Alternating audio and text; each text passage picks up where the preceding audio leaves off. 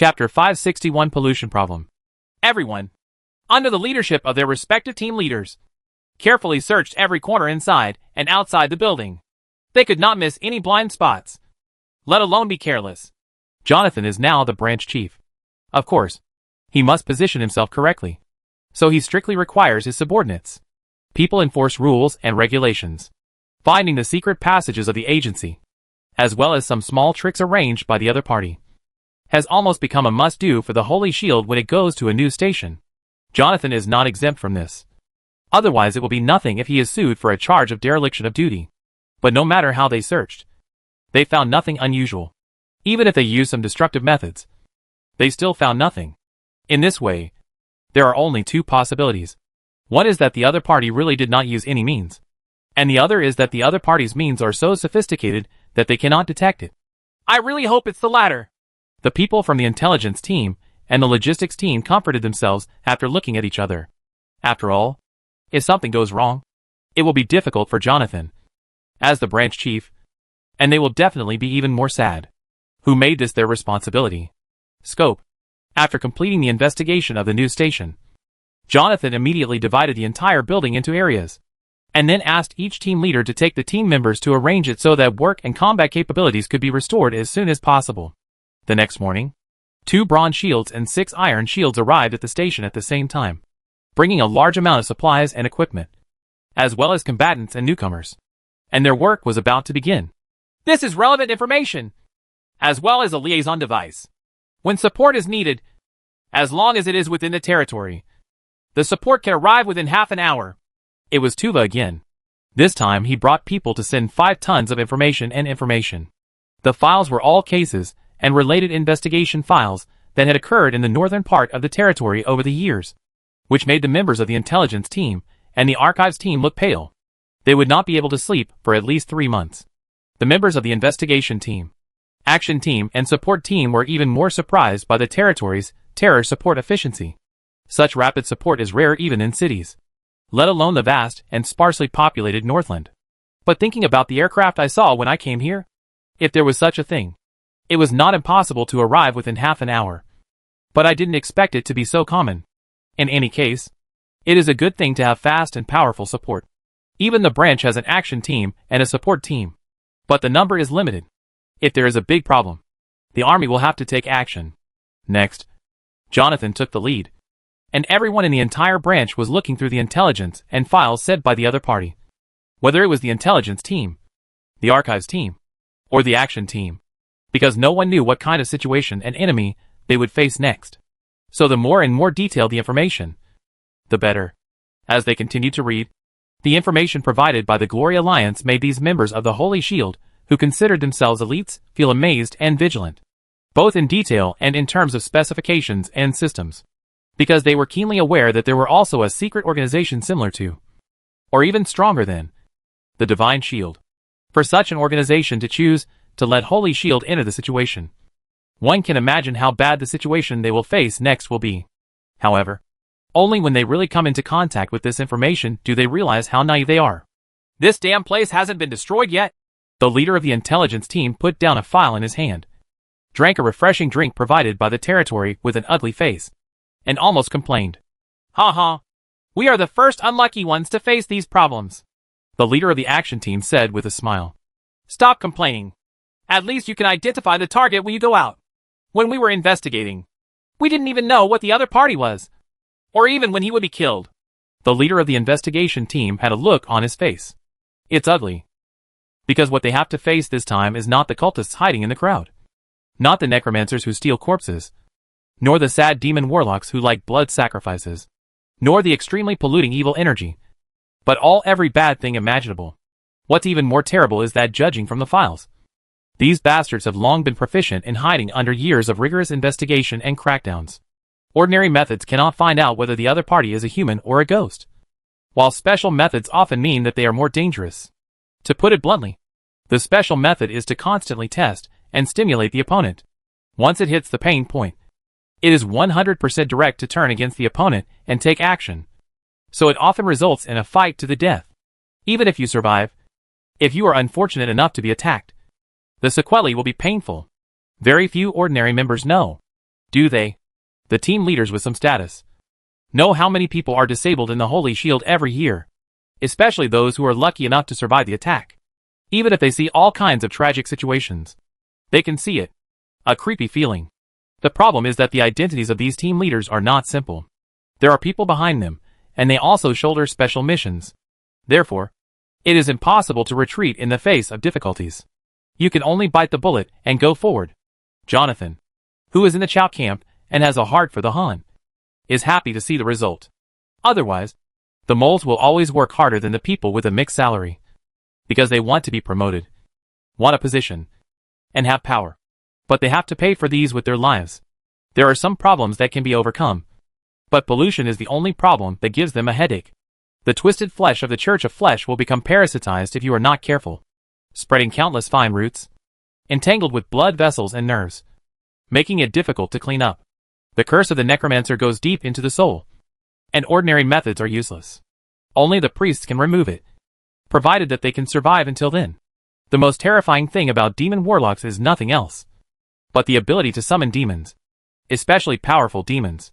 Even blood is highly polluting. The most disgusting thing is the evil energy. So far, no effective means of resisting and eliminating it have been found. At this, Jonathan smiled mysteriously, took out a thick holy book, took the opportunity to promote his faith, and gave a wonderful speech using himself as an example. Jonathan is currently known to be the only person who has been infected with evil energy for many years, but is still able to maintain himself unchanged, and can help others remove minor pollution and suppress serious pollution. It is said that he relies on his devout faith. Faith is not taken very seriously in the main world, because apart from the three noble goddesses, it is only found in the north. There are very few miracles, and they do not interfere with the mortal world, so their influence is not great. Not to mention that the former has a larger audience. Small, the latter never takes the initiative to preach. But holy scriptures are very popular in Holy Shield. First of all, the Aegis, which is the template for all magic ships, has a temple and a priest. In the early development of Holy Shield, it saved many people. Even now, those who are injured or seriously polluted will be sent to the temple for treatment. So it is okay not to believe, but not disrespectful. Therefore, many members of the Holy Shield get a holy book as amulet and reading material. Not to mention, it is very beautiful, and the content is updated regularly. So although Jonathan repeated the old tune, no one objected. Not to mention that this time the Holy Scripture also updated a new deity, the goddess of cats. This is the popular part of the Holy Code. It is not mandatory to believe in it, and there are no requirements for belief. It allows belief in multiple gods at the same time. So most members of the Holy Shield will choose one god as their spiritual sustenance. The Holy Scriptures stated the responsibilities and characteristics of the cat goddess. Many female members were very moved, so they received some black cat statues from Jonathan. Chapter 562 Sonata Town. Because they are about to face a severe test. Some people who have no faith, or whose faith is not pious enough, have chosen a god as the object of their faith, regardless of what they think in their hearts. At least they are pious on the surface. It can be seen that there are temporary fixations. This is enough. Owen has been paying attention to them. As long as he dares to believe, he will accept them. Naturally, they will no longer be able to control them in the future. I really think that worshipping gods is casual. Owen, who is in the kingdom of God, smiled as he looked at dozens more slender threads of faith, feeling a little more confident about corroding shield. On the inside, Harvey is poaching secretly, and on the outside, he has gathered a large number of ordinary members through faith. Why not swallow the sacred shield in one go? In fact, Owen had this idea as early as when he created the Holy Shield. After all, the Marvel version of Shield is a good example. After being improved by himself, it turned out to be really easy to use. It took a week to complete the preliminary arrangement, and the Northland branch was ready to take action. Holy Shield already had a mature action plan for this. Generally speaking, the investigation team adopts the method of one old and one new, and conducts investigations without causing major disturbances. After the target is determined, the action team takes action. However, out of caution, the joint operations team acted together and the support team was on standby. After putting on their weapons, putting on their windbreakers, and mounting their horses, the two investigators set off towards Sonata Town. However, neither of them looked very good looking because they were recruited. Jinx! Don't be more than 3 steps away from me after entering the town, Enya said with a serious expression. Okay, teacher. Jinx nodded obediently, and then couldn't help but look back. Hatter and Hammer were in the action team behind, and they didn't know what their situation was like. Holy Shield still reached out into the Fog City, but the local forces were not vegetarian, and the location was remote. So in the end no branch was set up. But as a price, all forces in Fog City must provide a group of capable personnel and newcomers to join the Holy Shield. And Master and Disciple Enya is one of them. Compared to Enya, who hates this involuntary feeling, Jinx is more yearning for the outside world. However, the too dry climate makes her very uncomfortable. Fortunately, her health improved in the garden, and she did not get sick. However, she also gradually discovered that life outside was not as beautiful as she imagined. First, they joined a powerful organization called the Holy Shield. But the Demon Association did not let them go. They used various overt and covert threats and methods. If Teacher Enya hadn't been in front of them, she really didn't know what to do. However, the open wilderness of the north had its own unique flavor. Jinx's attention quickly shifted, which made Enya shake her head. She was really a child. Following the map, the two came to Sonata Town, which was one of the first immigrant towns built. It originally developed well, but one day it changed, and the land could no longer grow crops. A group of anxious people almost caused riots. But before the territory sent personnel to investigate, the problem here was solved. Not only was it solved, but a bumper harvest was obtained. So the matter was dropped. But the mayor from Beicheng was not fooled by the superficial things. He was keenly aware of what was happening in the town. However, in a town full of immigrants, although he was the mayor, he could not control everything. So he could only inform Beicheng secretly, and have people come to investigate in depth. It smells of sacrifice. Enya stood at the entrance of the town, ignoring the village guards holding old-fashioned firearms who stared at them eagerly, and took a deep breath. As a demon warlock, Enya was very familiar with this. She could smell it from a long distance away, not to mention being at the scene. It seemed that there was something wrong here, and she didn't know whether they were lucky or not. Sighing, Enya didn't like working, but life forced her to work. Enter town. Enya took out the badge sent by her territory and hung it on her chest. This was the badge of Lord of Glory, which represented that she was an honorary Lord of the Northern Glory Alliance. These immigrants came from the Noble Alliance, and their awe for the nobility had already been deeply rooted in their bones. They quickly put down their guns and got out of the way. However, there were still a few with struggling looks on their faces. Enya noticed it, but she remained calm and went straight to the town center. The town center of the town is built imitating the system town center. It has the functions of external offices, storing supplies, and standing firm in case of enemies. It is the last line of defense of the town. At this time, 10 armed Reserve Corps soldiers were guarding the first floor with nervous expressions. They were somewhat relieved when they saw Enya and the others. Apparently they were also insiders. The mayor hurriedly came down from the second floor, and first looked outside warily. The figure hiding in the alley near the corner made his face darken. But he still received Enya and Jinx in a businesslike manner. The territory's management of the developed towns is not very strict, but this standard is for the territory.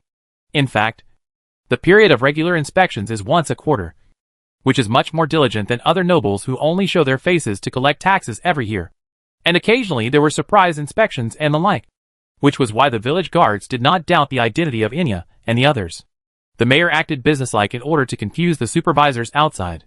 In fact, he already understood that these were people sent by the territory after he reported the problem. It seems that the situation in the town is very bad. After arriving at the mayor's office, Enya looked at the rifle next to the chair, as well as the bullets and grenades on the table, and said calmly, "Although I informed you quietly, they were still vaguely aware of it. So the atmosphere in the town has become more and more tense recently. Some people have almost stopped hiding and are monitoring outside the town center." The mayor wiped away cold sweat, poured a glass of wine for the two of them, and sighed. "No wonder you have been living here," Enya also said when she saw the slightly messy single bed in the corner. "If it weren't for a small group of soldiers from the Reserve Corps here, I might have died in an accident." The mayor's calm look made Enya take another look at him, and then he focused his eyes on the map that the other party took out. "These are several suspicious locations that I determined through the intelligence I collected secretly. It is likely that the townspeople held gatherings and performed evil rituals there." The mayor marked several circles on the map of the town, It's a sacrifice. If I guess correctly, it has been held 4 times. Enya picked up the pen and drew a few times on the map. And a simple summoning array appeared on the map.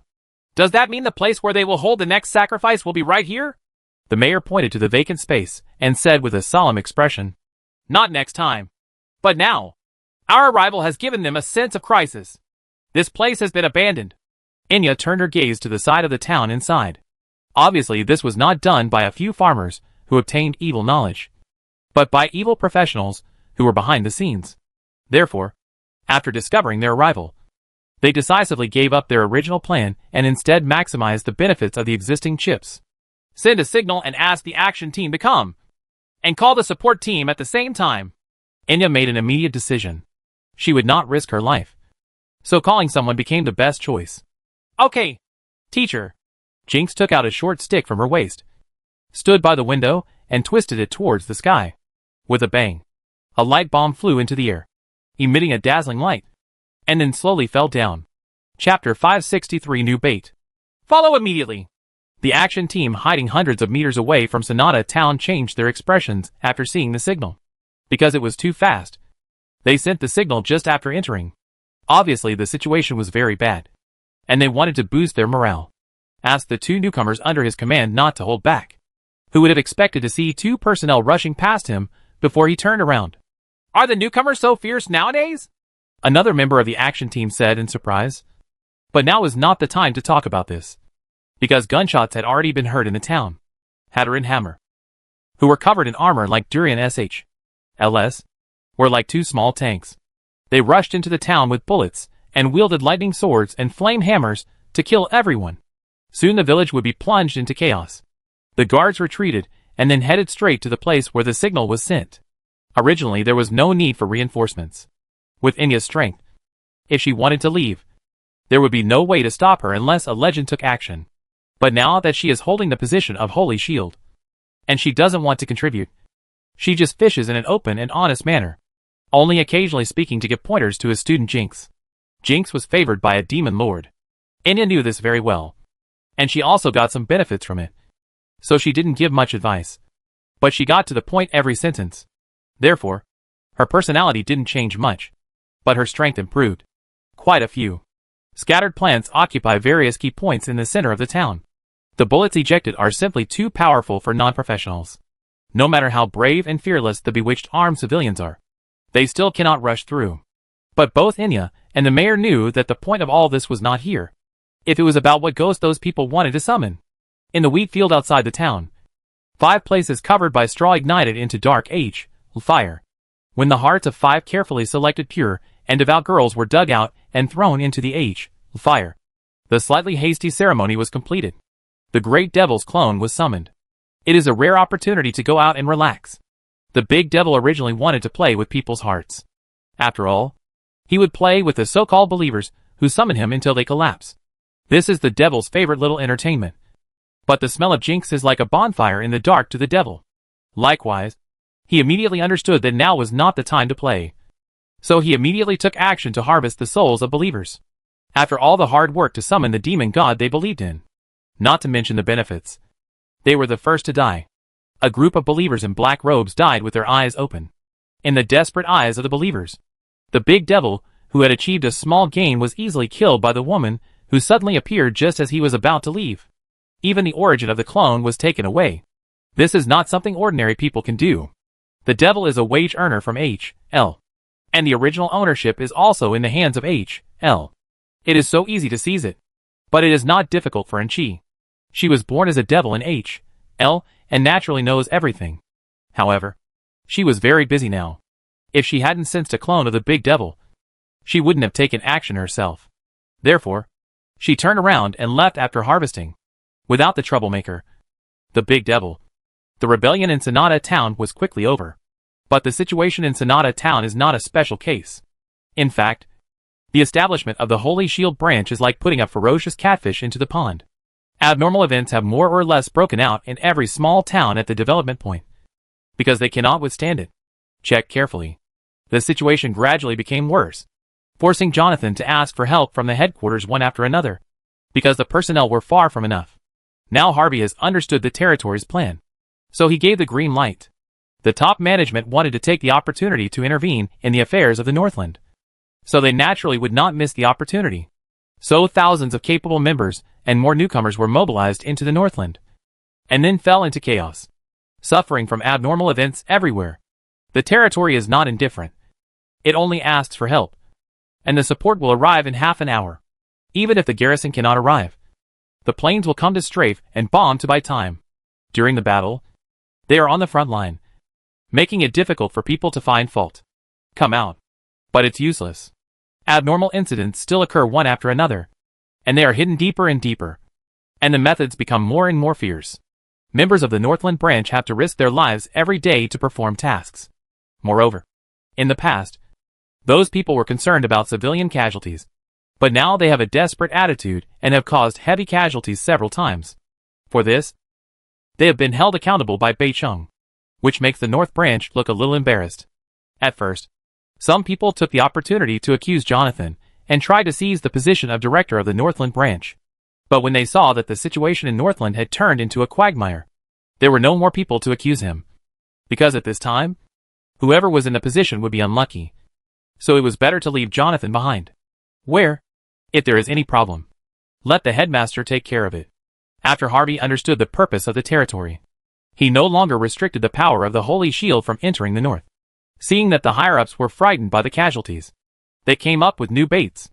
In addition to opening a commercial route with Beicheng, they also used the crisis as an excuse to open several more stations in the north of the territory, which were managed by the branch leaders. This was a decentralization of power. The Holy Shield executives thought that Harvey was giving up some of his rights because of the unfavorable situation in the north, and to excuse Jonathan, the branch chief. So they took the bait one after another, and sent more capable personnel to occupy the territory in the north of the territory and carve it up. Commercial interests. As for the casualties and pressure on his subordinates, it's as if he doesn't care. Anyway, with domestic funding, he can just recruit and train people. In the northern city, Maya looked at the recent casualty loss report in the north. Her expression unchanged. Because this had already been planned. The losses in the north are not caused by the Northland branch. In fact, these sores have existed for a long time. Now they are just punctured by the needle of the Northland branch in advance. It looks painful and bleeding. But because it was caused in advance, it has reduced the damage. Loss. Just like Sonata town. If those devil believers are ready, there will be no one alive in the whole town. And no one can estimate how much noise a complete avatar of the great devil would cause wandering around in the north.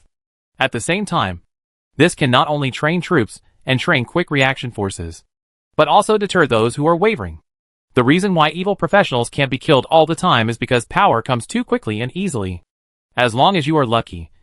As long as you are greedy for power. As long as you still have desires in your heart. Evil professionals will not disappear. Therefore, the evil seeds left behind at the beginning cannot be swept away at all. It is best described as spring breeze blows and rebirth. Even the territory doesn't know how many hidden dangers are buried and how much evil is lurking. Otherwise it would not take the initiative to introduce the Holy Shield to fill this big hole. But most civilians are still willing to be ordinary as long as they can survive. Now coupled with the deterrence of the merciless attack on evil, the northern part of the territory will have a period of stability. However, the heavy tasks and the high casualty rate put great pressure on the members of the Northland branch. They were also human beings. And they had their limits. There were times when they couldn't bear it. But they couldn't resist. The Holy Shield can enforce laws across regions. Even if they defect, they can go anywhere. Therefore, under crisis and pressure, many members of the Northland branch choose faith as their spiritual support. This is human nature, let alone as a person. Jonathan, the branch leader, loves preaching to people the most. Chapter 564 Roots and Chrysanthemums. The most dazzling ones in the Northland pantheon are the Eternal Holy Light and the Moon Princess. Belief in the former can reduce the evil damage and pollution they receive, while the latter allows them to be protected by the moonlight at night. When there is no mission, they can also get a sweet dream. You must know that after a stressful task, it is not easy to have a good sleep, let alone have a good dream. It is good not to be awakened by nightmares. So it is very popular with the veteran members. They have experienced a lot. It is also the most stressful, and many people suffer from insomnia. In addition, there are also many believers of the cat goddess. As members of the Holy Shield, they certainly know that the soul is real, And the evil professionals they face are all good at playing with the soul, so they can guide the soul to safety. There are many believers in gods who enjoy tranquility in the kingdom of eternal night. What's more, if you believe in this goddess, you will receive the blessings of hunters in the dark night and enhance your agility and intuition. Even the gold coin lady, who has nothing to do with the battle, must be worshipped by Holy Shield property personnel. Every employee who joins the company must hold a gold coin and swear an oath. Of course, even if the top management doesn't support it, Harvey won't support it. Nowadays, members of the Northland branch are increasingly inseparable from faith, because the benefits obtained by paying faith are real, which greatly increases their chances of survival. Even if they die, they will have the kingdom of eternal night as the final insurance. So those who are alive, it doesn't matter when you give your faith. Under the guidance of Jonathan and Harvey, these beliefs continue to spread throughout the Holy Shield.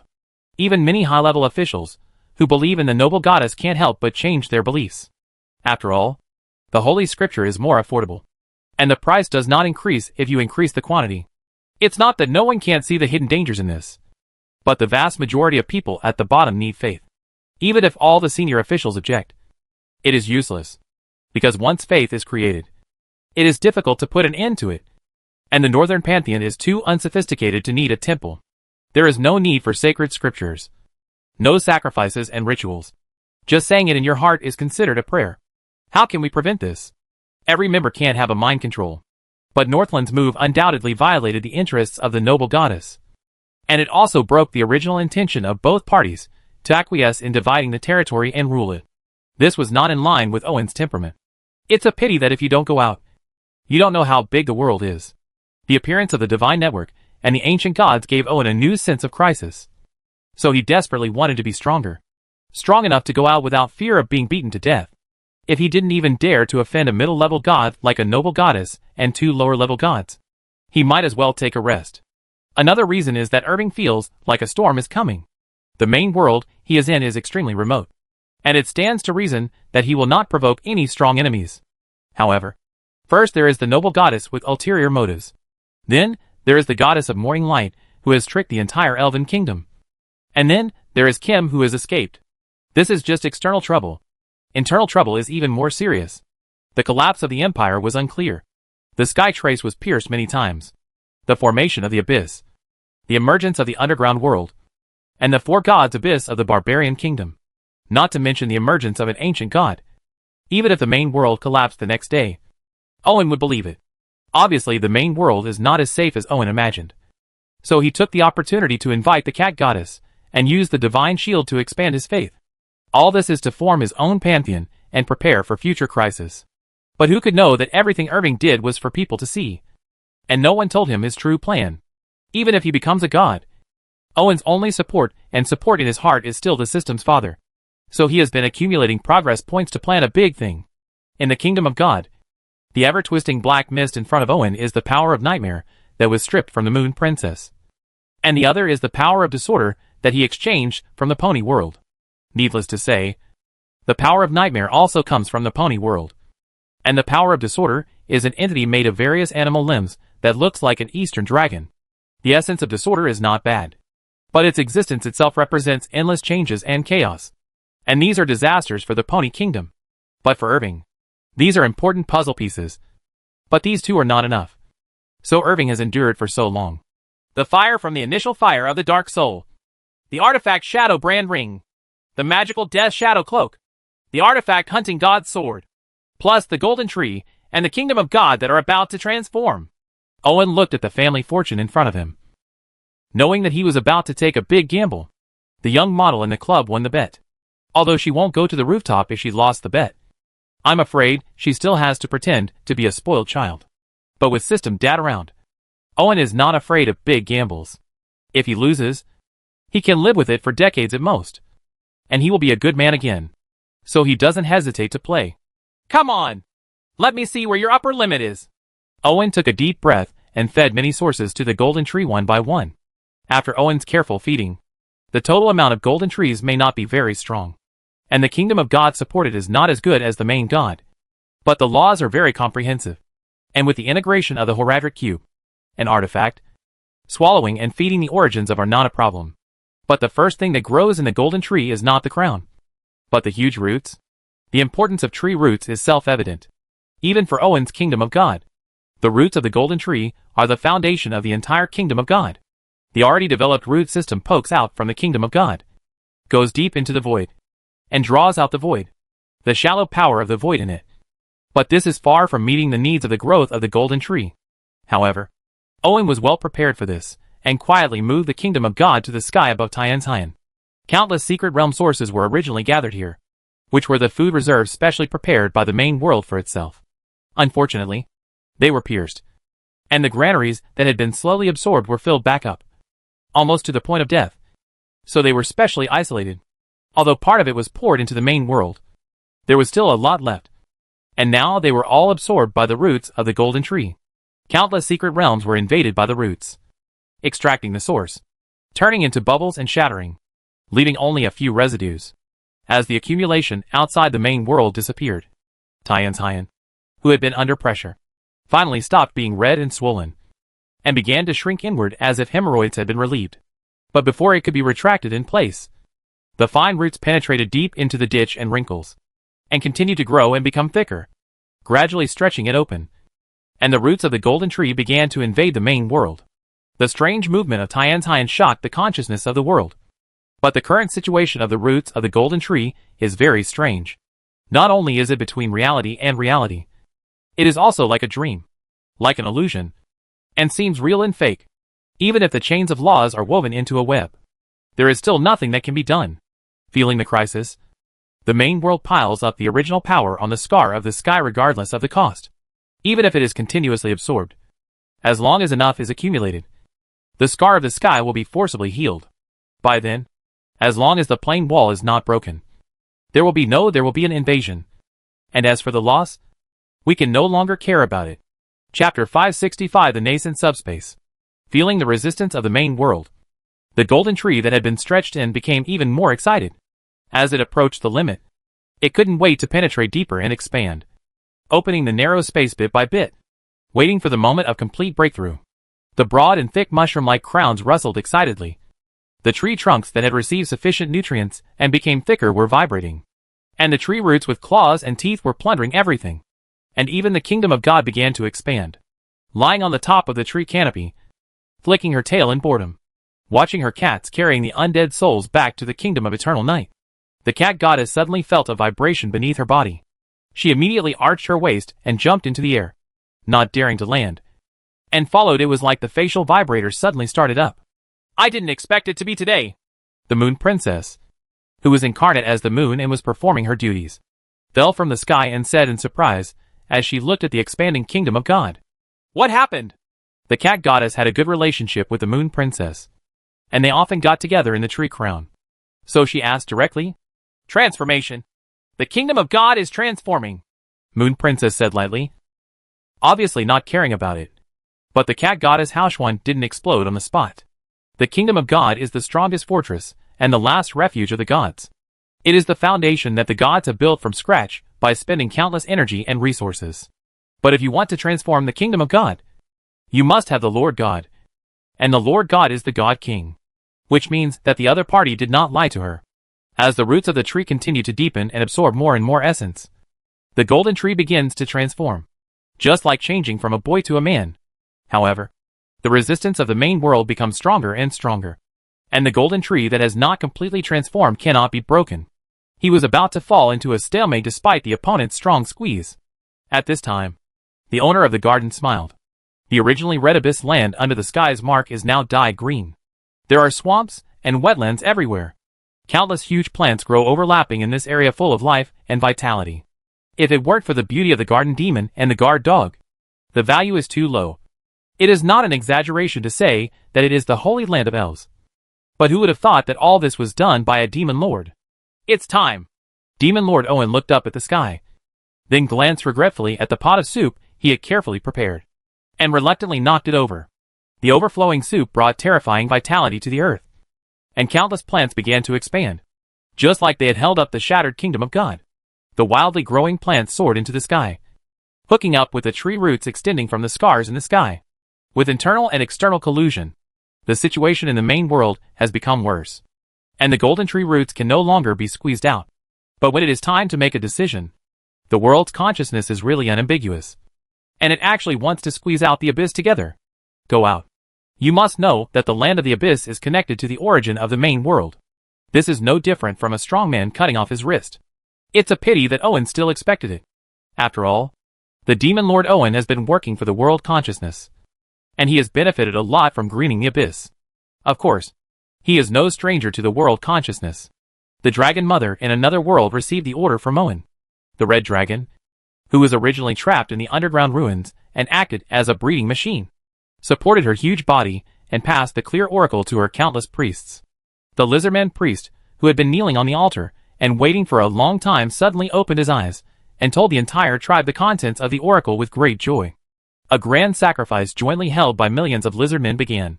The huge influx of faith in a short period of time put the dragon mother under tremendous pressure, which she could not bear with her current priesthood. Fortunately, she was only responsible for guidance. This huge power of faith is both an anchor and a gravitational force. After entering the kingdom of God and connecting to the golden tree, it is released to the main world. At this moment, with the golden tree of the kingdom of God as the center, the other world and the main world become two poles, with faith as the bond, attracting each other. The other world itself is just a fragment of a higher plane, and naturally cannot compare with the size of the main world. Therefore, it breaks through the void under the influence of invisible gravity and begins to move towards the main world.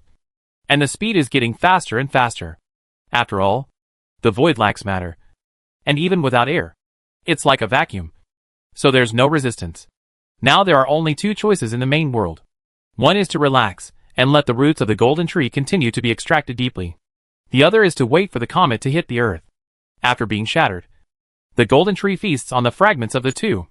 In the end, the consciousness of the main world compromised and relaxed the squeeze, allowing the roots of the golden tree to continue to penetrate deeper.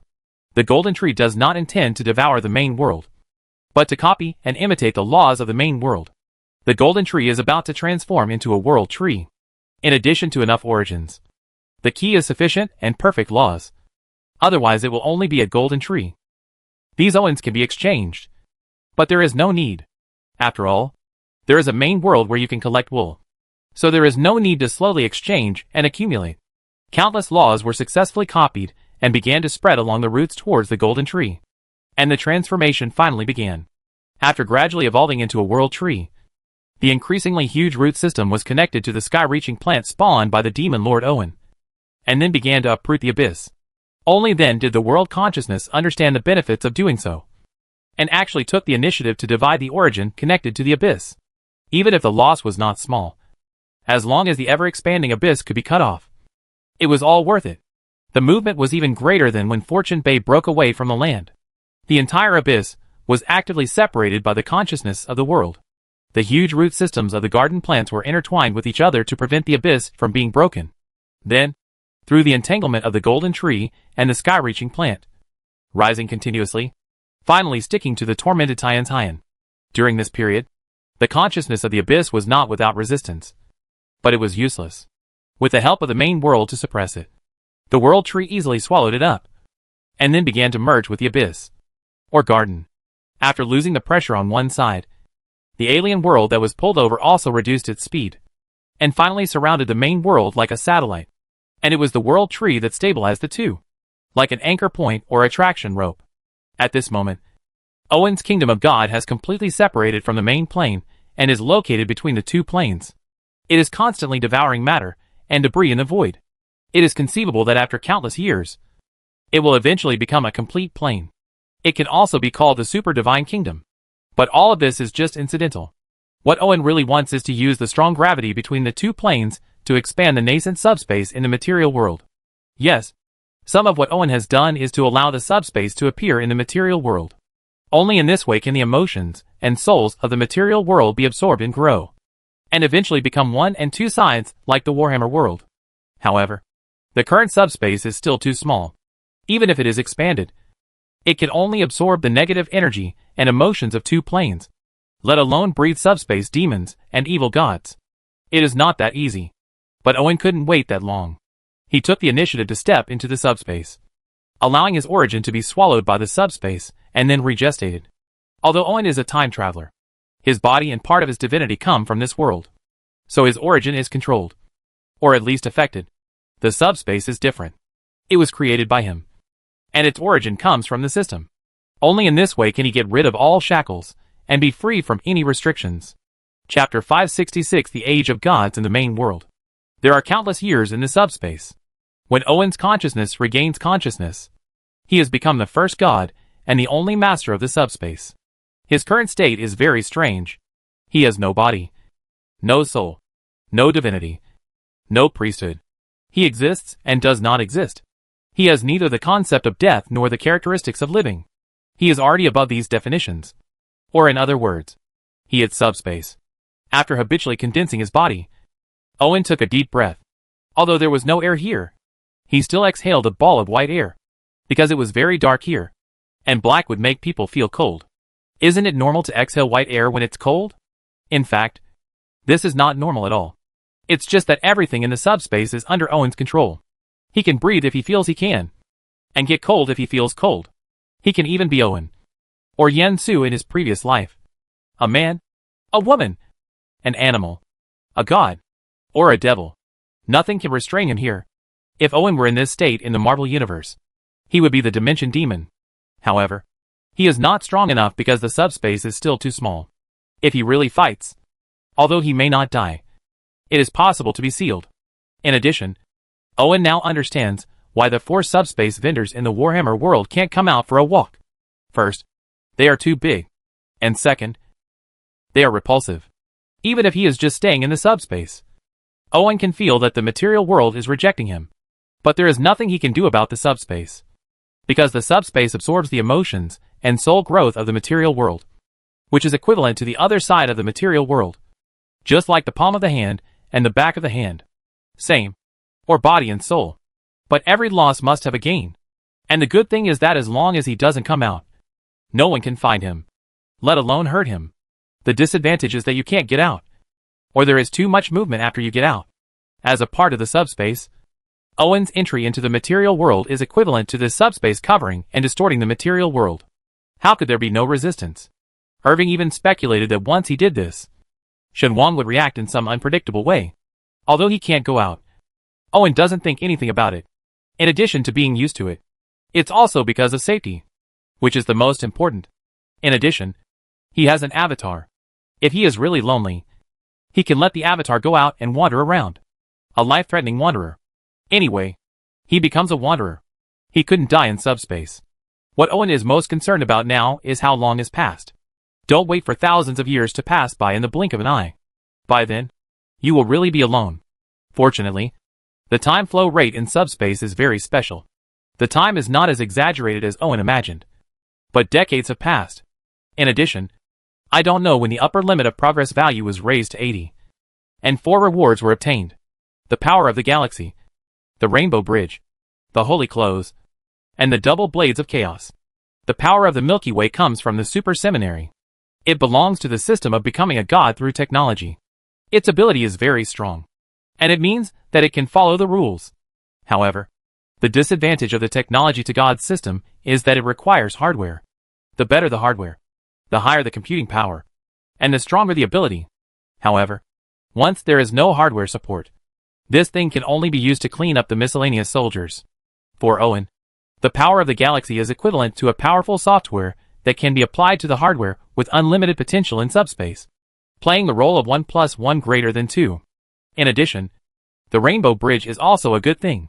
In addition to teleportation, it can also be a powerful star-destroying weapon when the energy is sufficient. With it, Owen does not need to rely on the divine network to go. And it also poses a decisive threat to the kingdom of God and the plane. These 2 things alone have improved Owen's war potential by not even a little bit. Not to mention the 2 rewards.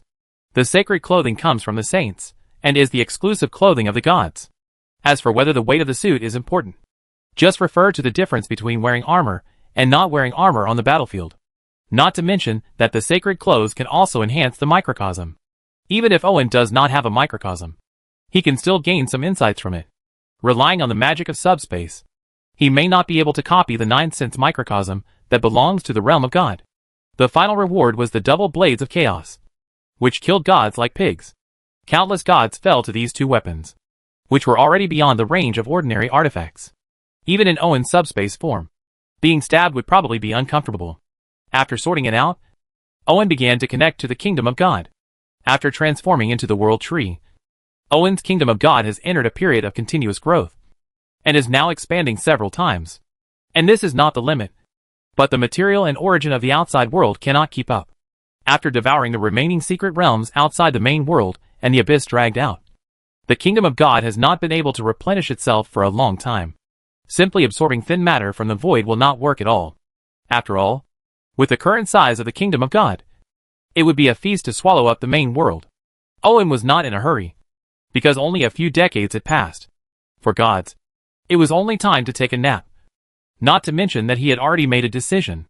Although in the past few decades, apart from the expansion of the kingdom of God, there was an abyss under the roots of the trees, turning the 3 kingdoms into 4 kingdoms. There were not many other changes, and even the moon princess and the cat goddess didn't notice. It's been a long time since he showed up. But it's not surprising. Gods are nearly immortal, so their concept of time is naturally different from that of mortals. In fact, if it were not for the need to develop followers, the gods might remain in a daze for several generations. After Owen realized that his importance was not as important as imagined, he placed the rainbow bridge on the world tree, turning it into a rainbow across the tree crown, becoming the most powerful weapon in the kingdom of God. And then he set his sights on the main world. Now the territory has eliminated the barbarian kingdom and occupied the border city alliance. However, it did not continue to go south. Instead, it moved the population from the south to the north, continued to develop the north, and used the original empire border as the boundary. Rule, although a large blank area was left behind after the relocation. The neighboring 100 cities alliance had no intention of taking advantage. Instead, they defended it tightly, fearing that they would go too far because they were frightened by the combat power displayed in the territory. On that day, thousands of planes easily crossed the border defense line that the Border City Alliance was proud of, spreading flames to the rear. At the same time, thousands of tanks, thousands of cannons, and hundreds of thousands of troops made all the resistance of the Border City Alliance become useless. The joke also made Northland a forbidden place in the eyes of all forces. Without outside interference, after years of development, Northland has a population of more than 20 million, becoming the #1 force in the main world. However, the seemingly stable territory has not actually stopped moving. The Sacred Shield, the cross-regional super-organization with the largest scale, the most personnel, and the strongest combat power, now has official members of the 7th floor who will greet Hydra when they meet. And with the help of this platform, if Hydra's tentacles penetrate deeply into the 100 Cities Alliance and the 5 southern countries, as long as a war begins, any force will immediately start a fire in their backyard. In addition, the faith in the north has broken through regional restrictions and spread to the entire main world. But more and more competitors have appeared, such as the 4 evil gods born in the barbarian kingdom. Before the territory went to war against the barbarian kingdom, the barbarian king was immediately controlled because of the loss of the suppression of the powerful demigod Kim. And then the reckless blood sacrifice depleted everything in the barbarian kingdom, eventually giving birth to 4 evil gods. Then the mithril lady in the underground world became a god. The witch on the witch side became a god. And several gods also appeared in the 5 southern countries. It can be said that in a short period of time, the main world has entered the age of gods. Chapter 567 Return to the World. Although the main world has entered the age of gods, the situation of mortals has not improved in any way. Instead, it has become worse because gods are high above. And needless to say, the cruelty of the battle of faith is not bad in the north. Because of the holy scriptures, many Northland gods are allowed to believe in. The internal disputes are not that severe. And there is even a missionary team. So even if there is, the direction won't be too outrageous. It's not the same in other places. People's brains are almost turned into dog brains. Not to mention, in order to fight against the threat from the north, both the 100 Cities Alliance and the 5 southern countries have adopted more brutal exploitation of the citizens under their rule to upgrade their weapons and make massacres and wars more efficient. For this reason, the competition for resources between them has also become increasingly cruel. If it weren't for the great enemy Northland, an alien version of World War would have broken out. After paying attention to the current equipment level in the main world, Owen even doubted whether it would lead to World War II. In addition, because of magic, Black technologies from all parties are emerging in an endless stream. For example, when fighting the Border Town Alliance, the opponent opened a huge steel giant. If the technology was not immature, tanks could be opened as cans by the opponent. Now under the threat of the Northland, all forces have increased their investment in this area. Now, even the Northland has a hard time estimating the hidden cards of all the forces. Because of these scruples, as well as some threats faced by the Northland itself, it remained untouched for many years after the unification of the Northland. After condensing the incarnation, Owen, who had not been in the human world for a long time, was a little uncomfortable and moved his hands and feet before walking out of the study. The moment the Thunder Guards, who were always guarding the castle, saw him, in less than a second, they were first angry, then shocked, and finally enthusiastic. After confirming their identity, they immediately knelt down and saluted. The nearly 3-meter-tall steel giant fell to its knees with the same movement as a battering ram. If the castle had not been transformed and blessed, the ground would have been shattered. "Yes, I see all your contributions," Owen nodded and said, and then asked Maya and others to go to the castle for a meeting. And he couldn't wait to take a bath. You must know that although the gods are aloof, but it lacks many mortal enjoyments. Although what Owen left behind was only a short sentence, it was the greatest recognition of the Thunder Guards, who had been guarding the castle for nearly 100 years.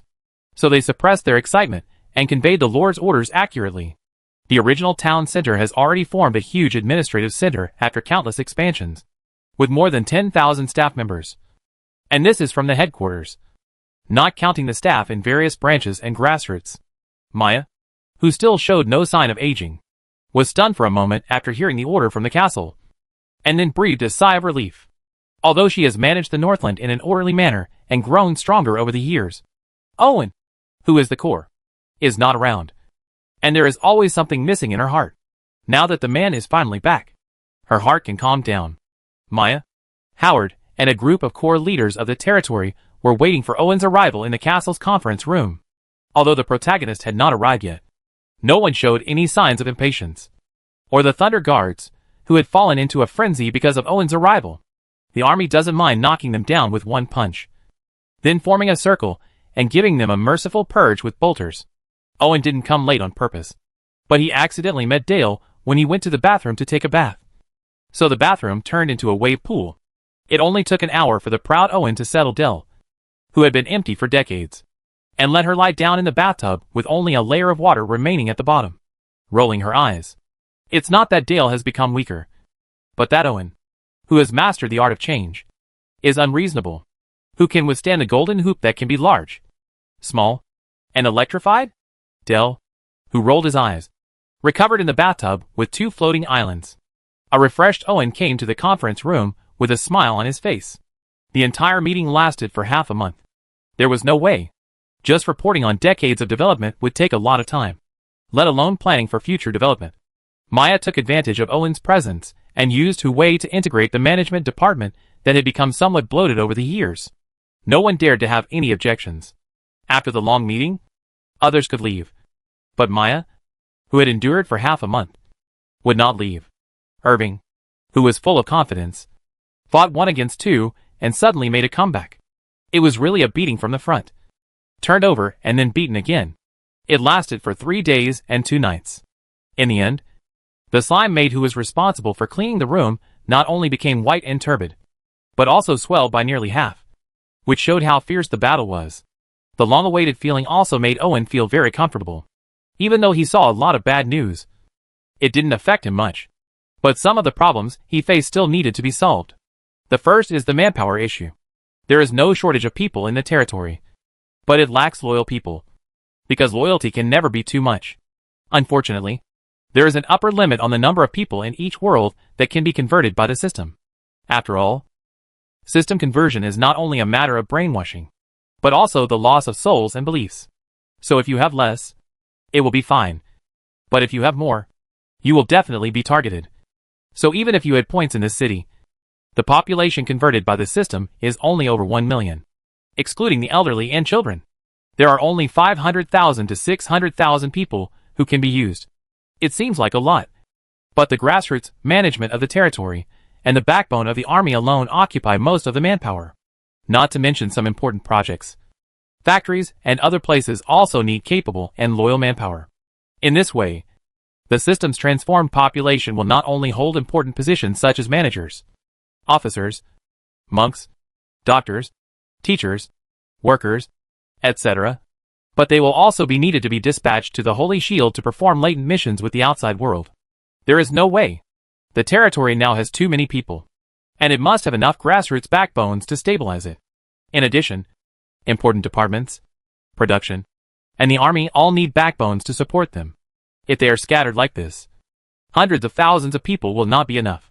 For this reason, the Maya established a number of colleges specifically to allow these people to receive a good education so that they could play a greater role. However, Maya soon realized the importance of the academy. So she recruited talented teenagers from the territory into the academy, continuously brainwashed them, and granted them loyalty to share the problem of insufficient manpower. Owen couldn't find fault with this. In fact, he was ready to show off his skills, and soon discovered that unless he used the system or the gods' means, he would not be able to do better than Maya. It's really a familiar feeling. Owen has long been familiar with this kind of crushing in terms of IQ and ability. If he hadn't been able to turn over in bed, he would have been even more depressed.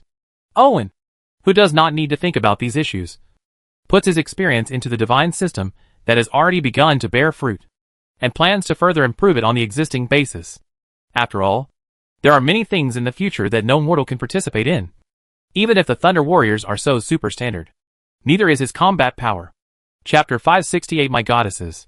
Decades are not enough time to make any significant improvement in the strength of the gods.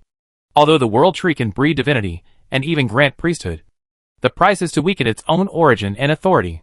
In addition, such a god cannot stay away from the world tree. Otherwise its own strength will be somewhat reduced.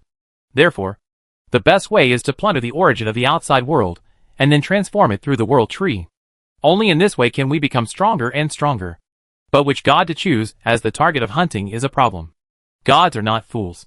Whenever one of them is hunted, it will immediately arouse the vigilance of all other gods. Moreover, the gods' methods are unpredictable. Even Owen cannot guarantee that he can completely conceal it. If any god knows that he is the murderer, then the North will face the siege of all gods, especially the existence of the noble goddess. As long as she finds an opportunity, she will never mind coming forward to unite all the gods to destroy the North god system. The reason is simple. The existence of the North god system has seriously affected her interests. Even if the status of the noble goddess will not fall as long as class exists, faith is also an important cornerstone of the throne. Who would think there are too many believers? Therefore, the increasingly powerful northern gods may have already become a thorn in the opponent's side. Irving thought for a long time and decided to integrate internally first, make the division of labor clearer, and at the same time improve some strength so that no matter what situation he faces in the future, he will not be unable to fight back. Then try to create conflicts through the battle of beliefs, and then gradually escalate the fight with a certain god, and finally eat up the other party. The entire process must be done individually rather than by a pantheon of gods, to reduce the possibility of other gods joining forces. This plan is highly feasible, because disputes of faith are too common between gods, and according to the unspoken rules and the personalities of gods, other gods will not directly participate in a dispute of faith unless there are enough benefits. Thinking of this, Owen stepped into the kingdom of God. Although this incarnation is for the convenience of living in the mortal world, the authority of the kingdom of God is still under his control, and freedom of entry and exit is only the most basic. The vast four kingdoms gave Owen a sense of accomplishment. But now was not the time to sigh. So he passed on the oracle, and went to the world tree. Different from the past. After the golden tree transformed into the world tree, it disappeared into the space at the core of the kingdom of God, and was protected by countless laws. Even the moon princess and the others could not find the location of the world tree. But for Owen, the world tree has always been there, in front of his eyes. Standing under the tree, Owen waited quietly, and then figures of goddesses appeared in front of him. The indescribable size of the world tree is now just like an ordinary 1,000-year-old tree, serving as a backdrop behind Owen. But only the gods know that this is the foundation of the entire kingdom of God, especially the tree on the crown. Rainbow brings them the feeling of destroying everything. Meet His Majesty the God King. The neat greeting made Owen nodded, and then he looked at the goddesses who belonged to him.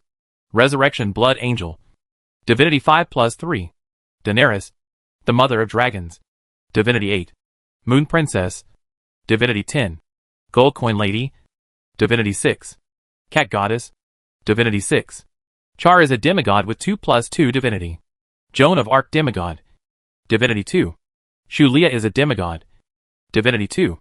Among the goddesses of water, there are devils, dragons, ponies, concubines, cat ears, war gods, saints, and, looking at the cheap apprentice, who didn't know when he would become a god, Owen always felt that his own backyard was a little unstable. After all, this person had a tool for committing crimes. Although she had not committed a crime yet, there were some things that she had to guard against. Forget it. Owen, who had tried various forms in subspace, shook his head indifferently. The next step is to integrate their divinity and priesthood, while granting divinity and promoting new demigods. Angel barely became a god by relying on artifacts. But this is not a problem for the current world tree. Even the chaotic divine attributes can be integrated through this. The same goes for other gods. Under Owen's guidance, lying quietly under the world tree and feeling the purification and unity of one's own origin is an opportunity that countless gods can only encounter. The three demigods woke up first. But Seal was the first to stand up, because the two battle axes have been refining and integrated into themselves. Owen gave the double blades of chaos to Seal, and she will become an unparalleled blade. The Holy Joan of Arc received the sacred garment given by Owen. This sacred garment from Athena will make her the guardian of the North. After letting the two people leave, Owen looked at Shulia and said curiously, "I don't have a divine weapon to give you. Are you resentful?" "No, teacher." Shulia, who is revered as the pirate queen in the other world and possesses the divinity of the ocean and pirates, said calmly. She was completely different from the girl who was full of darkness and resentment when she first met. It seems that she has been baptized by time. Finally, she was no longer controlled by the darkness in her heart, but took control of it. "What if I deprive you of your divinity?" Owen opened his hand, and two precious bits of divinity fell from Shulia's body into his palm. Then he said to Shulia, who was kneeling there due to sudden weakness, "No, I believe the teacher." Shulia, who was panting inexplicably, raised her flushed face, put her hands on the ground where she was sitting, and tried to move her waist. She didn't know if she wanted to stand up or something else. But Owen just that's the former. Anyway, this apprentice is a bit ice cold. "Ha ha. I believe that the human heart cannot withstand temptation. So I am not testing your loyalty. But I want to see if you can withstand a special power. Stronger than divine power. And greater than gods in the future." Owen played with the divinity in his hand, threw it into the world tree, let it transform and give it to her, and then shot a little psychic seed into Shulia's body to replace the divinity. "This is a seed and a ticket. Grab it. Understand it. Taste it. And spread it. When it grows up, it will be the time when you truly step into my realm," Irving said with deep meaning. "Don't let me down, my student." Owen waved his hand and sent Shulia, who was almost twisting her body, out of the kingdom of God. When Owen finished dealing with the three demigods, the other goddesses also stood up, and he was greatly satisfied with their attributes. Angel, the goddess of death, Divinity 10, Death 5, Shadow 5, Daenerys, Mother of Dragons, Divinity 8, Dragonborn 5, Fertility 3, Moon Princess, Divinity 10, Moon 5, Dream 5, Gold Coin Lady Kim, Divinity 6, Gold 5, Business 1, Goddess of Cats, Divinity 6, Felidae 5, Death 1, Charred Demigod, Divinity 4, Combat 4. Obtain the God-slaying blade, the Blade of Chaos. Joan of Arc is a demigod. Divinity 2, Guardian 2. Obtain the Holy Cloth of Athena. Shulia/Psyker. Warp Seed 1. Next, they only need to exchange some artifacts to equip them.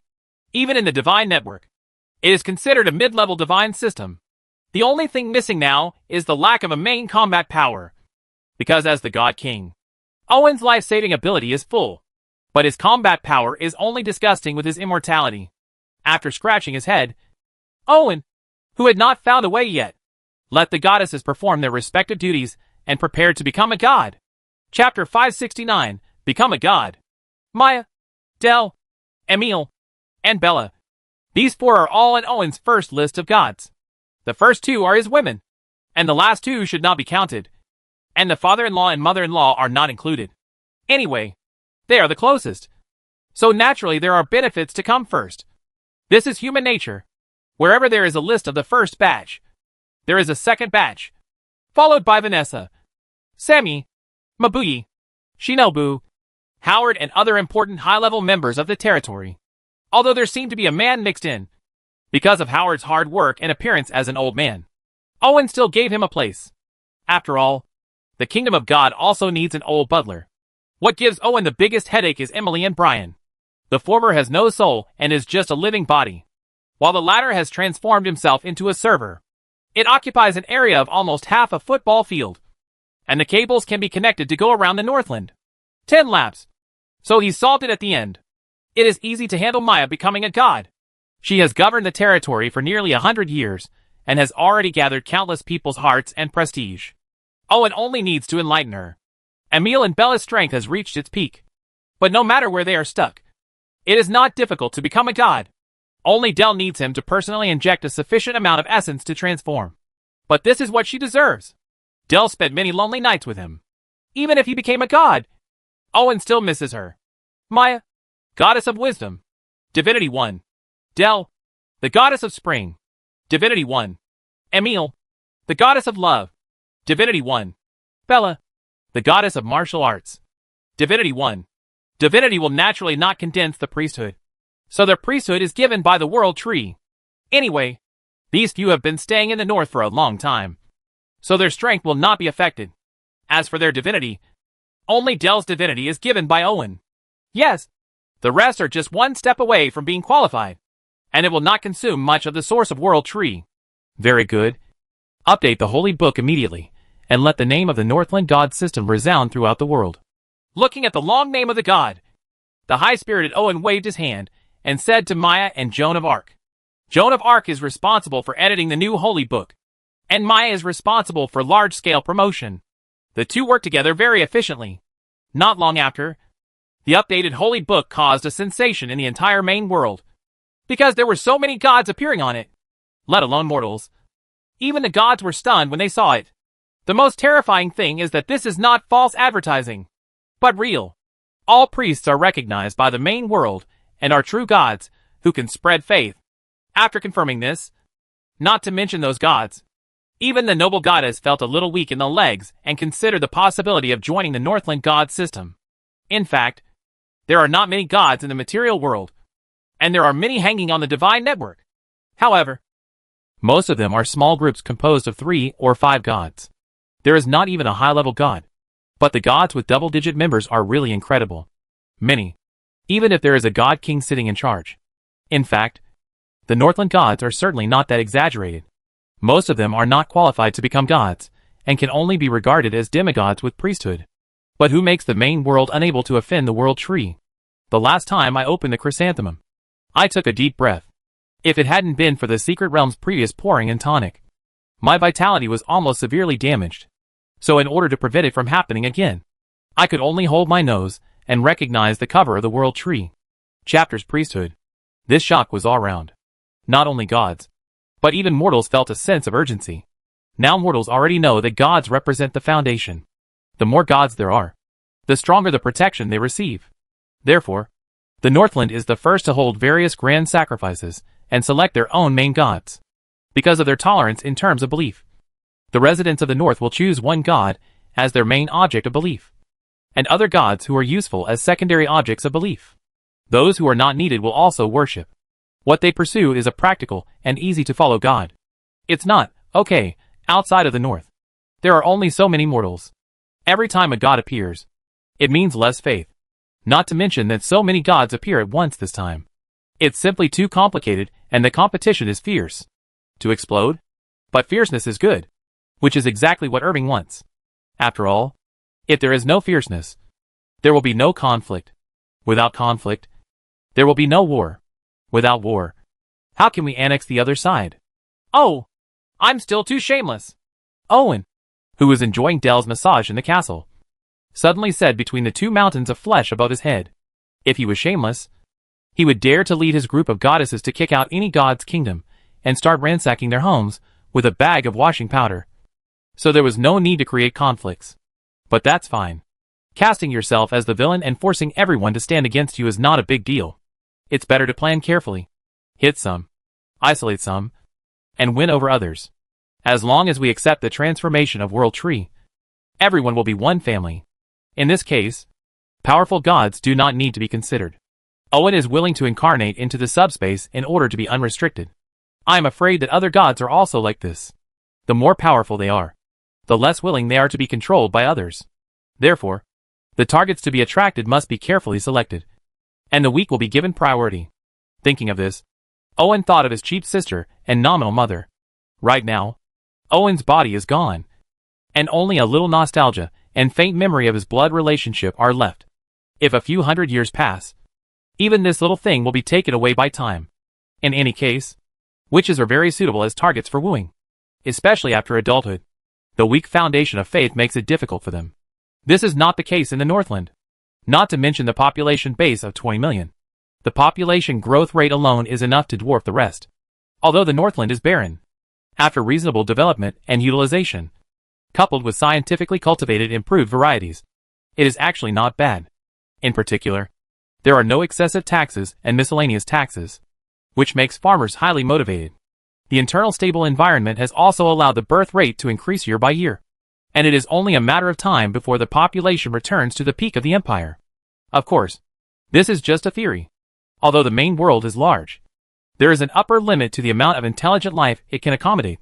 The empire sat back and watched a number of people die every few decades due to civil unrest. This was not because they were cruel, but because they had no choice but to do so. Everyone knows that the larger the population, the more people can be exploited, but the problem is that it cannot be done. It was only after Owen became a god that he realized that everything in the main world had a limit. And so did the population. There is a limit to how many lives each area can accommodate. Once the limit is approached, disasters will surely strike. The purpose of disasters is to reduce the number of local lives and reduce the burden, while also giving back to nature. Therefore, what Druid calls natural balance and resists the destruction of nature is actually to prevent imbalance from causing greater damage. That's why the Empire tried to open up the Northland in the first place. Just to expand the breeding circle and expand the population limit from the side. Therefore, the Northland naturally has an upper limit. It reaches the border in the south, the mountains in the north, the ice sea in the west, and the forest in the east. The land area is not inferior to that of the Empire, but it can accommodate a population of 50 to 60 million at most. For Owen, this is enough. With a population of 50 to 60 million, even if only 1/10 becomes a devout believer, it is enough to support a powerful pantheon. Chapter 570: The Main World Leaks and Outsiders. In a few decades at most, the population of Northland will reach its peak. By then, with tens of millions of people in hand, he doesn't believe that there are many gods who can withstand such temptation. Even now, he has a lot of bargaining chips. The beliefs provided by the 20 million people in the north cannot be digested by the current Northland pantheon. In fact, most of the beliefs have been absorbed, purified and stored by the World Tree, and the gods are more like being paid. However, no one will be dissatisfied. After being filtered by the subspace and purified by the World Tree, these beliefs are very pure and can be easily transformed into high-purity divine power. This is much better than their hard work in refining it themselves. Therefore, Owen's Kingdom of God reserves a large amount of pure faith, enough to bribe most of the gods to work for him or kneel down. Not to mention that outside the Northland, the Northland pantheon still has millions of believers, although most of them are pan-believers. With the existence of subspace and World Tree, these muddy beliefs can also come in handy. Just when Owen was about to act according to the plan, his expression suddenly became very strange, because the clone he put into the divine network actually came to the main world. There is indeed something wrong with this guy, Owen muttered to himself, his face gradually becoming ugly. The clone that was thrown into the divine network was to absorb the mature experience of learning somewhere and prepare for the development of the subspace system. So it would definitely not come back on its own initiative. However, the clone could not refuse the proposal of a certain warlock, and the situation did not allow him to refuse. A remote but main plane full of opportunities was discovered. Not to mention mortals, even gods could not resist its temptation. So the clone of the divine network, who learned the news from a certain warlock, had to come, because it was too difficult to refuse. It was too suspicious, and the spread of the news forced him to come. The divine network that covers most of the material world produces massive amounts of news every day, and shocking events happen every moment. Therefore, the exposure of the main world will not cause a sensation. But as long as it attracts the attention of a very small number of people, it is still a very big deal. Huge quantity. That is to say, the main world where the main body is located is about to welcome a large number of outsiders, including gods. There is no worse news than this. No wonder the Shawam clone cannot sit still. Owen took a deep breath, used his spiritual energy to condense a table in front of him, and then flipped it over with force. At the same time, he secretly cursed as an asshole. This time, all his plans were disrupted because too many variables were added to it. What's worse is that he has just updated the holy code of the Northland god system, which will undoubtedly make the territory the focus of everyone's vigilance, including outsiders. Rubbing the center of his brows vigorously, he thought that the plan was indeed not as fast as the changes. It was impossible to take back the updated holy book now. He could only hold up the shelf of the North god system to prevent outsiders from messing around. The problem is that the Northland pantheon is no better than an empty pantheon right now. It doesn't even have a middle-level god, let alone a high-level god. And the biggest question is, who leaked the news about the main world? There are not many beings who have the ability to leak information about the main world, because the prerequisite for leaking information is access to the divine network. Somehow, the figure of the noble goddess flashed in Owen's mind, but he was not sure whether it was the other party, because leaking news about the main world would be harmful to her. After all, the other party was targeted by the tyrant god. Once the other party's attention is attracted, I'm afraid they will have to run away again. The names of gods flashed through Owen's mind one after another, and were denied one by one. There is no way. They have no motive for leaking. After all, the location of the main world is not leaked, and the beliefs and resources here are their own internal competition. Once the leak attracts powerful gods, I am afraid that even they will become prey. But Owen had to suspect that because the timing was too coincidental. He had just promoted the new holy book to the outside world and advocated his own divine system. The location of the main world here was leaked to the divine network. Maybe it was someone who was planning to break the pot. The bastard who fell did it. Before the annoyed Owen could come up with a solution, news of a large number of suspicious professionals popping up in various places kept popping up like mushrooms after a rain, which annoyed him. And he also knew that the big trouble lay behind, because the good mood of Owen's arrival did not last long. Maya frowned and listened to Owen relaying the news brought by the divine network clone, and kept tapping on the table. It won't be a big problem if outsiders don't pour in large numbers. Maya thought about it and said confidently. She had accumulated a wealth of experience when she was trying to control the evil pollution in the north of the territory. In addition, the holy shield had been almost penetrated, and there were a large number of professionals who could be called upon. So Maya was full of confidence. Sure enough, in front of a large number of elite soldiers equipped with guns and cannons, even professionals will maintain the necessary calmness. Not to mention that these outsiders are very discerning, and the reckless ones will have died in the adventure long ago. Of course, it is better to be sparse than to block. Maya knows this very well. So a large number of outsiders are introduced to Green Shade City.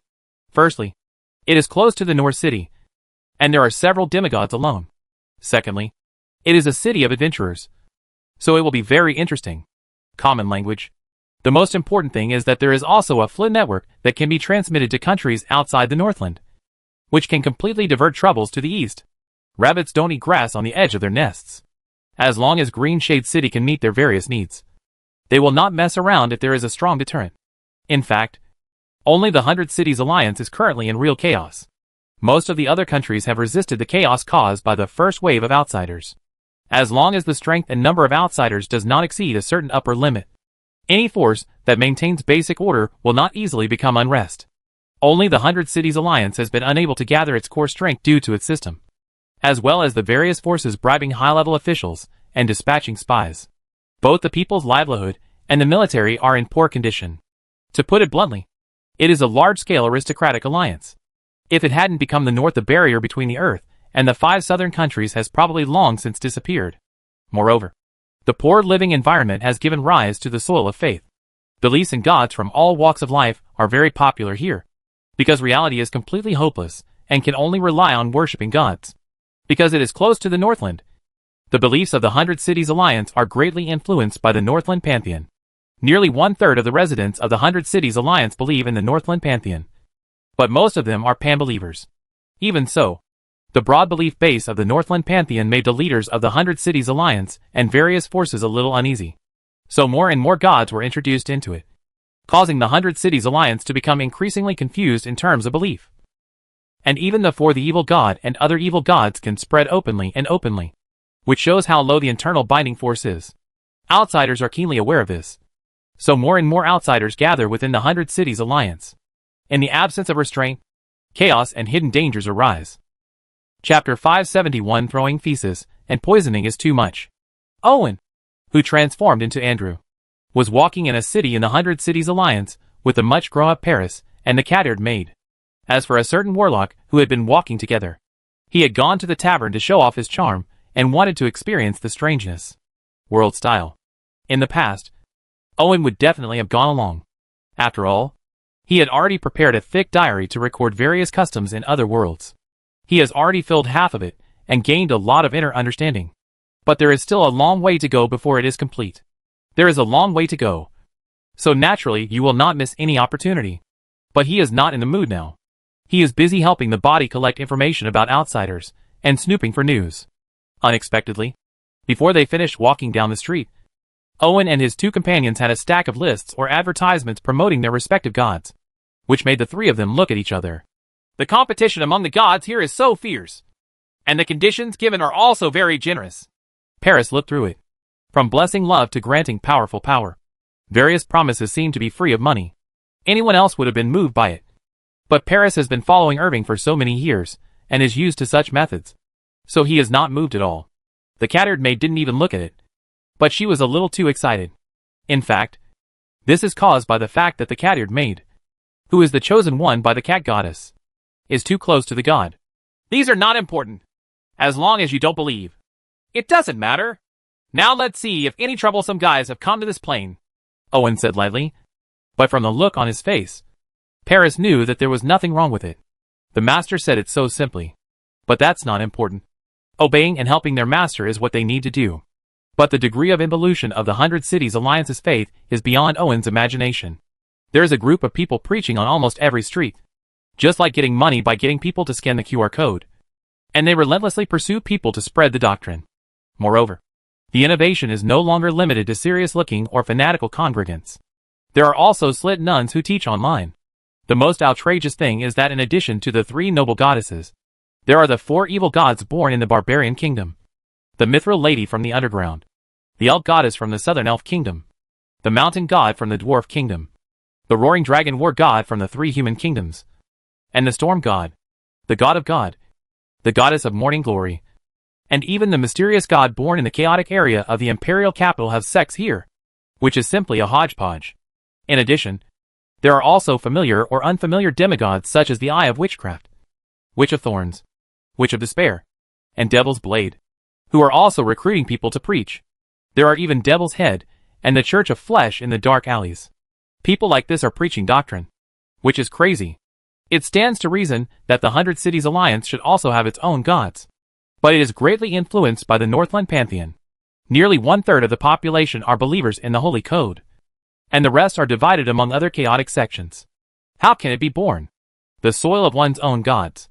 To make matters worse, Owen even saw outsiders following the same example and promoting outside gods everywhere.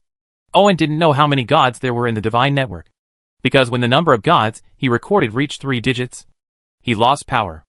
It seems that the war between the gods is not far away, Owen thought with a sigh. This is no joke. One main world can support many gods. But there is a limit to how many gods there can be. So there will definitely be competition, and then it will develop into a war. In fact, the whole process is much faster than Owen imagined. Hundreds of immigrant spacecraft are flying towards the main world. And there is a divine network extending in this direction. Although the construction of the divine network is expensive, as long as it can occupy the main world where Owen is located, the cost can be recovered within 100 years at most. It is definitely worth the gamble for the gods. The most craziest ones are the orcs. They are more trouble-free. They don't care that the divine network is still far away from the main world. They use the divine network pipes as cannon barrels, and directly use the fragments of the plane crowded with orcs as cannonballs. Come! The orcs who are shot out like cannonballs are still fanatical. Even if many of their companions accidentally hit the passenger car on the way, or became corpses melting in the void, because the divine barrier was broken early. Their desire for the new world and desire to fight still cannot be reduced. This is mainly because orcs are marginalized in all planes. The places they live in are either remote or harsh. Or both. Therefore, if they want to survive, they have to fight and plunder. As for life and death, they have long been ignored. However, Owen still underestimated those gods. Some gods did not have the strength to compete or simply wanted to destroy. So they launched some harmful things, including the limbs of the ancient gods. In fact, similar methods are very common in the divine network. Otherwise, where did the secret realms accumulated outside the main world come from? They were not plain fragments that were used as cannonballs. They were attracted to the void because they failed to hit the target. There is also evil energy, which is not something from the main world. This time, all the gods in the main world couldn't sit still. Before, everyone sat at the same table and grabbed food. Even if they couldn't grab it, they could barely make ends meet by licking the soup and water spilled on the table. Now, they can barely make ends meet. These outsiders not only want to kick them off the table, but also want to throw feces and poison on the table if they can't squeeze in. This is going too far. In the kingdom of God, Owen took the invitation sent by the noble goddess, touched his chin, and fell into thinking, facing the threats from the outside. The gods of the main world could not sit still. They planned to do something, but they were unable to defeat 4 hands with 2 fists, let alone more than 4 hands. So they decided to unite to fight against the threats from the outside. The only question now is who calls the shots. Anyone who can become a god, except for the goddess of nobles and the god of knights, who have their own main and deputy priesthoods or gods. Who else is willing to bow down and be small? Obviously, the so-called union is a quagmire. And not only Owen, but other gods also know this very well. Unfortunately, this was the only way. So even if I knew it was a trap, I still had to hold my nose and jump, waiting to be dumped, or getting into a mud hole. Owen is unwilling to choose either. But the reality is that he has to choose. Because even if the Northland god system is as awesome as he boasts, it cannot withstand the outside world invasion. But thinking about it carefully, this was not an opportunity to choose a target suitable for joining the Northland god system. So he agreed. The nominal boss of the Northland god system is the eternal holy light. So he certainly cannot act in person. Moreover, in Owen's setting, this person is not in the main world. So he can only go by himself. And he must also bring 1 or 2 deputies. Otherwise, how does it appear that the North god system is extraordinary? In the end, Owen decided to take Angel to the kingdom of the noble goddess, but made some preparations. It was impossible to fight directly, but if he didn't show enough strength, his words would have no weight. So he turned his attention to the system. Chapter 572: The Ridiculous Alliance of Gods. Each of them separated a clone. Owen, who was wearing a shadow cloak, took Angel, who was holding a death scythe, to the kingdom of the noble goddess, which was also the venue for discussing the alliance. Even before he went, Owen knew that this trip would not go well. But he still had to go and socialize. Otherwise, he would most likely be targeted by the petty noble goddess. Let's go! Owen opened a space and led Angel to walk on the plain wall, heading towards the divine kingdom of the noble goddess. Unexpectedly, he happened to see the plane fragmentation SH.L fired by the orc god pass through the long void and successfully reached the main world. Although many of them failed. Every time they hit, tens of thousands of orcs entered the main world. Just one wave added hundreds of thousands of strong orcs, who were not afraid of death to the main world. That's not the worst thing. The aura contained in the SH.L that was just mixed in it made Owen frown when he sensed it. He didn't know what the H.I was in it. In short, it couldn't be anything good. It seems that we have to speed up our pace, Irving said with a sigh.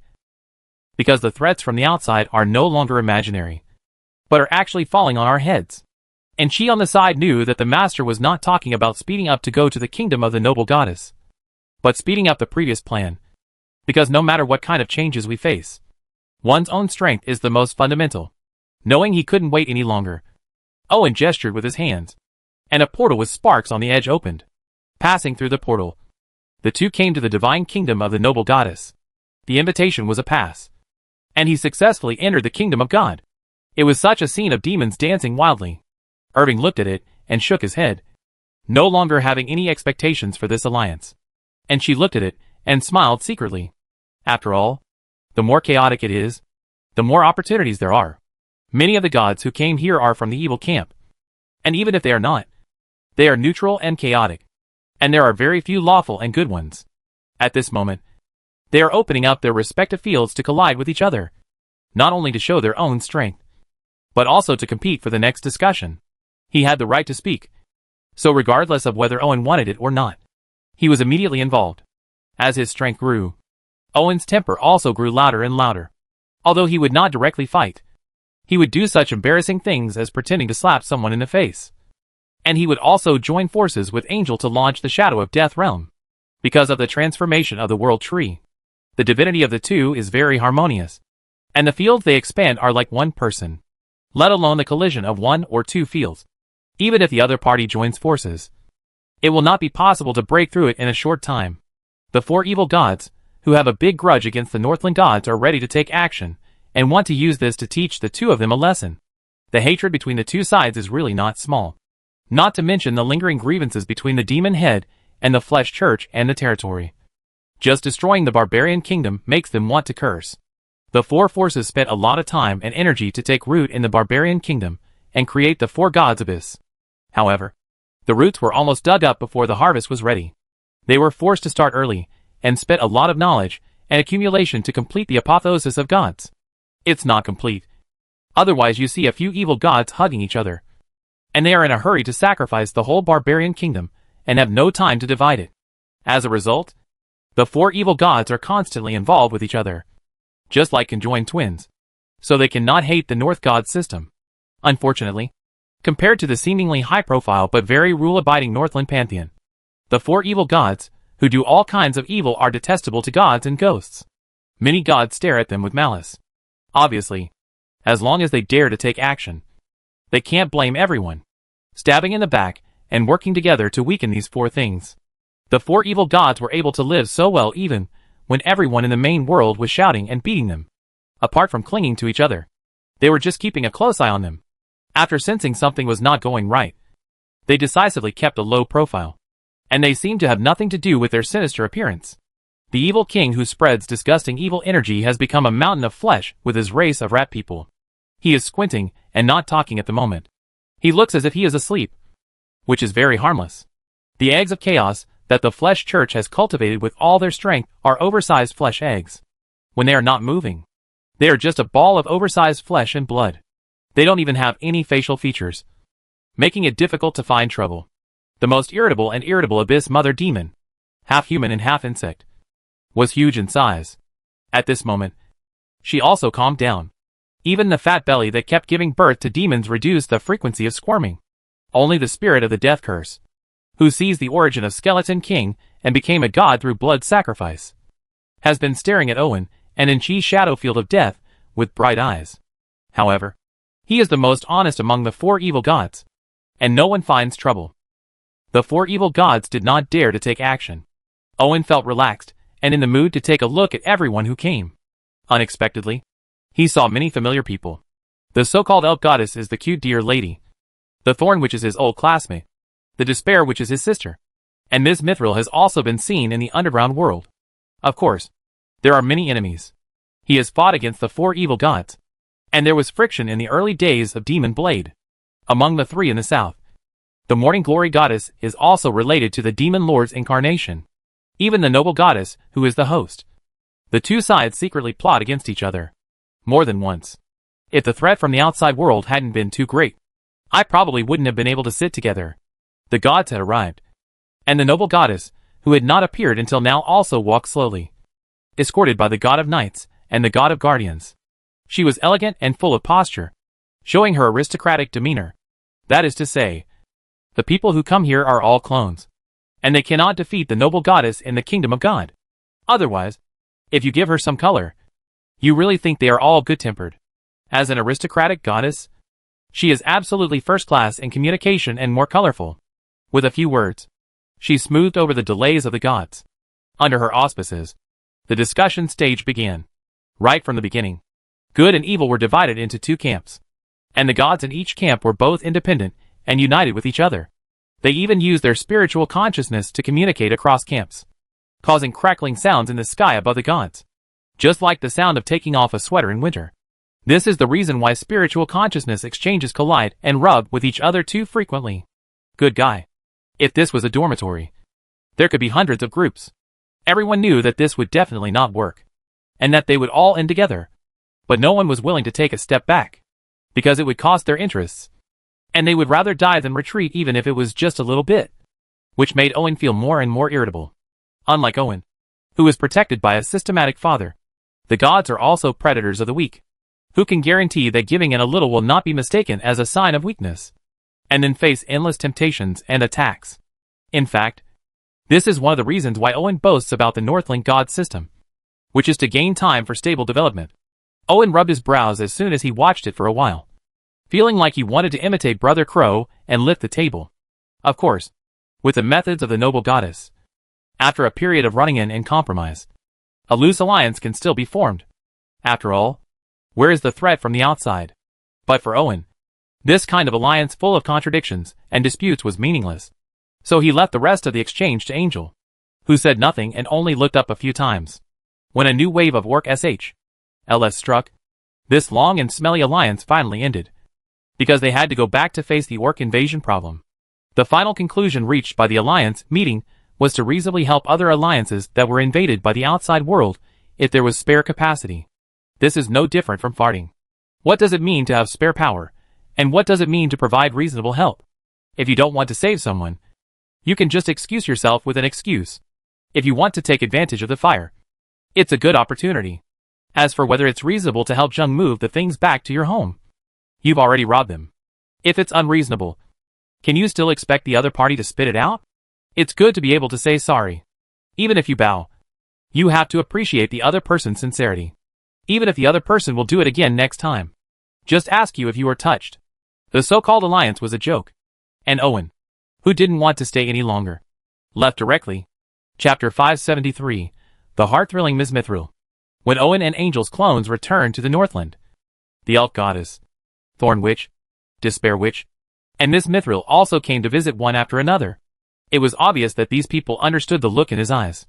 Before the clone came back, the main body already knew about this and opened the door to the Kingdom of Eternal Night. The area of the Kingdom of Eternal Night is not inferior to that of ordinary small plains, and it is not pitch black or shrouded in endless shadows. It is more like a quiet night under the moonlight. Peace and tranquility are the themes here, making people relax involuntarily. When I got down, I felt the urge to fall asleep. In fact, here you can see the undead who have entered the dream world and the petitioners who come to enjoy the dream. Some bring their own beds, and some sleep casually in the grass. No matter where they sleep, they all have a faint smile on their faces. But don't underestimate this. Owen has exchanged a lot of undead units and buildings from the system. In fact, the 4 major kingdoms have their own characteristics, and each one can act as an independent kingdom for fighting. So I really think the undead who are addicted to dreams are easy to bully. So they live too long. In the Evernight Palace located in the crown of the world, Owen entertained the 4 goddesses beside the dreamlike moon fountain, as well as Angel, the moon princess, and the cat goddess as companions, which can be said to be full of sincerity. As both goddesses, the aristocratic goddess looks gentle and elegant on the surface, but is actually very scheming. She is far less relaxed than the moon princess and the cat goddess, especially the elk goddess. She and the moon princess feel like old friends at first sight. Can the step of smelling the butt be avoided? I almost couldn't laugh without watching Moon Princess. The pony just looks like a horse, but is actually very civilized.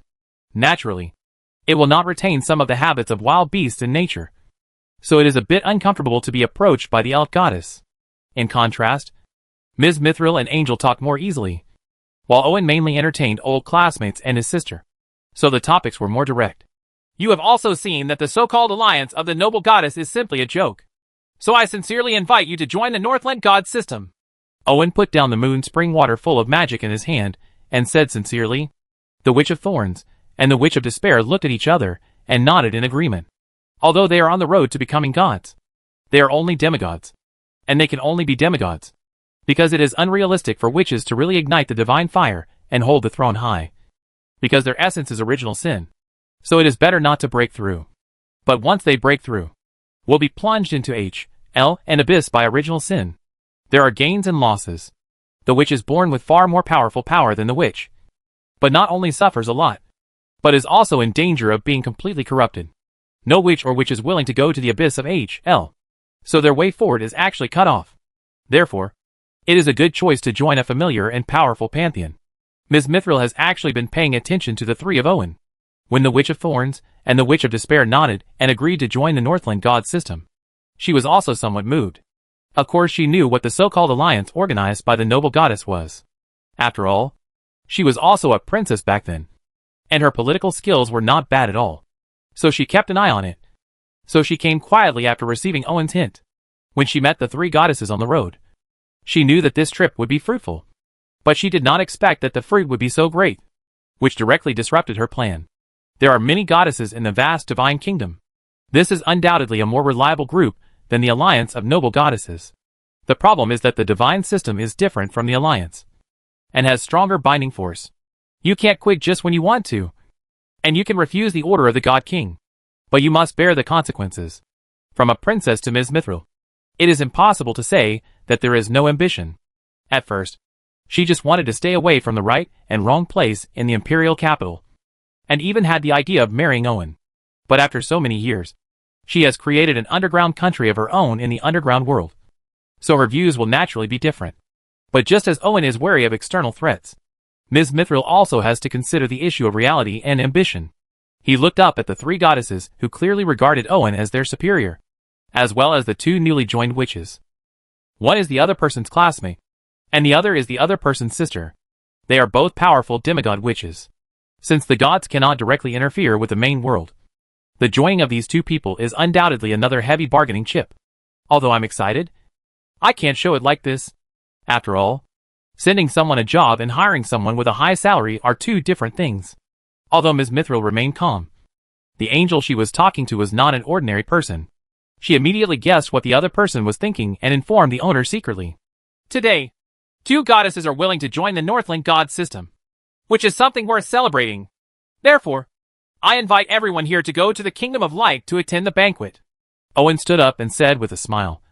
And then a space door opened aside. Outsiders don't know much about the Northland god system.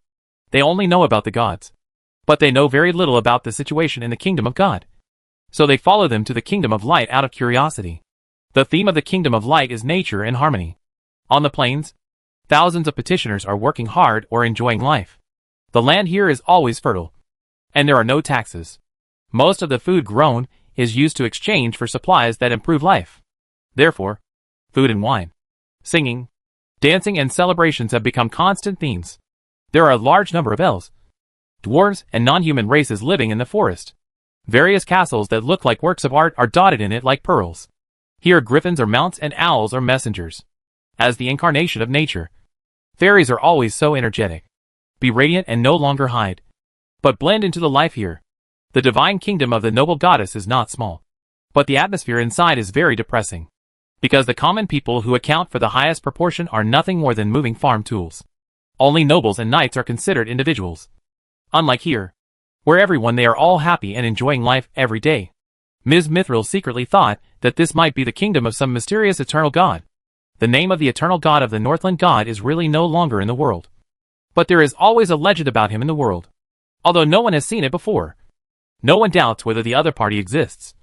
Not even Ms. Mithril. Especially now that they have glimpsed a corner of the other party's powerful strength.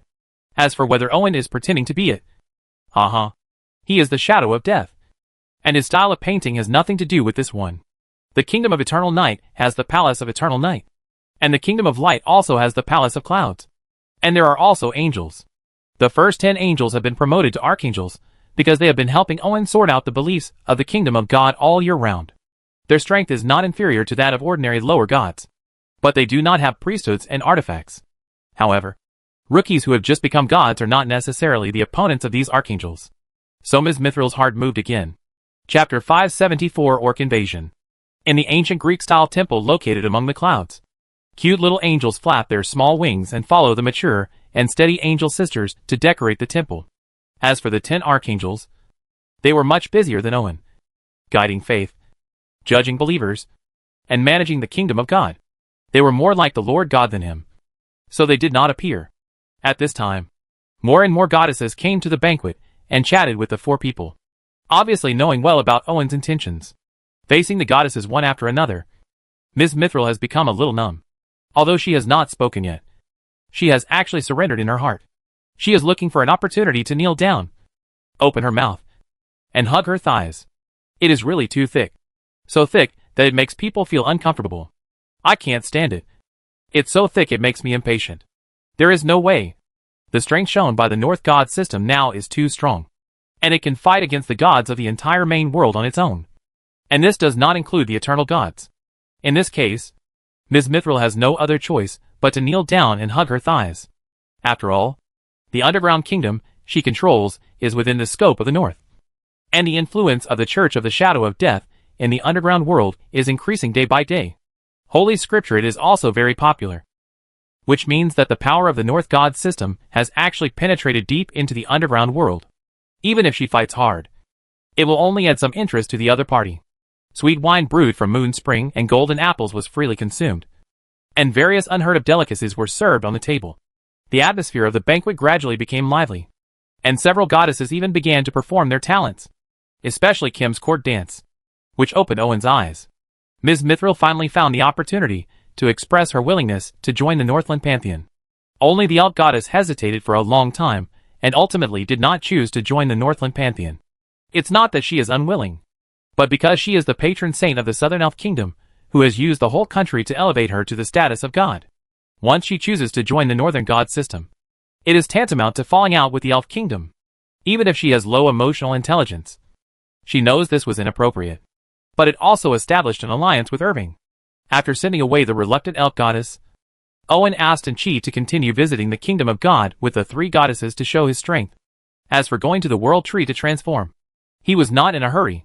He wanted them to feel that this was not a coercion, but a kind of gift. Soon they will discover the gap between the two. They are both goddesses. Even if they take risks, they will not tolerate the existence of this gap. So they just need to wait patiently. Owen, who had settled his worries, returned to the territorial castle. The relevant information and video records about the orcs' invasion of the main world were already placed on his desk.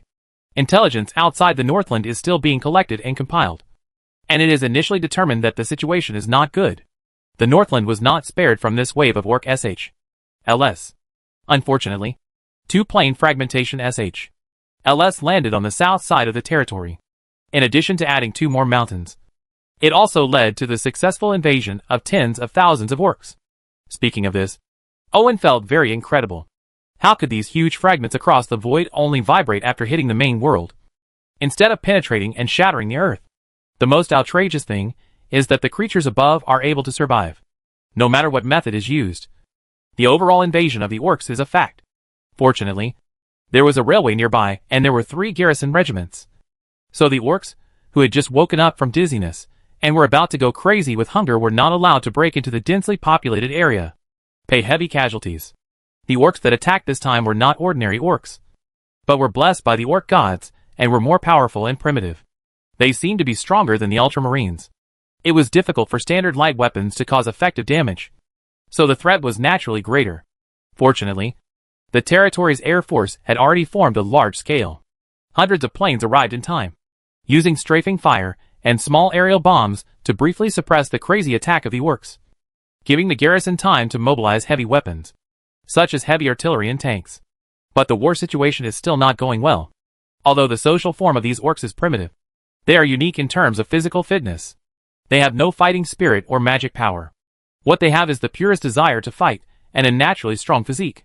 If it were a normal world, these orcs, even stronger than rhinos, would sooner or later be eliminated by civilization. But in a world with gods and supernatural powers, orcs receive some kind of blessing. The mixture of pure fighting will and powerful life essence produces a kind of destructive power that is purer than fighting spirit. At the same time, the orcs' physiques continue to improve, and their life forms begin to transform.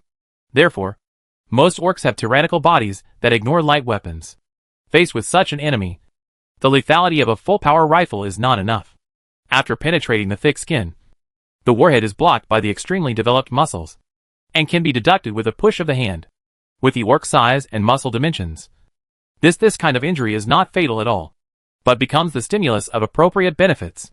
Only heavy machine guns, anti-material rifles, and machine guns can inflict fatal injuries to this monster.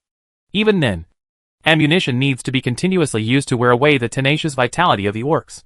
In this battle, 3,000 garrison regiments were crippled and hundreds of tanks and chariots were lost. However, tens of thousands of hungry orcs, who were out of shape due to cold and hunger, were not completely wiped out. Instead, they broke through the siege and headed towards the warmer south. Go ahead. These orcs ate everything they encountered along the way. Even a layer of turf was chewed away. But the territory did not let them go. As long as the weather allowed, the territory's air force would not be idle. Using continuous bombing and strafing to force countless, the orcs ran toward the encirclement. However, the effect is not satisfactory. Even if the field troops mobilized urgently form a layer of encirclement with a numerical advantage and add a torrent of steel, it is still difficult to stop the violent breakthrough of the orcs.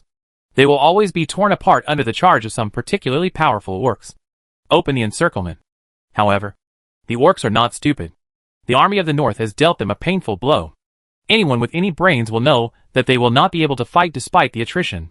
What's more, what they need now is a warm, comfortable place with plenty of food to maintain their health and reproduce more offspring, instead of indulging in temporary battles. Therefore, even in the face of layers of siege and heavy casualties, the orcs still did not stop heading south, because experience told them that where the temperature is higher, there will be more food, and the enemy will be weaker, regardless of whether the orcs were right or not.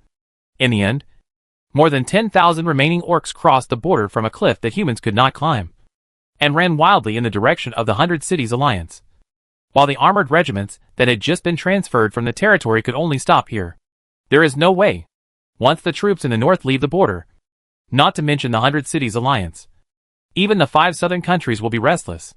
It is hard to say whether they will fight the orcs or them. Chapter 575: The Countdown to the End of the Main World. After crossing the northern border, the territory stopped chasing those orcs, and instead conducted various targeted studies. These orcs were so strong that ordinary soldiers could only rely on human lives to fight against them. The plain fragments that had become 2 mountains in the north were found immediately, and are currently blocked by the army, waiting for the arrival of researchers. As the magic spacecraft landed, a large number of professionals arrived. Under the escort of soldiers, they climbed up the 2 mountains full of alien atmosphere to explore. It's a pity that crossing the void has exhausted the origin and blessed power of the fragments, leaving only a pile of worthless stones. Otherwise, we would know what method the opponent relied on to use 2 mountain peaks to cross tens of thousands of orcs. Throw it across the void into the main world. However, on the mountain, the orcs still left some valuable clues, which can be used to gain a preliminary understanding of the orc race. The first thing discovered was a large number of gnawed corpses of orcs. According to professional speculation, after exhausting their few food reserves in the void, these orcs obtained food by killing each other, and let the strongest and most ferocious ones, the group of orcs, successfully arrived at their destination. I have to say this is cruel, but very effective. The orcs were inherently vicious, and coupled with their extreme hunger, it was no wonder they behaved so crazily. According to the intelligence collected by the territory, more than a dozen cities south of the Northland have fallen. Hundreds of thousands of humans have become food for the orcs, and more people have become food reserves and efforts. Orcs are not picky eaters. Compared to beasts with sharp claws and thick fur, humans with fine skin and tender meat undoubtedly taste better. They don't even need to be roasted. They taste better when eaten raw. In addition, they like to gather in large numbers. Every town is a good choice for orcs. They are all big granaries for a good harvest. However, this is irreversible and devastating damage to any human force, especially the believers of the 4 evil gods and the forces in the Imperial City. They not only take advantage of the situation, but also act as leaders, causing the originally controllable chaos to gradually become unmanageable. It also made the alliance formed by the noble goddess a complete joke. Although Owen had expected this, the actions of the 4 evil gods still made him wary. Although the 4 evil gods are evil and chaotic, they are not fools. There must be a deeper reason for them to make such a decision. Owen suddenly had a bad idea. The 4 evil gods might have colluded with the outside world. Simply put, they planned to sell the company and then run away with the money. Only this possibility will make the 4 evil gods ignore the safety of the main world, because they no longer need it. Moreover, it is impossible to say that the noble goddess did not expect this. Everyone knows the virtues of the 4 evil gods, let alone the evil noble goddess. The problem is that the 4 evil gods rebelled too fast. So fast that the noble goddess had no time to use her methods. So there was no time to separate the relationship between the two parties. And the so-called alliance that was implicated became a complete joke. If that's all, the main world can bear it.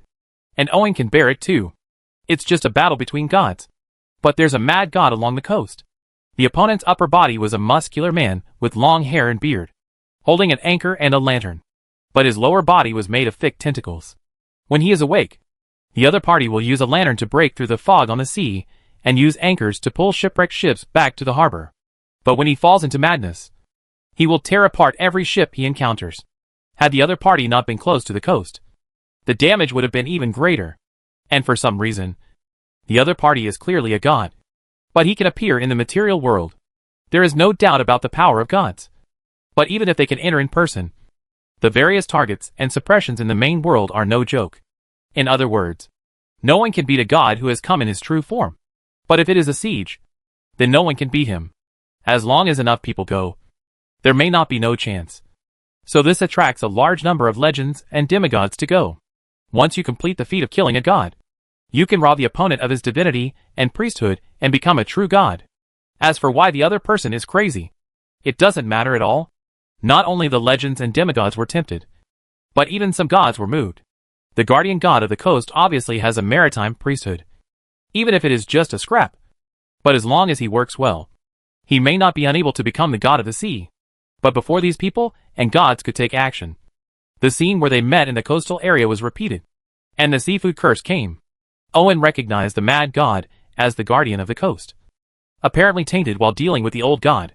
However, he was not sealed together, but was thrown into the main world as a weapon, or a pollutant. Although the guardian god of the sea is not an ancient god, he is part of the origin of the ancient gods, which means that he has an upper limit, but it is unlimited within the upper limit. So the seafood curse spreads rapidly. Owen suddenly had a premonition that the end of the main world was coming. Based on this hunch, Irving dismissed everything and thought about it again, only to realize that he was wrong in the first place. As a rare main plane in the material world, the main world has the material foundation to maintain a powerful god system, and its value is very great. The problem is that it is too remote. First of all, it is too difficult to develop. And secondly, once it is known, it will become a target, because peers will not allow a certain god to farm in peace. And finally it will develop and kill everyone. Therefore, the so-called external threat is not invasion, but destruction. Those gods who cannot occupy the main plane choose to destroy this place in order to prevent a powerful god system from appearing here. Owen, who had previously laughed at the aristocratic goddess for being ignorant, now understood the cleverness of the other party. She was covering up the truth. Unfortunately, the four evil gods were not stupid. So Owen realized that something was wrong. The main world is hopeless. Owen, who had just conquered the three goddesses and had no time to get excited, sighed and said to Maya, "How bad is the situation?" Maya didn't know much about the situation in the outside world. Everything came from the information collected from the outsiders, who followed Owen's divine network clones. So she couldn't make an accurate judgment. "It's too bad. The material world is too big. As long as 1 in 1,000 is hostile to the main world, 1% of the action is enough to destroy the main world." Although the facts Owen said were cruel, they did not make Maya lose her. The small size actually aroused her fighting spirit. "Have the mountain plain been discovered?" Maya's words woke up Owen. The mountain plain is not big, between the small plain and the medium plain, and is as numerous as river sand in the material world, because it cannot breed too many intelligent life forms. It is not taken seriously, and will not be targeted. Therefore, even if it is discovered, no one will be interested in taking action against it. But no god knows that the plain of mountains is originally part of the main plain, which means that its quality is very high, but its origin is incomplete. If there is a world tree to complete it, it may not be impossible to grow into the main plain again. And because of its incompleteness, if Owen could completely grasp its origin, the upper limit of the system's population conversion would be broken. Thinking of this, Owen took a deep breath and looked at Maya. Although she didn't say a word, Maya completely understood what he meant, nodded and started to make preparations. Chapter 576: A Huge Plan. The entire project is very large and will last for decades, even hundreds of years. This is mainly because the current mountain plain cannot accommodate more people. And it is not that simple to move the territory's 20 million people and more believers together. This time it is across the plain. Relocation does not require horse-drawn carriages or railways. Although the territory has various teleportation methods, most of them are limited to within the plane. There are not many technologies that can teleport across planes. Not to mention that in the face of such a huge population and massive materials, any teleportation technology is a drop in the bucket. Even if the same goes for the Bifrost, which can teleport an army. The transmission of the Rainbow Bridge is not without consumption. The more materials are transmitted, the more energy is consumed. Asgard at its peak can pay this price. But Owen's Kingdom of God, which is still in the growth stage, cannot sustain it. The amount of food eaten by more than 20 million people in one meal would amount to a mountain. And the strategic reserves of the territory could meet the minimum food consumption of the entire population for 3 years. Just think about it, and you will know how huge the amount is. Not to mention that this is the basic necessities of life, including food, clothing, housing, and transportation, as well as even greater industrial relocation, resource reserves, and so on. Not to mention the Rainbow Bridge. The Sun Bridge can't hold it, unless Owen can get the Space Bridge and Transformers. Fortunately, the territory was not completely unprepared. The original design purpose of the magic spaceship was to immigrate across the void. But it was only because the technology was not up to it that it became an airship.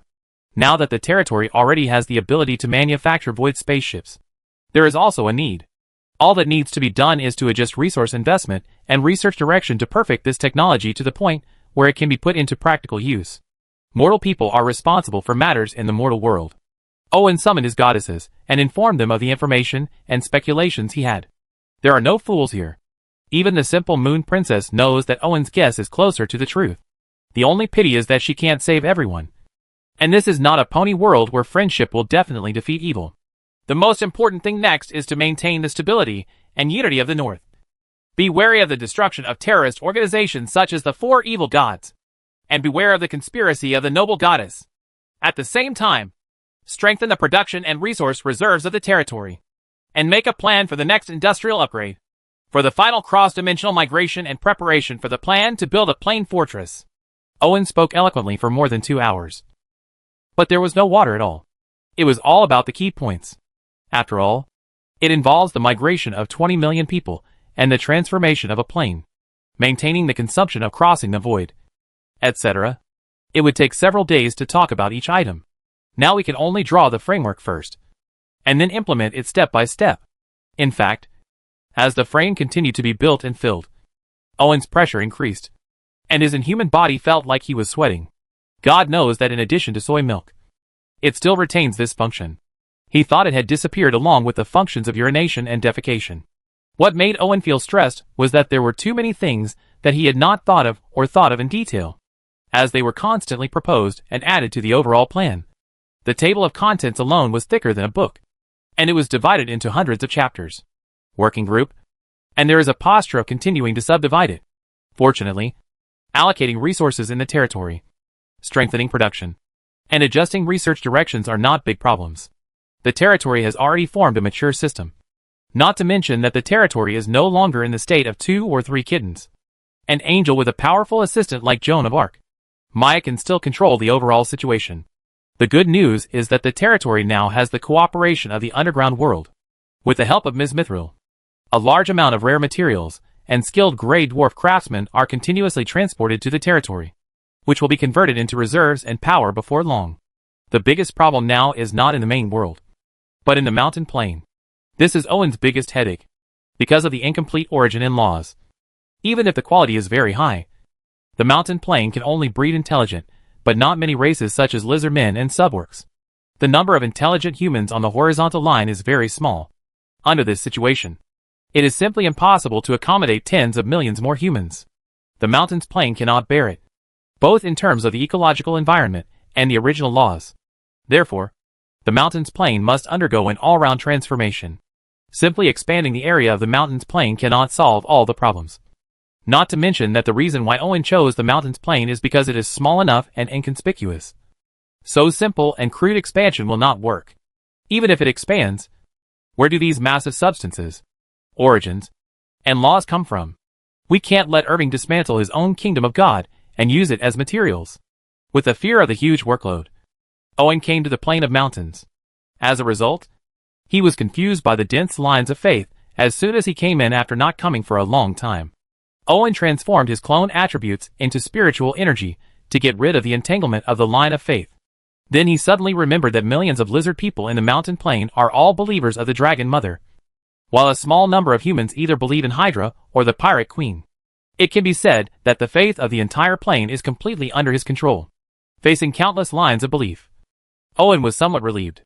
With these continuous beliefs as a supplement, the next transformation will be easier. Arriving in the mountains quietly, Owen glanced at the alley of a small town. Although he was moved by the various gestures, he did not go to the alley that impressed him. After all, he still had business to do. At this time, Owen is not his true body, but an incarnation. After mobilizing the energy of the subspace, he transforms into a more special spiritual form. Therefore, he continues to sneak under the mountains, like a phantom to explore the origin of the mountain plain. The origin is intangible and qualityless, but under the influence of subspace, what Owen saw was an incomplete heart, which can also be said to be a corner of the heart, currently only a fraction or a tenth of the size. Because of the incompleteness, the original source contained in the heart will continue to lose, and eventually transform into an ordinary low-level plane. However, although the appearance of the gods occupies part of the source, it also blocks the wound, greatly reducing the rate of loss of the source. After the Dragon Mother unified the lizard men and officially became gods, the loss of origin became slower, which greatly reduced the difficulty of Owen's work. Otherwise, just replenishing the lost origin would be a huge headache. After learning about the mountain plain, Owen knew that there were only two ways to repair the incomplete origin. The first was to find other fragments and put them back together. The disadvantage is that the void is so big. Where can I find it? If it is destroyed, wouldn't it be completely useless? Owen wants to find fragments of the divinity and authority of the god of reality and illusion, and even related information, but has gained nothing so far, which shows how difficult it is. The second is to use the current incomplete origin as the basis to recreate a complete origin. The disadvantage is that if it were that easy, wouldn't there be higher planes everywhere? But it's not a big problem for Owen, because he has cheating treasures like the World Tree. Chapter 577 Plain Heart. After planting the World Tree seeds entwined with countless illusory laws into the incomplete origin of the mountain's plain, Owen stretched out his hand, and countless faith threads in the mountain's plain gathered in front of him, forming a milky white light pillar and emitting powerful fluctuations. After the originally invisible beliefs gathered together at a high level, they were able to interfere with reality, even distort reality, and achieve miraculous effects. However, Owen's ability to mobilize the faith of the entire plane is not a big move, but an artery that provides nutrients to the original heart. Although this cannot restore the incomplete origin, at least it will not let the origin continue to weaken. This is enough. As long as the next plan goes smoothly, the origin will slowly repair itself. But such an operation also made Owen understand the horror of the World Tree. The most important origin and law of the plane are soil and nutrients for World Tree. If he has no scruples, he can plant the seeds of World Tree all over the material world, and wait until they grow up to unify all things. Maybe he can open up a new world, a side of the real world. It's a pity that the gods are not fools, and the divine net is not a decoration. If he really dares to do this, even if he has a golden finger, he will be completely crushed in ashes. Even the ancient gods, who have not seen the immortal, will be blocked and unable to stand. Fortunately, he is still young and still has time, so there is no need to resort to such extreme measures. With the injection of faith power, the incomplete part of the heart of the plane is filled with a reality distorted by faith, and slowly beats, bringing more vitality to the mountain plain. This is just the beginning. When the seeds of the World Tree grow, the roots, branches, and leaves will spread throughout the entire plane, while supporting the entire plane as blood vessels and skeletons. They can also play the role of the heart of the plane more efficiently, to the extreme, and provide more nutrients to make it more complete. The most important thing is to facilitate Owen's transformation of the mountain civilization and greatly increase the speed of transformation. It's a pity that we have to wait, Owen said with a sigh as he looked at the slowly beating heart of the plane. The heart of the current plane is still too fragile to support powerful transformations. At least it must wait until the seeds of the World Tree take root and sprout, and the foundation that can support the mountain plane will not collapse. However, deep-level large-scale transformation is not possible, but superficial transformation is fine, as long as he does not cause a mass extinction of organisms. It will not affect the repair of the heart of the plane. Unable to expand the plane area and dig out an underground world, Owen's focus was first on the ecological environment. The ecological environment of the mountain plain is not normal. Only the main continent still retains part of the original ecological environment. However, due to damage to the origin, the giant creatures there have lost the magic power of their ancestors and turned into huge beasts. So they have not recovered from the origin. Before, renovation meant little.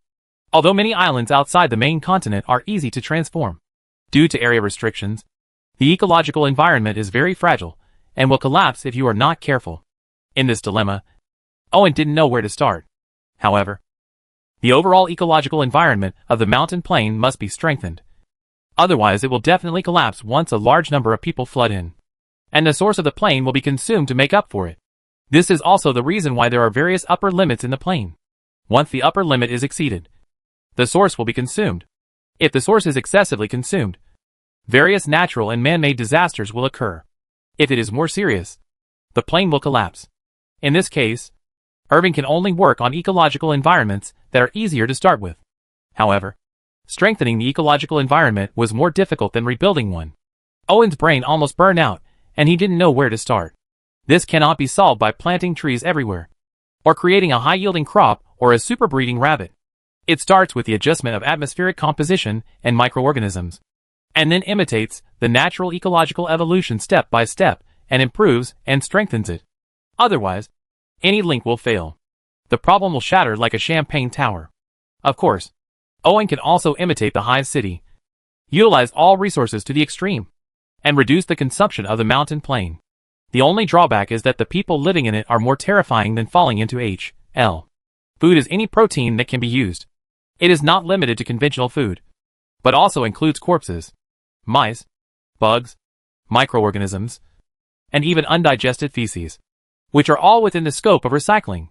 Drinking water is pure pulp that has been filtered and circulated countless times, extracted from urine, sweat, steam, mucus, and anywhere that can be squeezed for recycling. Theoretically, this method can maximize the utilization of materials. That is, the comfort and happiness index can penetrate the center of the earth.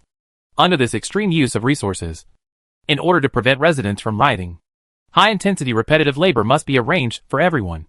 In addition to creating some value, the main purpose is to extract all energy so that they are unable to cause chaos or even random thoughts. In order to maintain this cruel system from collapse, loyalty education and repeated brainwashing must also be listed as the most important needs. Owen has really considered this method, and even mentioned it vaguely in the report provided by Maya. Although it is not that cruel. Just think about it, and you will know that with the consumption of resources and the pressure from the outside world, it will eventually evolve into this kind of cruelty. Social form. However, Owen, who has not completely lost his humanity and moral bottom line, is shameless in his private life. But he is still somewhat persistent in some aspects. At least, he will not treat believers and people as mere expendables. The abyss has been transformed into a small garden by clones. As a real person, I can't be worse than the demon clone, Owen said, trying to cheer himself up. Thinking of this, Owen suddenly had inspiration. Since conventional and scientific methods don't work, why not just use extraordinary methods and start over again? Although it consumes more money. With the help of the system, he is confident to build the mountain plain into a true void fortress. However, doing so would undoubtedly require the entire existing ecosystem to be destroyed. If it weren't for the faith hanging on the heart of the plain, Owen would really not dare to do this. But the prerequisite for doing this is to first settle millions of lizardmen and all believers. Otherwise, once the faith collapses during the process, the heart of the plain stops beating, and everything will be over. Mother of Dragons! How many Dragonborns can you transform now? Owen summoned the Mother of Dragons in the form of half-human and half-dragon. Due to the influence of the fertility priesthood, her appearance is extremely feminine, even in the half-dragon form. She has big breasts and fat body, buttocks, the kind that can't be drawn in ordinary notebooks. Although she was tall and mighty like a hidden volcano. In front of Owen, Mother Dragon was like a tame dog, kneeling respectfully in front of him and reporting on her work. Calling believers to start a grand sacrifice to transform the Dragonborn, and then promote the construction of the kingdom of God on earth and create a new world. Millions of lizardmen are the largest group in the mountain plain. If you want to transform the environment, you cannot do without them. So Owen simply they are driven to work in the name of religion. Of course, this is not deception. Whether it is dragonborn transformation or plain transformation, there are only benefits and no harm to them. Chapter 578 The Universe Princess. Mother of Dragons. How many dragonborns can you transform now? Owen summoned the Mother of Dragons in the form of half-human and half-dragon. Due to the influence of the fertility priesthood, her appearance is extremely feminine, even in the half-dragon form. She has big breasts and fat body, buttocks, and the charming temperament cannot be concealed at all, the kind that cannot be drawn in ordinary notebooks. Although she is the deity of millions of lizard men. In front of Owen, the dragon mother is like a tame dog, kneeling respectfully in front of him and reporting her work. But her tail is a little high and her waist is a little low. The heavy conscience in his upper body spread to both sides, giving Owen new ideas. Maybe he could try a new role-playing with Dale next time. Calling believers to start a grand sacrifice to transform the Dragonborn, and then promote the construction of the kingdom of God on Earth and create a new world. Millions of lizard men are the largest group in the mountain plain. If you want to transform the environment, you cannot do without them.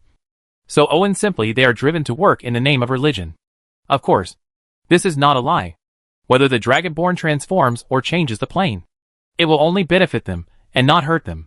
After all, once the main world is destroyed, the mountains and plains will not be able to benefit from such a close distance. However, ecological transformation is not just about spreading seeds everywhere and releasing animals. After arranging the task of the Dragon Mother, Owen informed Emil and asked her to mobilize some professors and senior students in related majors from the Magic Academy to treat this matter as a research topic, internship, and set aside a forest for them to use as a pilot project. Irving is not a young boy, or he thinks he is the protagonist who can succeed in anything. He treats stud as a flat A and plays with heartbeat. He is not that arrogant. He should be cautious and must not be careless, especially for such an important matter as transforming a plane. Of course, he must first set aside an experimental point. First make the transformation according to the Forbidden Forest template, and then try to restore the extraordinary properties here. Owen saw that McGonagall and other Hogwarts professors were also there. So he said, "No problem. We are very familiar with the Forbidden Forest, and there are many magical animals and plants in the Academy itself. Not to mention they're here." Mag nodded first, and then looked at the two people behind the team who were inseparable. In addition to Professor McGonagall, other professors in Hogwarts were also replaced by Owen one after another. Otherwise, the territory's Magic Academy would not have grown in size so quickly. Especially the old bee. Although his destructive power is not as good as the legendary mage, he is a high-level legend in terms of perception and theory. In addition, the idealistic curse of Hogwarts is very suitable for psychic powers. So in order to allow him to work better, Owen not only restored his youth, but also exchanged his good friend, the first-generation Dark Lord, for the same restore youth. I have to say that when these two were young, their looks were quite good. After 100 years of accumulation, their original relationship was not rusty, but became more mellow.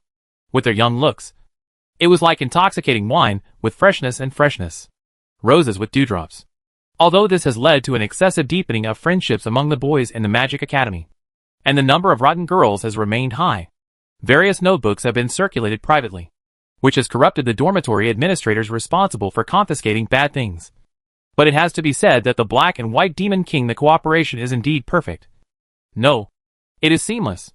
Owen can improve quickly without any worries, and it is indispensable for the help of the collective wisdom of these scholars in the territory. With these experienced professors here, Owen has more confidence in the pilot transformation. Therefore, in addition to forests, islands, oceans, and underground areas were also divided into new pilot areas to speed up the progress of the experiment and collect more data. The territory's research center also provided a large amount of assistance for this purpose, including the knowledge of monster transformation and the fragments of the Emerald Heart obtained from the ruins, so that the ecological environment transformation of the mountain plain had a rich sample library and a large amount of theoretical data before it even started.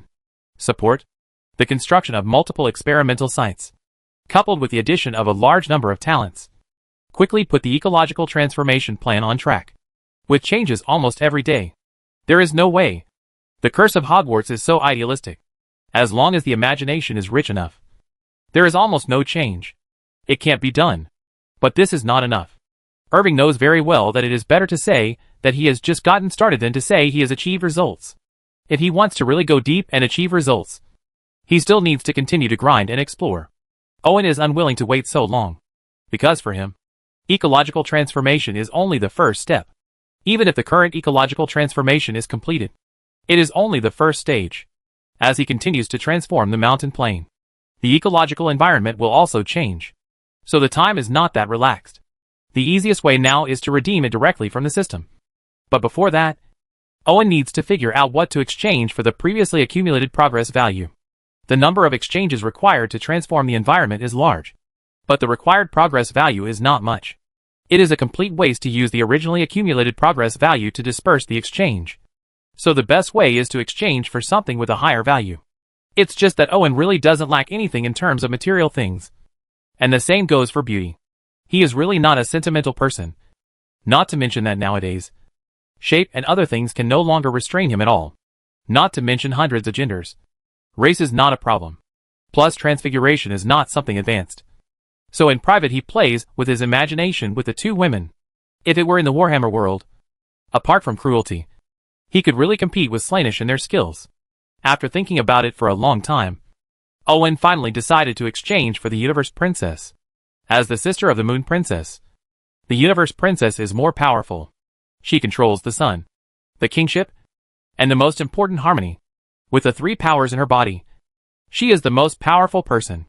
It can be seen from the fact that she sealed her sister who turned into Nightmare Moon and was able to control the cycle of the sun and the moon alone.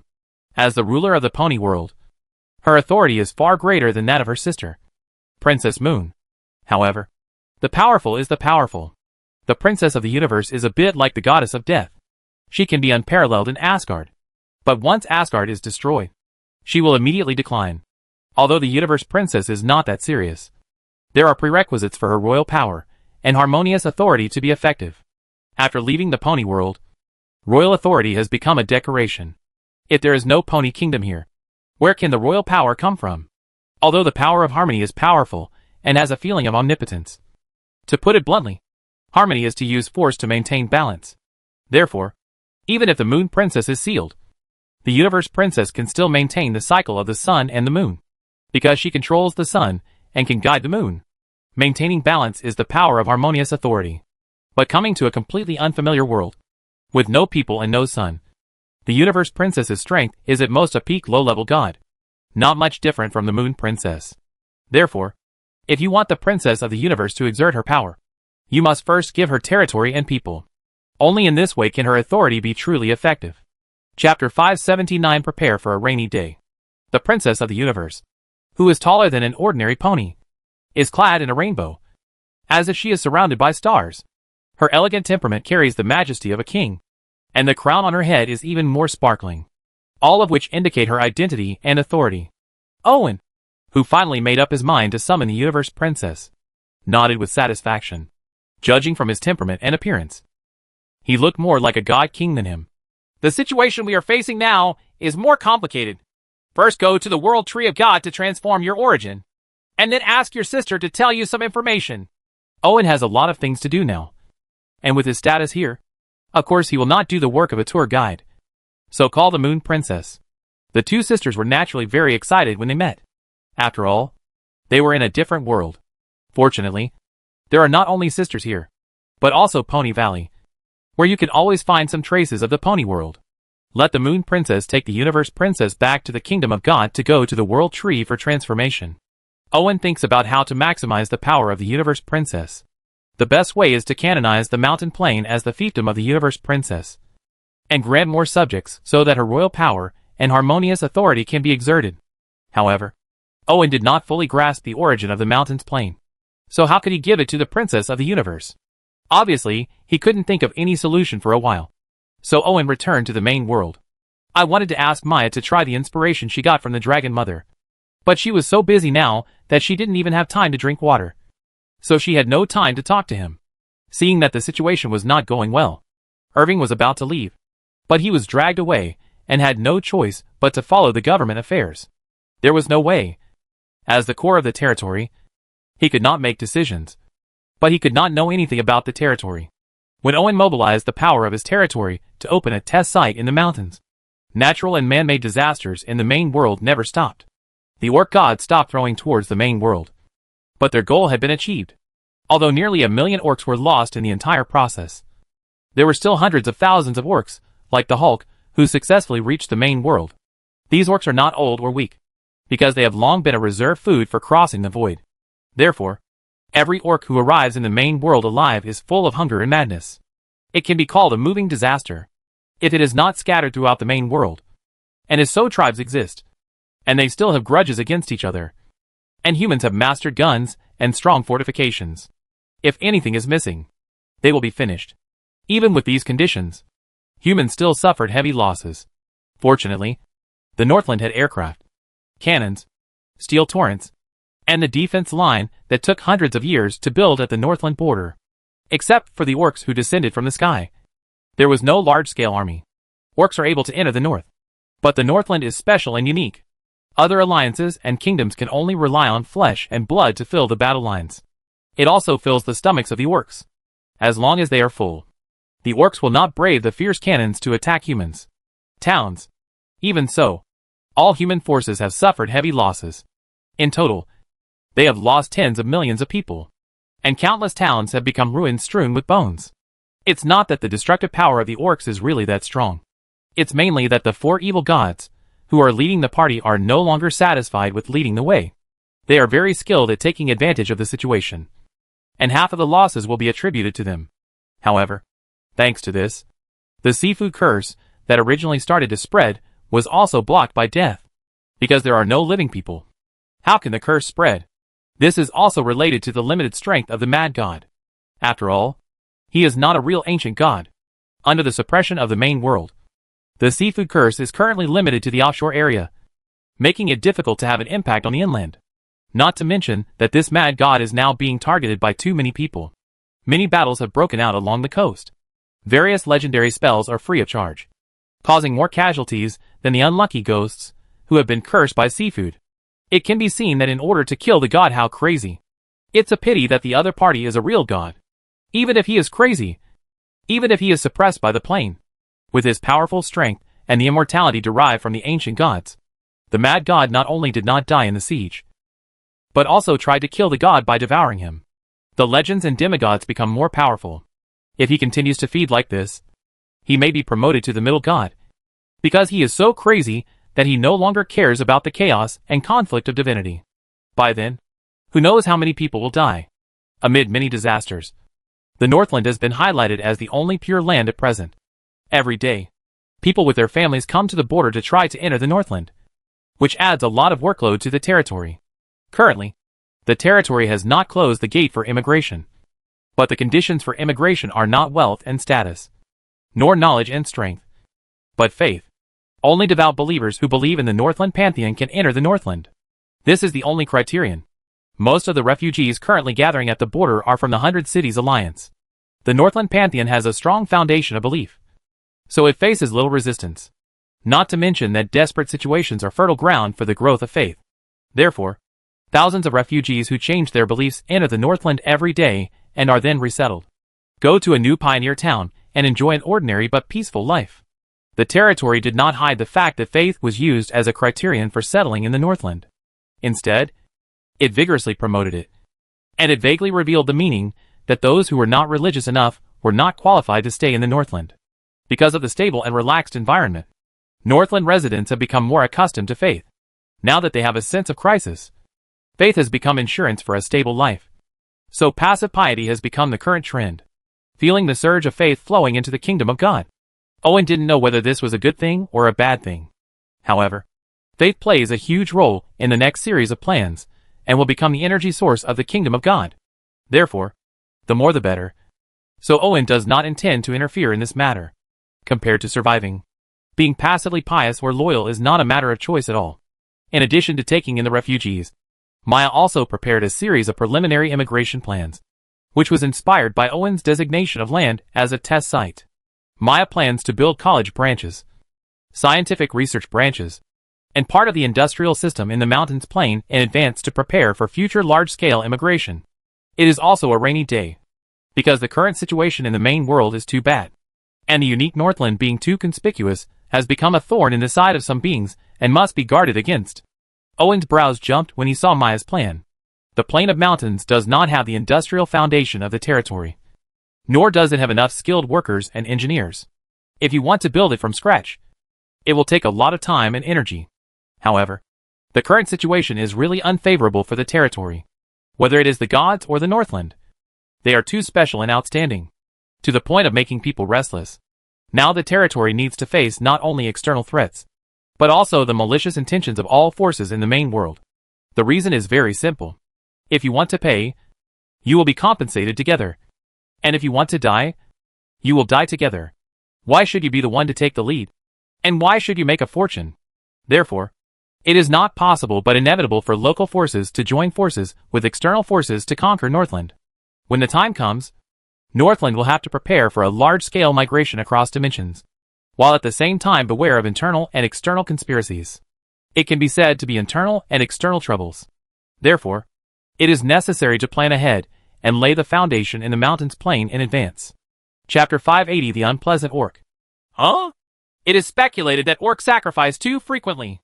Owen picked up a document that had just been sent and read it carefully. With a bang, Owen suddenly stood up, startling Maya. Look at this document. Owen just glanced at it a few times and memorized all the contents in his mind, and then handed the document to Maya. Maya was not slow in flipping through the pages, and she needed to use her brain better to immediately think of the problem. The orcs are summoning their gods, Maya said with an ugly expression. The orcs are already difficult enough, and if they have gods to protect them, they may go to heaven. Orcs are not liked by any race, and the same is naturally true for orc gods, because they are too aggressive and often attack without any reason, not for profit or hatred. Sometimes they just think that the way your hair is raised is very if you don't deserve a beating. You'll be beaten violently if caught, and you won't even hesitate to fight to the death. At the same time, he is also famous for being unreasonable and aggressive, so he is ostracized by all races and gods.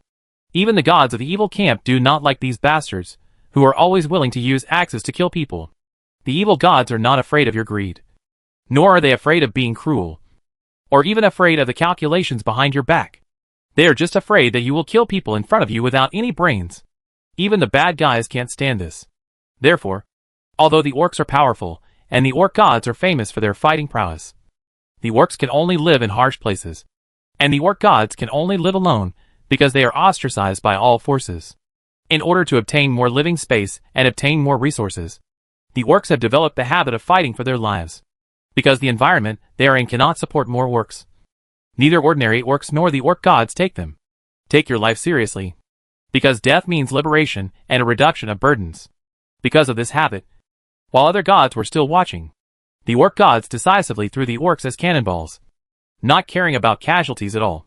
However, only orcs with strong bodies, tenacious vitality, and simple minds can survive the loneliness, cold, and hunger across the void, and retain considerable combat effectiveness. If they were replaced by human elves or something, they would have gone crazy as early as halfway. If other gods want to send believers across the void, they will never do it so quickly, because they need to make a lot of preparations, such as selecting strong-willed believers, preparing sufficient supplies, building reliable void aircraft, etc., which is no better than the process of launching a rocket. Simple, just because the methods of the two sides were different. The orc gods who dared to take action and did not care about casualties naturally had the upper hand. As long as more orcs are reproduced and the entire world is destroyed before other gods arrive, the orc gods will not only be able to recoup their costs, but also receive huge rewards. Regardless of the fact that a lot of orcs were lost in the early stage, it is not worth it. As long as the cheap cannonballs, like mountain peaks, can be replaced by plain fragments containing the origin, even if the main world cannot be occupied, these alone are enough to make back the money, let alone in the world. In the resource-rich main world, with the reproductive capabilities of the orcs, it is not a problem for the number to increase tenfold in a few decades. At that time, the millions of orcs will not have any opponent at all, even if the Northland cannot defeat them without using some forbidden weapons.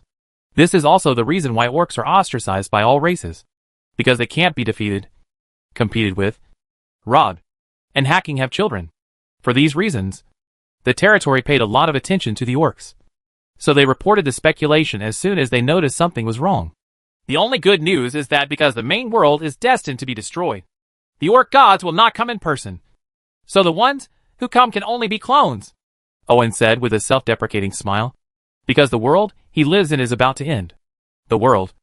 And even if it is just a clone, with the fighting power of the orc gods, it is not something that ordinary incarnations of gods can defeat. In this way, the invading orcs can immediately gain a foothold and gain precious time to reproduce. Obviously, this is not the first time for either the orcs or the orc gods to do this. Although the whole process is rough, it is extremely efficient and cannot be imitated, let alone surpassed. This is bad news and good news. Maya put down the document in her hand and said to Owen. Owen, who was able to follow Maya's thoughts, nodded in agreement. The bad news is that the end of the main world is a foregone conclusion, and no plane can survive the malicious intentions of countless gods. This can only be blamed on the fact that the main world is too remote and does not yet have a powerful divine system. As long as all forces within the scope of the divine network can directly intervene, they will not be so ruthless. As long as there is a powerful divine system, those gods' little move is a joke. There is no way. There is neither of these. And no god wants to see a powerful god system rise safely in a remote place. So they would rather destroy the main world than go with it cheaply. The good news is, they still have time. After all, the main world is at the level of the main plane, and has been infused through the secret realm. Its origin is extremely strong, which means that plane consciousness can mobilize more powerful origins and laws to suppress any outside invasion. Therefore, when the gods cannot take action directly, if you want to completely destroy the main world, you can only choose to decompose it layer by layer. In other words, the main world will be plunged into a long period of fighting and chaos, and more legends and demigods will be eliminated and devoured, thereby weakening the origin and consciousness of the main world. And then more in-depth division and destruction will be carried out. At that time, the invading bandits will happily leave with the fragments of the divided plane as trophies, leaving only the residue floating in the void. Owen slumped on the sofa, drinking the coffee brought by the slime maid, and sighed. It's not an option to be beaten passively all the time. What's more, what we will face next is the immigration of other gods across the void. We don't know how many there will be. By then, the conflict in the main world will become more serious. Now most of the territory's energy is focused on the Great Migration. Readjustment will not only waste the previous time, but also cause some chaos, Maya said with a frown. There is no need to adjust. The Great Migration is a necessary retreat in the future. I will provide a batch of additional resources, expand the Thunder Guards and Battle Sisters, and form a new special corps. Owen felt the seeds that were planted in the underground world, said to Maya. I understand, but the military strength of the territory still needs to be strengthened, and some of the sealed advanced equipment can be installed in advance. Maya thought for a while and said, in order to prevent endless military competition, although the territory's equipment is updated very quickly, it is not updated in one breath. Otherwise, once the military competition begins, even if the territory can gain the upper hand or even achieve final victory, it will involve a lot of energy, affecting the production of the territory. For the senior leaders of the territory such as Maya, who have no life limit, doing so is not worth the loss, because as long as they wait patiently, the territory that surpasses all forces in all aspects will automatically merge with other forces. Chapter 581 New Equipment and Strengthening Potions. After receiving the order from the military headquarters, the corps stationed in various parts of the north came to Beicheng in batches to change equipment. For a time, railways and highways were restricted in traffic to facilitate the rapid passage of the army. You only have 10 minutes to put down all your weapons. Keep only your personal belongings, and then go to the designated location to receive new equipment. I don't know how many officers kept giving orders with loudspeakers, so that tens of thousands of soldiers could accurately execute the orders. A large amount of active ordnance is piled in the open space. But don't worry. The equipment eliminated by the elite field army will be taken over by the reserve corps, and their new equipment is being unsealed from the secret combat readiness warehouse. These equipment are only available to the elite field army with all semi-professional personnel. In order to be used, the soldiers in the reserve corps are not enough to exert the capabilities of these equipment. The territory's research on armaments has never stopped, but it does not have large-scale equipment. Firstly, it is afraid of triggering a military competition, and secondly, it is not useful. After all, it is only a matter of one shot, who will spend time and resources to increase its power. But being prepared is not only Owen's idea. but also the spirit that all departments in the territory must understand. Therefore, the research center has specially developed and produced a series of enhanced equipment to deal with special situations. The automatic rifles used by the infantry were replaced with larger caliber full-power ammunition. This large caliber rifle has an effective range of up to a kilometer. It is equipped with a 30-round magazine and a 50-round drum. If necessary, a bipod can be added to serve as used as a light machine gun. It is mainly loaded with armored lead core bullets and steel core bullets. Armored lead core bullets can maintain kinetic energy very well, so they have a longer range and higher stability. The damage to unarmored targets is terrifying. A normal person will probably have half his body shattered by one shot. The most important thing is to stop the effect. Very good. Even if he is as strong as an orc, he will still stagger when he is hit by a shot, which is suitable for interrupting the orc's charge. However, the armor-piercing ability of lead core bullets is too poor. It is difficult to kill an orc with rough skin and thick flesh. At most, it will only cause flesh wounds. In the end, the only way to weaken the enemy is to rely on broken lead poisoning. Whether he will die or not is a matter of two decisions. Explain. The armor-piercing ability of steel core bullets is good, but the muscles of the orcs are too thick and very tough, and it is difficult for even steel core bullets to penetrate. So the correct way to use it is 2 lead cores plus 1 steel core. Load bullets in this ratio. First use lead core bullets to destroy the thick skin and muscles of the orcs, interrupting the charging action. And then use steel core bullets to deepen the damage. If you are lucky, 30 rounds of ammunition can almost make an orc lose its combat effectiveness. Instead of letting these monsters withstand the attack, he rushed into the trench with bullets and smeared flesh and blood on every inch of soil. In addition to individual weapons, tanks have also begun to be upgraded to heavy tanks. Even the orcs can only be crushed by dozens of tons of steel creations, not to mention the heavy artillery and short barrels specially used for close-range critical strikes. Heavy machine guns are all prepared for the orcs. Powerful firearms, heavy tanks, super heavy artillery, terrifyingly lethal rockets, jets approaching supersonic speeds, bombers with large payloads, and brand new weapons were unsealed from the secret equipment warehouse and equipped to the elite troops. But these are not enough. In addition to the orcs, void spaceships from other races are already on their way. They are not stupid orcs who only know how to chop. In fact, although the combination of technology and alchemy is rare in the material world, it is not unheard of. Otherwise, where did the void spaceship come from? You can build a void spaceship like a space battleship, but you can't build advanced weapons? It's just that 2 advanced weapons and equipment are not conducive to the rule and preaching of the gods. So they have made restrictions together with a tacit understanding. It is different now. Those who participate in the void invasion are the most devout and fanatical believers of the gods. Naturally, there will be no restrictions on some advanced weapons. Not to mention that racial talents are sometimes more useful than equipment. So in addition to updating equipment, the territory's scientific research center also comes up with several mature strengthening potions to increase the soldier's abilities. The strengthening potion named T is mainly aimed at spirit and agility, allowing soldiers to rush quickly in a hail of bullets. In addition to the causality level gambling bullets, their skills are comparable to those of Yen Shuangying. The strengthening potion named G is mainly aimed at strength and physique, regardless of being thin before. After using it, people of all heights and weights will become bigger and rounder. When necessary, they can hold a large caliber machine gun and shoot.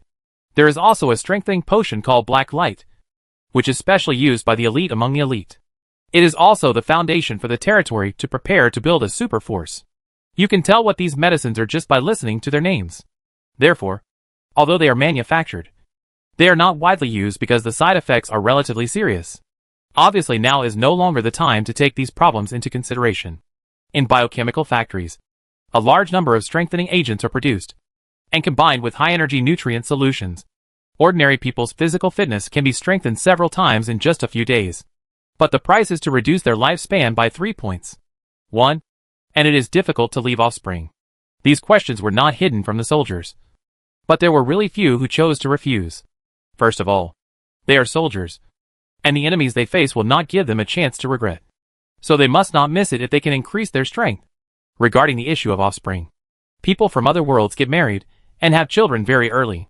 Most of the soldiers have already left behind offspring. If not, it doesn't matter, because the army provides seed preservation services for free, with the efficiency of science and magic, not to mention a few offspring. As long as the mother body is enough, thousands of them will be fine. As for reducing lifespan, people's theoretical lifespan is not low, but not many people can actually live until that time. For example, if you give up all bad habits, maintain a good daily routine, and strengthen exercise, you can't say you will live a long life, but at least you will live a healthy life. No problem until 80 or 90. One-third less people can still live to 50 or 60 years old, which is not a problem for an alien world where the average life expectancy is only about 30 years old. In fact, if these potions were released to the outside world, they would definitely be robbed. After changing their equipment, the elite field army can easily use powerful weapons and equipment, as well as war vehicles that are not sophisticated enough but strong and durable enough. And they already have the strength to confront the orc army head-on. After the larger reserve corps obtained the original equipment of the field army, they also had the ability to resist the invasion of orcs by relying on fortifications. The overall military strength of the territory was not improved at all, but it's not enough to truly deal with future enemies. Without a trump card in his hand, Owen can't sleep, and the territory won't feel at ease. As the earliest ace in the territory, the Thunder Guards have expanded over the years to 15,000. After some consideration, Owen selected 1,000 of the most elite Ultramarines and asked the research center to tailor more sophisticated power armor for them to serve as his forbidden army in the material world, and personally gave them spiritual seeds. The number of Templars is not that large. There are only 10,000, which is enough when combined with the Crusaders. The Battle Sisters are developing well, although they are a little late. They have a scale of 50,000 people, but some of them are civilians. These aces add up to tens of thousands of people. But in Owen's opinion, it is not enough. Chapter 582 Forming a New Legion. It's not enough.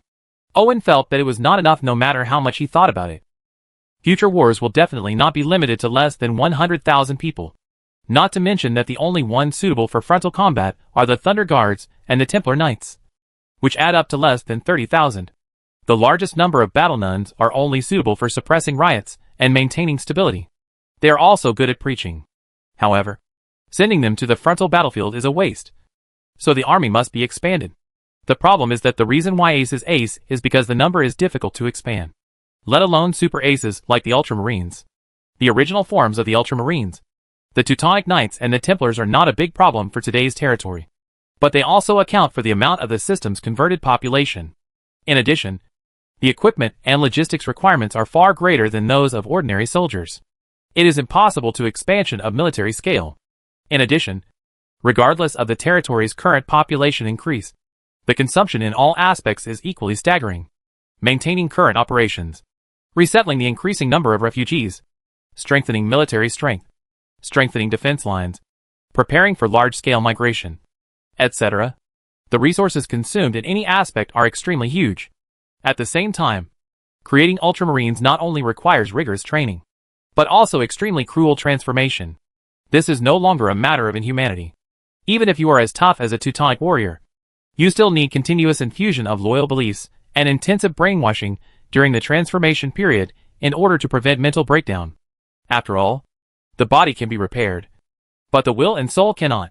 If the Battle Sisters did not mainly select witches and only required devout faith and did not need too much transformation, it would be difficult to catch up in terms of numbers.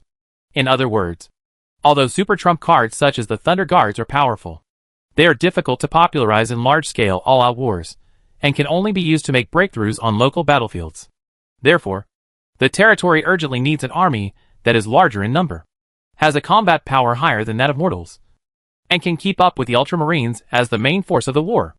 In terms of positioning, this legion is not only the main force of the territory in the future, but also the right-hand man who assists the Ultramarines in expanding their results. Therefore, it must have combat power beyond ordinary people, which is the so-called super soldier. In fact, the elite field army using strengthening potions is the prototype of super soldiers. But it still needs further improvement. After all, this is a different world, and there are all kinds of races, including elves who can dance ballet on trees, and others who are as solid as stone, the dwarves and the extremely powerful orcs. The enhancement provided by the potion is really nothing. Elite field troops who are qualified to use black light agents will soon be selected, and they will use the simplified version of the training chamber provided by the research center for targeted strengthening. The territory has already accumulated profound experience in various strengthening and transformation technologies. The black light virus is nothing at all, and will not cause problems of getting out of control. After a series of adjustments, the black light potion made from black light virus can enhance the user's physique in all aspects and give a strong self-healing ability. But there is an upper limit to these, because only the original black light virus can be called physically immortal. The problem is that the territory cannot allow the black light virus to devour the host and turn it into flesh and blood with no activity and host memory. Without a soul, everything will be lost. Meaning, so under the control of the culture chamber. In addition to basic strengthening, the black light virus is mainly used to replicate the host cells and proliferate a black carapace similar to electronic muscle bundles. The ultramarines also have similar modifications, but their black carapace is located under the skin. But it probably has the same function. It is mainly used to connect the nerves in the body with the external power armor, making the mechanical power armor as flexible as fingers. Of course, due to the lack of multiple transformations, even super soldiers strengthened with the black light virus cannot be equipped with the power armor exclusive to the ultramarines, which would tear the nerves throughout their bodies. So the power armor must be simplified and the burden reduced. This is not difficult. The research center has been developing various types of power armor. Just choose a light improvement from the early models. The outer armor of the mortal power armor is made of relatively cheap alloys, and a layer of ceramic armor can be added as needed. The frame is a general-purpose mithril steel. The overall defense is naturally not as good as the Ultramarines' power armor, but it is cheaper. Internally, a mechanical exoskeleton and a small number of electronic muscle bundles are used as power, which not only reduces nerve pressure, but also reduces energy consumption, and is more suitable for mass production. The weapons are mortal bolters and chains words, supplemented by various conventional heavy weapons and special vehicles, and their combat effectiveness far exceeds that of ordinary soldiers. However, if you want to truly form an army, you still need to go through a real battle and prove yourself with a glorious victory. And such opportunities are never lacking in the main world today. A group of orc tribes that had just arrived were wreaking havoc on the border of the 100 Cities Alliance. The guards standing on the city wall were trembling as they raised their bolt-action rifles and shot outwards. Their aim was impossible to see. Amidst the flurry of gunfire, dull gunshots also came from behind, but it was still useless. These green-skinned monsters were too strong and their vitality was too tenacious. The bullets could only penetrate their thick skin, and then they died. It is stuck in the muscle, just like a squeezed acne. If you want to kill an orc with this kind of damage, a soldier will not be able to do it if he uses up all the ammunition on his body. Instead, it will anger these monsters. Unless the Ling hits directly, it will only make the orc stagger a few steps, and they will regain their strength after a while and continue charging. Among the charging orcs, the tallest and strongest orc leader pulled out the bullet nailed to his chest. He was very upset because he had never seen such a disgusting prey. It was just like the bees he encountered when he was digging out the honeycomb when he was a child. The damage caused it couldn't die, but the sting was unbearable. In the end, it was so angry that it didn't care about reducing physical exertion. It roared and led the orcs under it to charge faster. The way the orcs fight is reckless, but there are not many who can stop them. They rely on fortifications and guns to barely keep out the orcs, who are still in a weak state. But once the orcs start to attack, they really have no chance. Somehow, before the orcs could rush forward, many soldiers collapsed and ran towards the city wall. "Don't run! Go back and shoot immediately!" The officer in charge of supervising the battle angrily pulled out his pistol and killed the deserter mercilessly. Then he led the guards and forced the remaining people to go back quickly. But it was already too late. The orcs' charge never stops, but the defenders are affected. Still at this critical moment, as long as one escapes, the surrounding soldiers will be affected. No one wants to face the orcs because they know that when the orcs appear in front of them, it will be the moment of death. Therefore, they are all distractedly watching the leading bird. Once the leading bird successfully escapes, I am afraid they will turn around and run away. Even if they have no place to run in the city, their survival instinct still urges them to escape from here.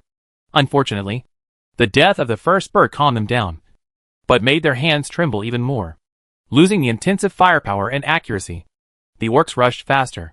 When they reached the city wall, they just jumped hard and grabbed the 6 or 7 meter high city wall with their thick palms.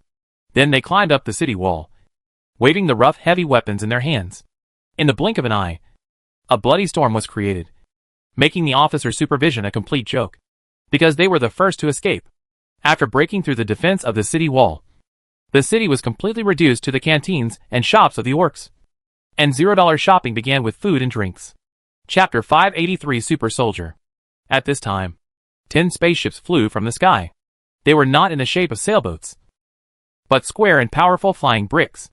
Although this type of spacecraft is not as fast as an airplane, the advantage of landing when following a high load makes it more suitable for transporting troops. Today's appearance is also for testing.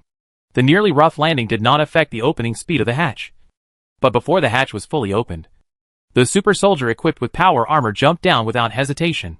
Although he landed heavily on the ground, the excellent cushioning of the power armor under the function, each super soldier landed steadily, and under the leadership of the officer, quickly deployed on the spot to guard against the appearance of orcs. However, the orcs were busy entering the city at this time, and did not notice the enemies falling from the sky behind them. Of course, the commander would not miss such a good opportunity. With an order, the heavy tanks in the cabin were activated. Amidst the roar, they drove out of the cabin along the lowered hatch. The heavy tracks crushed the soil and began to move towards the rear of the orcs. As they drove away, the super soldiers equipped with power armor skillfully followed closely behind them, forming a seemingly loose, but actually tight offensive formation. The battle was about to begin. Owen has already turned his attention here. Also watching are Maya and Howard. They are all paying close attention to the performance of this new army. This battle will determine their future scale and resource investment. Only if they show enough value, they will be valuable. All members were heavily equipped and equipped with power armor. Naturally, such a big movement could not be hidden from the orcs. Therefore, hundreds of orcs who had not yet entered the city all turned around, let out a low and powerful roar at the newly appeared enemy, and clenched the weapons in their hands. As for the charge, the orcs were just reckless, not stupid. Not to mention the heavy tanks that lowered the ground one level. Just the super soldiers equipped with power armor and followed by steel golems made them feel a strong threat. Relying on recklessness alone, orcs cannot survive to this day without being hated by all races and gods. In fact, apart from intelligence and magic, orcs have almost no shortcomings in other aspects, such as strong strength and physique, tenacious vitality and immunity, superhuman reactions and intuition, undying fighting spirit and blood, make every orc a natural killing machine. However, the orcs will not take the initiative to provoke powerful enemies unless necessary, especially when they have just crossed the wasteland and are still in a weak state. But as the super soldiers pressed closer, the orcs immediately understood that battle was inevitable and death would eventually come to them. There was no escape. Even if their companions were behind the city wall, the orcs still chose to take the initiative to fight, just to give the tribe more time. The orcs' fighting style is to rush in and crush their enemies. But this time, they chose the wrong opponent. The 10 heavy tanks did not fire, because this battle was purely for the purpose of experimenting with new units. Of course, they could not bombard them with firepower as soon as they started. Only a few hundred orcs could last a few rounds. So super soldiers equipped with power armor immediately stepped forward. The first row knelt on one knee. The second row stood and fired, and then raised the mortal version of the bolt gun, which weighed nearly 20 kilograms. The mortal version of the bolt gun has a caliber of 12 millimeters. Even without the use of special ammunition, it can easily break people into pieces. After using the special ammunition, it can easily penetrate armored vehicles. Even if it is as strong as an orc, it cannot stop it. Sure enough, amidst the roar of the bombs, the orc's tough skin was torn apart mercilessly in large pieces. Blood splattered everywhere, and the strong muscles as thick as rocks were like moist and rotten bread, which was easily pierced. And the bullet finally exploded. The fragments pierced the internal organs, causing them to become riddled with holes. And even the most tenacious vitality will quickly disappear as a result. The orcs who had learned to run in a Z-shape tried to dodge. Their seemingly bulky bodies were unexpectedly flexible, and every turn was so heavy and powerful, like a heavy truck that could drift. Unfortunately, this time, they were not facing ordinary soldiers. After enhanced transformation, each super soldier's reaction ability is better than that of ordinary elves, coupled with a physique and sophisticated power armor that are not inferior to dwarves. The quick reaction and steady aim are perfect. The orcs cannot escape the target at all. He was shot mercilessly, first roaring while staggering, and then struggling to death. Even among the hundreds of orcs, none of them rushed within 200 meters until their death. This shows how powerful this super regiment is, even if it is not as good as the Thunder Guards. it is still far above ordinary soldiers.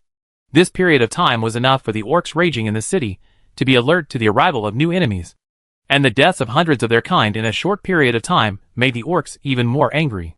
Under the leadership of the tribal leader, more than 2,000 orcs tried to use the flesh and blood of the enemy to prove their victory. Brave. Fire!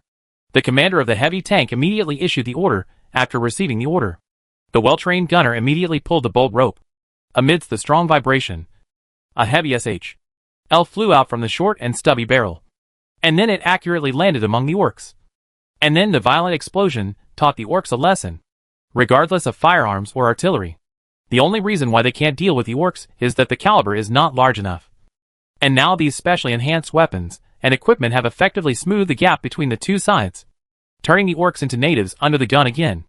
Explosions that penetrated the body in SHLs of staggering weight soon turned the orcs into broken flesh and blood all over the battlefield. But the super soldiers did not give up. They inserted their generous bayonets under the muzzles of their guns and cooperated with each other to advance steadily. The heavy tanks also stopped firing and ran over the orcs at full speed. At the same time, the machine gunners on the tanks also controlled the mortal version of the heavy bolter to suppress the orcs' final madness. Under heavy firepower, this battlefield ended at an unimaginable speed, without even a decent close combat. This shows the changes brought about by the enhanced firepower. However, this enhancement method is currently difficult to popularize on a large scale, and the production of chemicals is easy. The key is that the black light enhancement of super soldiers requires a training chamber, because not only does it need to be debugged according to individual differences, but the generation of black carapace also requires precise control. Otherwise the black light virus will form its carapace can eat people. Without black light to enhance physical fitness, there would be no super soldiers. And there is also power armor whose current production cannot be greatly increased. Therefore, it will take at least 10 to 20 years for a super legion of super soldiers to be fully formed. Even so, Owen still nodded with satisfaction. Even if these super soldiers cannot be compared with the Ultramarines, they are still qualified as assistants. So they are specially given the title of Warhammer Legion. The strengthening of super soldiers and the production of heavy equipment have dedicated personnel responsible for these. However, the resources and manpower consumed make Maya's expression not very good. After all, combat effectiveness is not improved in vain. Without real money, where is it? Promote. For this reason, Irving had to use a long-hidden trump card as additional resource investment. Otherwise it would take too long to form the Super Legion. And variables could happen at any time. Chapter 584 Life in the Dungeon. Owen hid this trump card very well, and never used it after a certain period of time. Not to mention the people in the territory. Even he almost forgot about it, when he had no money in his pocket, and could only rummage through the small vault. Owen, remembering where he hid his private money, transformed himself into a psychic state, then dematerialized and went deep into the dungeon. Today's underground city has become worthy of the word city. Not to mention the huge network of underground passages that extend in all directions throughout the north. The population living here alone exceeds 100,000. They work, live, and even reproduce here. And they have begun to be different from humans on the surface, which makes Owen feel a little strange. It is not forced to move to the underground city. Although the system-transformed population who entered in the early days were loyal, reliable and hardworking. With the continuous development, some unconverted populations who have passed strict review are also allowed to enter the underground city. As the population gradually increases, the living conditions that were originally just for survival are also constantly improving to meet more needs. This allows the underground city to begin to get rid of its original limitations and develop towards a more perfect city. As the founder of the underground city, Owen rarely slowed down when he witnessed this scene and began to appreciate the scenery of the underground city today. Owen, who transformed into a psychic form and walked in the mezzanine of space, was invisible and untouchable. From the beginning, no one knew that the owner of the territory was patrolling his city. This also allowed him to see the most real side of the city. The underground transportation system is the largest and most spectacular building in the underground city. The underground passage is large enough to accommodate 2 parallel trains. With Beicheng as the transportation hub, it connects many important locations in the north, from the border to the south, to the mountains to the north, and to the forest in the east. To the west is the sea, which is like an artery transporting nutrients, connecting the Northland together, in addition to transporting supplies. The secret and safe underground transportation network also serves as an important backup transportation capacity in emergencies. Therefore, there are tens of thousands of staff in the underground transportation department alone, just to maintain the smooth flow of this huge underground transportation network. Run. Heritage kissed his wife goodbye and walked out of the house with a still warm lunch box. As a skilled worker with a long working experience, Hiruita's income is not bad. So the conditions of the community he lives in are not bad. They are all two-story houses with single houses. Every day, the lanterns on both sides of the road will light up the road. The sunflowers on the lawn also provide sufficient lighting for the growth of the private garden, and the brightness can be adjusted to make people feel more at ease. Although it is night on the surface, it is still very lively here. There are many people walking around with magical creatures suitable for raising, and energetic children are also running around with toys. This makes Heritage have to be careful not to eat these things in his lunchbox. The kid who was running around was knocked over. It wasn't until he got on the steam bus on the side of the road that Heritage put down his hand protecting his lunchbox, and then said low to the people he knew. He found an empty seat and sat down. Amid the slight rhythmic swaying, Heritage chatted with his coworkers about the latest news, mainly some changes in the surface of the earth. After all, major changes in equipment represent the expansion of production and transportation. As a railway worker, he couldn't be more sensitive to this. Soon, Heritage arrived at the station where he worked. After saying goodbye to his acquaintances, he first went to the station manager to check in, and then went to collect the equipment. This is not a platform for goods to enter and exit. It is just an ordinary maintenance station, so there are not many people. Harriet's job is to sit on the monorail maintenance vehicle with the workers and check the rails and pipelines along the way until they arrive at the next platform. Go back the other side, because we need to check along the way. It takes 8 or 9 hours to go back and forth, so we need to bring food with us. This job is very monotonous, but the tasks are heavy, so the income is not bad. Harold, who has been working for more than 10 years, does not plan to change jobs because his third child has just been born, and what he needs now is not adventure, but stability. Hi, Peter. Hydrai greeted his partner, who was receiving equipment. Another love meal. Really enviable, Peter said jokingly, when he saw the lunch box in Hadri's hand. If you are willing to lower your requirements, I'm afraid the second child will be born, let alone a love meal. Hydrai shrugged to Peter. Then I'd rather have a working meal. Peter shook the oil paper bag in his hand and said, the station provides free dry food every day, but this portable dry food is simply starch cubes with some oil, salt, and dried vegetables added. It is fine at first, but over time it becomes a kind of torture, especially when going to the toilet. I wish I could use a tool to open a pipe. Hydui glanced at the dry food with lingering fear and quickly looked away. When his first child was born, because he was still a trainee worker, his salary was not high. In order to maintain his livelihood, he ate dry food for a whole year, and even took food that his fellow workers did not want, and ate 3 meals a day. As a result, he now sees the square-shaped oil paper bag makes you feel like your stomach is full. The two of them each received a piece of hard SHL armor. The half-body armor made from the carapace of this magical plant was very light. Although the defense was a bit poor, it was enough for railway workers like them.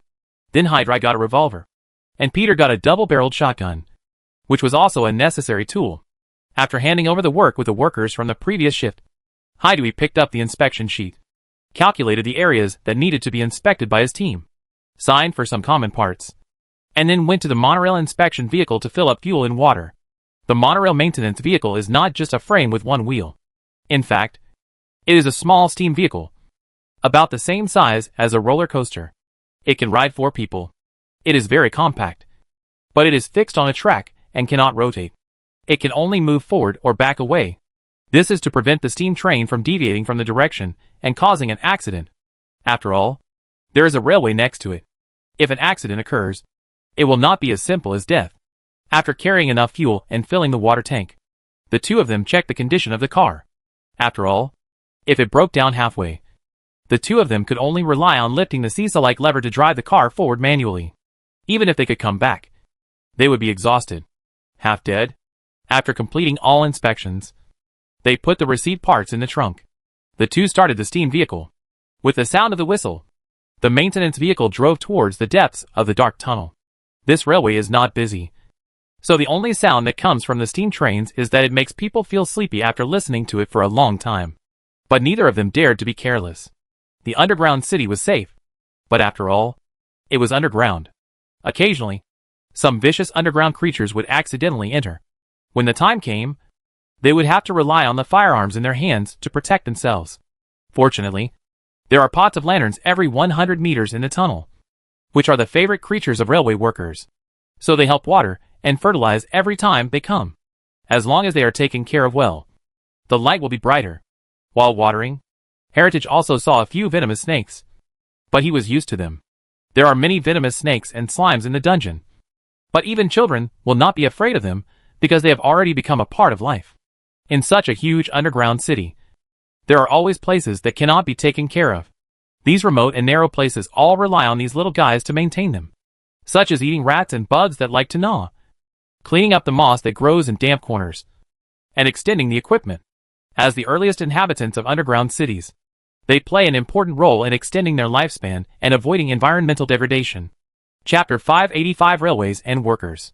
By gently tapping the rails and pipes, and through the sound, Heritage can determine what is normal and what is wrong. Therefore, it takes less time and is more efficient. Otherwise, he is just a worker and his salary can support a large family. Watering and fertilizing the lanterns, replacing wearing parts, everything was in order, and we soon arrived at the first emergency shelter. The underground city has designed and built many emergency shelters all over the place. Although some remote ones have never been used, they still need to be maintained regularly. If we wait until they are needed to use them, we don't know how many people will die. So no one dares to be careless in this regard. Not to mention that many times, emergency shelters are also shelters for railway workers like them when they are in danger, even for their own lives. No one is willing to be lazy in this regard. Heritage firmly grasped the door handle like a steering wheel. After turning it once, the sealed door opened. Immediately, the backup power supply inside the shelter also started. The lights that came on smoothly proved that their efforts were not in vain. Both are skilled workers and work together to check whether the equipment is operating normally and whether the emergency reserves are intact. Damn it! Something is invading! Peter's urgent yelling made Heritage, who was lubricating the bearings, immediately throw away the tools in his hand, pull out his revolver, and quickly walk over to fight Peter. On the wall on one side of the water purification workshop, a big hole was opened in the thick cement wall. Peter was pointing a gun at the hole and looking to the left and right with vigilance. His forehead was sweating because he didn't know where the intruder was. The invasion of underground creatures is nothing new for dungeons. Most of the invading creatures are very weak and are quickly eliminated by the dungeon's immune system. Vipers and slimes. Not even the scum is left. And the powerful ones cannot escape. A hunting team composed of T-600s. However, the underground city is so large that it is inevitable that fish will slip through the net. Especially in the underground transportation network, where there are usually few people. The accident that Heritage and Peter hate the most is encountering intruders. Because if you are not careful, you can really die. With a solemn expression, Heritage gestured to the size of the hole, checked to see if there were any remaining hair and scales, and finally found a thick, short black hair. It's the black-backed rat man. Heride's face looked a little ugly. This was not the first time he encountered the black-backed rat man. Some of his coworkers were even killed or injured at the hands of the black-backed rat man. As for the news he had heard, there was even more news. So he immediately get nervous. The black-backed rat men originally lived in the underground ruins of Green Shade City. They were later driven out and multiplied rapidly in the Devil's Horn Forest. Now they have overflowed into the underground city and become a nuisance. Just in large numbers, it can be tolerated, but the claws of the black-backed rat men are very sharp, which means that they are very good at digging holes and can cause greater damage. They are also intelligent and like to act in groups, which means that when you look at by the time one black-backed rat man arrived, there were already 10 or 100 times more black-backed rat men hiding in the darkness. Good luck. They are just a few spies. Bad luck. We will tell you here today. Heritage took a deep breath, clenched the pistol, and tried to get as close as possible to Peter. Because all dark and narrow places may be hidden, there are black-backed rat men. The two of them were no longer in the mood to continue working, and there was no need. The most important thing now was to return to the site as quickly as possible to report the matter and let the hunting team clean up the black-backed rat men who had wandered in. But the black-backed rat men are not animals that only rely on instinct. They are also intelligent, and have dealt with the territory a long time ago. Even though the Ratman's lifespan is short, and it happened many generations ago, it is still passed down in the form of stories. So when he saw the two of them trying to leave, he immediately jumped out to stop them. 3 adult black-backed Ratmen slowly walked out from the shadows and corners. They were wearing simple leather armor, and holding weapons. They were obviously out of the range of the beasts. All residents of the territory have received combat training. From one-handed axes, spears, shields, matchlocks, to current firearms. They have been exposed to them, and know how to use them. Especially railway workers, who often go deep into uninhabited land, are issued monthly a box of bullets, guided by professional soldiers to shoot. So as soon as the black-backed Ratman appeared, Haride immediately raised the gun with his right hand without hesitation, quickly moved the hammer with his left hand, and fired all 6 bullets in one breath. Shooting in a nearly sealed environment is simply torture for oneself. Humans can barely bear it. The Ratmen with more sensitive senses were almost frozen with fear. 2 were killed on the spot. The other one was just about to escape. Peter, who was well prepared, shot him to death with a shotgun. But as expected, there were more than just these 3 black-backed Ratmen. The lingering sound of gunshots disappeared, and the smoke was still filling the air. 2 more Ratmen sprang out from the corner, and they rolled over close to the ground, just like frightened watermelon bugs, rolled up the body into a ball, and rolled quickly. The fur on the back of the black-backed Ratman is very tough, and can be used as leather armor with only simple treatment. With the continuous rolling, it is difficult to hit the vital point. So the 2 of them chose to fight in close combat. Peter's shotgun already had a bayonet inserted under it. Although it seemed awkward to have a bayonet attached to the shotgun, it was fine as long as it was useful. Heritage didn't have a bayonet, but he had a wrench. A big wrench weighing 4 to 5 kilograms. If you hit it on your head, you can lift the T-onling cap on the spot.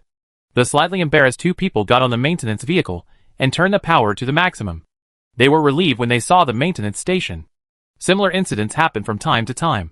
The webmaster first asked the 2 to be sent for treatment and then reported it. As for the treatment fees and subsidies for the 2, as long as the invasion of the black-backed Ratmen was confirmed, it would not matter. Otherwise, the workers would be so work hard. Not long after, 2 steam-armored vehicles arrived, and 16 black-painted T-600s descended from them. They also held scary-looking small-caliber Gatling machine guns in their hands, and carried heavy ammunition boxes on their backs. Seeing these metal skull faces, the station master breathed a sigh of relief. These metal puppets were real killing machines, as long as the ammunition was not exhausted. No matter how many black-backed Ratmen there were, it would not matter. According to the instruction manual, the station master issued more precise orders to the 16 T-600s. Next, these metal machines will carry out patrol-style cleaning along the passage to both sides to kill some harmful organisms. In fact, similar cleaning work will be carried out every once in a while. But no one can guarantee whether there will be any accidents during the interval, such as this time. After receiving the order, the T-600 troops divided into 2 groups and advanced in 2 directions of the platform. The T-600 is not as smart as the T-800, but there is still no problem in simply operating the steam car, and the darkness cannot hinder them at all, and the sound collector will not miss the slightest movement, so it is not far away. Unique to Gatling, the tearing sounds continued intermittently, and it was not known which mouse was unlucky enough to be accidentally shot. The T-600 is good at everything. It's cheap, fast, and has plenty of firepower. However, it's difficult to improve its intelligence. It's easy to fall into traps and be targeted. As a result, it can't stand alone at all, so it can only be used to perform some simple tasks. Chapter 586, The Slime Queen Who Unites All Things. Dozens of black-backed Ratmen naturally would not let Owen stop. In fact, after making sure that the 2 workers were safe, he had already crossed dozens of miles to reach the Buffalo Collar mining area. Any production is inseparable from materials. Not to mention that the territory is still striding along the technological route, and its demand for resources is much higher than that of magical civilization. Fortunately, the Northland is very rich in mineral deposits, especially in the Buffalo territory. In addition to iron ore, a variety of minerals have been discovered nearby. Not only are the reserves large, the quality is also good, and the distance is close. They have become the most important raw materials for the territory's industry. Mining area. However, there are no mountains in the north, so mining must be done underground. In the past, The amount of mining was small, and it could be done secretly underground. Now thousands of tons of minerals are mined every day. For efficiency and safety, it is no longer possible to mine underground. The soil has long been lifted up, forming huge mine pits. Mine carts are transporting full loads of ore every moment, which is very spectacular. The mined ore will be immediately sent to nearby steel mills to be cast into different types of metal ingots. Most of the rough processed raw materials will be transported to Beijing's large-scale industrial zone via surface railways for further processing and forging. It has become a weapon for soldiers, a tool for farmers, and a commodity for merchants, meeting the needs of all aspects of work and life in the territory. But there is also a batch of high-quality raw materials that will be transported along the underground railway to the high-tech industrial zone in the underground city. This is the real industrial core of the territory, specializing in the production of various high-precision advanced weapons and equipment, such as powered armor and heavy-duty weapons. Tank. Owen followed the train transporting raw materials to the underground city industrial area. It was no longer a handicraft workshop or a steampunk factory. A large number of spirits cooperated with the research center, and even he did not expect the power that exploded. From high-precision processing to large-scale forging, everything needed for industry is here, even if the technology and equipment cannot keep up. There is also magical alchemy and magic materials. This is the reason why the territory has almost developed into the space age in less than a century. Owen witnessed with his own eyes the collision of a 10,000-ton forging press and mithril steel, and the resulting optimization was several times that of a single technology and material. In other words, low-quality mithril steel, after being processed with technology, showed new capabilities comparable to high-quality ones. Mithril steel. Although the processing was more complicated, the saving of raw materials allowed this combination to spread throughout the industrial area. A large number of new technologies and materials were constantly discovered, creating a deeper foundation for the territory. What's even more frightening is that with the extraordinary skills of Jin Gui, the precision of all products exceeds the limit that humans can achieve. Otherwise, how could the territory produce small batches of power armor suitable for extreme warriors in less than 100 years? This thing is a product of the interstellar era. After admiring the industrial beauty, a satisfied Owen headed to the next place. Because the tasks are heavy recently, whether it is railways, mining areas, or factories, they are all working non-stop throughout the day, and therefore require a large number of workers to rotate. Therefore, during this period, a group of skilled workers with good skills were mobilized from the surface to go underground. City. Although the cost has increased, this is Owen's dungeon, not the Empire's hive. It is impossible for him to squeeze people to death. So the 8-hour work system is the most reasonable. This requires more workers. As the number of new workers increases, new residential areas are being built to meet the needs. Because the technology has become quite mature, communities similar to the ones where Herod lived soon appeared all over the underground city. With the power of magical plants, the new residential area does not lack sunlight and air, and there are abundant fruits to enjoy all year round. Some harmless magical animals are even allowed to be raised to suit the mood. It can be said that in life and mentally, this place is better than most surface humans. In addition, supporting buildings and facilities such as schools, hospitals, and temples are all well equipped. In recent years, underground farms and pastures have been built in the underground city. Therefore, in addition to having a roof, the residents of the underground city live a more comfortable life than the people on the surface. Therefore, after the initial period of adjustment, the new workers quickly fell in love with the place. Of course, there's no shortage of adventurers anywhere, so the dungeon dwellers will have 2 chances to decide their fate. The first time is when parents make a choice before entering school, whether to let their children study in the underground city or go to the surface. The second time is before I start working. I can choose to go to the surface or join the army. These are all opportunities to change destiny, and Owen is never harsh on his subjects. After walking through these areas, Owen went deeper and deeper, gradually reaching depths of the dungeon that no one had ever reached before. There is no road to get here. There are only some cracks and pipes that humans cannot enter, and even the ubiquitous roots don't know much about this place. For Owen, this place was no secret. It was just a sudden whim of his at a certain period. So 2 special places appeared in the deepest part of the dungeon. One is the country of snakes. The group of snakes summoned at the beginning has gradually grown and grown, and Owen has added something from time to time in the early days. At present, in addition to ordinary poisonous snakes, psychic snakes with modified roots, Warcraft snakes with special bloodlines, and the intelligent Maidu, Shah, and the powerful Naga clan. They form different classes in the Snake Kingdom, like the royal family, priests, warriors, and subjects. Although they are primitive, they already have the prototype of a country. The Kingdom of Snake is also a believer of Owen, but he does not have a corresponding priesthood, so his faith is stored. If necessary, he can give birth to a snake demigod in minutes. If the origin of the world tree is used to give the name of the god, it is not a problem to directly promote a god. This is not Owen's end point yet. Below the Kingdom of Snakes is the real bottom of the dungeon, where there is the unity of all things. The Slime Queen. Slime divides and reproduces. In fact, it is not correct to say that it reproduces, because in the case of the Slime Queen, no matter how many divisions there is only one will. So it is said that all things are unified. Slime, which eats everything, reproduces very quickly when there is enough food. Therefore, even if Owen has asked the Slime Queen to take it easy, there is still a bottomless abyss hole under the dungeon. And Owen is suspicious.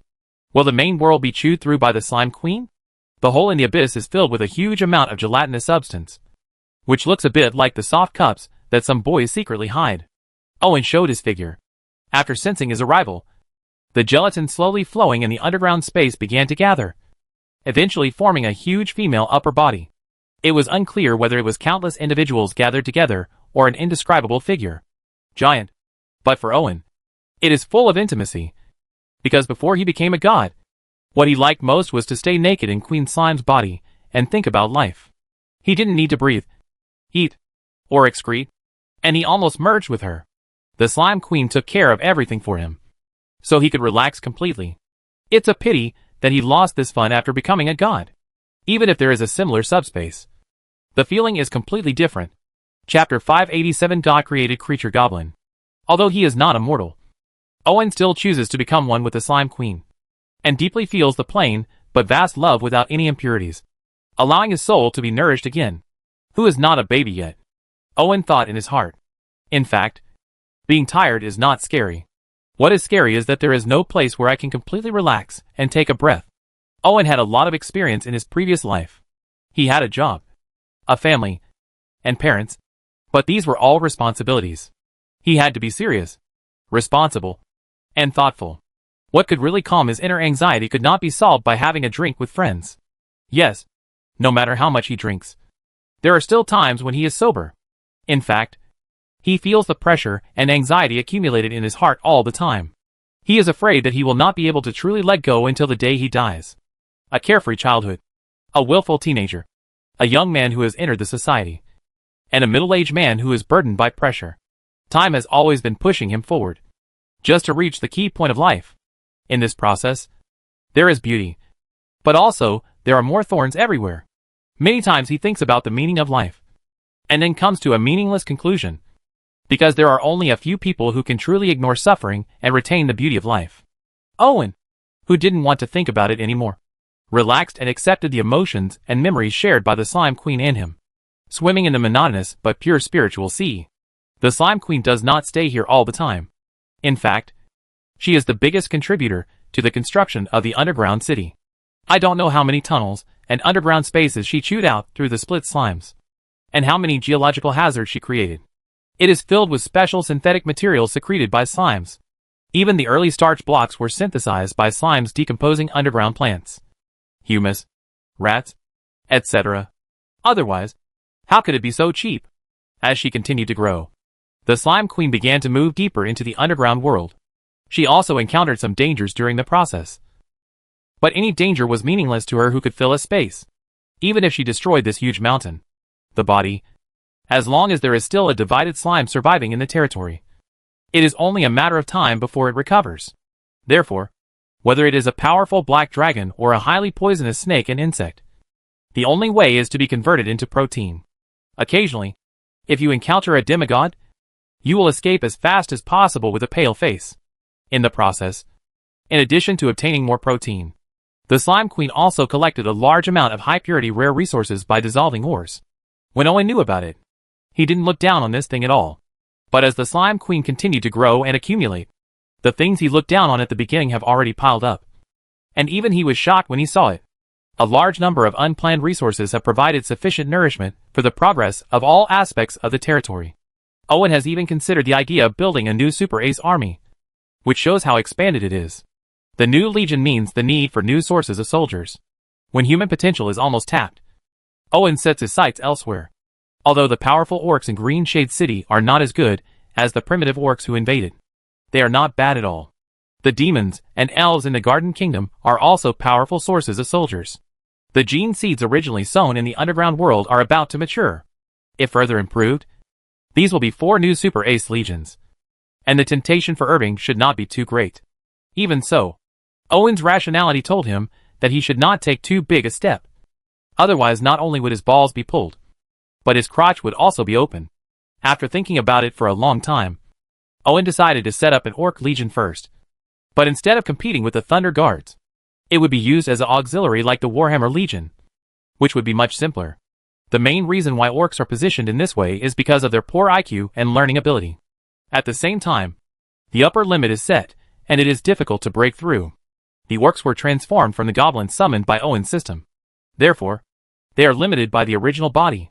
Although they are more controllable, the upper limit has basically reached its limit. If they want to improve their strength, they may also need to undergo a series of transformation surgeries. The question is how much resources and energy it took to achieve the transformation surgery of the Ultramarines.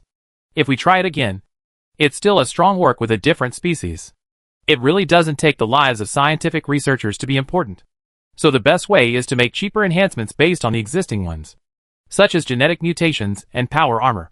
Genetic mutation and power armor are a panacea, and anyone with a bit of intelligence can use them. Moreover, the orcs' physiques are stronger and can be strengthened in simpler and cruder ways. After Irving raised this matter, the research center immediately started a new topic and carried out practice. The formation of the orcs itself was strengthened by the tyrant of the T-virus. Otherwise, how could the goblin, who looked like a skinny monkey, grow so big? Therefore, the research center made adjustments on this basis to ensure that the goblin genes would not collapse. They used culture chambers to artificially interfere with the mutation process in an attempt to find new breakthrough points, but failed for a long time. So they think of genetic fusion. In addition to strong orcs, Green City also has wild orcs, which are strengthened by mutated unicorn goblins. However, due to the second mutation, their IQ is greatly reduced, and they are easy to fall into madness. So they are regarded as disposable weapons. Use. Despite all their shortcomings, the combat effectiveness of the orcs is far superior to that of the orcs. So the research center is trying to fuse the two to create a controllable and powerful new variant. Goblin genes are very tolerant and have strong plasticity, but the upper limit is difficult to break through. Some additional key things must be added as accelerants. And this is exactly what researchers want to know. Supernatural power? Owen said doubtfully. The local goblins are most likely a kind of divine creature. After experiments, it was found that their genes are very sensitive to divine power, Emily said while wearing glasses and holding a crystal tablet in her hand while observing the data. Owen nodded to express his understanding, and then poured a little bit of divine power into the training cabin as Emily requested. Sure enough, the originally distinct 2 sets of genes quickly merged together to form a new genetic spiral. The most amazing thing is that different attributes of divine power can give birth to goblins with different characteristics. It seems to be true. Goblins are truly divine creatures, Owen said with some emotion. Compared to Owen's slightly dull sigh, Emily showed a fervent expression. Although goblins are weak, that is because their genes become recessive without external force. Once external force is injected, goblins are extremely malleable, far superior to other races.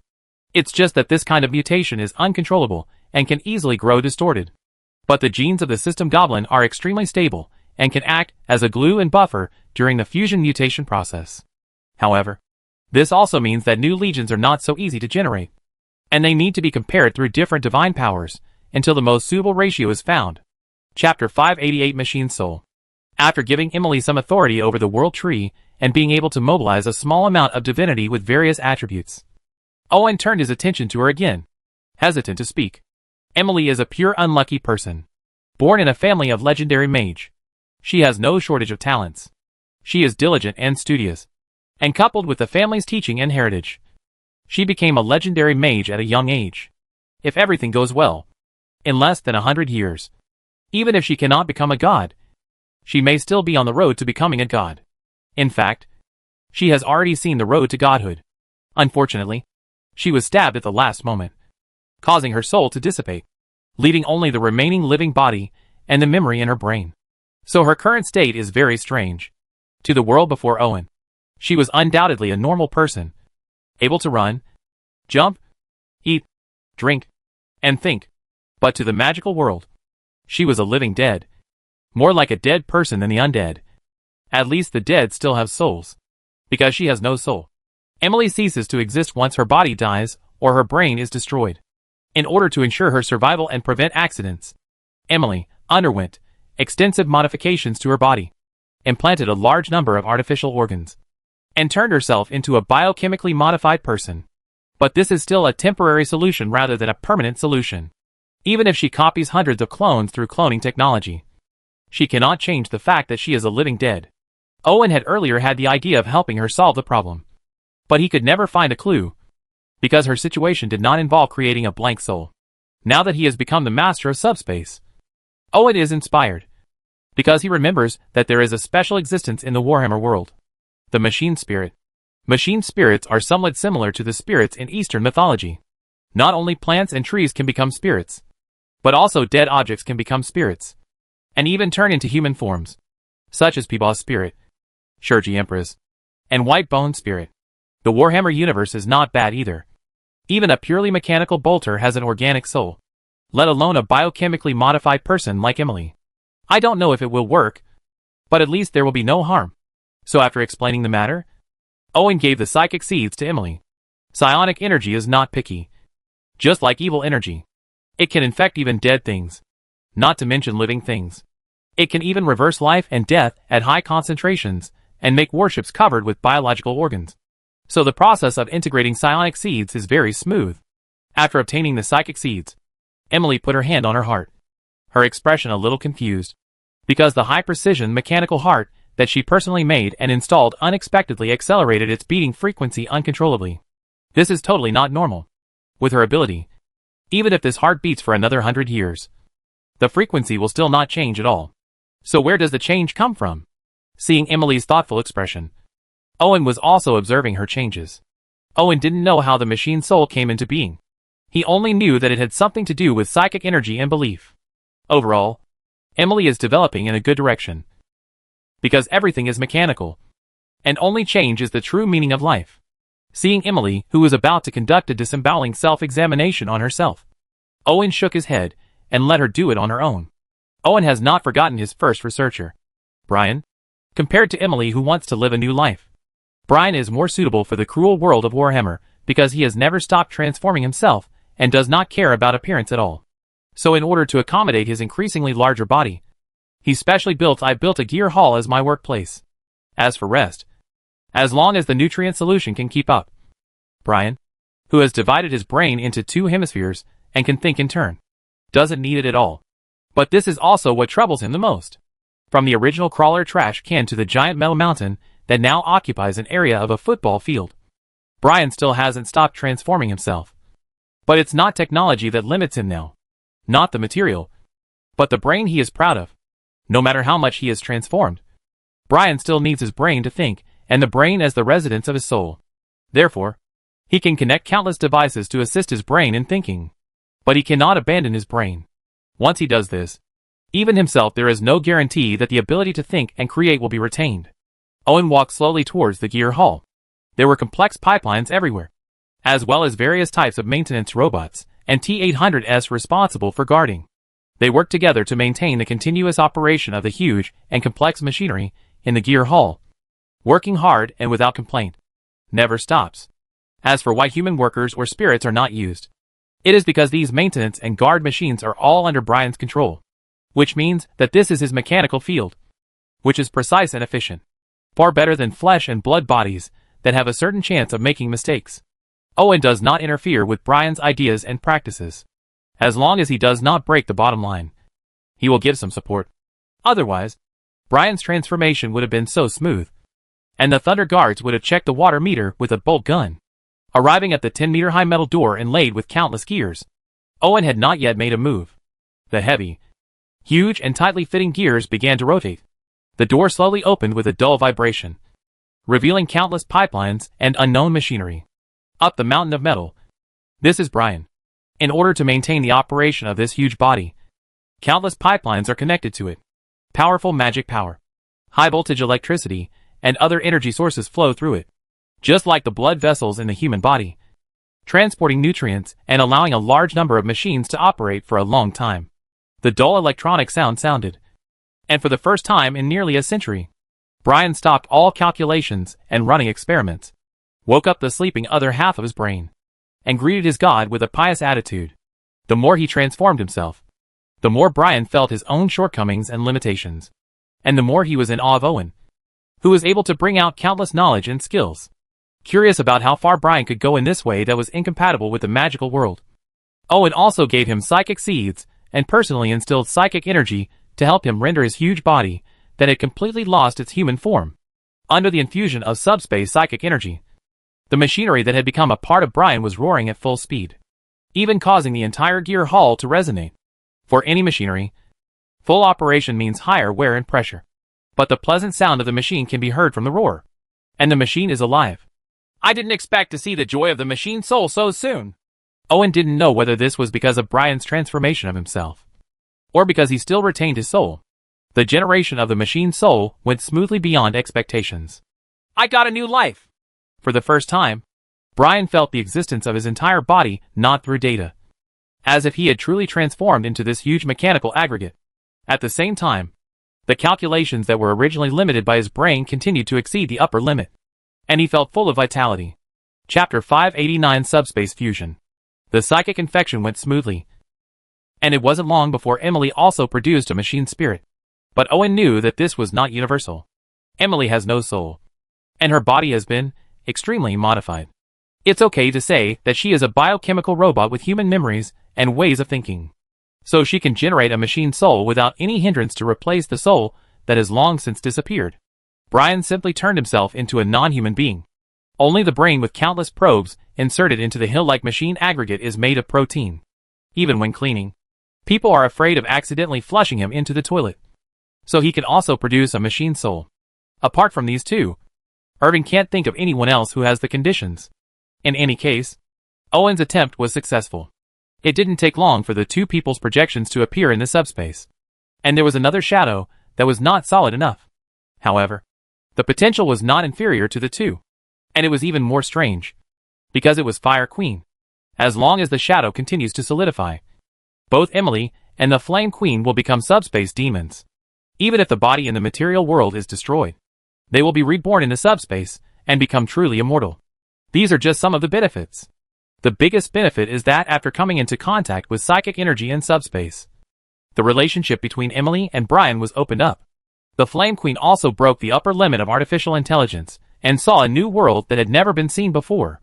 Out of endless inspiration, seeing the two people who were obsessed with studying the machine soul, Owen shook his head and said nothing. Anyway, the machine soul originated from subspace and was not afraid of losing control. This is why he gave the Flame Queen psychic seeds. This is an artificial intelligence. Really, condensed in subspace, they are probably existences such as electronic demons. However, it was only then that Owen discovered that the proportion of negative energy in subspace was a bit too high, and it could easily arouse negative emotions in people's hearts, which could lead people to fall into madness. Even as the master, he could not guarantee that he would not be affected.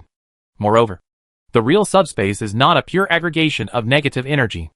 In fact, emotions and negative energy are only part of the subspace, not all of it. The early subspace should have been chaotic, just like the other side of the material world that had not solidified. Later, the emotions and souls of all living things penetrated into the subspace, causing pollution and solidification, and finally gave birth to the stubborn and unyielding being, for hawkers, and countless evil gods and demons who are like scum. So if Owen doesn't want his subspace future to become a cesspit, he must do something. Owen didn't notice this before, because he was the incarnation of subspace. How could he feel that there was something wrong with him? Now he found out because he had just returned from the pure spiritual sea of Queen Slime. Therefore, extraordinarily sharp. He discovered this hidden danger early. When the subspace was first formed, too many negative energy things were added, such as the power of nightmares, the origin of the shadow of death, etc. In addition, the main world has been unstable recently, with countless casualties and injuries, and it has also fallen into endless chaos and endless negative energy. Energy and emotions poured into the subspace, and it was obvious that the positive and negative energies were completely out of balance. So Owen needed to add some positive energy to neutralize it. The faith of the territory can provide considerable positive energy. After all, the happiness index is relatively high, compared with the chaos of the outside world. The happiness suddenly explodes. But it is not enough. It lacks the positive energy of its original nature. Owen couldn't help but turn his attention to his own kingdom of God. Integrating the kingdom of God into subspace, and transforming the pantheon into subspace gods are all in Owen's future plans. And it is obvious that they need to be advanced now. The kingdom of light is a positive energy. But it is too positive. It is a bit difficult to integrate with the current subspace. And you need to make a transition in the middle. After thinking for a moment, Owen listed the order of fusion as follows: Kingdom of Eternal Night, Kingdom of Garden, Kingdom of Light, Kingdom of Purgatory. And the fusion was carried out in this order. The essence of the Kingdom of Eternal Night is closest to the current attributes of subspace, but it is more inclined to tranquility, which is just used as a neutralizer. After the Kingdom of Eternal Night serves as a buffer. Then, there is the Garden Kingdom, which although full of life and happiness, is essentially demonic. Finally, the Kingdom of Light full of positive energy, and the Kingdom of Purgatory are connected to complete the goal of perfecting the subspace. As for why it is necessary to integrate the Kingdom of Purgatory, which is obviously also a gathering place of negative energy. Just like the material world breathes the hell abyss. L is a garbage recycling station, filtering impurities, reusing recyclable materials, extending the lifespan of the entire material world, and separating at the same time hazardous substances are thrown into the abyss, like a trash can to ensure the healthy growth of the material world. So Owen also needs a trash can. The connection between the kingdom of God and the subspace is going smoothly, and the roots of the world tree are also spreading towards the subspace, stabilizing the chaotic spiritual energy of the subspace, and weaving new spiritual laws under the control of Owen. And therefore for a long time, it is difficult for him to interfere in matters in the material world. Time always passes quickly when busy, and the void spaceship originating from other gods or forces finally arrived. Owen, who was awakened, used subspace to cover up the kingdom of God and the plain of the mountains, and then looked at these outsiders, who were completely different from the rough orcs, compared with the powerful orcs. This fleet can be called a void spaceship. Each spaceship is hundreds of meters long, but the hull is too long and flat, and with the dark paint, it just follows the darkness, like the dagger thrust out of the weapon. It is silent but quite deadly. The method of invasion is also different. It is not like the orcs directly bursting out the remaining divine power and forcing it in, but inserting it blankly. The consciousness of the main world does not react much, let alone reject it. Owen saw clearly that these Black Sword spaceships used the power of shadow to directly cross the plane wall, rather than colliding with the law barrier of the main world. The main world is going to be in chaos again, Owen sighed, then withdrew his energy and concentrated on the subspace. In fact, the main world has reached the extreme level of chaos, and the population continues to grow negatively. If this continues, destruction will be a foregone conclusion. Under pressure from the outside world, the internal struggles of many forces began to subside. Although they did not reach the level of unity, most of the forces were integrated, and there was no longer internal friction. This can be seen from the 100 Cities Alliance's announcement of the founding of a country called the Yum Victory Kingdom. But everyone knows this is a joke, because after some civil strife, the king had just ascended the throne, followed by a month-long canonization ceremony. Under the banner of the king, the big lord annexed the surrounding small lords and redivided the original territory. The only change was the need to pay tribute to the king. From money to resources, from population to weapons, the king formed a huge army to deal with external threats. In fact, it is still a change of soup but not medicine. Except that there is an extra king in name. And then a game of big fish eating small fish is played in the name of the king to make up for the previous losses. As for the overall interests, they need to fill their stomachs and treasury before they will consider it. But this time, the ones coming are not the orcs, who only know how to go straight, but the dark elves who are more proficient in the art of destruction. Chapter 590 Dark Elf. Regardless of whether they are dark elves or drow, they are both names for the elves who have fallen into the darkness. There is no difference in essence. But the style of doing things is different. As for why an elf as pure as a little white flower became corrupted and became so famous, there are too many reasons. The most common ones are a wrong sacrifice or being targeted by an evil god. After all, the beautiful, elegant, and talented elves are too tempting. Who can resist the temptation of letting them fall? Just like those in Japanese anime who encounter pornography. Same as Mao's wives. Then, there are the natural and man-made disasters, such as the group of elves still in the garden. It is common sense that the purer it is, the easier it is to be contaminated. How can elves be an exception? Even once they fall, the more noble they are, the more outrageous they are. Therefore, it is too simple and easy to fall. If the elves were not famous for protecting their shortcomings, pure-blood elves would have become extinct long ago. For example, Drow. Who could have imagined that an elf like a cold goddess would be addicted to physical pleasure and enjoyment after falling, and would also use the ability to reproduce as the right to rule, which would simply explode the outlook of the elf who has not yet fallen. But this kind of thing is pretty good, due to the unique matriarchal governance method of Drow. The size will not be too large. After all, the number of children it can give birth to is only 3 digits. And it is really impossible to give birth to a country. After all, except for the Drow mistress, who is special and super fertile. The fertility of other Drow elves is just like that. In addition, there is extreme inequality between men and women, and they are used to stabbing their own people in the back. The internal friction is serious, resulting in the family population not being able to increase at all. They can only maintain their rule by enslaving other races. This kind of cruel ruling method both internally and externally is destined to make it difficult for Drow to grow, because it can easily lead to collapse due to internal reasons. Therefore, the Drow can only rule an underground city and affect a surrounding area, and the harm will not expand. The Dark Elves are different. They gather together as clans and are larger in size.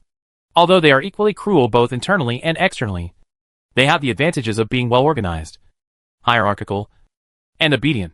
Therefore, internal friction is less serious and their cohesion is stronger. In addition, Dark Elves are extremely cruel by nature. In addition to their irresistible hobby of torturing life, they also like to obtain the power of evil gods through sacrifices. Dark Elves do not believe in gods. They believe in darkness itself. Therefore, they have no burden in exchange for power from any evil god who is willing to accept sacrifices. The ultimate goal is to plunge the entire material world into eternal darkness. To achieve this goal, the easiest way is to destroy all planes. Therefore, the harm caused by the Dark Elves is far greater than that of the Drow, who stay underground and live in the meat and wine ponds, and are listed as key targets by Owen. But this is not easy. Just like this group of Dark Elves, they rode the Black Spirit battleship across the void and sneaked into the main world silently. They killed everywhere without any fanfare, and did not even show the slightest trace. They were very professional in hiding. Get up. Even if the territory was notified by Owen, the Dark Elf's foothold was not found. It wasn't until something big happened that a trace of it was caught at the root and revealed.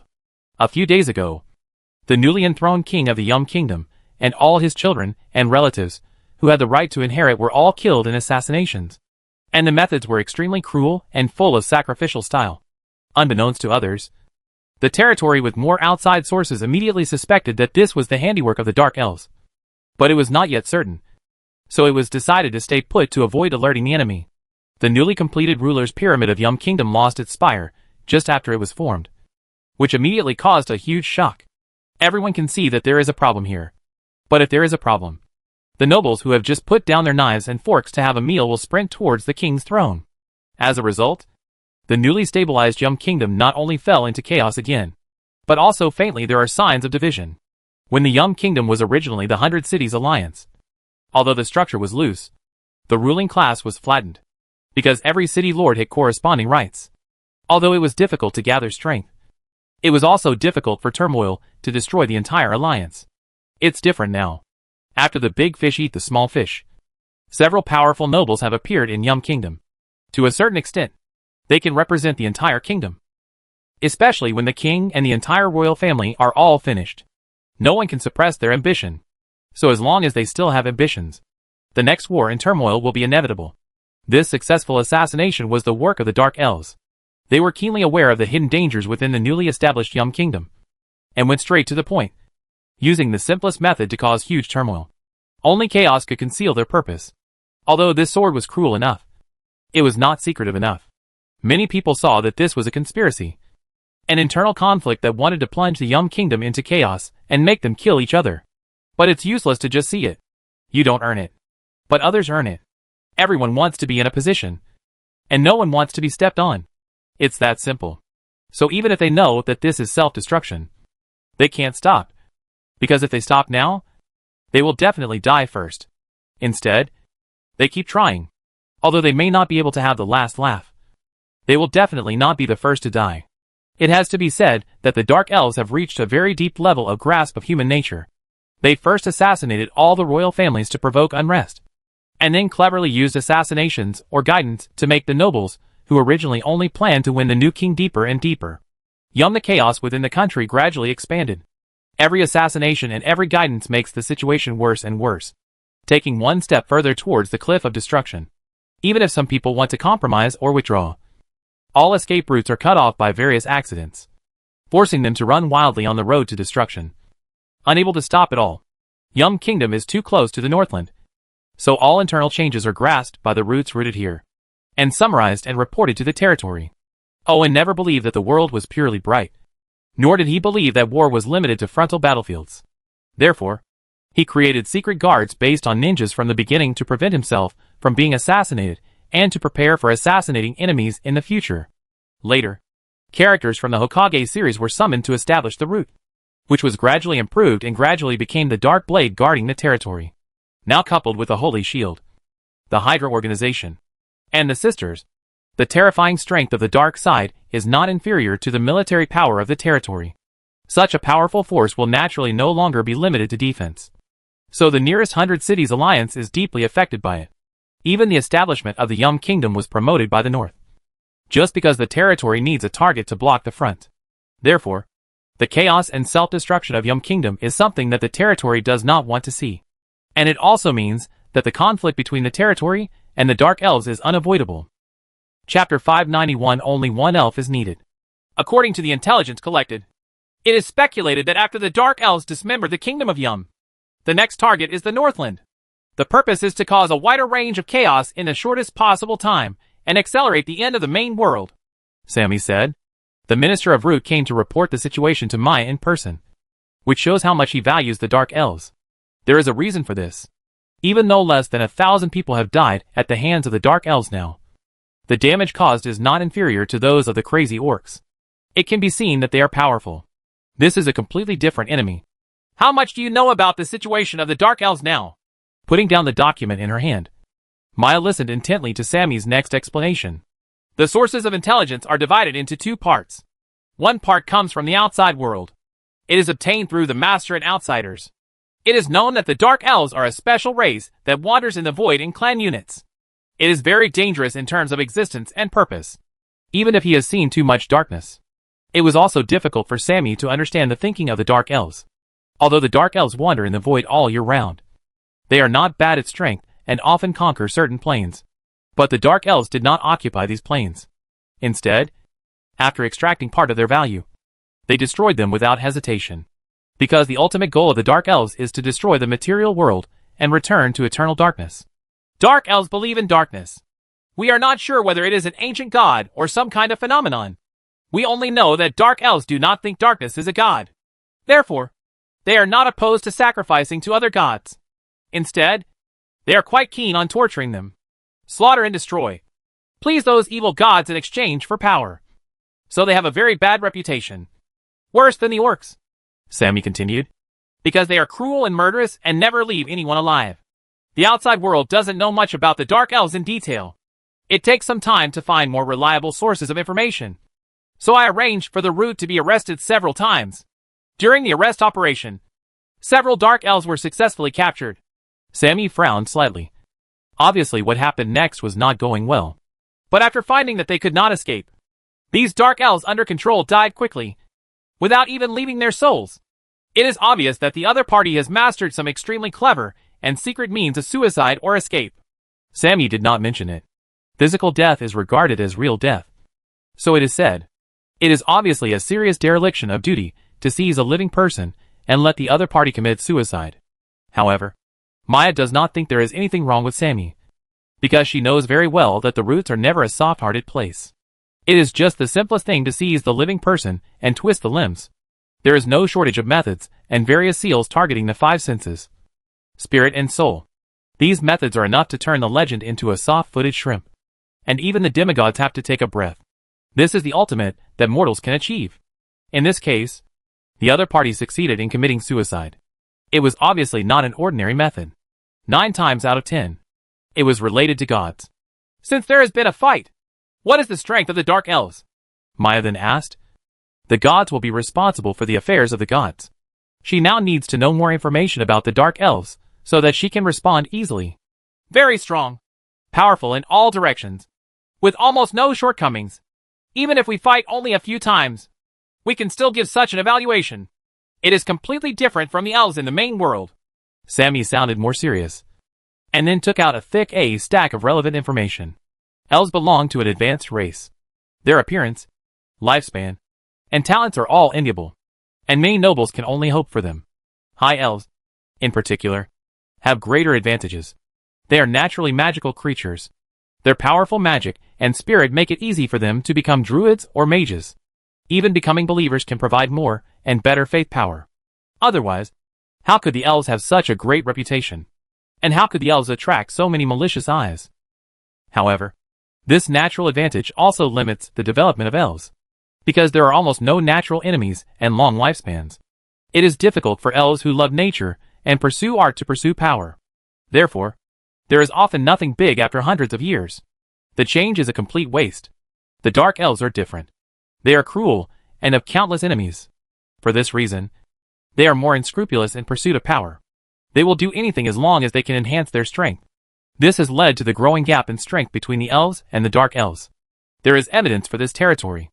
Although the several Dark Elves captured at the root were dead, they were not delayed in exhuming them. After comparing them with the elves in the main world, we came to this conclusion. The advantages and disadvantages of elves are very prominent, such as extraordinary flexibility and balance. Even a wood elf child without any training can run freely in the forest. If it were a human, it would have hit his head. At the same time, outstanding eyesight and reaction also make every elf a natural marksman, coupled with keen perception. If it were not for the naive character, there would be no elf slaves at all, because no human can sneak attack the vigilant elf. However, the shortcomings of elves are also obvious. First of all, the muscles and bones of elves are not as strong as other races. At the same time, they do not like fighting. Their arrogant and innocent character makes them easy to suffer in this regard. Once they trust others to get close or fall into a trap. A strong person will any farmer can make a dozen half-blood elves. The Dark Elves are different. The environment in which they grew up forces them to pursue power from an early age. So they will not waste their talents. They are more vigilant and vicious by nature, and will not let down their guard at all. Therefore, after 100 years of brutal training, every Dark Elf is a qualified assassination master and weapons master. Not to mention farmers. Even fully armed knights can be killed with bare hands. But this did not make the Dark Elves feel the slightest sense of security. And they still pursued power pathologically. During the autopsy, the territory found that the bones and muscles of the Dark Elves were 3 to 5 times stronger than those of the elves in the main world. Even in this fantasy world, this huge interracial gap is still unscientific and extremely abnormal, because normal exercise cannot achieve this effect. Sure enough, after more detailed inspection, traces of alchemical transformation and sacrificial strengthening were discovered. This discovery not only proves that the Dark Elves are cruel to themselves, but also proves that the Dark Elves possess powerful human body modification and strengthening technology. This is just the physical aspect. Although the Dark Elves' equipment looks mass-produced, it is very strange, or insidious, both in terms of materials and manufacturing process. For example, the seemingly thin black tights feel smooth and delicate. If you look carefully, you can see dense magic patterns. It is a high-quality enchanted equipment. With the blessing of magic patterns, this black tights not only provides plate armor level defense, but also has the effects of invisibility, silence, and odor removal. It is the best equipment for assassins. But it only requires one raw material to make it. The Spirit of Rebirth. Chapter 592 The Seeds of Growth. From these seized equipment, researchers in the territory found evidence that proves the cruel side of the Dark Elves. After testing, The researchers in the territory were surprised to find that these tight-fitting leather jackets turned out to be the skin of elves. No wonder it was so smooth and delicate, so close to the body, and could be easily enchanted. However, after deducing the manufacturing process, it was discovered that it was not just a simple peeling. If it was just peeling, it could even be called mercy. Because in order to truly complete this magic pattern leather jacket unique to the Dark Elves, it is necessary to process the semi-finished materials for a long time. Cruel torture. The longer the time, the more cruel the torture, the better the effect.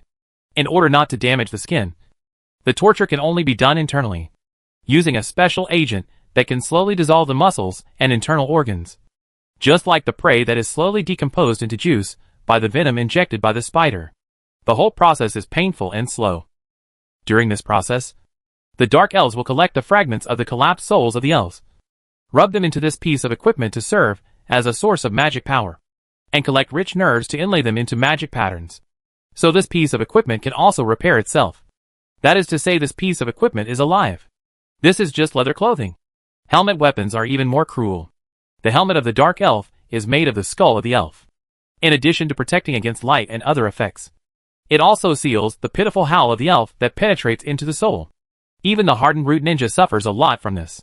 If it were not for the Root Ninja, he would never act alone. I'm afraid there has been attrition. As for weapons, whether they are cold weapons or ray weapons like magic light guns, they all use parts and soul fragments from elves, all of which are dark, high-grade materials that have been tortured. How much hatred do the Dark Elves have against the elves? Maya frowned and said incomprehensibly as she watched the territory deduce the process of making equipment by the Dark Elves. I don't know.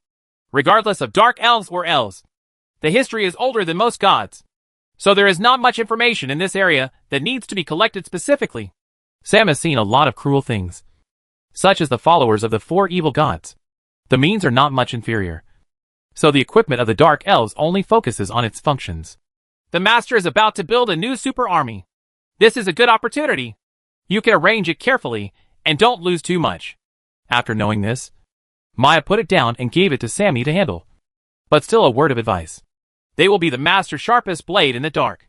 Sammy did not agree. Judging from her attitude, it was obvious that she had prepared a whole set of feasts. There were so many things in Maya's hands. It would be good if she could spare some time to pay attention. So she didn't say much. After all, Sammy was the person in charge of this aspect. And unless there was a big problem, she would not intervene easily. After leaving the administrative center and following the secret passage into the underground city to return to the roots, Sammy's eyes began to fill with anticipation. Because what she was about to see were the seeds sown by the Master himself. At this time, as the psychic channel opened, a special group of Drow Elves came to the dungeon and were looking around with innocent and curious eyes. Their eyes are as innocent as those of children, but they have delicate looks that succubine envy, as well as tall figures and long blood-red hair. But don't underestimate them. Just the two sharp blades with spiritual brilliance in the hands of these special Drow Elves are enough to prove their strength. This group of Drow Elves feels both tempting and dangerous. Like gorgeous statues stained with blood, they are the gene seeds that Owen sown in the dungeon. The blood which has now grown up. These Drow Elves with fragments of Owen's original gene have a growth rate that exceeds that of all elves, and have no shortcomings in strength, physique, agility, and spirit. They also have amazing talents, and each one has legendary potential. The most elite ninjas in the root came out of the darkness, and were a little surprised when faced with these beautiful Drow Elves who were nearly 2 meters tall. However, their eyes were still cold due to the habits they had developed over the years. According to the orders they received, they served each other for each other. Explain the enemies you need to face next. However, not everyone had arrived yet, so both sides were waiting. Not long after, the door to the Kingdom of God opened, and a group of special elves walked out from the garden at the bottom of the Kingdom of God. They were equally tall, but more toned, with obvious muscle outlines. Not only did they have sharp teeth and nails, it also has horns and a tail. It doesn't look like an elf at all, but it has a strong elf style that no one can mistake. They are the survivors of the elf kingdom, who were used as cannon fodder and fueled by the goddess of morning light. They have become members of the garden after being taken in by the demon Owen. This is a group of carefully selected warriors, who are proficient in various combat techniques, and good at targeting demons, because of their demonization and the blessing of their loving father. They have strong physical fitness and vitality. And they also master powerful magic. After the three parties met, they arrived at the border through the underground railway, and then quietly sneaked into the chaotic Yum Kingdom to find the dark elves hidden in it. At this time, after receiving the order from the main body, the demon Owen reluctantly put down the spoon and moved his increasingly fat butt to the dungeon, surrounded by many happy garden demons and watchdogs. This incarnation is no longer as simple as a demon lord. He has transformed the entire abyss into a garden and has become an abyss lord, which means he has the level of a god in the kingdom of God. Naturally, his true body cannot enter the main world. But at this time, after the subspace began to merge with the kingdom of God, its area more than doubled, and it already covered part of the main world. Therefore, although the demon Owen in the spiritual state was clumsy, he could safely walk in the gap between the subspace and the material world. His huge body and terrifying power did not have any impact on the outside world. Instead, he had enough energy to protect the playful little guy around him, and quietly came to the underground world together. The Ogre Dungeon is no longer what it used to be. It has now become the largest transfer station in the underground world, and has become more formalized and urbanized. Many businessmen now know that starting from Green Shade City and going straight along the Forest Avenue, it won't take long to reach the entrance to the Ogre Dungeon. After paying a small fee, you can pass the checkpoint and follow the spacious road into the underground world. After being widened by the cavemen, the road to the underground city is not narrow, and can even accommodate 3 carriages traveling in parallel. In addition to the left and right lanes, there is also an emergency lane. So the road is very smooth, and there will be no traffic jams. In addition, the earth and stone mixed with water from the cave dwellers are very strong, like cement, which prevents rockfalls and collapses and reduces accidents.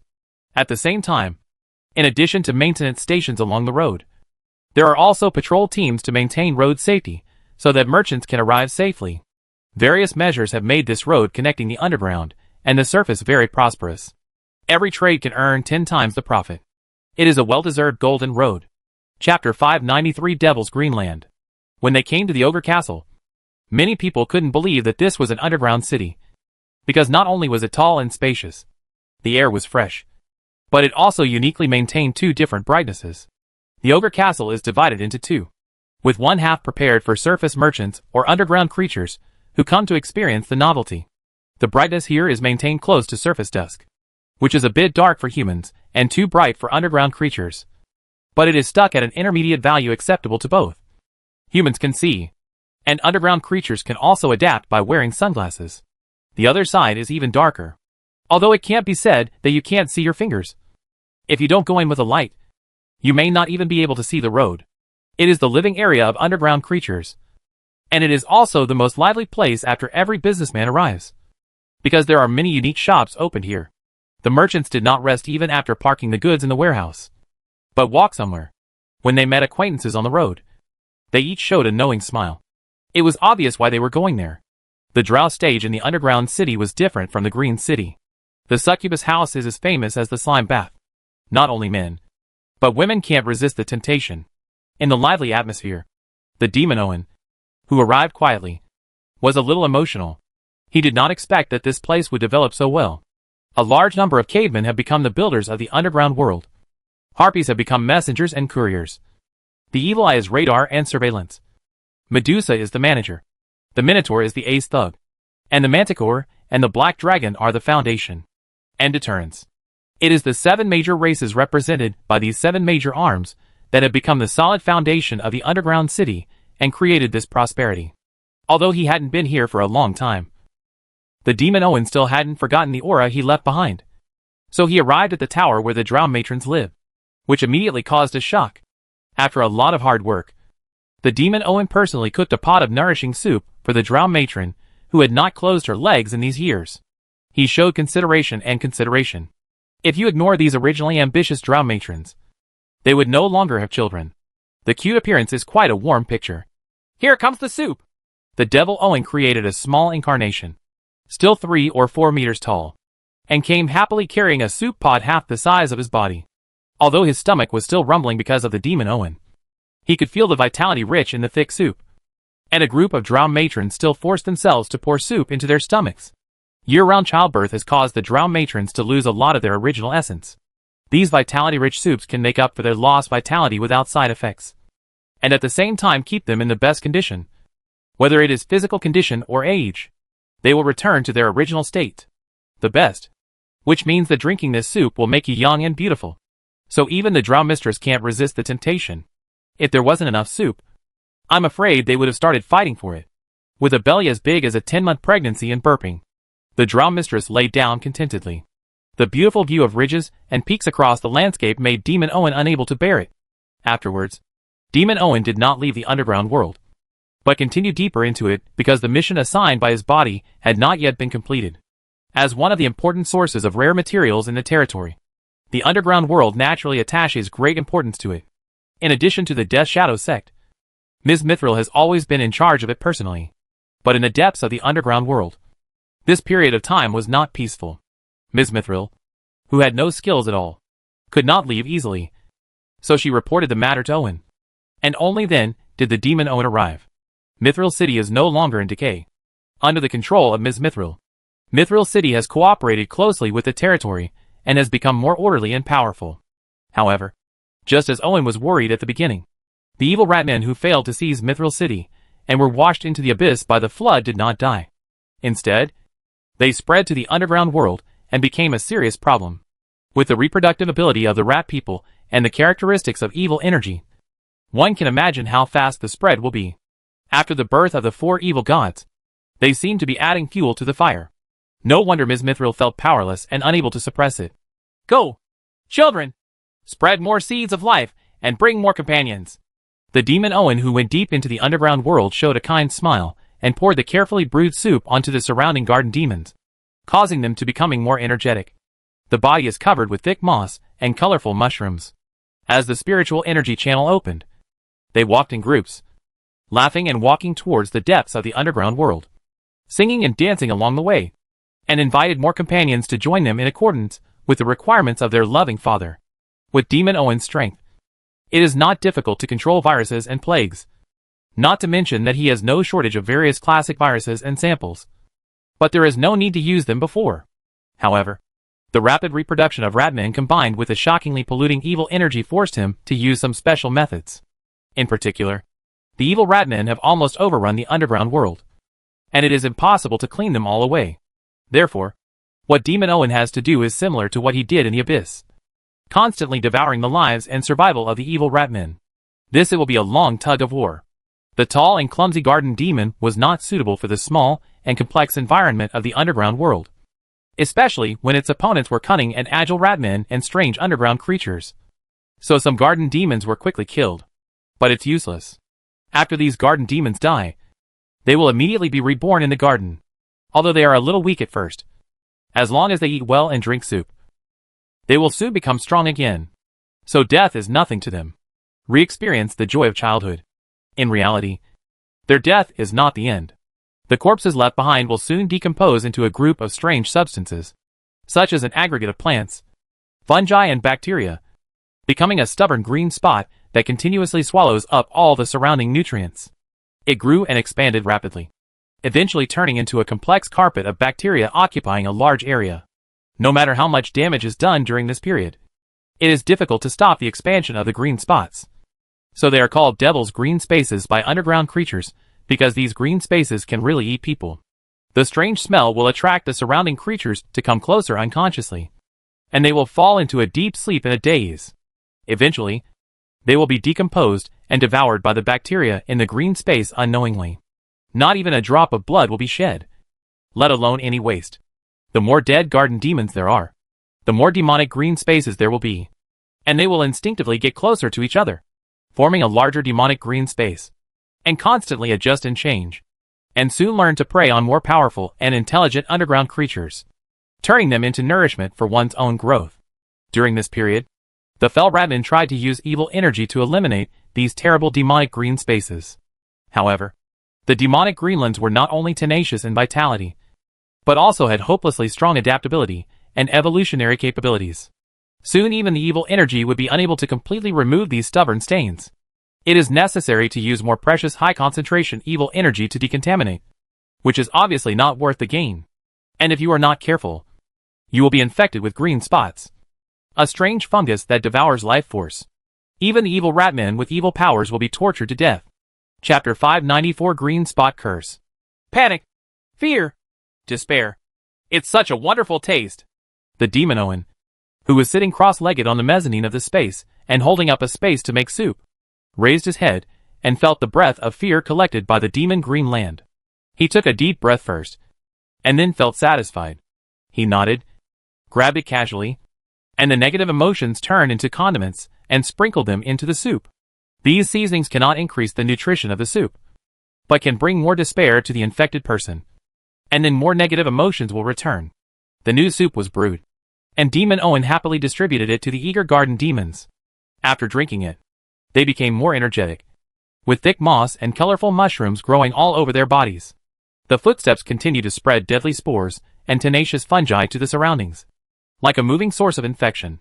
The effect would be better if they died, because the flesh and blood of dead garden demons would become the most nutritious soil and breed more plants and microorganisms. The larger and greener demon green space would contaminate a larger area and spread more targeted viruses. Disease and plague take away all the vitality, soul and despair that do not belong to the garden, becoming new materials in the soup pot. As long as the process is not interrupted, Demon Owen can continue until the end of the world. And this is the authority he holds now. In the new Fell Empire deep underground, the green spot curse is spreading. Tens of thousands of fell ratmen are like rats with mold spots, lying on the ground and wailing softly. Some are so severe that they are almost like whole rats. It is almost covered with moss. There are green threads in the eyeballs, and hyphae are sprouting out of the orifices all over the body. If the symptoms are mild, the infected area will be scratched repeatedly. The thick moss will be scratched. The skin, which is like a sponge and is pricked by roots, is extremely soft. It will be torn apart with a slight scratch, revealing the bright red flesh and blood underneath. But under the broken after the skin and torn moss fragments fell on the flesh, a new layer of infection appeared again, and it continued to deepen. The belly of some rat men was infected and rotten, and their green intestines were bulging out. The smell of putrid internal organs mixed with the smell of moss was very strange. But no one had the energy to think about this anymore. The sweating fell warlock is busy cooking a fell soup. This fell-rich soup can effectively remove curses and kill green spot infections. However, the fell ratmen are just more friendly under the long-term influence of fell energy, and will not lose themselves easily. This does not mean that they can withstand more fell energy. Otherwise, the fell energy empire would have been full of fell energy warlocks. In this case, drinking too much fell energy soup is no different from drinking poison to quench thirst. But they have no choice now. If they don't think of a way, the entire fell energy empire will be dyed green. The evil warlock in charge of feeding the soup frowned and observed the situation after one sip. If the symptoms were relatively mild, 2 or 3 sips would kill the extremely tenacious green spot fungus.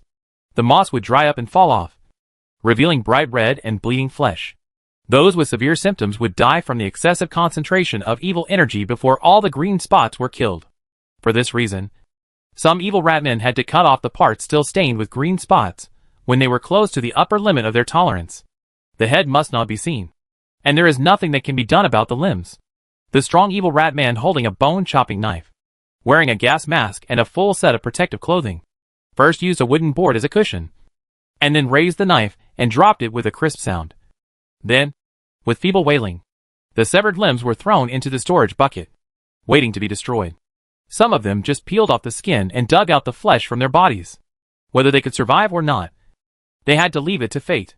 Anyway, the evil rat people didn't have any effective treatment methods, so they were wailing all over the place for a while. The firearm-wielding ratmen wore gas masks and used evil flames to turn their dead members and limbs into ashes. However, the despair did not disappear, but instead continued to spread. The Fell Rat Corps are trying their best to stop those garden demons who are humming songs and running to die. But it is useless. The flesh and blood of those terrible demons are like fungal aggregates, and they will continue to grow even if they are contaminated on the Fell tank. The fast armor became crispy. Mushrooms grew out of the gun barrels. The tracks were covered with vines, and the driver inside also became a new parasite. If the garden demon can still be stopped by sacrifice, then those strange demon dogs that let loose their joy are unstoppable in their spread and destruction. It runs so fast that it is impossible to catch it, and it has a special liking for destroying buildings, and its efficiency is amazing.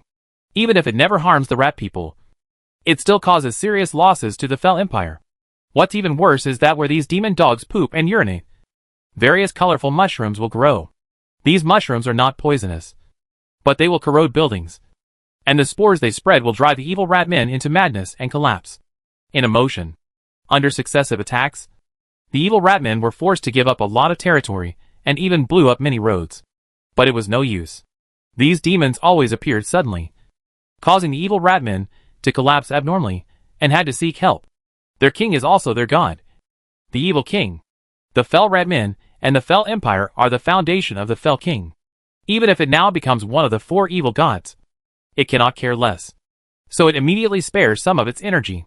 After all, the existence of the Fel Empire is also related to its future plans. Promoting the end of the world does not mean dying along with it. In fact, the evil king's plan is to take the opportunity to plunder more origins, and then seize a fragment of the plane to escape from here. Therefore, the evil empire must not allow any losses. Otherwise it will only be left with a polished commander. The 4 evil gods must remove it. The evil king who made such a decision was not an exception.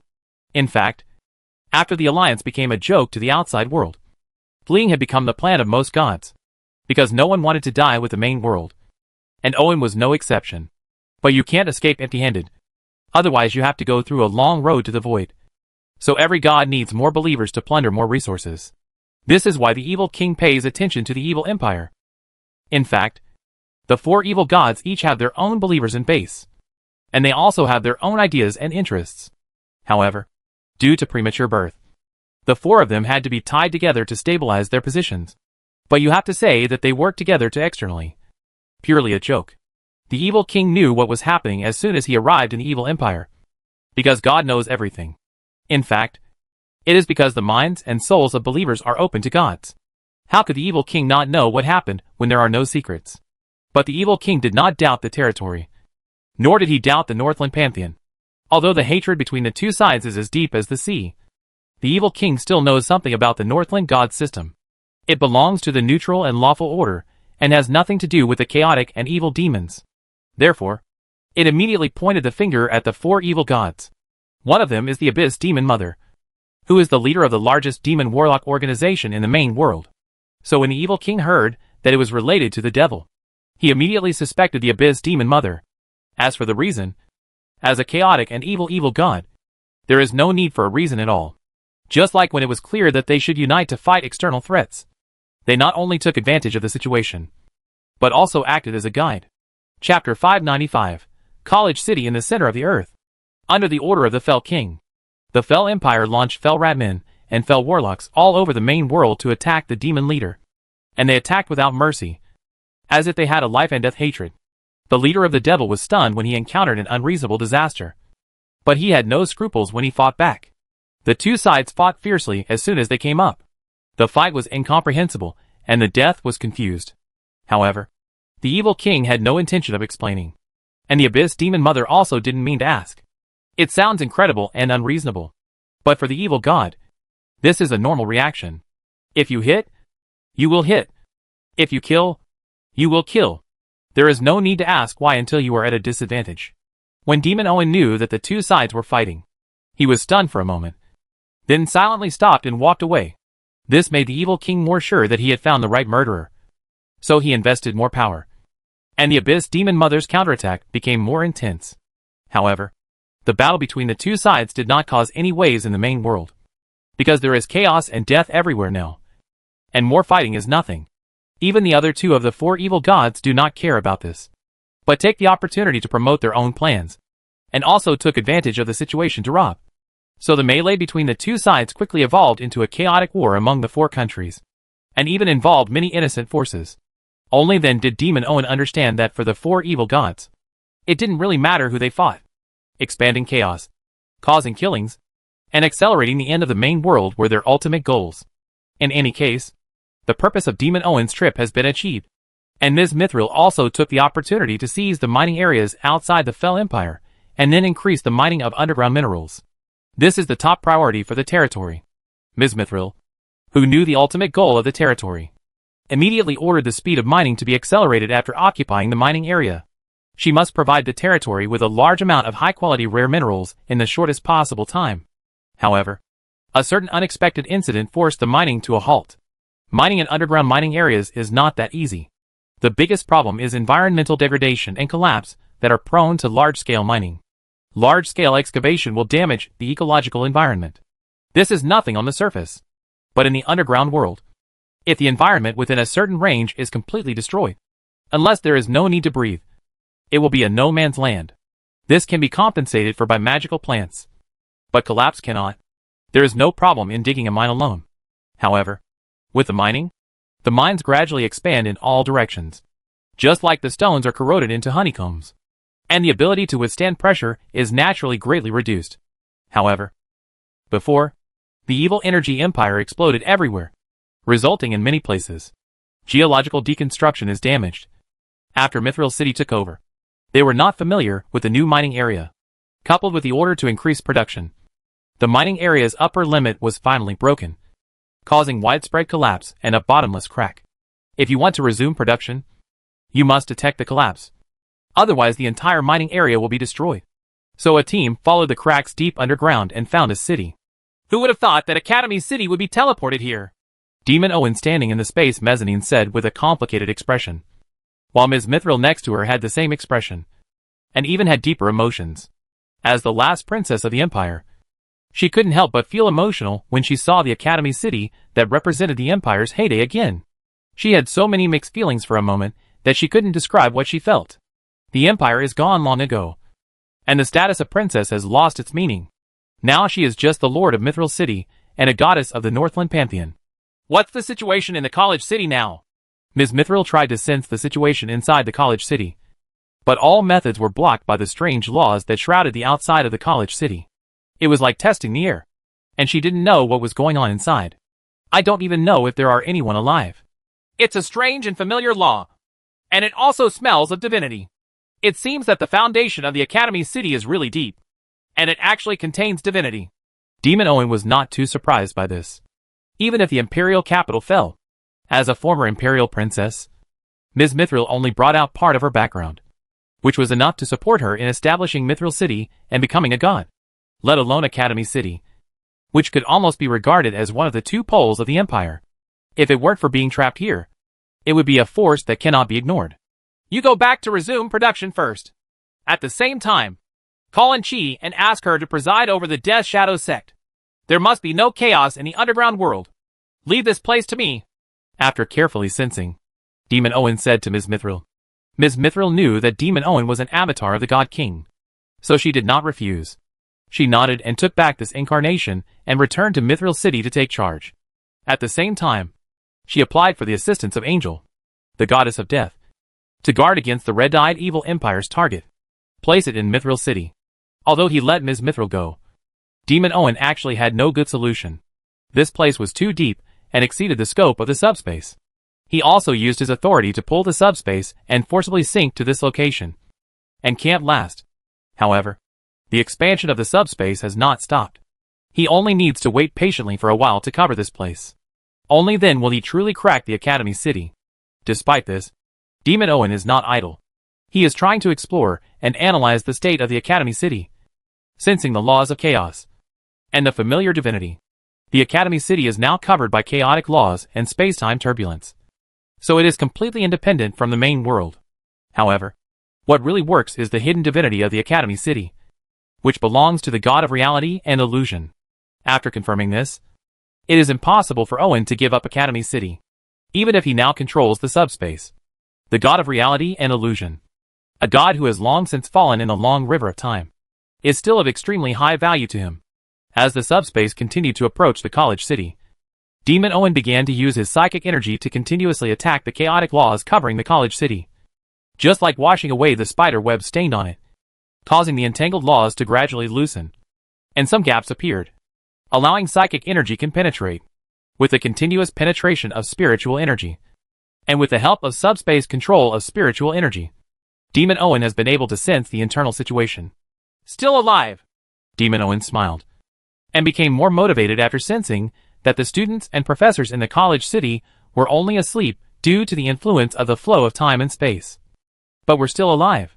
He was not happy to save people, but he knew how much wealth these people represented. As the academic center of the empire, Academy City not only has the most cutting-edge and profound knowledge reserves, but also gathers the most knowledgeable professors and the most talented students in the entire empire. These are irreplaceable assets. As long as the people and knowledge inside are obtained, the North will gain wings to soar. Owen is still very self-aware. Regardless of the prevalence of guns in the main world now, it is actually just a slight improvement in gunpowder weapons. The essence has not changed much, especially in terms of alchemy and magic, which is actually a regression. There was no way. After the collapse of the empire, there was continuous division and chaos. There was no basis for concentrating resources and manpower for research. Therefore, there was no such thing as the Academy City. In addition, the empire collapsed suddenly, and the Academy City disappeared. The inexplicable situation resulted in the loss of a large number of top researchers and data, especially in terms of accumulation, which caused heavy losses. Therefore, if we can get countless outstanding scholars from the Academy City and nearly 1,000 years of accumulation, the territory can directly make up for its own shortcomings and truly have the power to combine technology and magic to create miracles.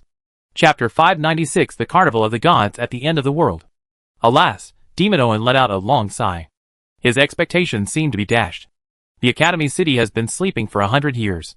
But time has only been disturbed and has not disappeared. Therefore, once the law of chaos as a barrier disappears, the late time will immediately catch up. In other words, the Academy City will spend 100 years at once. By then, except for a few legends with long lifespans, and some special races are almost all dead, and their corpses are everywhere on the spot. Although the buildings, materials, and specially treated books can be preserved, losing most of the professors and students will still cause the college city to lose most of its value. Demon Owen was silent for a moment, and after contacting his true form, he changed his decision and pulled Academy City into the subspace. The subspace is above all the laws of the material world and is self-contained. It can even reverse time, space, and life and death. Anyway, I have never heard of subspace demons who grow old and die. So as long as the Academy City is pulled into the subspace, all problems will disappear. Is the problem. The problem now is that once the Academy City becomes subspace, it will not be that easy to enter the material world again. However, compared to turning into bones in sleep, they are probably still willing to go to the subspace. At worst, they can just die if they want. Thinking of this, Demon Owen guided the increasingly turbulent spiritual energy to impact the Academy City, decomposing and swallowing the laws of chaos, and absorbing the turbulence of time and space. The Academy City naturally also suffered the assimilation of spiritual energy, and gradually moved closer to the subspace. But the Demon Owen, who was focused on inducing psychic energy to infect the college city, did not notice that the center of the earth beneath the college city was also contaminated by spiritual energy. Maybe he noticed it but didn't care. After all, the main world is about to be destroyed. Who cares about this little thing? When the Academy City infected by psychic energy was attracted by the subspace and thrown into it, the center of the earth that had been oppressed by the teleported Academy City for hundreds of years rebounded instantly. And the Demon Owen, who was finishing his work, was ejected from the underground world. For the Demon Owen who had achieved his goal, there was no need to stay any longer. So he simply left. Therefore, he did not find that the state of the center of the earth was wrong. Nor did he find that the evil empire had discovered a way to go deeper underground during the recent shock. Crack. The vibrations in the core of the earth spread to the surface. In the following time, there were continuous large and small earthquakes, which seriously affected production and life, but had no impact on fighting and killing. The people who deserved to be killed were still killing, and the damned could not survive. No matter what, neither the orcs nor the dark elves, who are being hunted by the territorial elves, have any intention of stopping. In the midst of the chaos, because of the perfect system, efficient operations, and strong power, Beatty was not greatly affected and still implemented the final plan step by step. Especially with the addition of the Subspace Academy City, the completion speed of the final plan has more than doubled. Now the Scientific Research Center is mainly responsible for the integration of technology and magic, while the Subspace Academy City is responsible for providing information and improving the basics. With thousands of scholars and legal professionals in the Academy City, as well as thousands of years of accumulated knowledge and technology, it saves a lot of time in the Scientific Research Center. Many new technologies have been perfected more than once when they first appeared, so the final plan was implemented. It went very smoothly. Tens of millions of people migrated to the mountain plain. At the same time, the transformation of the mountain plain continued to prepare for accommodating more people. The borders of the main world are collapsing. The oceans are seriously polluted. And the earth is cracking. Time is running out. Maya stood on the world tree, raising her head and reporting to Owen, who had transformed into subspace. Owen's true form has not appeared in these years, because he has to preside over the integration of subspace and the kingdom of God. And the excessive workload has taken up almost all of his energy. Now that the collapse of the main world is imminent, Maya has to come to remind him. Accelerate the population migration and start the bundling plan. Owen's body used a little energy to reply to Maya. This is enough. The final plan is about to enter its final stage. And they are all ready. At this time, the main world fell into a strange calm. Humans, orcs, and dark elves all contracted their power and began to prepare for the final carnival. Although the war disappeared, the bells of destruction did not stop. On the contrary, the earth cracked open in the continuous shaking, and the cracks extending to the end of the world divided the main world wantonly. Even the ocean battle was not spared, and the cracks swallowed countless lives. Now the earth of the main world maintains its shape only by the gravity of the earth's center. But this cannot last long because the Fell Empire is trying to plunder more of the origin by dividing the earth's center. After Ms. Mithril and Enchi noticed it, they decisively devoted their efforts to fight for the center of the earth. They didn't even consider whether the world would be destroyed early because the situation couldn't be worse than it is now. The core of the earth is the heart of the earth. Its damage directly leads to the rupture of relevant laws, the loss of the origin, and the loss of gravity. Therefore, the earth is full of huge cracks like canyons. Now, as the situation becomes worse, these huge cracks are gradually connected together. The earth was completely torn apart. The cracks spread to the sky, and the mark of the sky was nothing. As the sky goddess faintly heard the cry, the plane barrier was like a broken glass dome. The light of the sun, moon and stars dissipated. The laws collapsed, and the wind of the void took the opportunity to invade. The main world starting to collapse from the inside out. There is no hope anymore. This time, the Northland was not immune. But the territory that had been prepared for a long time activated the temples all over the Northland. Countless faiths turned into chains under the condensation of holy objects, intertwined and bound with each other, forming a network of beliefs that enveloped the Northland. The chain of faith is invisible. But as the divine power stored in the kingdom of God is released and poured into the faith network to form a divine power network, the interference with matter is formed. Every temple is a nail. Every holy object is an anchor point. Countless beliefs form a network, and powerful divine power is poured into the material world, which has a huge impact on the Northland, making the broken earth prosper and let the shattered sky is stabilized again. The many goddesses of the Northland pantheon are not idle either. They constantly seize the broken origin of the main world and pour it into the Northland. They thicken the foundation to keep the Northland intact. They also move the fragments of the plain wall to form a new location over the Northland, facing the wall. To put it simply, it means taking materials from the broken main world to build your own small plane. It is not just the Northland pantheon that does this. In fact, the gods are just like having a final doomsday carnival, launching unscrupulous $0 purchases in the main world. Countless laws are split, and the deep origins are plundered. In the wailing of all things, the gods plundered everything without mercy, just to build an ark that could be used to cross the void as their own shelter. The northern gods, who had been prepared for a long time and had many gods, took advantage and made many gods jealous. But no one dared to provoke a god at this time, because they really have the energy to beat you. Even if they can't beat you to death, they will. Your boat is overturned, and the world is completely destroyed, and you have nowhere to run. Chapter 597, Void Drifting Journey. There was a dull, loud noise. The gravity was completely out of control, and the entire main world expanded in a circle. But it was even more broken. Feeling that the gravity of the earth is weakening, the gods know that the center of the earth is finished, and the time has come to leave this world that is about to be completely broken in the Doomsday Arc, because there is no need to consider the issue of gravity when leaving. This is only for the gods, but it is a disaster for the life in the main world. After losing gravity, not only was the air lost, but large fragments of the plane wall were also separated from the constraints of the main world and rolled into the void. More winds of the void took the opportunity to blow into the unresistant main world. Countless lives on the surface are dissolved in the wind of void that can decompose everything. Whether you are hiding in a thatched house or a strong castle, The wind of void takes away all life, leaving only decaying dust. And even the bones are destroyed. Breakdown. As the gravity continues to weaken, the edges of the world that have long since collapsed are also breaking away from gravity. Hill-like fragments float towards the void. Due to the lack of original protection, they gradually collapse and dissipate, and finally disappear into the void, without any remaining traces.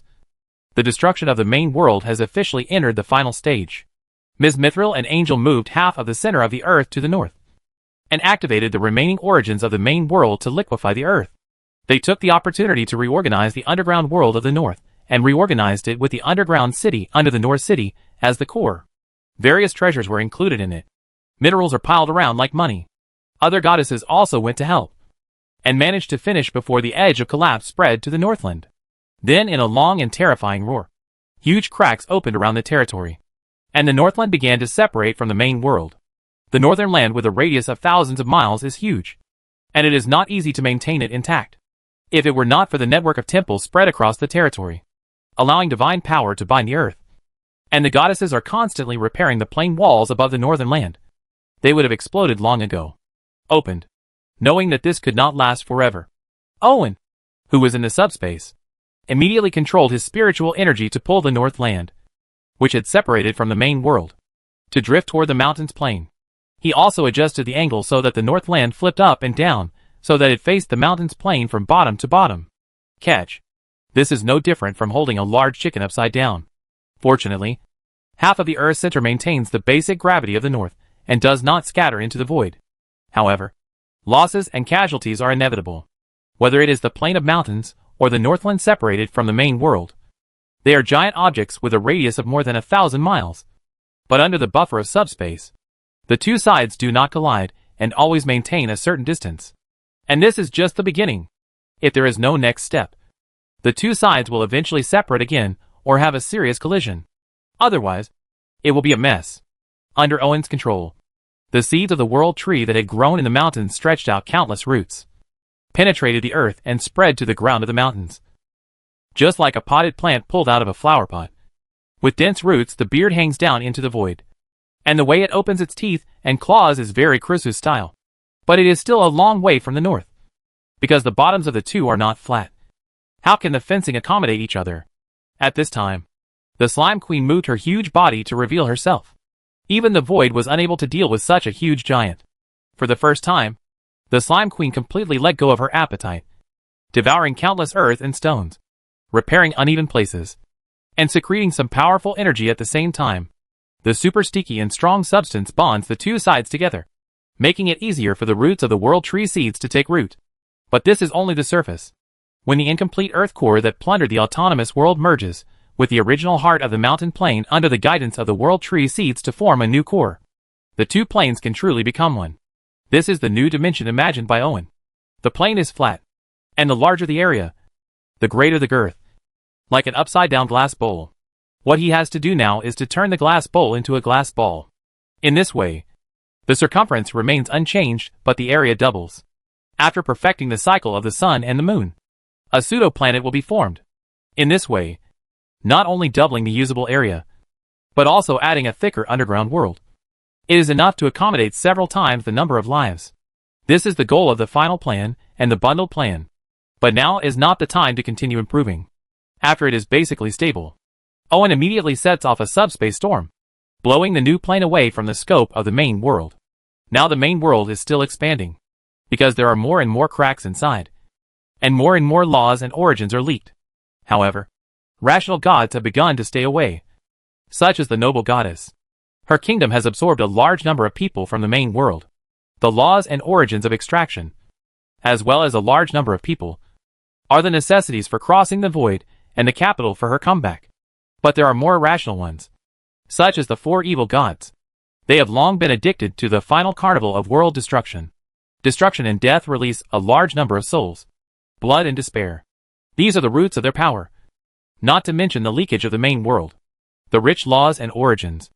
And one bite can save them hundreds of years of accumulation. Who is willing to give up? Let alone those who are competing with them, such as orcs and dark elves. So they are even more reluctant to leave. But the last moment came, because the laws were broken and the origin was missing. The main world was finally unable to maintain its own excessive quality. The mutual repulsion caused the main world to completely explode.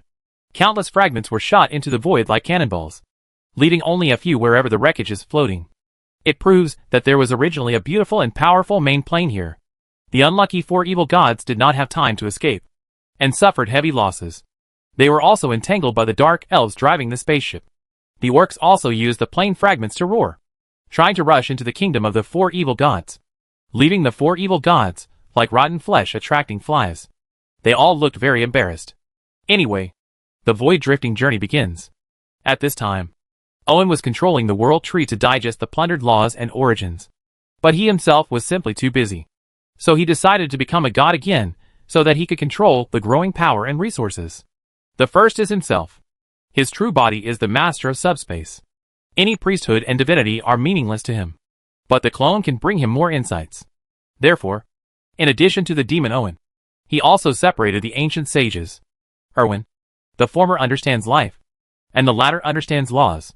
Then came the death group headed by Anchi. Even though the Northland successfully separated from the main world and formed a new dimension, the death toll in the territory alone was actually as high as 1 million.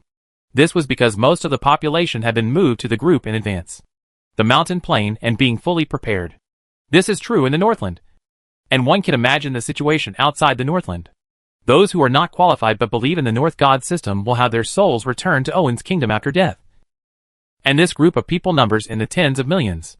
If Owen hadn't integrated the kingdom of God into the subspace, and put the newly arrived undead into a deep sleep, everything would have been in chaos.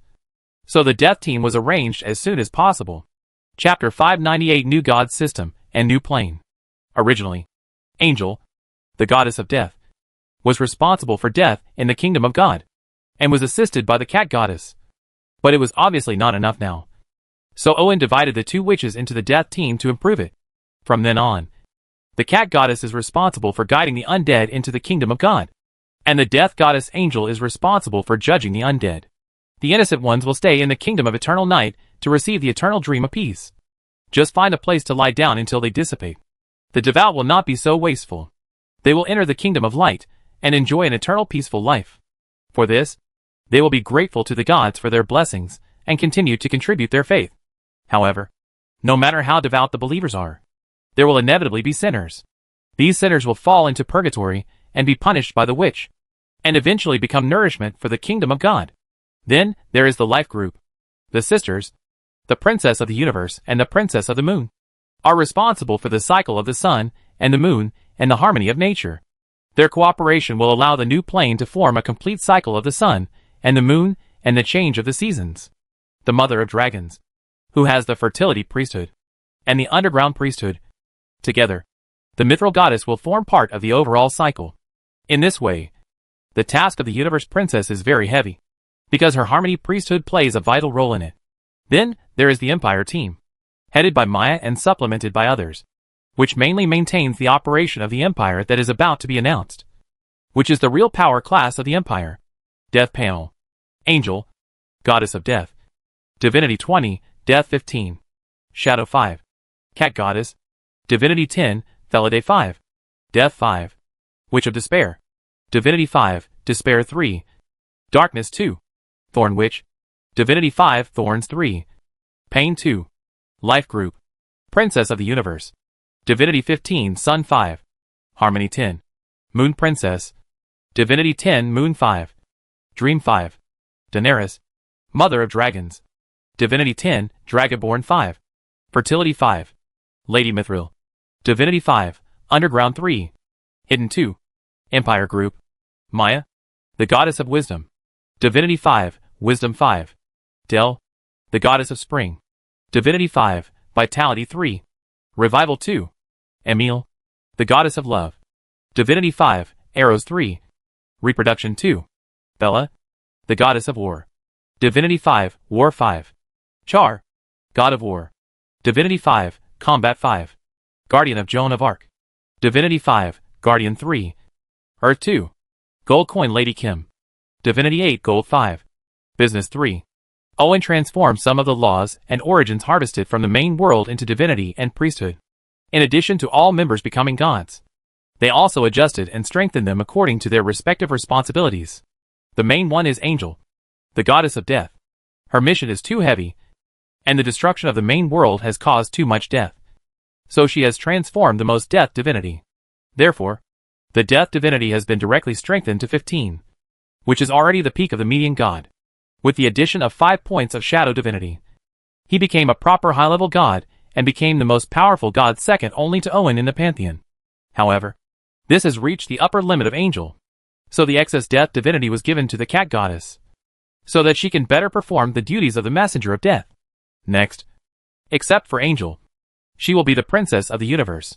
Her total amount of divinity has not increased, but Owen helped her transform the dispensable divinity of royal power into the more important divinity of harmony and forge harmonious authority.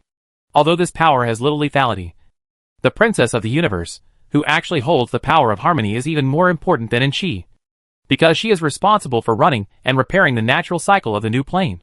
Even if there is disharmony due to ecological transformation, under the influence of harmonious authority, it will also be perfectly integrated into the new cycle. Theoretically, as long as the limit of what the plane can accommodate is not exceeded. Under the influence of harmonious authority, the operation of the new plane will be flawless, at least in terms of the natural environment. In contrast, the Empire group is not important. For the gods, the Empire group is not important. Even the gold coin goddess Kim with Divinity 8 is not good at fighting, let alone the Divinity 5. It is important to say that they are important because they are the top leadership team that maintains the operation of the new empire. As long as they are there will be no problems in the operation of the empire. Of course, there are inevitably people who make up the numbers. But she is Owen's woman. Originally, Irving wanted to make Howard and his son gods. But after seeing the long list of goddesses, he still gave the father and son psychic seeds, and then specially formulated a transformation plan and power armor for the Ultramarines so that they could continue to shine for the Empire. After sorting out these, Owen was in the mood to name the new plane and the new empire, so as to have a formal name for the outside world. The new plane was named Northern Stars by Owen. He originally wanted to call it Polaris, but it sounded a bit cold. So the Mountains Plain and the Northland Plain took one word each and became Northern Stars. As for the new empire, it is called Eternity, which is simple and easy to remember. Now the empire has a population of more than 30 million, and there are millions of lizard men and underground races. Although it is not as good as the empire at its peak, it is now the largest force after the destruction of the main world. Of course, the founding of the country cannot be casual, but it is not yet its time to relax. So everything can only be postponed. Owen thought that after the destruction of the main world, the external threats would come to an end, but he did not expect that this was just the beginning, and the future he faced would be even worse. When the main world was still there, not many people dared to take action. But after the main world was destroyed, there were too many people who wanted to take a bite. Just like a whale falling, not many people dare to take a bite when the whale is still alive. But once the whale dies, even the smallest creature dares to take a bite. Facing the new threat, the Eternal God system, which had just completed the canonization of gods, immediately put into work. The Princess of the Universe and the Princess of the Moon ran non-stop around the Northern Stars, maintaining the cycle of the sun and the moon while giving them new dimensions of time and seasons. The Fat Mother Dragon, with just her voice, can bring spring to all things, automatically multiply, and make life endless. Ms. Mithril rules the underground, allowing the underground to join the great cycle of the entire plane. With the right time and place, the Imperial team headed by Maya also has room to play. After becoming a god, Maya's management is also free from the limitations of mortals. Not only is her efficiency in handling affairs increased 100 times, but her management is also superb, because the statues in every office department are her clones, and no one can escape her eyes, even at night, even when she was asleep. She issued new work instructions in her dreams, increasing her efficiency several times. However, there are many more people applying to go to the kingdom of eternal night to enjoy the dream of tranquility. Maya does not care about this, because 3 hours of tranquil dream can restore all mental and soul fatigue, so the remaining time can be completely spent in the dreamland work more efficiently. Although this move is suspected of being squeezed, the problem is that the new empire of the new dimension has no time. In the upcoming test, every bit of strength restored now can be transformed into force to destroy the enemy. Both the staff of the municipal departments and the workers who are resuming production are all aware of this, and are working hard to survive and live their current lives. Chapter 599 New Way of War.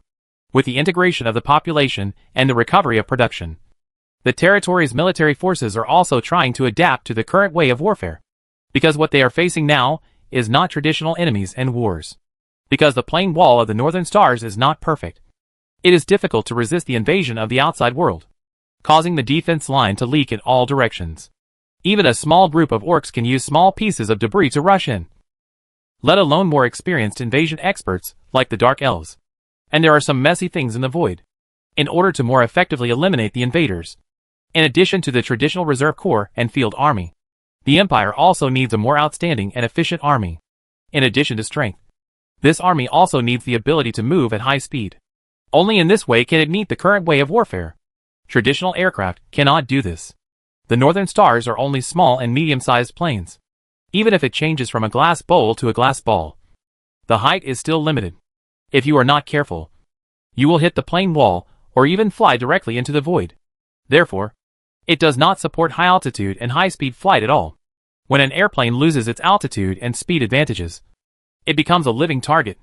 So it can only choose a spacecraft with a freer flying style. The original sailboat-style spacecraft has been eliminated, at least not suitable for military use. The spaceships now built are more like spaceships in the science fiction world, and they are more functional and targeted. The first to be perfected was the smaller Iron Shield spacecraft, because the original design met the current needs. It can be used in actual combat after the power is increased and the armor is thickened. Facts have proved that the Iron Shield is an excellent fast support ship. It is 30 meters long and 6 meters high. There are 2 on the left and right, and 2 on the top for a total of 6 twin-mounted 40mm caliber cannons, which can provide good firepower. At the same time, it can carry 4 light assault vehicles and 50 Warhammer soldiers inside. And it can land quickly in a rather rough way, such as now. According to the navigation of the one-eyed eagle surrounding the plane wall, the iron brick-like Iron Shield quickly crossed the sky.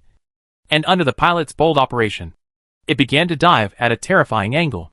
The strong hull and thickened front armor gave the driver the confidence to make a hard landing by floating in the water.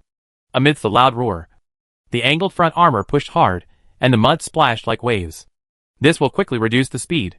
Dare to land like this? Not only because the Iron Shield is strong enough, but also because the people inside are super soldiers. Ordinary soldiers can't withstand such a rough landing method. If you dare to be so bold, I'm afraid you will lie on the ground vomiting blood and bubbles. Before the spacecraft could stop, the heavy hatch at the rear bounced open with the sound of an air explosion, hitting the ground hard and dragging out a wide trench. Then, the light assault vehicle in the cabin was unfastened and almost jumped with the driver's kick of the accelerator, flying out of the cabin as if in the air. The assault vehicle fell heavily, but the 8 wide tires cushioned the impact very well. The machine gunner wearing a powered exoskeleton on top was not greatly affected, and he responded quickly and immediately pulled the trigger towards the target. The twin 30mm caliber cannons fixed on the roof of the assault vehicle emitted dull gunfire, as thick SH/LS jumped out one after another. The 2 finger-thick bullets continued to hit the monster with terrifying kinetic energy. Sparks flew for a while. Bullets were flying. This is a huge monster from the void. It looks like a lizard, but its body is like a fusion of flesh and minerals. It has high defense. After all, it is obviously not an ordinary creature that can survive in the void. The scales on the body are very hard. It is quite high. If the angle is slightly off, ricochet will occur. Only a few bullets can damage the scales. To really cause damage, you must shoot at a fixed point for a long time. Warhammer soldiers were well prepared for rough-skinned enemies. They spread out skillfully, fired violent shots at the head and tail, and even launched rockets. But the effect was not very good. This monster had 2 layers of scales, and the head and tail are particularly tough. The Warhammer soldiers immediately changed their tactics and used powerful assault vehicles to attract the monster's attention, allowing the Iron Shield to take off again. When it rose to a certain height, the 4 twin 40mm caliber cannons on the left and right of the Iron Shield spit out flames, and armor-piercing SH/LS pierced the monster's body one after another, shattering the scales and exploding the flesh and blood. It was so painful. The head monster howled, no longer caring about chasing those pesky 2-legged beasts, and ran away. Although the monster is huge, it runs very fast, and it is difficult to aim when it swings left and right. The assault vehicle will surround it from left to right and shoot at its legs to destroy its ability to move. The officer on board the Iron Shield decisively issued the order. This monster must not be allowed to run around. Entering a residential area or an industrial area is a disaster. Order received. The driver of the tank stepped on the accelerator to the bottom. The vehicle developed for war felt the driver's determination and roared angrily in response. The huge body rushed across the wilderness. And the shooter did not care at all. As if he was riding on a horse.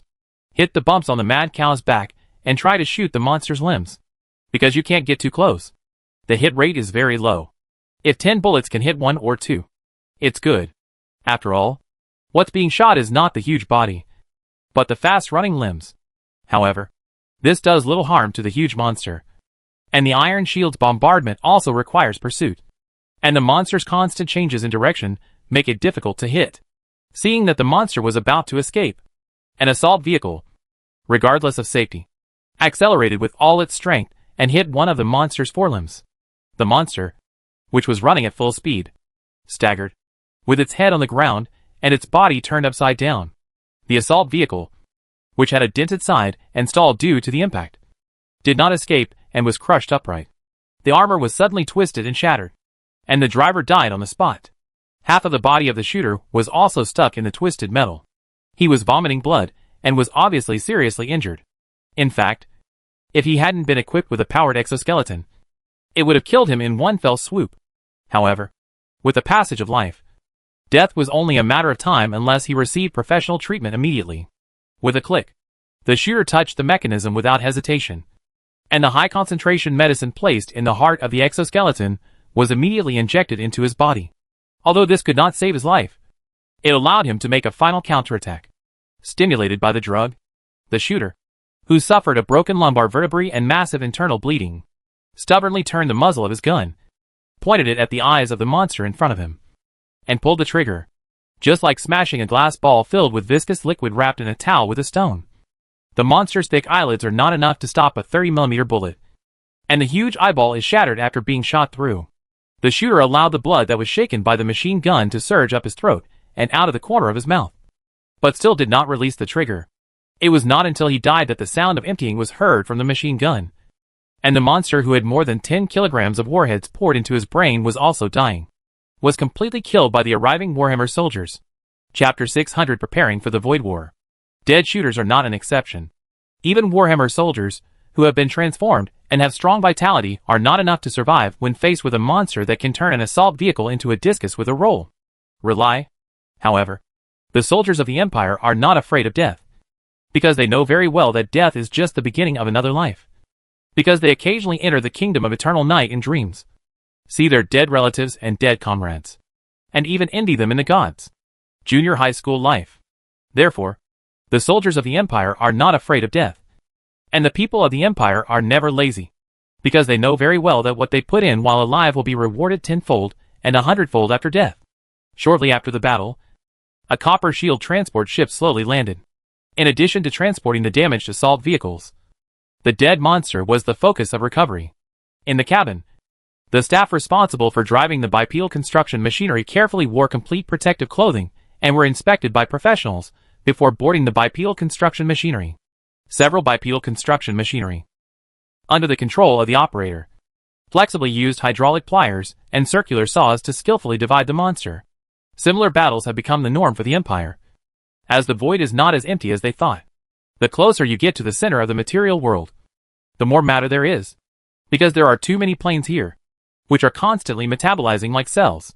The planes of destruction increase the concentration of matter in the void, so all kinds of weird things also increase. These monsters that rely on devouring plane fragments to extract their essence are just the tip of the iceberg, and they are not uncommon. However, these invading monsters bring more than just death and crisis. The materials decomposed from their bodies can effectively resist the erosion of the void. At the same time, the core contains not magic power, but the origin of the plane extracted from the void fragments. Although not much, but very important to the Empire's research and production of the next generation of void equipment. Although the journey to the void has just begun, Owen has already determined that he will enter the stage of the Void God War next. Dealing with the invading void creatures is only an insignificant part of the future. The large and small planes and divine kingdoms he is about to encounter are issues that Owen needs to consider carefully. The northern stars are self-sufficient. But if they want to be strong, they still need the outside world. The situation is very similar to the territory and empire back then. However, the empire was still unified at the beginning. Even if there were any problems, there were rules, and no one dared to rebel in the empire. It's different now. In the material world, apart from the dominance of the divine network, there is no one dominant company. The absence of unity means competition, and competition means chaos. At this time, the new empire had nothing to rely on but itself. After Owen set the tone, the empire adjusted its direction and began to prepare for the Void War. The most commonly used materials in the territory are mithril steel and fine gold alloy. Through scientific processing, these two alloys can exert several times the performance beyond the basic level. But it is not enough. No matter how excellent the alloy is, it cannot escape the fact that it belongs to the material world, which means that it is not immune to the erosion of the void. No matter how long it can be sustained in the void, the more advanced the equipment, the higher the precision, and the lower the tolerance for wear and tear. This is the case with the power armor that the Empire is proud of. It can be partially damaged, but it cannot adapt to comprehensive wear and tear. Therefore, the territory urgently needs a new alloy, a material that can adapt to the void and be more corrosion resistant. Void creatures are the best source of materials. These were originally creatures with tenacious vitality in the plane. After the destruction of the plane, they strongly adapted to the void environment and gradually formed a unique void race. Because of the special environment of the void, these creatures have some resistance to the void, and have learned to rely on devouring the source to maintain their existence. Theoretically, these creatures have exceeded the limitations of mortal beings. If they swallow or condense divinity by chance, they will be more difficult to deal with than ordinary demigods. However, this also means that the materials on them are more precious. So the territory will not miss a word. The corpse of the void monster. The monsters that died soon were disassembled and stored, waiting to be transported back to the Scientific Research Center to become research materials. Everything was in order, and as the plane and the Empire gradually got back on track, Owen, who had been controlling the subspace, was finally able to take some time to rest. Tired, but not tired. As the master of subspace, he has long been free from the limitations of mortal things. There is no concept of injury, death, or fatigue. In other words, even if he works overtime for 10,000 years, his state will not be any different from the beginning. The difference. But Owen did not choose to fully accept this state. More often, he used the subspace as a tool rather than a body. For this reason, he handed over most of his authority to the two incarnations, while maintaining the independence of the kingdom of subspace. Operation is to reduce the impact on oneself. Owen doesn't know how long this situation can last. He is no longer a human being, but he still has to maintain some of the most basic ways of thinking as a human being. This is not easy and unrealistic. It is like people ending the simple life of ants. But he won't do the same thing. Maybe it won't take many years for Owen to become accustomed to being an inhuman being. Being aloof, losing all human emotions and desires, and losing the so-called bottom line. By then, he will only be the master of the subspace. Not Owen, let alone his previous life. He has become a stranger. His name is Yen Su. Maybe this is the price of gaining power. Owen sighed with no meaning. Even so, Owen understands that the reason why he is qualified to be sentimental here is because he has enough power. Just like only rich people are qualified to pinch their waists and shout, "My purpose has never been to make money. And I can't even eat." Who is still in the mood to consider the so-called bottom line or price. In any case, being strong may not be the ultimate goal, but it is the confidence that guarantees you to stand up and speak. Therefore, Owen did not slow down because of a little pretentiousness in his heart. As soon as he had his hands free, he was busy perfecting the psychic system, as it continues to approach the center of the material world. Sooner or later the Empire will be covered by the Divine Network and the Magic Network, and casting spells will not be that simple. Just like when you play by yourself, you don't need to consider the model or standard at all, as long as it works. But once you want to join the international market, you must abide by the other party's rules of the game. But Owen didn't want to join, and he didn't dare to join. The importance of magic is self-evident. Even if the so-called goddess of magic is most likely a puppet played by Shenwang, he will not take it lightly, and will even be more cautious. For Owen now, killing the god is just a matter of the price. But he doesn't even have a specific concept of the god network, and he hasn't even started to dismantle it. How could he not be wary? So he has already planned to create his own unique spiritual power? System idea. Chapter 601 Promoting Psychic Power. Chi, blood, fighting spirit, magic, divine power. These are all energies and systems that Owen has been exposed to and mastered. Each of these has its own advantages and disadvantages. It all depends on who uses it. For example, Chi and blood, the combination of will and body. The will is immortal, and the fight is endless. It is most suitable for barbarians with one muscle, such as orcs, who can really fight until the blood dries out. But for smart people, this thing is thankless, because people with complex thoughts cannot comprehend the purest fighting spirit, let alone condense their energy in blood. The attributes of fighting spirit are the most balanced. The threshold is not high, and it can be used offensively or defensively in many ways. It can also continuously improve the level of life. The only problem is that it is difficult to break through, because it is not pure enough, which makes it more difficult to move forward on the road to becoming a god. Magic, no matter which plane it is in, is synonymous with miracles. It can imitate laws and perform magical magic to create the impossible. It's a pity that the laws have long been controlled by the gods, and even the magic power has been woven into a magic web. It is simply impossible to make a breakthrough on this basis. It is more despairing than the blood and fighting spirit. Divine power, the highest energy in the material world, is a miracle born of laws. In theory, as long as you master the corresponding laws and authority, divine power will be omnipotent. The problem is that even gods fall, and obviously divine power has its limits. Finally, there is psionic power. In Owen's mind, psionic power is superior to the previous ones, because this is not a question of omnipotence, but the limit of imagination, breaking life and death, controlling time and space. These divine powers can also do it, but they are not as omnipotent and easy as spiritual power. The biggest problem now is that the psychic energy is too active. It is as difficult as holding a lively loach in your hand and trying to straighten it up. It is difficult to control and endure, because if you are not careful, you will twist yourself into something that no one can explain as things. For this reason, Owen had to divide psychic powers into levels to prevent beginners from setting themselves on fire or turning into chaos eggs. First, Owen let the subspace swallow up the magic and laws of the northern stars, and then let the world tree reweave new laws, while releasing stable spiritual energy filtered by the kingdom of God to fill the plane. After being woven and filtered by the world tree and the kingdom of God, the spiritual energy of the northern stars has become much more docile, no longer undergoing endless changes, and has unique attributes. This is the stability that Owen needs.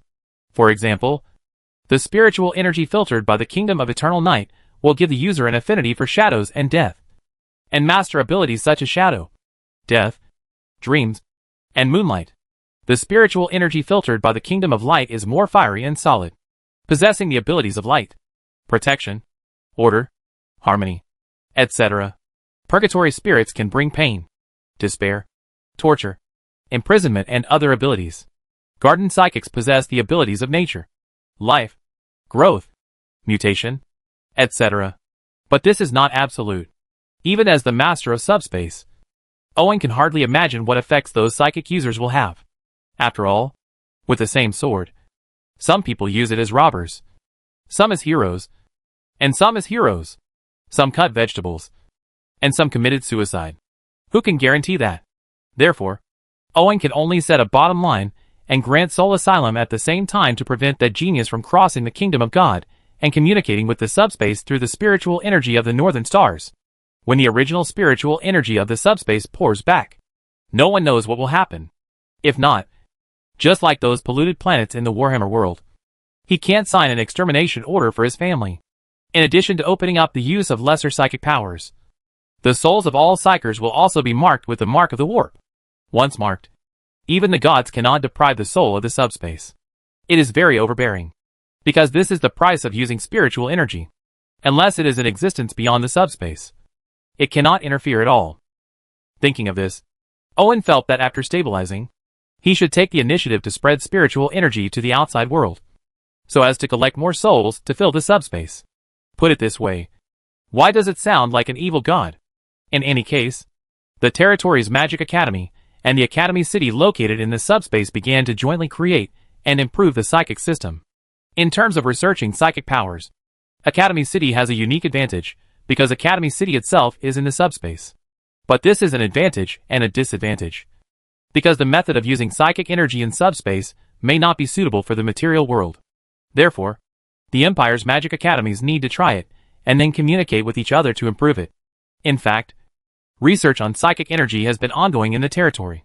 But there was no rush at that time because the main world was not restricted by the Divine Network and the Magic Network. But as it continues to approach the center of the material world, it is impossible to avoid the limitations of the two. In order to get rid of restrictions and gain power, Owen decided to increase research in this area. Fortunately, there is no need to start from scratch. First of all, this world has rich samples that can be used for reference, such as fighting spirit and magic. At the same time, the system also provides a variety of systems for reference, especially the Book of Weishan Emperor, which is simply borrowed. Use it to its limit.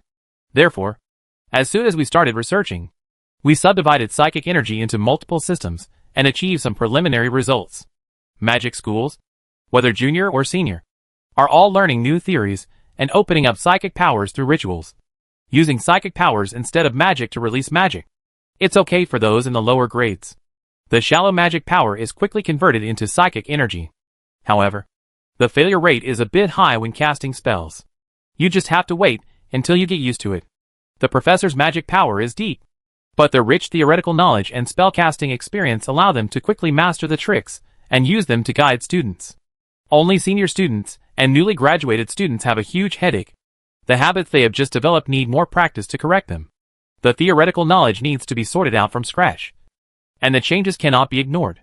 This is similar to having just finished writing a graduation thesis, only to find out that the data used for reference was fake. It's a good thing that I didn't kneel down and howl on the spot. Warlocks and wizards are happy at this time. They belong to the instinctive school. Although knowledge is important, they do not delay using it. Only mages and alchemists, who have strict requirements for knowledge and data, are about to collapse. Because if they don't learn it all over again, they will not even have problems. Don't know where. What's even more frightening is that the relevant theories and data are not yet mature and may change at any time, which is even more frustrating. However, for the Empire, the benefits of promoting psionic powers outweigh the disadvantages, because magic, except for blood warlocks, can only be mastered by extremely smart people. However, psionic powers are different. In theory, everyone, including animals and plants, can use psionic powers, and the requirements are very high. Low, as long as the spirit is sharp, one can perceive psychic powers, and as long as the soul is imprinted, one can exert psychic powers. And compared to magic power that is limited by magic level, psychic energy is better at explosive seeds. Therefore, in addition to academies, the army is also within the scope of promotion, and the effect is surprisingly good. The physical fitness of the Warhammer soldiers who have turned on their psychic powers is slowly improving. At the same time, their reaction speed and recovery ability have been greatly improved. Their overall strength has increased by 3 levels. And this is not the limit. At the same time, with the addition of psychic powers, Warhammer soldiers' adaptability to the outside world has been greatly improved, which means they have stronger survivability. Therefore, the Empire decided to start the Void Voyage plan in advance. Chapter 602 Voyage in the Void. The Iron Shield and Bronze Shield currently in service in the Empire are interdimensional aircraft, although they are considered to fly in environments such as vacuum or void. They are not long enough to last because the limited hull space cannot accommodate more complex equipment. This is naturally satisfactory, could not meet the growing needs of the Empire. Therefore, the Empire has designed ships with void flight capabilities a long time ago and has begun to build them, especially after obtaining materials that void creatures can resist void erosion. The new void alloy casting has greatly improved the construction speed. Now it is nearly completed, but it cannot be built on a large scale without actual combat and testing. Now that the conditions are ready, the Empire decided to start a void voyage for testing. The new void spaceship is named Silver Shield. 150 meters long and 30 meters high. It has 3 twin 200mm heavy cannons on the top, for twin 88mm rapid-fire cannons on both sides and bottom, and torpedoes. There are 3 missile launch ports on the left and right. Due to the use of special materials, they can still exert sufficient power even in the near vacuum void. But the point of the Silver Shield is not that. Just being strong in the void is of no use. For example, the power core of the Silver Shield in addition to using traditional magic power, also uses a newly developed psychic engine. As long as it is within the scope of the subspace, it has unlimited energy. As the subspace continues to expand, the advantages will only grow. In addition, the power core is also infused with a small amount of origin, which will continue to flow within the hull with energy, preventing the spacecraft from being corroded by the void, while also protecting the internal living environment from being affected by the void. These are the important factors that support the Silver Shield's flight in the void. But after all this, the cost of building the entire spaceship has been so high that it makes the Empire feel a little numb. First of all, although the Empire suffered greatly when the main world was destroyed, and the mountains themselves are rich in various rare resources, there is really no shortage of resources. But with the development of the Empire, the consumption and demand for resources are endless, and it is impossible for the Empire to hollow out the northern stars. So there is a sense of crisis. However, it was this sense of crisis that prompted the Empire to increase investment in void spaceships, because only by obtaining resources from the outside world could this problem be truly solved. Although it is a trial voyage, various preparations cannot be sloppy. Various materials are filled into the cabin. Weapons and ammunition are sufficient. Crew members equipped with powered exoskeletons are in place, and Warhammer soldiers with life support systems added to the powered armor also carry their own equipment. Board the ship, Shu Leah put on a captain's uniform, holding the captain's hat in one hand and placing the other on the hilt of the sword at her waist. Looking very heroic. Looking up and looking out the window, the bright silver shield was parked not far away, like a proud unicorn or a proud knight in shining armor, waiting for her to conquer. This gave Shu Leah the urge to try after a long absence. As a student of Owen, after giving up the opportunity to become a god, Shu Leah naturally received the same benefit, which was the subspace seed. Every subspace seed is an unformed divinity, with priesthood and authority. The extent to which it can grow depends entirely on itself. This is the reason why Shu Leah chose this path. However, no one has traveled this path before, and there is no reference for it. As a result, she can only rely on herself to keep trying. Therefore, she never refuses anything new, such as when the new void spaceship Silver Captain of the Shield. After getting ready, Shu Leah boarded the ship and followed the passage to the bridge. She was followed by the first mate, gunner and other deputies who were also novices, as well as the most important navigator. Each navigator is a carefully selected psyker, the kind who can sense the position of the northern stars no matter where they are. In this way, even if they are lost in the void, they can still find their way home and stay alive. The compass is the most important person next to the captain. Following the metal passage to the end, the adamantine steel gate blocked the way, and at the same time, loaded bolters popped out from every corner of the passage. Shu Leah had no reaction to this, and calmly entered the captain's password to verify her identity. The heavy and solid adamantium steel door opened automatically after Shu Leah verified her identity, revealing a bridge full of sophisticated equipment and full of technology. And the bolters that popped up around it were slowly retracted. The bridge serves as the control center of the entire ship. Most functions are integrated here, but the highest authority is on the command platform, controlled by the captain. Shu Leah sat on the command chair with the highest integrated authority, and her deep psychic energy automatically connected the ship's intelligent core and power core through special lines, activating them. A suspended machine, like a ship's rudder, fell from the top of the bridge, with a crystal ball as big as a human head in the middle. At this moment, countless rune data were constantly refreshed, and then an operation interface was projected in front of Shu Leah, allowing her to immediately having a clear understanding of the condition of the entire ship is at the heart of the Silver Shield's artificial intelligence. Shu Leah is able to spread her powerful psychic energy to the entire Silver Shield through her intelligence core and power core. She knows it as well as she senses her own body, and can even influence and control the ship. But ordinary captains definitely can't do this. At least not so easily. So artificial intelligence is used to assist. At the same time, Shu Leah's powerful psychic ability is also the reason why she was chosen as the trial captain. Because if any problem occurs, she can detect and respond in time. With the system self-inspection completed, all personnel at all levels, Shu Leah pressed the button to ignite the engine with anticipation. Powerful energy surged in the power core, activating the ship's anti-gravity runes. Under the influence of the rune's power, the Silver Shield spacecraft slowly rose away from the gravity of the northern stars. As the tail flame lengthened, the slender hull passed through the plane barrier and officially entered the void. The void is not a vacuum. It is more deadly. because the void has the ability to decompose all things. Even the plane has a lifespan. When the origin cannot be maintained, it will collapse and eventually dissipate in the void. Therefore, every living thing in the void will contain a certain amount of the origin. The silver shield must also be injected with the source to reduce the influence of the void. Facts have proved that the Empire's design is still very reliable. The interior of the cabin has not changed due to changes in the external environment. It still maintains a comfortable temperature. Fresh air circulates, and the gravity remains unchanged, allowing people to move freely. After confirming that the hull was operating stably, the crew members who secured themselves were busy doing various inspections, including every inch of the ship from wiring and pipes to weapons and equipment. You must know that they are in the void now, and it is okay to be close to the northern stars. The bronze shield can barely fly in the void to rescue them. But once they are far away from the Empire and problems arise, it will really make the sky and the earth unable to respond. So no one dares to be careless. Chapter 603, The Escaped Elf Ship. In the bridge, Shu Lia looked out the window in a daze. In addition to the composite diamond observation window, the silver shield mainly relies on magic and psychic two-way radar and optical instruments to obtain external information.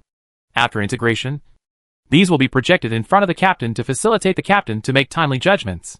However, what Shu Lia relies on now is not eyes or not data, but spiritual perception. In the void, without the weakening of matter and the interference of magic power, Shu Lia sensed the existence of subspace so clearly for the first time. If psionics are the cause of the various events on stage, then the warp is the reality behind the curtain. As she moved away from the northern stars, Shu Lia's perception of the subspace became deeper and deeper. It wasn't until her forehead hurt that she came back to her senses. Teacher? Rubbing her normal forehead, Shu Lia realized that it was the teacher who ejected her from the subspace. As for the reason, she knew the spiritual energy that was gradually becoming primitive in her body, and her control was greatly reduced. Don't look at Owen's integration of the Kingdom of God and the Academy City into the subspace. In fact, he only used psychic energy to infect and mark the subspace. He did not fully transform into the subspace, because the subspace is constantly changing. Once it is completely subspace transformation, unless Owen has been spending all his energy to lock it. Otherwise it can turn into something he can't recognize if he wanders around. This is why he ejected Shu Lia after he noticed her going deep into the subspace. Shu Lia carefully recorded this matter, and will summarize it and hand it over to the department responsible for psychic research after she returns. This will prevent latecomers from paying a heavy price. After all, latecomers do not have subspace seeds. Once connected to subspace, they will not be able to survive. When Owen discovers it, he will probably dissolve into the subspace. In addition to writing down this incident, Shu Lia recorded in detail all the changes from leaving the northern stars. These will be important experiences in the Empire's void exploration. Shu Lia, who had no experience to draw from, was busy checking whether there were any problems with the hull while calculating the route. After confirming that there were no problems and the equipment was operating normally, she breathed a sigh of relief and then commanded the ship to speed up and fly farther away. The northern stars were already close to the edge of the central area of the material world, so the silver shield did not fly far before connecting to the divine network and the magic network. Open the psychic barrier. The strength is 30%. Following Shu Lia's command, the powerful psychic energy in the power core instantly propped up a psychic barrier. After adjustment, this barrier was hidden under the silver shield's external armor, isolating all the magic power and divine net from the outside world. If a mage enters the silver shield at this time, he will not be able to connect to the magic network at all. As for the effect on the divine network, it is unknown, because the two parties are not on the same level at all. However, it will have a certain effect. After all, the quality of the subspace is higher than the external network of the divine network. But I don't know how it compares with the internal network of the divine network. After passing the news of entering the scope of the divine network to the Empire, Shu Lia reduced the speed of the silver shield and strengthened the radar scanning. The silver shield's radar uses 3 types of waves. One is detection magic, which has the highest power and the best effect. It can even be projected onto the bridge. But detection magic itself is a type of magic. Although it has undergone multiple improvements and encryption, it is not foolproof. If you encounter a legendary mage, there is a chance that it will be detected in advance and blocked. The second type is pure magic power fluctuation, which is not mixed with any magic. It relies entirely on high-sensitivity radar to make rough judgments. So although it is blurry, It is difficult to detect. The third type is spiritual power. But now is not the time to display spiritual power to the outside world. So it is not used. After turning on the psychic barrier and turning on the magic radar, Shu Lia commanded the silver shield to continue deeper. Although the void continues to decompose matter, when the concentration of matter increases, the rate of decomposition also slows down greatly. So pieces of debris from the plane that resemble meteorites can already be seen. Under the command of Shu Lia, the silver shield docked at the edge of the meteorite belt and collected some samples through a drone. What can exist in the void will have a certain value. It is either the remains of the mineral veins or the fragments containing the origin. However, there are also some dangers hidden, such as void creatures. It's a pity that even the powerful dragons can't stop the repeated bombings of heavy artillery, let alone the astonishingly destructive torpedo missiles. So the bat-like drones have another target that needs to be recovered. The edible parts of the recovered void creatures will become food for the next few days. The biological materials are stored after simple processing, and will be processed carefully after returning. The precious origin is extracted and injected into the power core to increase origin reserve to strengthen resistance to void erosion. Generally speaking, the void is just as the Empire thought. Although it is full of crisis, it is also full of wealth. According to the closer to the center of the material world, the more residues there are, and the silver shield's harvest will gradually increase. This definitely worth the trip. Captain, we received a weak magic transmission. According to the attenuation of magic power in the void, we are no more than 1,000 miles away from the silver shield, on the other side of the meteorite belt. The radar operator on the bridge transmitted the information through the silver shield's artificial intelligence. Go to Shu Lia and wait for the order. Strengthen radar scanning to determine a more accurate position, and at the same time order the combatants to prepare. Shu Lia did not intend to avoid it, so she ordered the silver shield to fly towards the place where the magic transmission was, wanting to see what else could be done in the void. Encountered something new. Rebirth and destruction are themes in the material world, so planes like the main world that are destroyed by external forces are not an exception, but the norm. But the advantage of the central area of the material world is that when the surrounding material concentration reaches a certain level, it will be easier to breed new planes. It started out as a cyclone. After absorbing enough matter and origin, a new plane appeared. However, there are large and small new planes, and most of them are small planes that cannot produce anything. They are automatically excluded to the periphery of the center of the material world, just like the suburbs outside the city, and then fend for themselves. Planes with more potential will slowly absorb more matter and origin, gradually grow into large planes, or even main planes, and then stay at the center of the material world, surrounded by gods. But even if it is as big as the main plane, there is an upper limit to the life that can be accommodated. So there are immigrants. Separated from the silver shield by a meteorite belt is an elf spaceship, which is an immigrant spacecraft of the elves. It's a pity that this elf airship was unlucky. The originally planned immigration plane was hit by an orc meteorite that was supposed to fly to the main world. They were like lollipops falling into an ant's nest. Even if they tried their best to escape, the airship would not be able to survive, contaminated by many ants. What's more unfortunate is that they were also targeted by a dark elf spaceship. The orcs were desperate, but the dark elves would not even spare their souls. Therefore, even if the orcs were still making noise inside, the elven airship was still trying its best to escape. Chapter 604 Void Artillery Battle. When the silver shield passed through the meteorite belt and saw the target that was constantly sending magic messages to the outside world, it was surprised to find that it was a flying boat formed by an ancient elf tree. This ancient elf tree airship uses a huge tree trunk as the keel, and the dense branches and leaves form a thick hull. The huge roots emit a faint light of faith and turn into fuel to propel the airship forward in the void. It looks very magical. What's even more magical is that the elf ship is now crawling with orcs. You must know that this is a void, no better than the vacuum environment of the universe. But these rude orcs didn't care at all about the harsh environment they were in. They didn't even care about the thin air. They still roared and wielded their battle axes to hack at the outer walls of the elven spacecraft, trying to break in and crush the thin elves to death. Although the outer wall of the elven airship is made of hardened branches and leaves that are comparable to steel, they are nothing to the brute strength of the orcs, and they are cut out one after another. The elven guards inside the airship are busy using arrows and spears to try to kill these intruders. Raging orcs. But the outer wall of the spaceship was covered with orcs, like lollipops that fell into an ant nest, and they couldn't be killed. The worst thing was that there was a dark elf spaceship chasing behind them. The Dark Elves are the mortal enemies of the Elves. The Elves would rather be eaten by the Orcs than fall into the hands of the Dark Elves.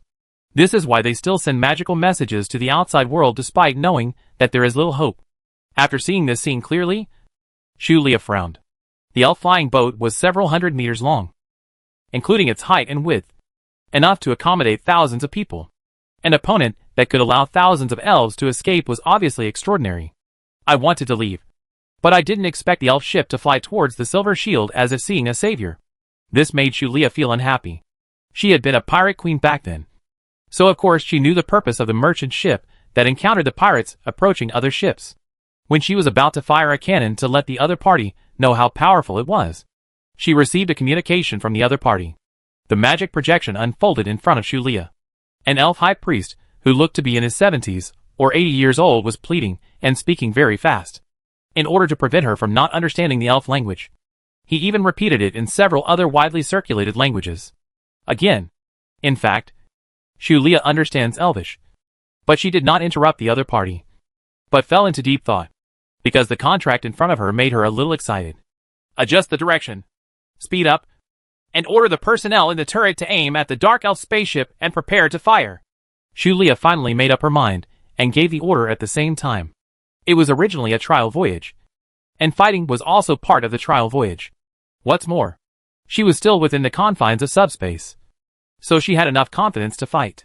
With a surge of power, the silver shield vibrated briefly, and soon rushed past the elf spaceship towards the Dark Elf spaceship behind it under the strong push. Compared to the elven football-like ancient tree spacecraft, the Dark Elf spaceship is more compact in appearance. It uses a dead ancient elven tree as the keel, black thorns as the hull, countless skeletons as embellishments, and wailing souls as energy. The ship is apocalyptic, and much faster. After judging the speed of the Dark Elf spaceship, Shulia frowned, but did not say anything, but asked the soldiers to prepare for battle. As the silver shield approached, the Dark Elves also discovered the intruder, and immediately raised the alarm. Unlike the completely sealed silver shield, both the elf spaceship and the Dark Elf spaceship are similar to deformed sailing ships, retaining a deck. This is mainly because they use the origin contained in the spacecraft to form a protective film that imitates the plane wall. As long as the protective film, if it doesn't disappear, a normal living environment can be maintained inside. This is why the orcs can lie on the elf flying boat. At this time, the Dark Elves who gathered on the deck and were about to jump to the elf flying boat did not panic after hearing the alarm. Instead, they immediately pushed the wailing ballista onto the deck. As its name suggests, the wailing ballista is made of skinned elves and twisted flesh. You can see the twisted crossbow arms of 4 elves screaming in pain as the white bone gears rotate and stretch the muscles. Because under the evil magic, these elves who were used as materials are still alive. The Dark Elves, who have long been accustomed to the ubiquitous wailing on the ship, place the crossbow arrows made of polished spines. This kind of spinal crossbow bolts connected to the skull is not very lethal physically, but the power of the curse can easily swallow up lives, even for dragons with high magic resistance. After one shot, the large dragon scales will dry up and fall off due to loss of luster, and the muscles underneath will shrink due to loss of vitality. This has a miraculous effect on the elves' ancient tree-flying boats. Unfortunately, the Dark Elves encountered silver this time. Shield number.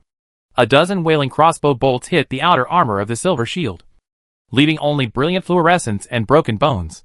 The thick armor was unscathed, and the curse that could have penetrated was also protected by the inner double layer of magic and psychic energy. Tear it to pieces and annihilate it, with no impact on the interior. Fire! Shulia, who was very satisfied with the silver shield's defense, ordered all the main guns to fire without hesitation. The special environment of the void makes resistance almost non-existent, but the trajectory is easily affected and deflected. For this reason, the cannonballs used by the silver shield are longer than ordinary cannonballs, and the tail is similar to a rocket, which can modify the trajectory. Therefore, even if the Dark Elf is in trouble, the spacecraft tried to evade and was hit one after another. Suddenly the deck collapsed and the ship wall shattered. After the protective film was broken, the Dark Elves and items in the cabin were sucked into the void.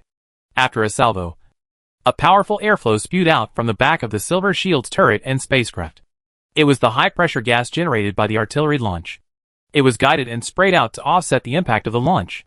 Otherwise, the silver shield would probably roll, more powerful than a washing machine.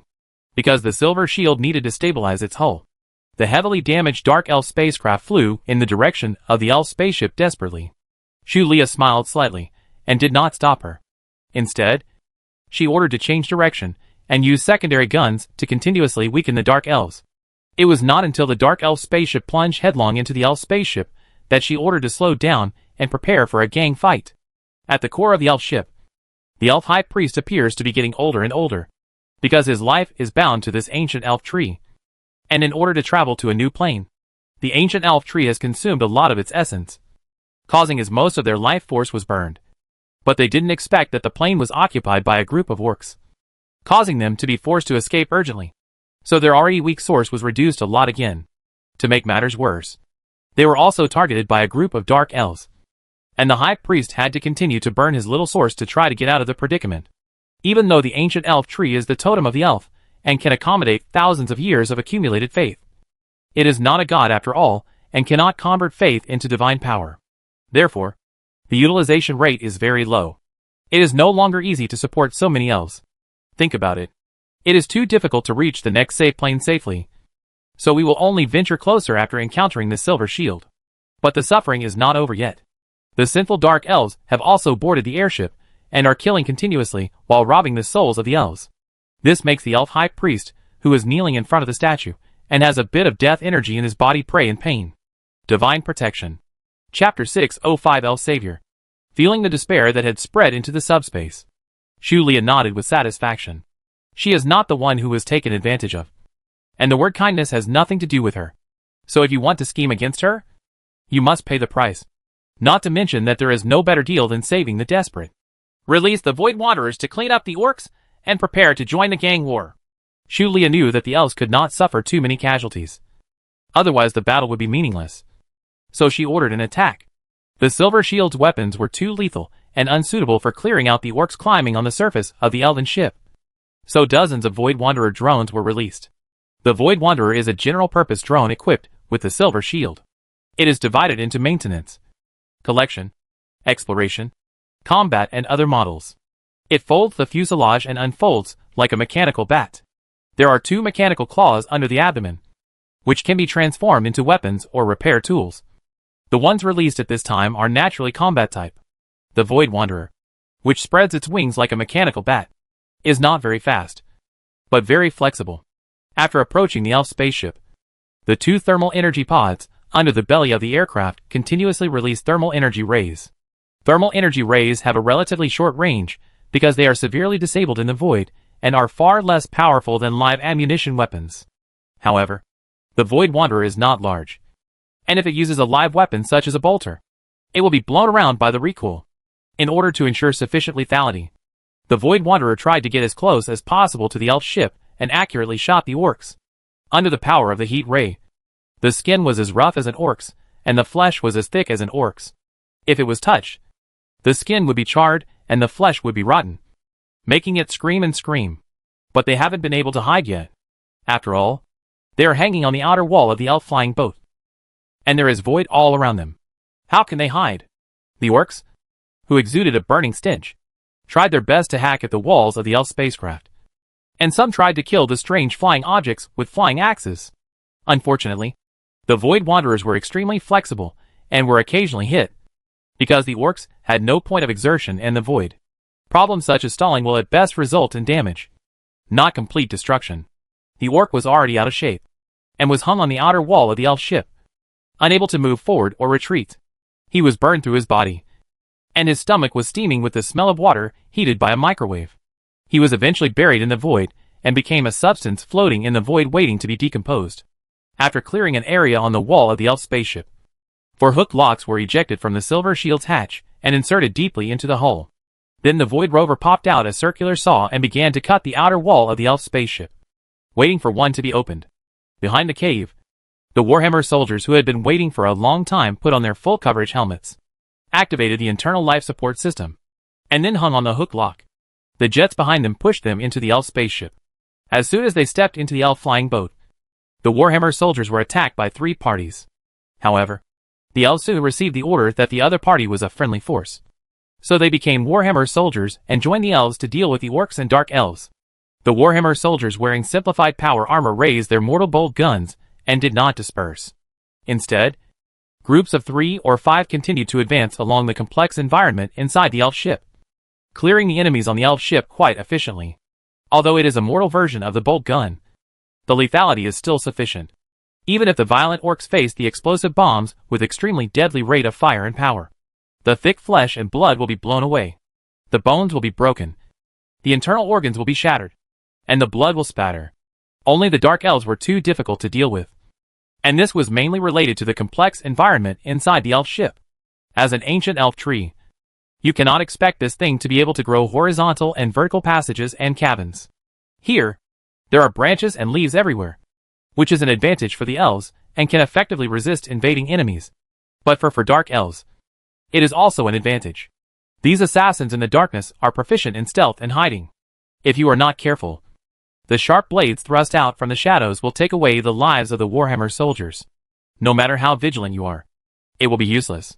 Although the Warhammer soldiers have been strengthened, the sharp blades of the Dark Elves not only smear the poison that seals the throat with blood, but also add the curse of absorbing life and annihilating the soul.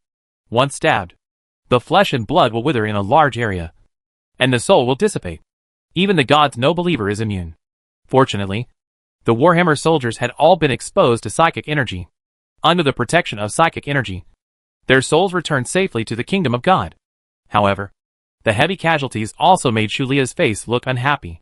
Although the Silver Shield sailed with a full load, in order to train more qualified personnel, there were only 3 people proposed.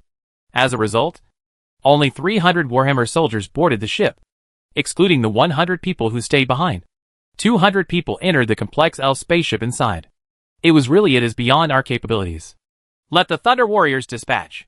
Shulia wanted to take charge of the Silver Shield, so she could only use the Thunder Warriors, who should not be on the sailing list. The Thunder Warrior, who was just taking precautions, silently picked up his weapon and jumped to help the elf flying boat. These 2-meter-tall steel warriors are far more powerful than Warhammer soldiers. Their thick, fully covered composite armor and steely faith make them fearless. Their roaring bolters and chains words allow them to kill any enemy of the Empire. Tear apart. Even if he is as strong as an orc, he is as fragile as a half-moon lamb when facing a Thunder Warrior. A fist wrapped in thick alloy armor can dent an orc's skull with one punch, and his brains will spurt out from his ears and eyes. The Ultramarines carefully crafted by the Empire may not be the strongest, but they are the most comprehensive. They may not be able to detect the Dark Elf assassins who hide their ignorance, but their flaws will be revealed as soon as they take action. Warhammer soldiers cannot catch them and cannot detect them. But to the Thunder Warriors, the sound was no less than the sound of a flash bomb. Not only is his spiritual sense sharp, but his reaction and speed are also at superhuman level. With a wave of his backhand, before the buzzing sound of the chainsaw sword fell, the Dark Elf assassin who launched the fatal blow was turned into pieces. Full of curses, the blood spilled on the ground, making a strong corrosive sound. But to the Thunder Warriors wearing high-quality mithril steel armor, it was as harmless as contaminated dewdrops. After several contacts, the Thunder Warrior with strong psychic ability locked onto the spirit of the Dark Elf. He pointed his thick bolter to hit wherever he wanted, turning the Dark Elf hiding in the dark into pieces together with the surrounding coverings, greatly improving his ability. Improves cleaning efficiency. As the number of orcs and Dark Elves decreased, the attitudes of the elves gradually became a little weird. But the contract signed by Shulia used the ancient elven tree as the medium. Unless these elves were willing to be forced to believe in the ancient elven tree, they could not disobey it at all. However, this also means that Shulia must save the ancient elven tree whose origin has been severely damaged. And this is also the purpose of the High Priest. He is not afraid of the elves being used as slaves. As long as the ancient elven trees are still there, the future of the elves will still be there. As for the hardships they suffered during the period, the elf High Priest does not care.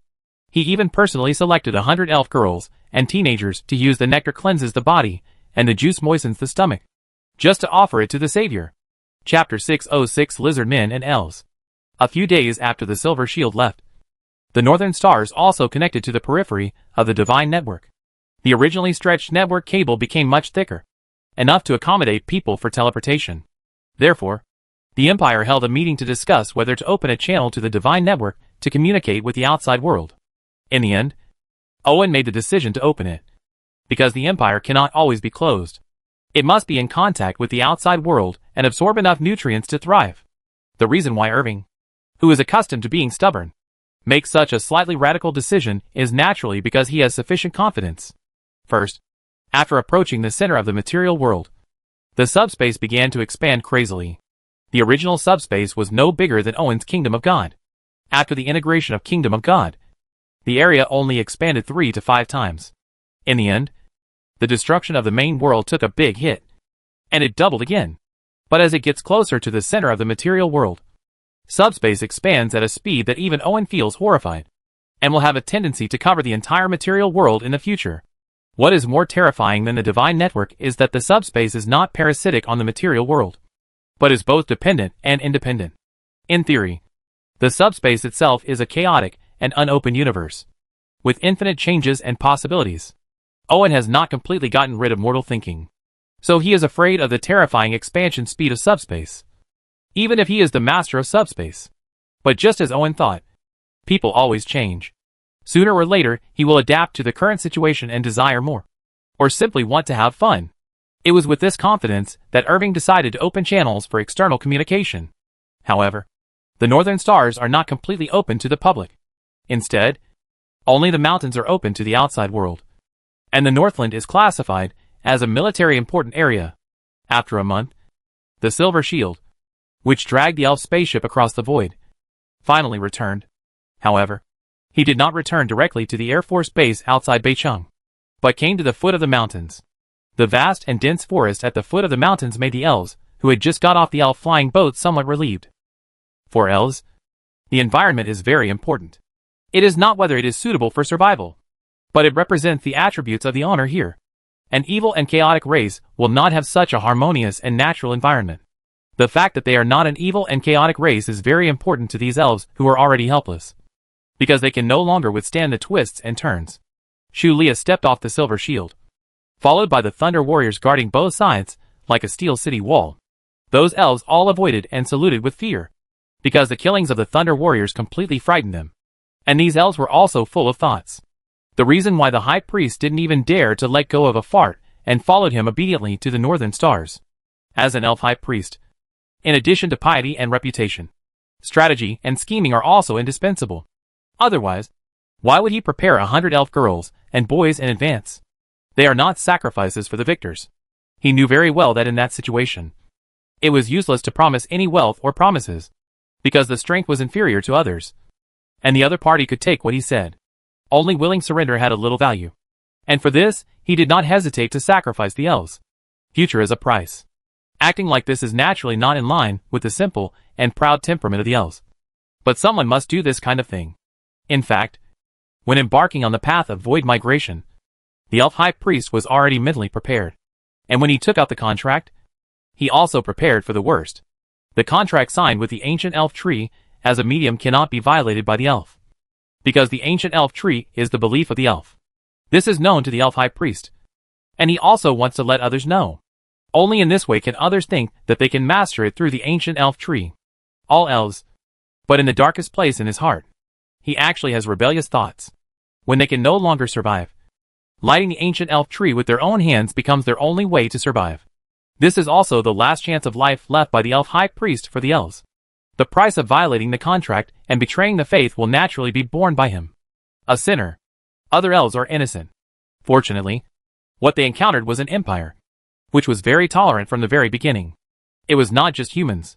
Foreign races were also an important part of the empire, and a mere elven tribe was not a problem. You can build your home here. The first 3 years are tax-free. After that, you have to pay tithes and perform military service every year. This is the obligation of citizens of the empire. Violators will be deprived of their status as citizens of the empire. Shu Lia stared coldly. The elf high priest said that as a powerful psyker. She could of course sense the other person's thoughts. Although she didn't care. Don't think she looked good. From today on, we are members of the empire, and we are willing to dedicate our loyalty and lives to the empire, the elf high priest said with a serious expression. As for what he was thinking, he knew that Shu Lia also knew it, but he didn't want to pay attention to it. Just him. After giving him a deep look, Shu Lia silently turned around and boarded the silver shield. She still had many things to deal with, and she had no extra energy to waste on these elves. Not even the few elven boys and girls she was more optimistic about. None were taken away. When the silver shield disappeared into the sky, the elf high priest secretly breathed a sigh of relief. Although the process was very tortuous, at least they were safe for the time being. And this plane had a better environment than the one they originally chose to immigrate to. But I don't know why they couldn't sense the existence of magic. Fortunately, elves are not purely magical creatures. They prefer the power of nature to magic, so the absence of magic has little effect on them. At this moment, there was a sudden commotion outside the elf. The elf high priest, who was just about to take a breath, hurriedly asked someone to help him over. He was really afraid of another accident. With his short lifespan, he really couldn't withstand the torment. Lizardmen! When he saw a group of lizardmen coming, the elf high priest suddenly took a breath. If he hadn't felt any hostility, he would have almost let someone take action first. After all, the lizardmen's combat effectiveness was not bad. Lizardmen are not a rare race, but their reputation is not very good, second only to orcs. After all, as cold-blooded animals and stupid minds, their lifestyle is extremely primitive. For them, even the same race is food, let alone elves. So it's normal for them to start fighting when they meet. However, these lizard men did not hold weapons, but tools and food, and their temperament was more gentle, or civilized. Therefore, the elf high priest stopped the impulsive elf guard and focused his attention on the lizard man dressed as a priest opposite. On the old man. Although colleagues are enemies, it is easier to communicate with each other. So the elf high priest put on a smile and greeted him, while the lizard man priest also smiled and talked with the other party while holding incense and other gifts. The attitude and performance of the two priests also affected both parties, because the high priest was not only the host of the sacrifices, but also the spiritual leader, especially in times of crisis. With the blessing of various powers, even the leaders had to obey the orders of the priests. So although the elves were not adaptable, they still cooperated with the lizard people to build a new home. Unexpectedly, the craftsmanship of these lizard men was pretty good, and their architectural style was very in line with the needs of the elves, which made the relationship between the two parties change from strangers to relatively relaxed. The lizardmen were also curious about these elves falling from the sky, so they tried to communicate with each other. But it didn't go very smoothly because the elves were always vigilant. Chapter 607, The Elf Trying to Adapt. Two priests of different races sat together and lit a furnace of fine incense. Amidst the smoke, they communicated in the priest's unique way, such as pointing at the smoke to talk about the weather, looking at the bonfire to talk about the harvest, and touching each other. Touching the buttocks affects fertility. You chatted around, waiting for the hallucinogenic incense to take effect, then shook your head and said something inconvenient in vague language. As for whether the other party could understand it, just like the doctor's handwritten formula, you tell them whether they understand. When it started to get dark, the lizardman priest, who had not yet worn off the medicine, left a sacred book and left unsteadily, while the elf high priest, who seemed to be shaking his head little by little, stared at the charcoal fire. His eyes were straight. Although the elf high priest looked like he had run away from home, he was actually sober in his heart. He was just reminiscing about the confrontation between the two old foxes just now. The current situation is better than he imagined. This empire that he has never heard of is very tolerant. Not only elves and lizardmen, but also many different races live together, such as the beasts on the mountain, people, and people outside the forest. Different races and different beliefs miraculously have no disputes, because the gods they believe in all belong to the same pantheon, and they are never limited to believing in one god. This time, the lizardman priests came not only to help their new neighbors, but also to promote their belief in the deity Dragon Mother. However, the lizardman priests knew that there was little hope. After all, except for the lizardmen, other races had more respect for the Dragon Mother than faith, so they had the intention of forming a good relationship. Although the empire does not prohibit conflicts between different races, it is limited to conflicts. If you really dare to fight with a knife, you will be beaten by the imperial army and disgusted by the gods. Therefore, the originally barbaric lizard people began to learn to contact other races in a gentler way. This time it is an attempt spearheaded by the lizardman priests.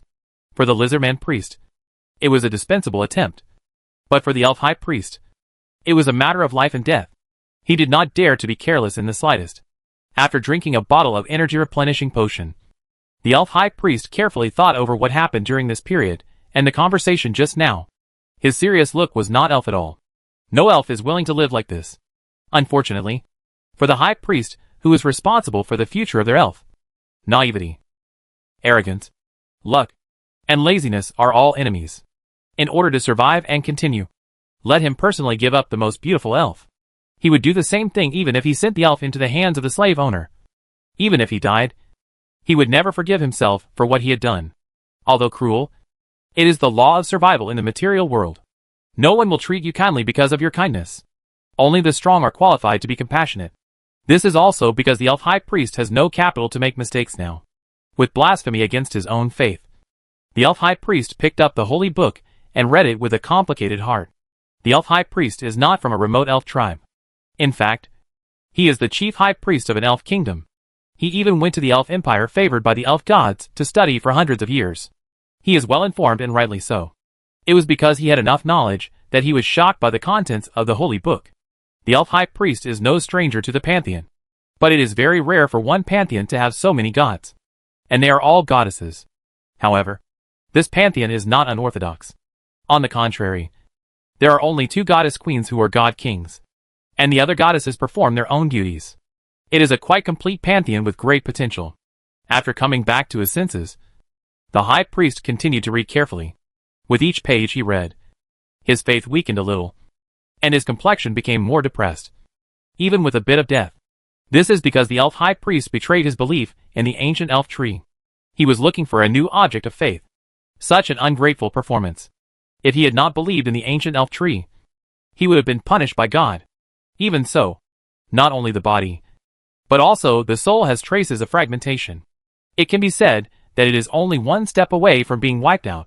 As the chief high priest, it goes without saying that the old elf's faith is firm. But in his heart, the continuation of the elf is still based on his inner faith. Coupled with the continuous blows and the huge pressure brought by the difficulties he will face in the future, he miraculously converted overnight. This is not about cutting the porcelain into pieces to fit the shoes, but about smashing the porcelain into pieces and then reshaping it into shape. You can imagine how difficult it is. After paying a huge price, the elf high priest vaguely felt part of the essence of believing in God through his shallow faith. And he was relieved because his choice was right. Unfortunately, there were too few single beliefs, and they were not pious enough. So the elf high priest mustered up his energy and personally dug out the last roots of the ancient elf tree. This is a 3-meter-high wooden cylinder. It is the heart of an ancient elf tree, which is equivalent to the human heart. The elf high priest knows what it means to dig it out with his own hands. The elf flying boat originally still had some vitality left. It quickly withered, and all the elves fell into sadness and confusion, because this was their only remaining faith. Fortunately, the elf high priest stood up in time and used his own prestige as a guarantee. He claimed that after arriving here, he felt a goddess pity for them. If they were pious enough, they might be protected by this goddess. At this time, the elves had lost their faith goals and were in a special period of confusion in their lives. So they were slowly attracted to the goddess described by the high priest of the elves. This is a goddess who represents spring. She will bring us new vitality, making us grow stronger and more prosperous like the vegetation that sprouts in spring. The elf high priest cheered up and worked hard to promote the goddess of spring.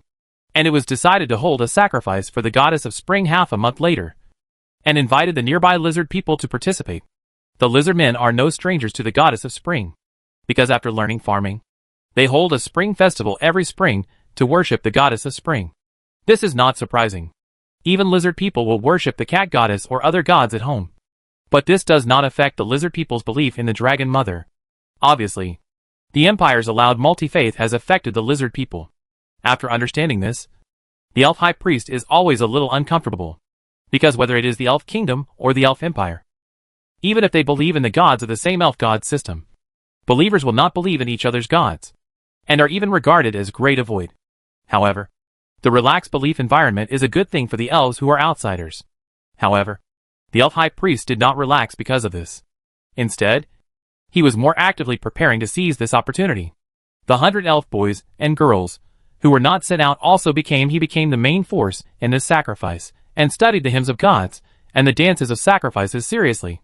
Chapter 608 The Goddess of Spring. At this time, on the other side of the mountains, in the imperial castle located in the core area of the North City, Dale was cultivating new varieties of herbs in the greenhouse, because a large number of people had been relocated before.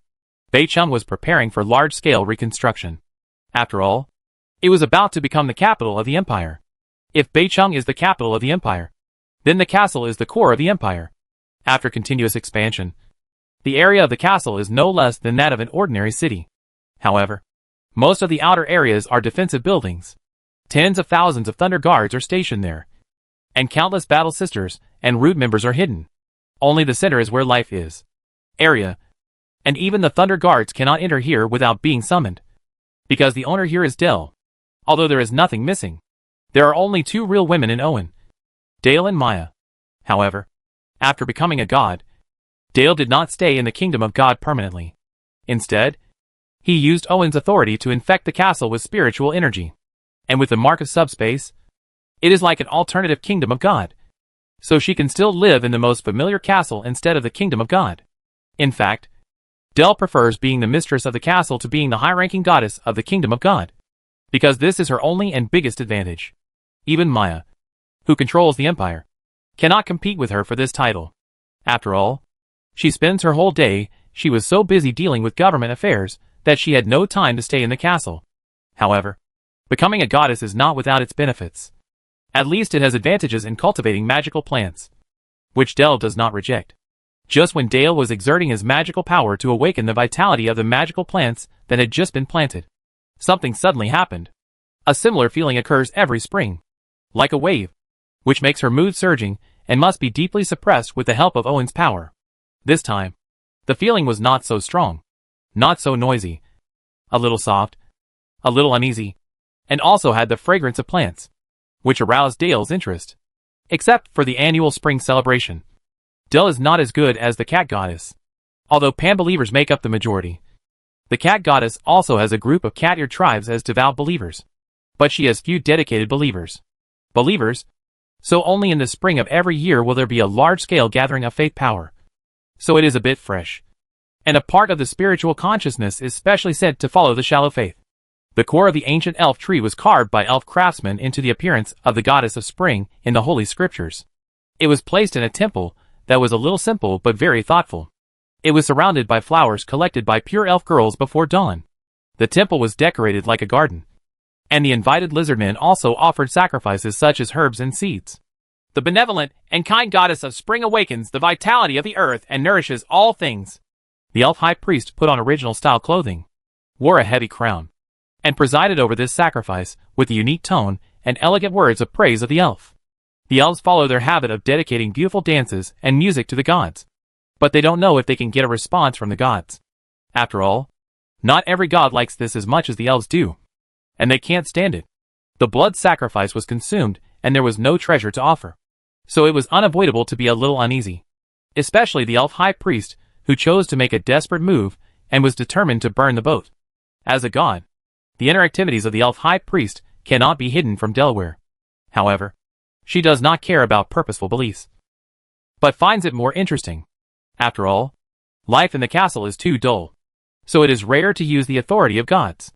With the advent of divine consciousness and the infusion of divine power, the wooden statue as a carrier became more sacred, and the vitality hidden in the heart of the ancient elven tree was also awakened. A large number of roots sprouted from the bottom of the statue and penetrated into the earth. Green buds and flowers appeared like decorations, making the idol look full of life. The elf high priest was very clever and immediately understood that this was the arrival of the consciousness of the gods. Although he had not yet expressed his acceptance of their faith, it was a good start. So he immediately took the lead and knelt down. Elves are arrogant, but they also have to look at their partners. Now that a god is willing to respond to their faith, they are already burning incense. So one kneeling is called meet, and the other is called simple. As for the lizardmen, after discovering that the goddess of spring responded to the elves' sacrifices, they were surprised, but they quickly knelt down. After all, the goddess of spring is the goddess who awakens the vitality of the earth, and she belongs to the same pantheon as the dragon mother they believe in. How can they dare to be disrespectful? Pious faith is not only service, but also a gift from the gods. Dell's plain voice came out from the statue. There was no amazing sound and light effect, and there was no pressure. He casually gathered the people gathered on the statue. The shallow faith was transformed into a little divine power, and given to the elf high priest to fill his lost vitality and broken soul, and then left behind a spiritual training manual. It was not that Dale was moved by the piety of the elf high priest, but because the other party had done a good job and was worthy enough to continue living. After all, if a naive elf who couldn't see clearly the form was used as the high priest, he didn't know what trouble he would cause. As for leaving a manual on spiritual energy training, she naturally knew about the Empire's promotion of spiritual energy. So she planned to let these believers try it, and she wouldn't feel bad about losing it anyway. In Dale's heart, apart from Owen, there are only a few people such as Maya and Emil who need to care. As long as other things do not affect the castle, she doesn't care at all. So she has no psychological burden when using elf believers as test subjects. Dale left without any worries, and the lizard man also left with an envious expression. The elf high priest, who tried his best to complete the remaining sacrificial rituals, was hesitant, feeling that his nearly exhausted body was revitalized and his soul condition no longer deteriorated. The elf high priest was grateful to the goddess of spring for giving him a new life. The problem was that this spiritual training manual was somewhat beyond his understanding. Demon-free planes are not uncommon, especially since the outer reaches of the material world are all small planes. The spar sources are not enough to produce much magic power, and the plane walls are also thin, not to mention the magic power. The sources are slowly being lost. He originally thought that this plane was the same and could support such a powerful god system. Obviously his guess was wrong. Holding the book in his hand, the elf high priest felt that he might have found the answer. The current elves were not qualified to refuse and had no choice. Therefore, the high priest of the elves braced himself and began to read the spiritual training manual. After 3 days, the elf high priest believed that the so-called spiritual energy was magic power transformed by gods. It is not uncommon to do this, because Owen is not the first to be wary of the divine network and the magic network. The magic given to believers by gods originally appeared for this purpose. Since then, there have been many attempts. Chi, blood, fighting spirit, nature, soul, etc. are all similar products.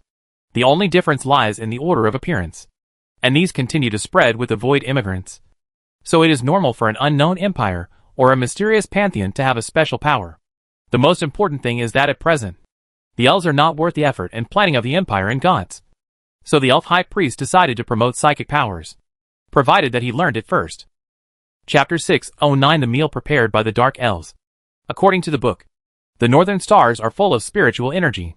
You only need to find the right feeling to realize the existence of spiritual energy, and then learn to use it. The elf high priest was not lacking in experience or spiritual awareness, and with a little bit of divine power he had just received from the goddess of spring, it only took 1 day to sense the existence of spiritual energy, just as described in the book. For kinds of spiritual energy with different attributes are always surrounding. They have not been discovered before, just because they did not expect that once the inertia of thinking is broken, and this layer of window paper is broken, the spiritual energy can be sensed immediately. Being immersed in this strange and active energy, darkness, light, pain, and growth were the 4 spiritual powers. Which one related to nature did the elf high priest instinctively choose? Then he was shocked to find that he actually saw a demon, because the realm was high enough. Even though it was the first time he came into contact with psychic energy, the elf high priest still managed to put part of his consciousness into the garden kingdom, and vaguely saw the huge world full of green vitality, as well as the singing and dancing demons. Of course, it has something to do with the devil? Because he was so shocked, the elf high priest almost couldn't speak clearly. I had no choice. I thought I would become a druid, but I didn't expect that switching to a demon warlock would be such a big change. Even if I didn't faint, it would be good. I didn't expect him to accept it immediately. It took the elf high priest a long time to figure out that these demons were different from the demons he was familiar with. They were full of natural vitality and very kind. Demons have always been destroyers, but demons who are full of energy and love nature, let alone meeting them. This is the first time in their lives that the elf high priest has heard of them. But the facts cannot be lied. The elf high priest's expression was distorted, and he finally accepted this reality and planned to try it himself. Otherwise, he would really not dare to teach it to other elves. He was too aware of the dangers of demons. The elf high priest carefully recited the spell and drew the summoning circle, and put in seeds, flowers and fruits as sacrifices. This sacrifice! The elf high priest hesitated for a long time, and was embarrassed to say whether it should be so green and natural. He could actually accept killing a few deer or something. In any case, the summoning went smoothly. A several-meter-long fat garden demon appeared in front of the elf high priest. He squatted down slowly, then carefully picked up a bag of seeds that was only the size of his finger, and stuffed it into his waist with satisfaction. In pocket. Well, an old elf. Do you need any help? The garden demon looked around and found that there was no need to fight. He sat down, lowered his head, and said slowly, judging from the facial expressions, "This is a demon with a docile and kind personality."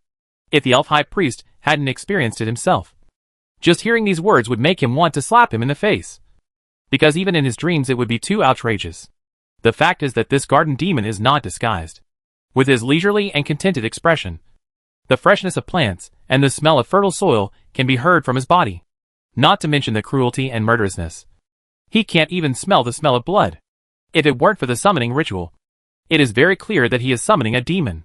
The elf high priests all doubted whether it was some kind of unseen natural creature. Our tribe has encountered cruel hardships.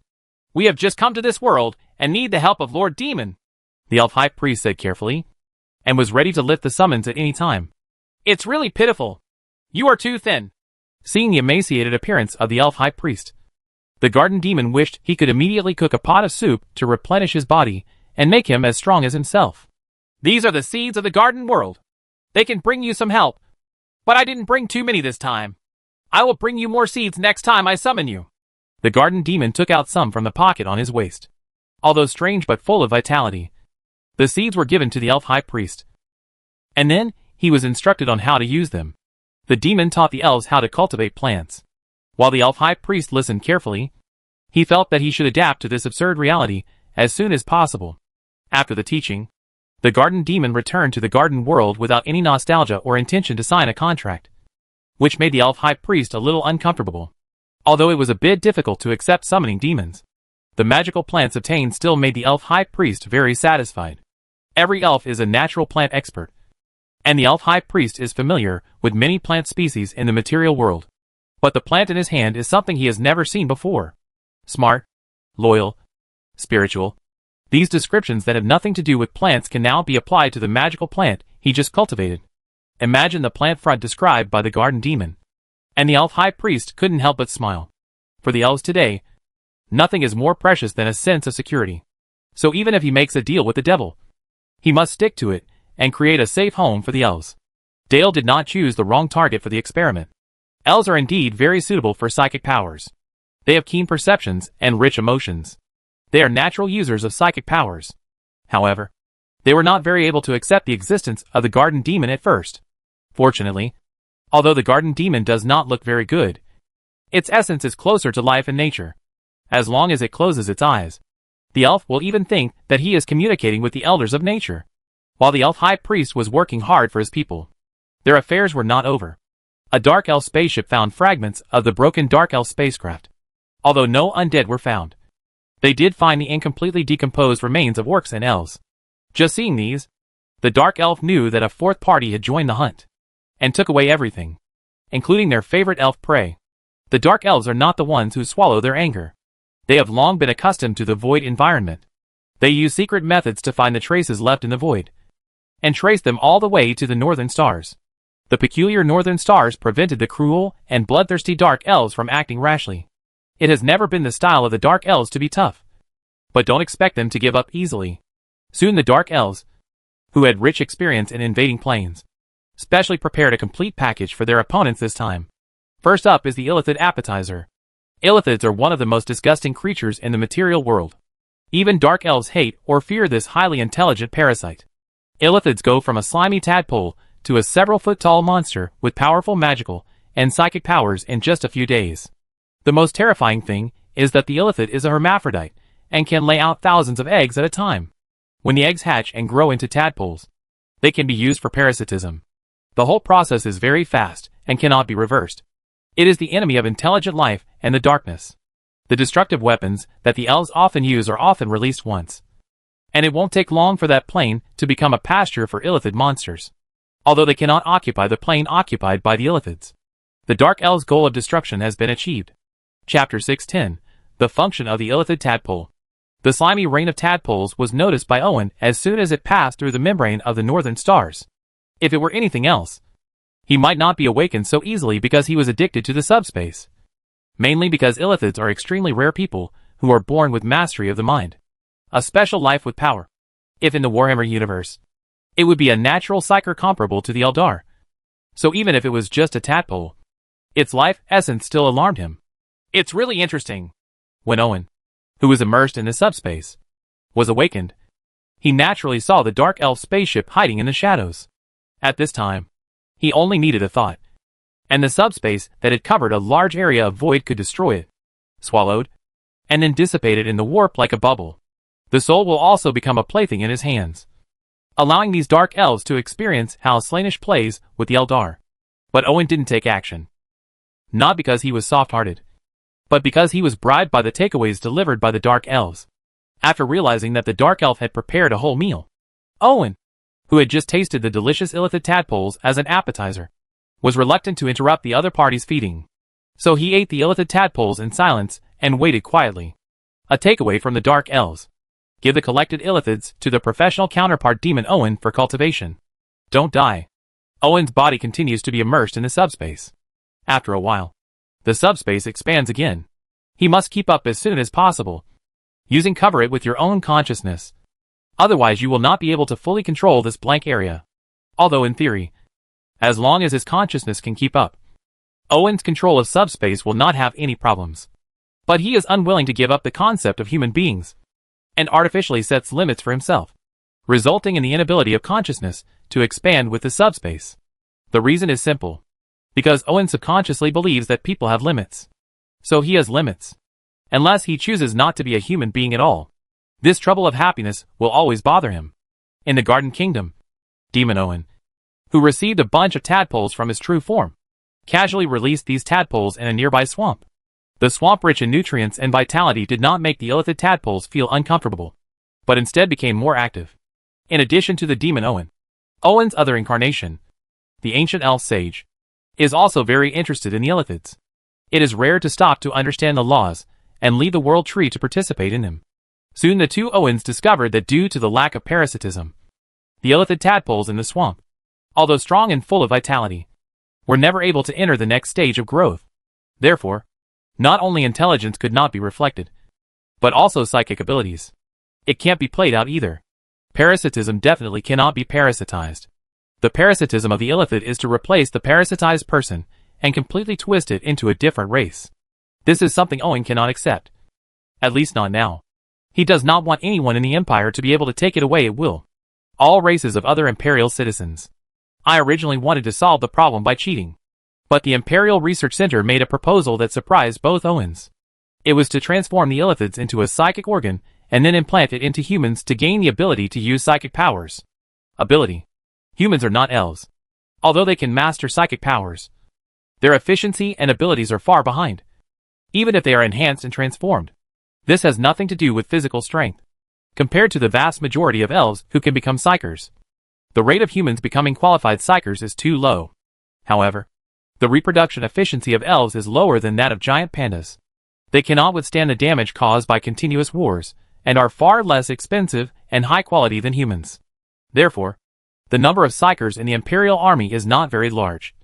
And Owen is unwilling to directly place a psionic mark to allow mortals to qualify for the use of psionic powers.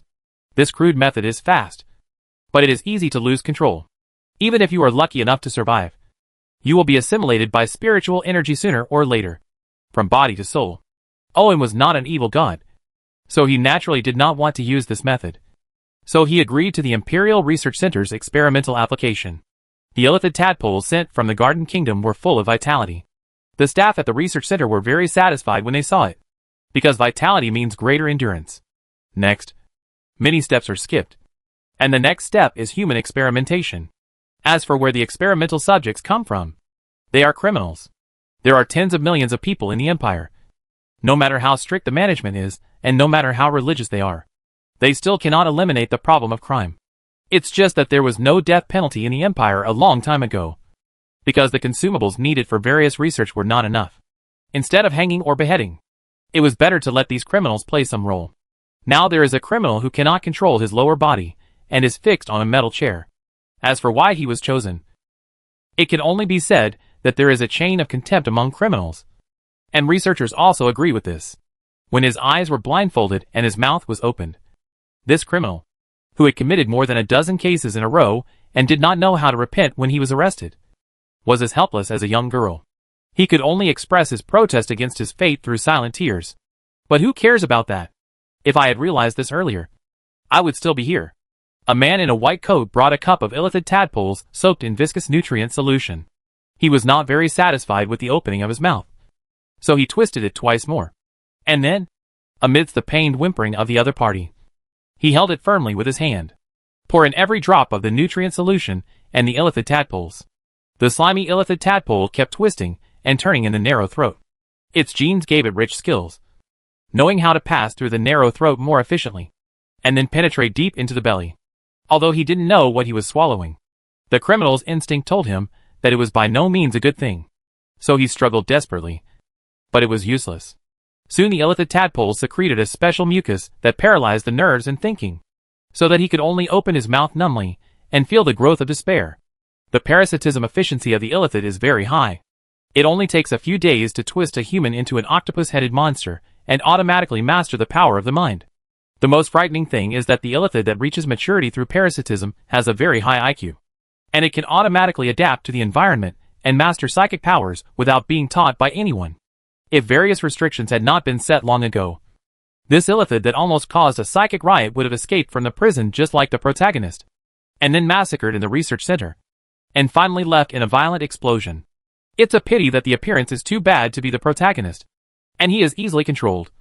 And then, there are all kinds of dissections, and he looks like a squid. However, the performance of this illithid also greatly excited the research center, which believed that it was a natural psychic creature. Once it is mastered, the Empire will achieve a huge breakthrough in the field of psychic energy. But the reality is not so smooth. The illithid is a very special creature. It is not easy to complete the transformation in a short time. Chapter 611 External Psychic Organ. As more is learned about the illithid species, the tadpoles continue to be consumed. This is not a big problem. Illithids are hermaphrodites and can lay eggs twice in a lifetime, with thousands of eggs at one time. However, due to a special system, most of the eggs are eaten by the main brain, which results in the number of illithid beings constantly increasing. Can't go up. The research center will not be so wasteful. Every tadpole will be used where it should be used, just like those criminals. Therefore, after actively ripening and letting them lay eggs, the research center will have inexhaustible resources. Tadpole. In repeated experiments, researchers found that the illithid tadpole's seizure of its body could not be interrupted. The envisioned semi-transformation, retaining human consciousness and partially twisted organs, was not feasible because the first organ to be modified was the brain. Some researchers tried to do the opposite, and specially invented a machine for this purpose, which is similar to a vacuum cleaner, except that the vacuum cleaner sucks, and this machine does. Bam! Ow! But organ modification did not start from the butt as imagined. The tadpole actually went upstream. The research center then tried to transplant organs from adult illithids, but the failure rate was still very high because the organs of illithids are too aggressive and can easily infect other organs after transplantation, and then become non-human due to out-of-control psychic powers. Nor is it an illithid monster. After struggling for a long time, the research center discovered that the tadpole form was the most stable state for illithid's genes. So the prototype design of the first generation of psychic organs was completed. The first generation of psychic organs looked like a tube connected to a SHL covering the back of the head, and the tube was inserted into a small backpack. It seems to have nothing to do with the organs. In fact, the specially improved illithid tadpole is fixed in the tube and cannot move forward or backward, only after it is installed. The mouthparts of the illithid tadpole will be allowed to pierce the back of the user's head, and then the complex nerve-like tentacles in the mouthparts will extend into the cerebellum and wrap around the spine, like external antennas, thereby enhancing the user's spiritual awareness and control of spiritual energy. Of course, the design will not be that simple. The SHL that wraps the back of the head is not only a safety device that blocks the head of the illithid tadpole, but also a necessary limiter. Although the illithid tadpoles have been specially modified and deprived of most of their parasitic abilities, if the user uses external organs to excessively extract psychic energy, there is still a risk of losing control, because the severely stimulated illithid tadpole will involuntarily extract brain and bone marrow, then replace them. This is not out of malice, but an instinct written in genes, in order to ensure its function as an external psychic organ. This instinct cannot be overly suppressed or cut off. Fortunately, such a bad situation usually does not occur, because the protection device is equipped with vitality inhibitors and killers for the illithid tadpoles, which can reduce the activity of the illithid tadpoles, force them to sleep, or even poison them, because it has no choice to be parasitic. The illithid tadpole needs an additional device to provide nutrient solution to maintain its function, which is the small backpack behind it, which serves as a source of nourishment and circulation and purification. Although the structure is simple, the effect is really good. At least the transplantation success rate is 100%. This is enough. Even the transformation technology of the ultramarines is not so strong right from the beginning, and it is not gradually improved step by step. Therefore, after it is finalized, it is the first to use this equipment in the Warhammer Legion, which is experimental in nature, and an additional psionic regiment was formed to accompany the second voyage into the void.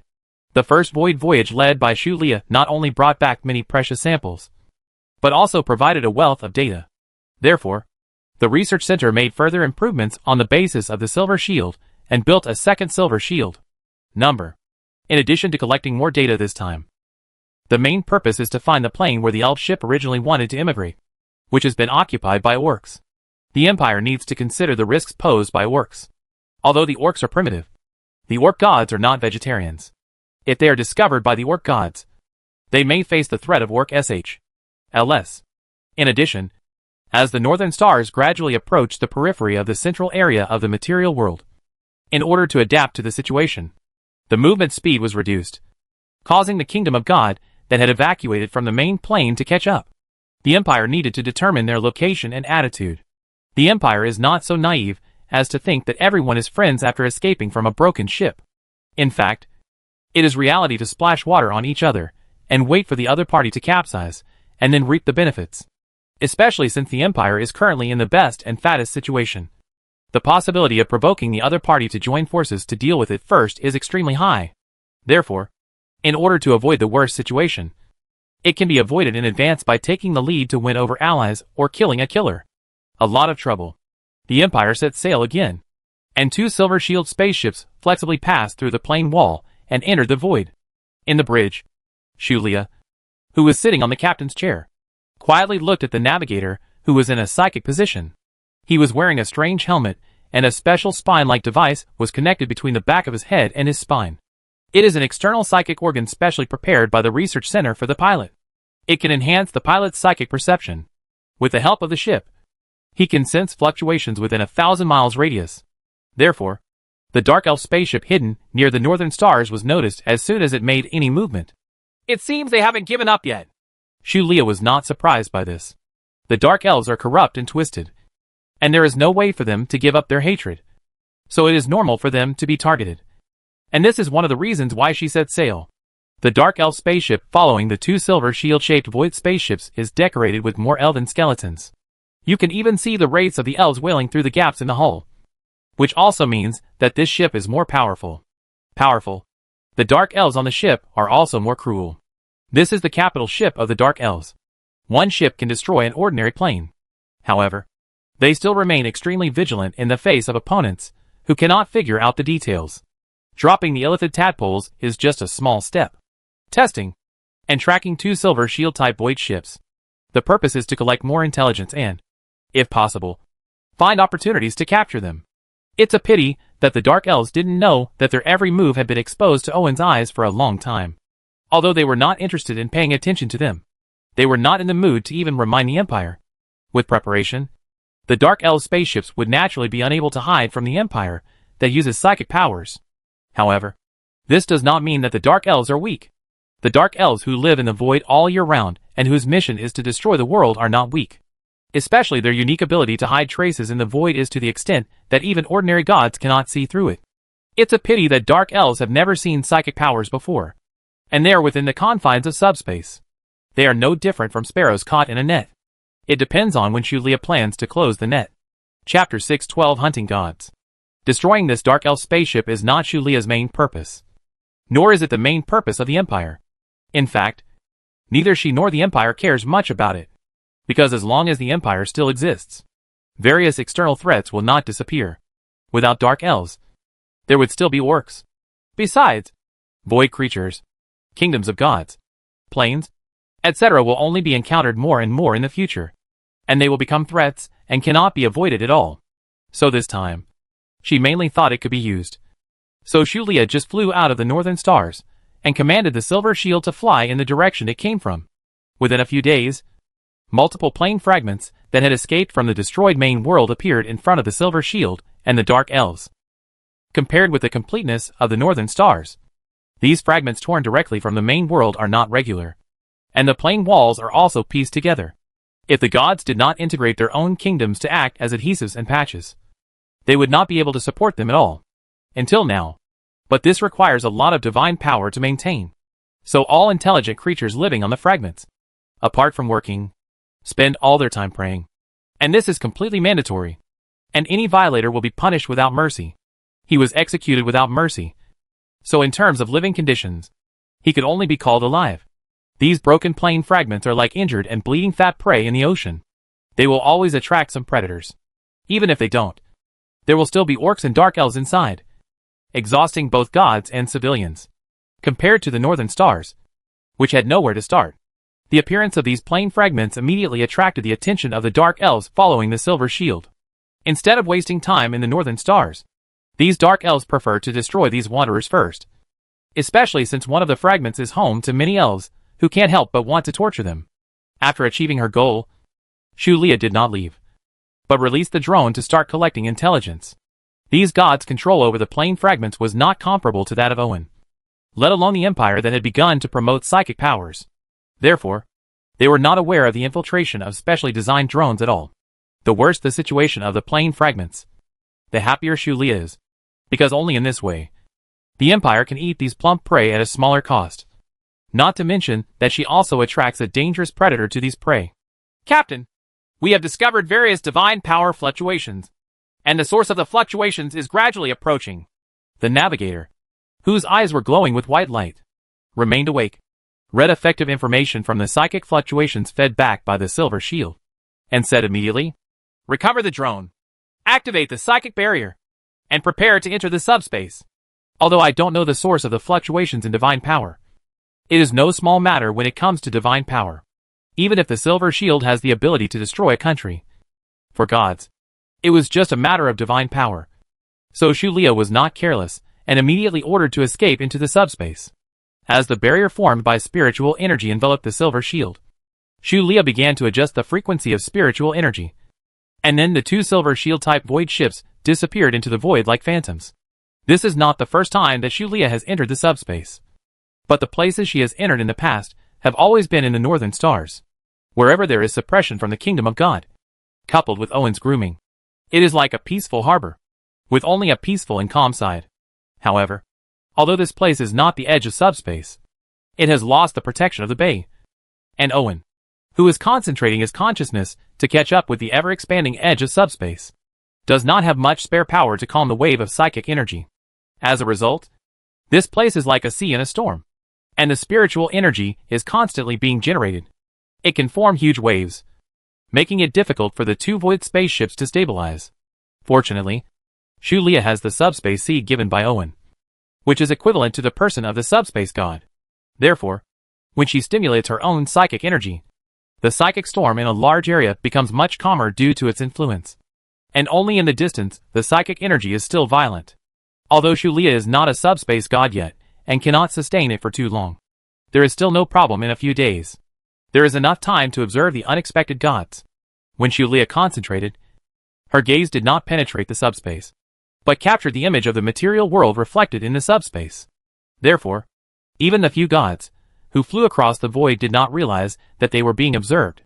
There are 4 gods in total. It seems that they are not their real bodies, but incarnations of divinity. They wear full coverage armor made of powerful void biological materials. They hold artifacts and silently attack the fragments of the plane that fell at the back. The opponent was very skilled and had a clear division of labor. First, the largest god transformed into a body that was 100 meters high and smashed an artifact war hammer against the wall like a drum. The plain wall that was originally made up of things could withstand such a heavy hammer. It was dented at first. When the fluctuation spread out, the divine power that bridged the cracks was shaken away, and the plain wall began to fall off in large areas. Another god blew his mouth, turning the surrounding void power into the wind of void, blowing in through the hole, destroying everything on the ground. And countless creatures were tragically disintegrated. Even worse is yet to come. Before the wind of the void can completely disintegrate the resistance and prayers of mortals, the two remaining gods are left. One cuts the earth apart with divine power like cutting a cake, and the other mercilessly takes away what little is left. Origin. The whole process was too fast. Before the gods who protected this place could react, the already unstable plane fragments had irreversibly collapsed. Of course, he couldn't bear it when the Noah's Ark he had worked so hard to build was dismantled. The god of storms rushed into the void with a roar that echoed through the sky, and was then torn into pieces. The god of storms is only a god worshipped by one of the 3 human kingdoms among the 5 southern kingdoms, and his strength is just that. In addition, facing 4 divine incarnations, who are not inferior to him in strength. How can he fight back? It was decomposed, and then the divinity was divided. The soul also did not escape the disaster. It was sealed. I knew the end would not be much better. Without the protection of the gods, the remaining fragments of the plane began to disintegrate, with the 4 gods joining forces to extract the source. The disintegration speed became even faster. Such an inhumane and extremely skilled technique severely shocked the gods on several nearby fragments. But no one stood up and roared when they saw the injustice. They just concentrated their divine power to prepare a full blow, just like a dog with bared teeth, and lowered its body, ready to attack at any time. By the way, it roars, or bows its head, and wag its tail in surrender. They couldn't run away. They moved with the plane fragments. And they couldn't outrun the 4 gods, who had been prepared and came specifically to hunt. As for abandoning everything and running away alone, if they could do it, why would they bother building this doomsday ark in the first place? Although gods are powerful, they cannot do without the kingdom of God and believers. Without believers, there is no faith. Without faith, there is no divine power. Without divine power, how can one maintain the kingdom of God? Without the kingdom of God, gods are as insecure as a tortoise without its SHL. At present, the 4 gods who come to hunt are also staying in the kingdom of God. Only the incarnations of the gods are separated to go hunting. Even if they are gone, they will not be broken. If they are successful, they will have at least 1 or 2 points of divinity, plus the extracted ones. The origin is simply making money. Chapter 6:13, Become Sing is targeted. The 4 gods who had finished the hunt divided their origins. Just like robbers who had finished dividing the spoils, they turned around and left. They did not give the gods a chance to react. But the impact they left behind was shattered by the loss of their origins. The debris of the plane spread and grew larger and larger, shrouding the hearts of the gods like a shadow. The gods on the fragments of several planes looked at each other more and more warily and unkindly. The atmosphere of hugging each other for warmth as they fled the end of the world suddenly disappeared, leaving only a tense atmosphere. In fact, long before this, everyone understood that the central area of the material world was not as beautiful as imagined. Just like people from small places yearn for big cities. In fact, there was a belief in the law of the jungle, and it was even more cruel. There is no way.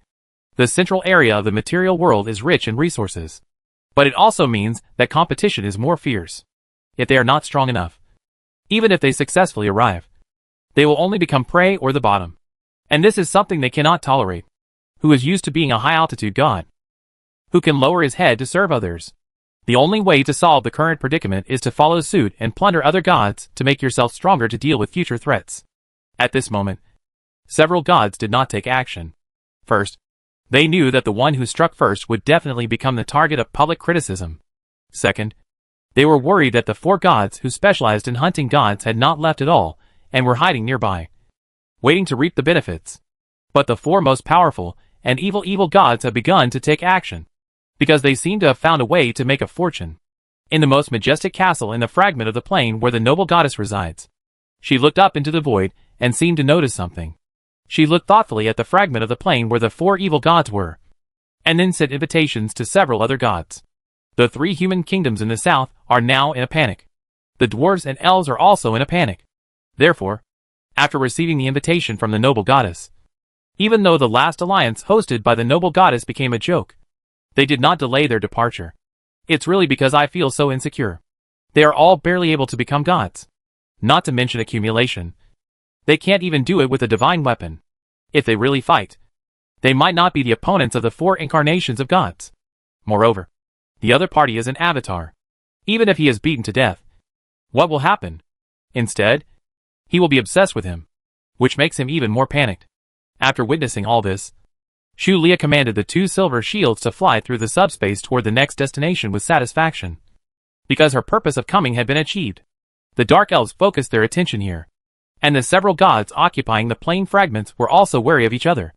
As a result, the Empire was naturally stable. But just when Shu Lia was about to go to the plane occupied by the orcs where the elves had fled, she accidentally discovered the traces of the 4 hunting gods. After following them for a while, she found that they were flying towards the northern stars.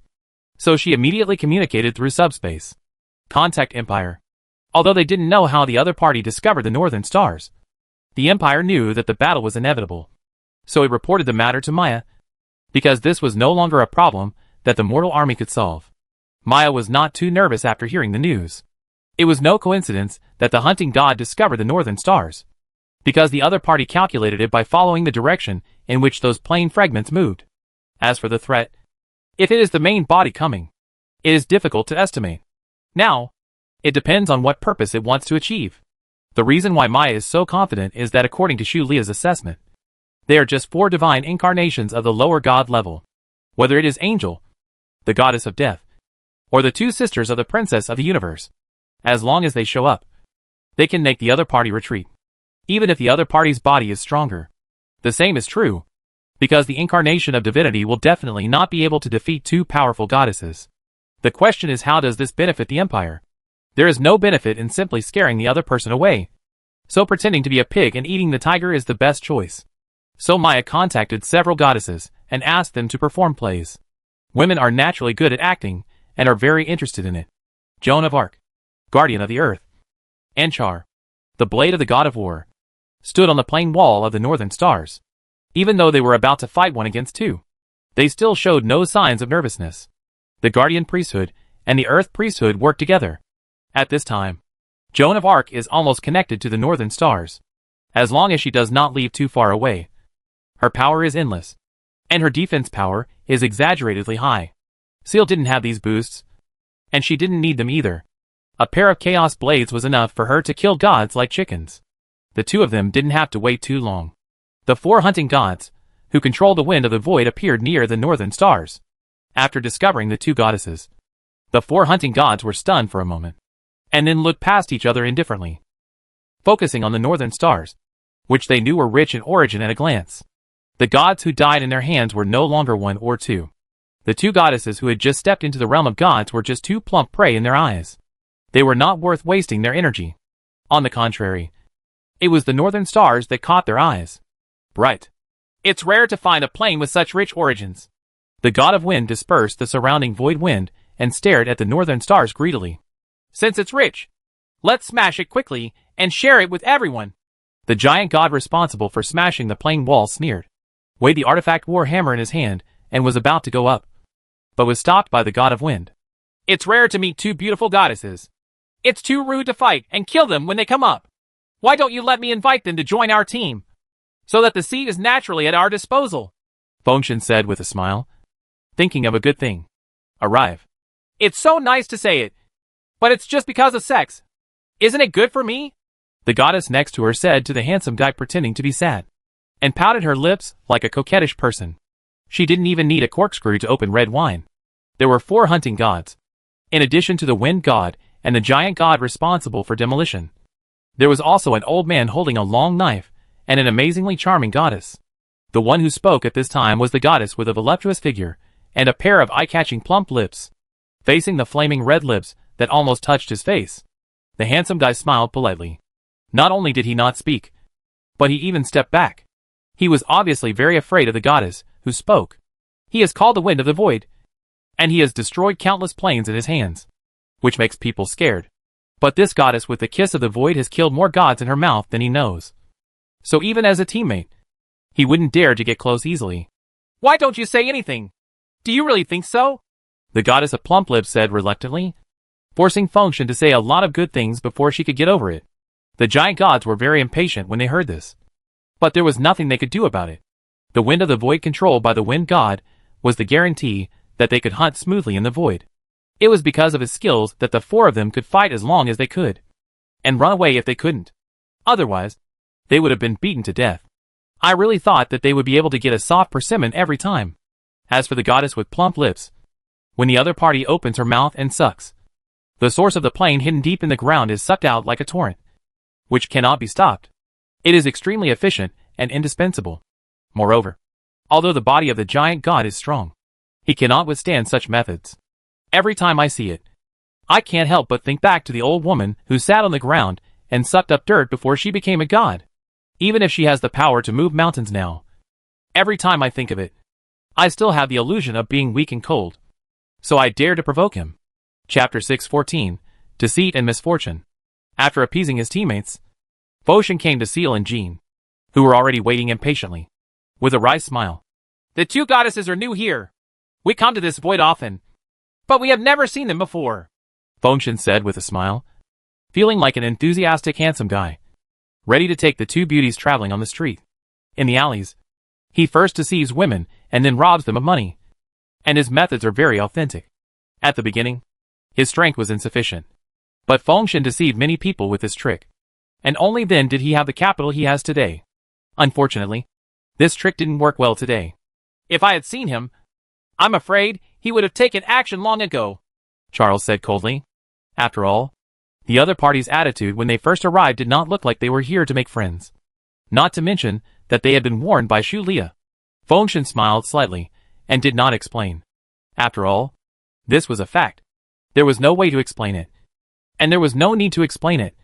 So he continued, It's right to be careful. This is not the center of the material world. It is not completely covered by the divine network, and there is no orderly and kind-hearted system to maintain order. So vigilance is necessary, but don't reject all goodwill because of this. Foshin, who you are referring to? Oh, so you came here with good intentions. Joan of Arc's pure eyes were like a mirror looking into a demon, surrounded by the wind god's kind face and dark heart. At this time, she felt speechless. Who can become a god now? What kind of little white flower can be deceived by lying? The goddess of plump lips said with a mocking smile to Foshin, obviously dissatisfied with Foshin's attempt to invite the two goddesses to join. Even if the same goes for uneasy kindness. Women's jealousy is so inexplicable, and goddesses are no exception. Foshin resisted the urge to take a deep breath to relieve the depressed feeling in his heart. He had no choice but to cause trouble. It was his own people who could not be easily replaced.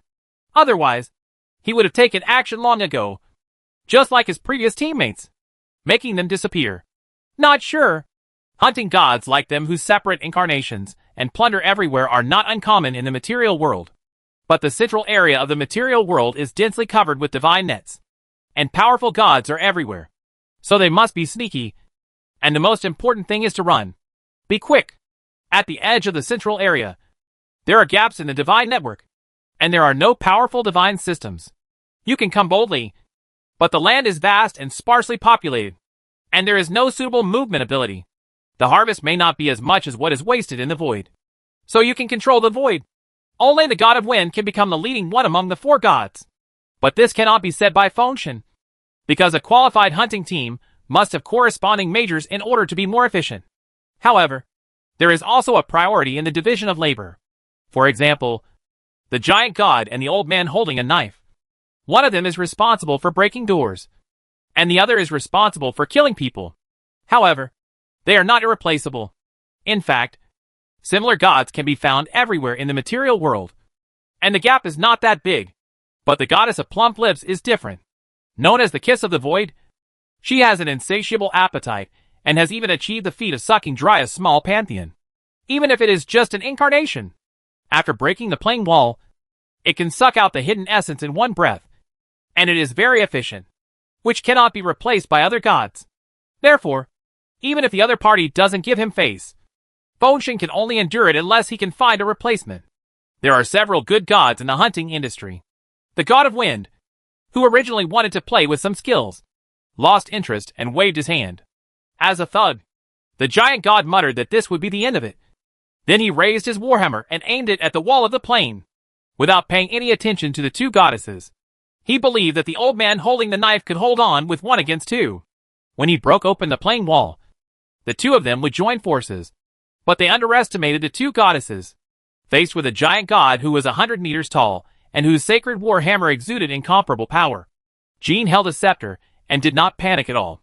With a tap of the scepter, the originally invisible wall of the plane suddenly emitted golden light. And the origin of the northern stars was also related to her priesthood echoes each other, guarding the earth. The giant god's expression changed as soon as he dropped his hammer. The mountain-heavy war hammer did not destroy the plane wall, but suffered huge rebound force, forcing him to spend more divine power to suppress it. The plane wall is not a vegetarian in the first place. I wonder how the plane's barrier against the invasion of the void can be so fragile. In fact, even the gods cannot easily break through the truly complete plane barrier. At most, they can only tear a small hole through the weak point. Get in there. In the past, the giant gods were able to achieve such amazing results. The priesthood and the artifact were on the one hand, mainly because the plane walls of the plane fragments were broken, and they were pieced together and glued together with divine power. Naturally, they could not withstand the heavy hammer, although the plane walls of the northern stars are also spliced together. The origins of the northern stars are complete. The laws are perfect, and with the seeds of the world tree as the core, coupled with the harmonious authority of the princess of the universe, the cracks have long been closed. Not only are they round and integrated, but they also maintain the main plane level of strength. So not only did the giant god's hammer return in vain, but he also suffered a counterattack from the plane.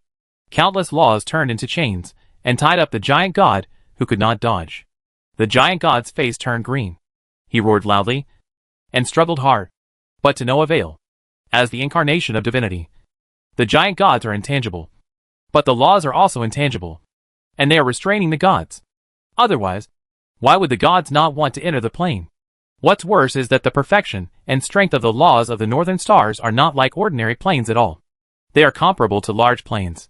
Not to mention, it is just an incarnation of divinity. Even if the body is here, it is afraid that it will not be able to break free. For a moment, the giant gods are like being suppressed by the entire plane. Yao, who was the most powerful among the four, was suppressed and unable to move. All this happened too fast. Before the giant god's hammer fell, the old man holding the knife had already flashed in front of Seal. So he was unlucky. The old man holding the knife is not a mainstream human race in the material world. He has obvious alien characteristics. The scimitar at his hand is very huge and heavy, but it is extremely fast. With a flash of cold light, he is about to cut Seal into pieces. Seal looked at the old man's attack with admiration. The opponent's sword seemed to be chaotic, but in fact it cut and blocked all the space around him, like a net falling on one's head, making it impossible to avoid. It's a pity that in the face of absolute strength, these can only be used for appreciation. The iron chains wrapped around his arms brought a burning sensation that penetrated deep into the soul. But this only made the fighting spirit in Seal's heart boil more and more. The double blades of chaos tightly held in his hands tore apart the knife laid by the old man with just one movement. These two god-killing weapons that once slaughtered a god lion showed their ferocious side for the first time in another world. Just the aura they brought caused problems with the operation of the old man's divine power.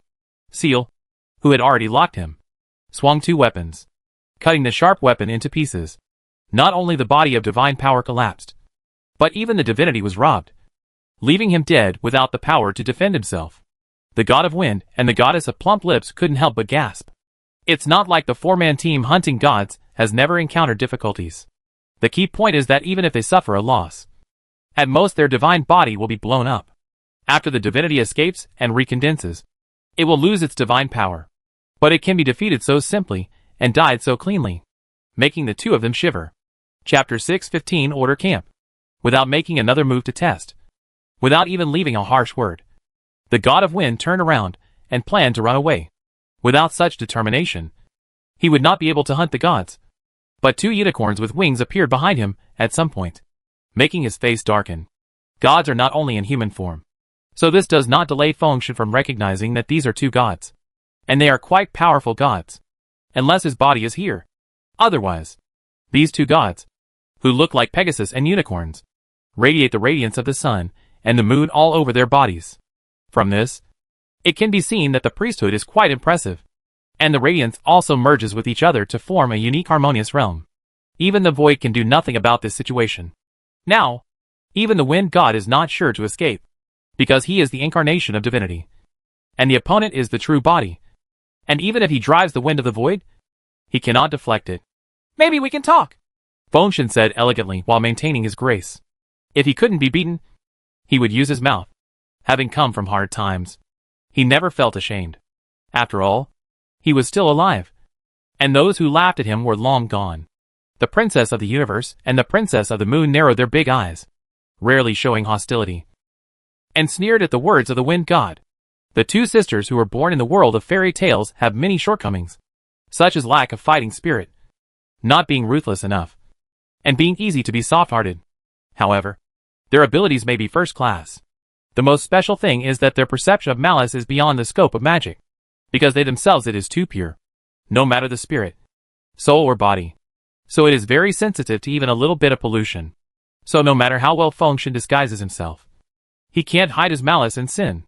In the eyes of the two sisters, he is like a cake made of shit, and they will be careless with just a few words. At the same time, the species are all different. The wind god's charm, that is nowhere to be found, is of no use at all. He doesn't even have shiny hooves. And he dares to be called a handsome guy. Seeing that the method was useless, the god of wind glanced at the goddess of plump lips. And then his divine power fluctuated violently, causing the surrounding void to form a razor-like void wind that suddenly erupted. He wanted to take the opportunity to escape, but he didn't want the two sisters of the universe princess to just open up. The territory was suddenly calm, causing Fengshen to let out a dumb bomb. However, Fengshen didn't expect to escape with this move. In fact, after seeing the realm formed by the fusion of the two sisters of the universe princess, he knew that he was restrained to death. So what he did was just to cover up. Under the cover of the violent fluctuations of the wind god's power, the inconspicuous sound of inhalation gradually increased, and the suction force increased from small to large at an extremely exaggerated speed. It was caused by the goddess of plump lips, who opened her mouth to inhale. The origin of the goddess with plump lips, known as the kiss of the void, is very mysterious. But her ability makes the wind gods, who can move freely in the void, very fearful. Although the upper limit is not known, ordinary gods are really not enough for her to breathe in one breath. Now he raised his head, opened his mouth, and straightened his neck. Looking from top to bottom, he could see the deep stomach, swallowing everything like an abyss. Even the realm held up by the two sisters of the universe princess was slightly rippled. Unfortunately, the right time, place, and people were not available to them. So as soon as the goddess of plump lips started to inhale, a group of dark thorns exuding despair suddenly appeared in the void, and she inhaled it in one gulp. The black thorns came out of nowhere, and were endless. They choked the plump lip goddess and rolled her eyes. It felt like she had taken a big mouthful of sticky asphalt with barbed wire inside. She couldn't stop and kept biting. I kept pouring it in until I was able to hold back my tears. In fact, although this object comes from subspace, it is not Owen's thing, but the original power that suppresses the two witches in the Purgatory Kingdom. The original power of the Witch of Despair and the Witch of Thorns contains original sin, and has been processed by the subspace. Even the plump-lipped goddess, who can swallow the wind of the void, cannot bear it. Her eyes suddenly turned white, her throat tightened, and her body trembled. Looks like he's been spoiled. He tried his best to create opportunities, but his teammates failed to do anything. Knowing that there was no chance of a comeback, Fengshen had no choice but to surrender. But he had already begun to think about how to draw the opponent into the water. Everyone wanted to beat the hunting gods, but the more they were beaten, the more they were beaten. Even the gods of the God of Order were engaging in this worthless business under the banner of justice. He did not believe that the other party was not interested. Owen, who was unmoved, didn't know. He only knew that the giant god was sent to purgatory. The goddess with plump lips was dragged into the realm of death by Angel.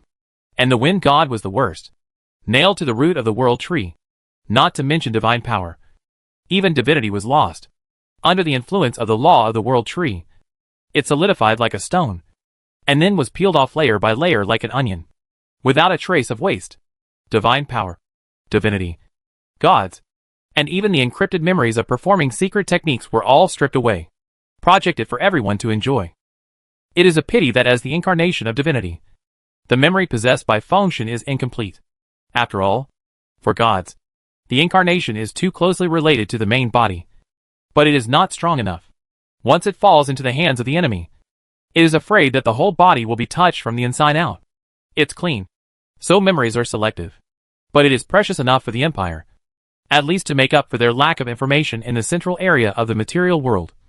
Not to mention the memory of the giant god, and the goddess of plump lips to fill it. From the memories of the three gods, we learned that the center of the material world is far more complicated than Owen and the Empire imagined. At the same time, there is a huge thing above all existence, and that is the divine net. Although the divine net looks like a dead thing, and has even suffered serious damage, in fact it always hangs high and covers the entire material world. That is to say, the divine net has no hands and feet and must rely on gods as its managers. Otherwise, it is a magical version of Skynet. It is precisely for this reason that the god of order dominates the material world. Whether it is good, neutral, or evil, as long as it is related to order, it is a good helper of the divine network. Even the god king of order is selected by the divine network. Just a manager. As for why the god of order is so obedient, it is mainly because the divine network is the embodiment of the law of order. Helping the divine network maintain order is to maintain their priesthood and divinity. Therefore, no matter which god of order they are, they cannot resist the divine network. Recruitment. Because rejecting the divine network is denying one's own foundation. On weekdays, these gods of order sit at the important nodes of the divine network, spreading their authority through the divine network, setting order and maintaining stability in the material world. When something happens, they can quickly arrive with the help of the divine network, and merge, judge, suppress and other tasks. Although the god of order acts a bit domineeringly, it has to be said that their existence has indeed allowed the material world to develop better, at least suppressing the frequency of chaos and destruction. But where there is order, there is chaos. In addition to not having the blessing of the divine network, it is not weak. And there are more. So there are places outside the law, such as hunting gods. After knowing this, Owen knew that in addition to his own divine system, he also needed to choose a camp to join. Otherwise he might have to stay on the periphery of the material world. Chapter 6:16 The Divine Net equals the Way of Heaven. In any case, after the northern stars officially entered the central area of the material world, they were inevitably enveloped by the divine network and the magic network. Even though Irving had made a lot of preparations for this, he was still a little nervous. There is no way. Ordinary people don't know the existence of the divine network at all, and it has no impact on their lives. Even if they become gods, they still have little knowledge of the divine network, because the level of the divine network is too high. But Owen is different. The subspace is his body. Even if it is difficult to control it all, he can still sense the material world. That's why he understands what the divine net is. An invisible net, and a ubiquitous net of laws. In Owen's perception, the material world is the soil, and the divine net is deeply rooted in it like roots, while keeping the water and soil from being lost. It is also absorbing the nutrients in it. It is a win-win relationship. But for Irving, it must be avoided at all costs. But the fact is unavoidable and irresistible, because the divine net is everywhere in the central area of the material world, and cannot be avoided at all. At this time, in Owen's perception, the net formed by countless laws is winding along the threads of the divine web that he pulled before, staining the plain wall of the northern stars like a spider web, stacking up layer by layer, and constantly looking for gaps to insert. This is not a problem that can be solved by unplugging the network cable, because it is everywhere. Fortunately, the magic network is trying to infect the magic-related laws of the northern stars. Once it is successfully taken over and online, all spellcasters in the northern stars will become users of the magic network, which is much more powerful than rogue office software. However, it was because of this consideration that the Empire promoted psionic energy before, and it indeed avoided the trap. Because magic does not exist in the northern stars, there is no way to start with the magic network. It can only fumble around on the surface. But it never works. Enter through the door. In this case, either the magic network should be given up, or the original resources should be used to compile a new magic network to cover the northern stars. Either way, it will buy more time for Owen. If the magic network can still be avoided, it will be difficult for the divine network, because the divine network does not target individual laws, but everything, from the most basic laws of the earth, sky, ocean, etc., to entertainment laws such as travel, food, singing, etc. They are all within the scope of the divine net, and it will fill in the missing laws appropriately to make it healthier and more perfect. This kind of invasion cannot be stopped at all, and no one will stop it. The reason why it cannot be stopped is that the core origins of all planes born in the material world have already been marked by the divine network. It's like although you are the boss, you still have to look at the landlord's face. The reason why it won't be stopped is that any existence is eager to complete itself. Even in the plane, the fewer flaws in its own laws, the more perfect it is, the stronger the resistance to the void, and the higher the upper limit. So the consciousness of the plane will instinctively cater to God. Network intrusion. If your landlord pays you to update network pipes and add air conditioning, the boss will refuse. Even the rebellious gods will not refuse the arrival of the divine net, because the divine net is the embodiment of countless laws. And the rich laws represent more and more comprehensive clergy and authority. If the northern stars were not self-contained, with the seed of the world tree as the core, and filled with spiritual energy, they would have no ability to resist the all-pervasive invasion of the divine net, and would have long since transformed into the shape of the divine net. You must know that once the divine network controls all the laws of the northern stars, it means that except for the house you live in, other property rights, properties, water and electricity, everything belongs to others, and the residents can be purified and leave the house at any time, which is very terrifying thing. At this moment, Owen has fully understood that the divine network is the way of heaven in the material world. No wonder the gods of order work for it, not only for prospects, future, and reality, but also for its establishment. As long as there is an establishment, the harvest will be guaranteed regardless of drought or flood. And you can use your power to do things that you couldn't do originally, and it will open the door to convenience. Who wouldn't want it? It's a pity that Irving already has his own foundation, and will not choose to follow the path of the divine network for the sake of mere establishment. Because the deeper he goes, the greater the impact and the more restrictions he will receive, and he will eventually become a tool of the divine network. Just like following the list of gods. I can't help myself. Fortunately, he was well prepared and had already given up everything about the gods. Even the kingdom of God had been drawn into the subspace. So he did not have to worry about his assets being controlled by the divine network. Now he only needed to consider reducing the impact on the northern stars. It can only be lowered, not forced. Being forced is no different from blatantly rebelling. Therefore, the best way is to be at odds with one another. Say one thing and do another. And don't directly engage in confrontation. Thinking of this, Owen's incarnation L Sage united with World Tree to reprogram the shallow laws of the northern stars. At the same time, a group of goddesses were busy dividing the plane wall, intending to separate it into two layers, inside and outside. Joan waved her scepter and gave way to split the wall. Charles held the double blades of chaos to expand the layering. The princesses and sisters of the universe supported the harmonious realm and stabilized the layering. The other goddesses were responsible for injecting the rules of reweaving the world tree into it and dividing the layering. Thoroughly braced and will not bridge. Although doing so weakens the original plane wall and increases the burden on the origin of the northern stars. It is equivalent to building a firewall so that the tentacles of the divine network cannot penetrate deep into the interior of the northern stars and will only stay in the mezzanine. Because there is a complete set of rules. No need to go any further. Irving spent such a high price just because he didn't want to expose the real northern stars. There is no way. The laws of the northern stars have been rewoven and filled by the world tree. They are completely different from the laws of today's material world. They are more perfect and have greater value compared to the divine network, which can only harvest the material world repeatedly. Owen with his system is like owning countless worlds. It may not be able to compare with the divine network in terms of the scale and quantity of laws, but it is comparable in terms of detail and perfection, and is even more powerful. Advantages. So the Shenhuang cannot be copied away in vain. So it is put into a SHL to confuse the opponent. This is not enough. Owen also plans to break into the Order camp, and while using the Order camp to hide his true purpose, he is also preparing to quietly strengthen himself, and then overthrow Tiangang when the time is right. He is no better than the Snake and Shield Bureau. He is familiar with this. Moreover, he had a big tree at his back, so he could enjoy the shade. Owen never minded joining other forces and becoming a wage earner in troubled waters. Otherwise, who else would be a time traveler and would honestly serve as a border lord for a feudal empire until the empire itself collapsed? Has long since rebelled and become emperor. This is also related to Owen's age in his previous life, coupled with slight social fear and lack of self-motivation, which resulted in him having little motivation even if he had a golden finger.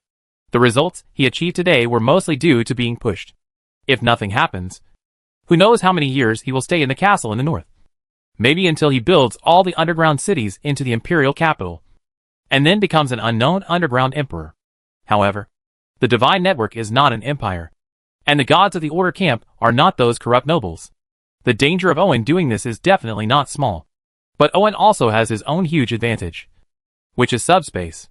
As long as the subspace still exists, Owen will be invincible, just like the Styx ancestor in the Sea of Blood. Secondly, the importance of the World Tree is far more important than Owen imagined. It will become an important means for him to fight against the God Network, the incarnation of the rules. It will also be an important bargaining chip to bribe his peers, increasing his chances of winning by at least 50%. Chapter 617 Job Hunting Online.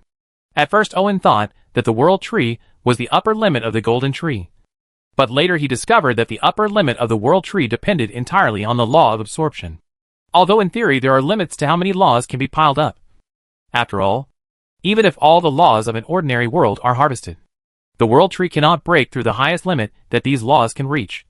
Just like you can't build a skyscraper with only cement bricks, because this requires more laws to be used as steel pillars. And Owen, who owns the system, sits on countless worlds. He has the resources and capital to let the World Tree continue to break through the upper limit. He can make the World Tree finally reach the theoretical limit, and he may not be able to swallow the divine network by then. This is also the reason why Erding wants to prevent the divine network from going deep into the northern stars. First, he does not want the divine network to have sex for free. And second, he is afraid of arousing the divine network's alert. After all, with so many unfamiliar laws appearing at once, everyone knows there is a problem. At the same time, in addition to absorbing, the World Tree can also transform laws and origins into corresponding divinities and priesthoods at will, which is an irresistible temptation for gods. Divinity and priesthood are the foundation of gods, but it is not that easy to improve. Regardless of the hunting gods plundering everywhere, the plundered divinity cannot be used immediately, because the higher the level, the higher the requirements for the divinity's properties. Simply piling up divinity is meaningless. For example, the lower gods can be pieced together and become gods as long as they don't go too far. The middle gods are more particular. They must use the same divinity to lay the foundation for becoming a god before accumulating a small number of divinities that are not highly compatible. Otherwise, it will be too late. The higher you go, the more likely things are to happen. Upper gods and god kings are even more demanding. If it were so easy to improve, the 4 hunting gods would have piled themselves up to the level of god kings through plunder. Therefore, the World Tree, which can directly transform the laws and origins, and bestow divinity and priesthood, is simply the treasure that all gods dream of. If the World Tree is exposed, Owen shudders just thinking about the consequences. Of course Owen will not expose the World Tree, but transforming some divinities in a targeted manner, and taking it out at some point is a temptation that no god can refuse. At that time, he will not be able to do whatever he wants. Moreover, he is about to join the Order camp, which is equivalent to having an establishment. How can the mixed establishment make progress without giving gifts? Owen understands this very well. In order to leave a good impression on his future boss and colleagues, Owen is going to submit his resume as an L-Sage, because the demon Owen holding the soup pot probably can't even get in. In addition, the choice of L-Sage is also related to race, because Elves naturally prefer the camp of order, neutrality, and good, so their influence in the Order camp is not small. So Owen chose to go as an L-Sage, which is to play the fellow card. But before that, you have to fill in the setting of this image more perfectly. You must know that the elves are not only the in party, but also the Sundra party. If they don't show enough value, don't expect them to look down on you. Becoming a newcomer in the workplace is not that simple. In order to easily integrate into the group, the L-Sage cannot be too radical or show too much ambition. This is just the basics.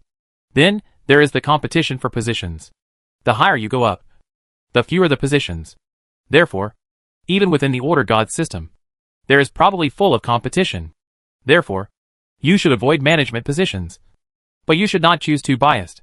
It's understandable not to compete for the position of administrative director. But you can't just become a security guard. After thinking about it for a long time, Owen realized that he had already made his choice. After all, how much of a threat could a sage be? L-Sage/Median God. Divinity 15, Knowledge 5. Arcana 5. Nature 5.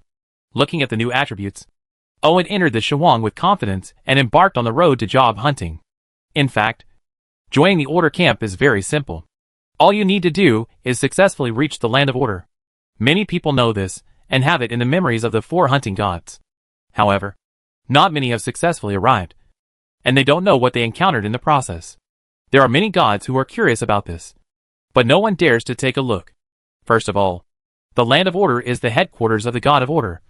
And secondly, it is located at an important node within the divine network. Anyone who is not a god of order dares to approach it. After submitting his resume to the divine network, Owen began to rise automatically. He was very curious about this, because he knew that the divine network was layered, and the bottom network that was open to the outside world was densely connected to countless planes and deeply rooted in matter.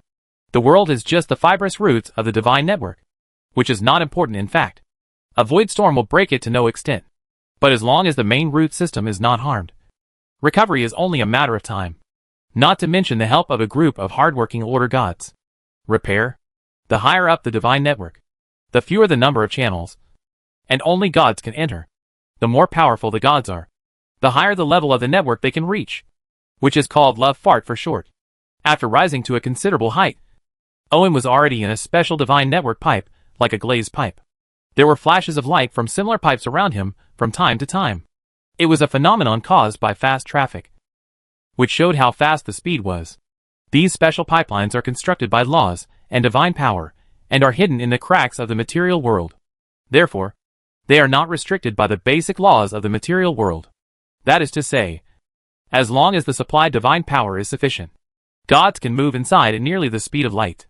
It was Owen's first time to try this method of movement, so he didn't invest too much power. He just felt like his body turned into some kind of fluid and was ejected under high pressure. However, there was zero resistance in the pipe, so as the pressure increased, as the speed increases, his speed becomes faster and faster, almost unlimited.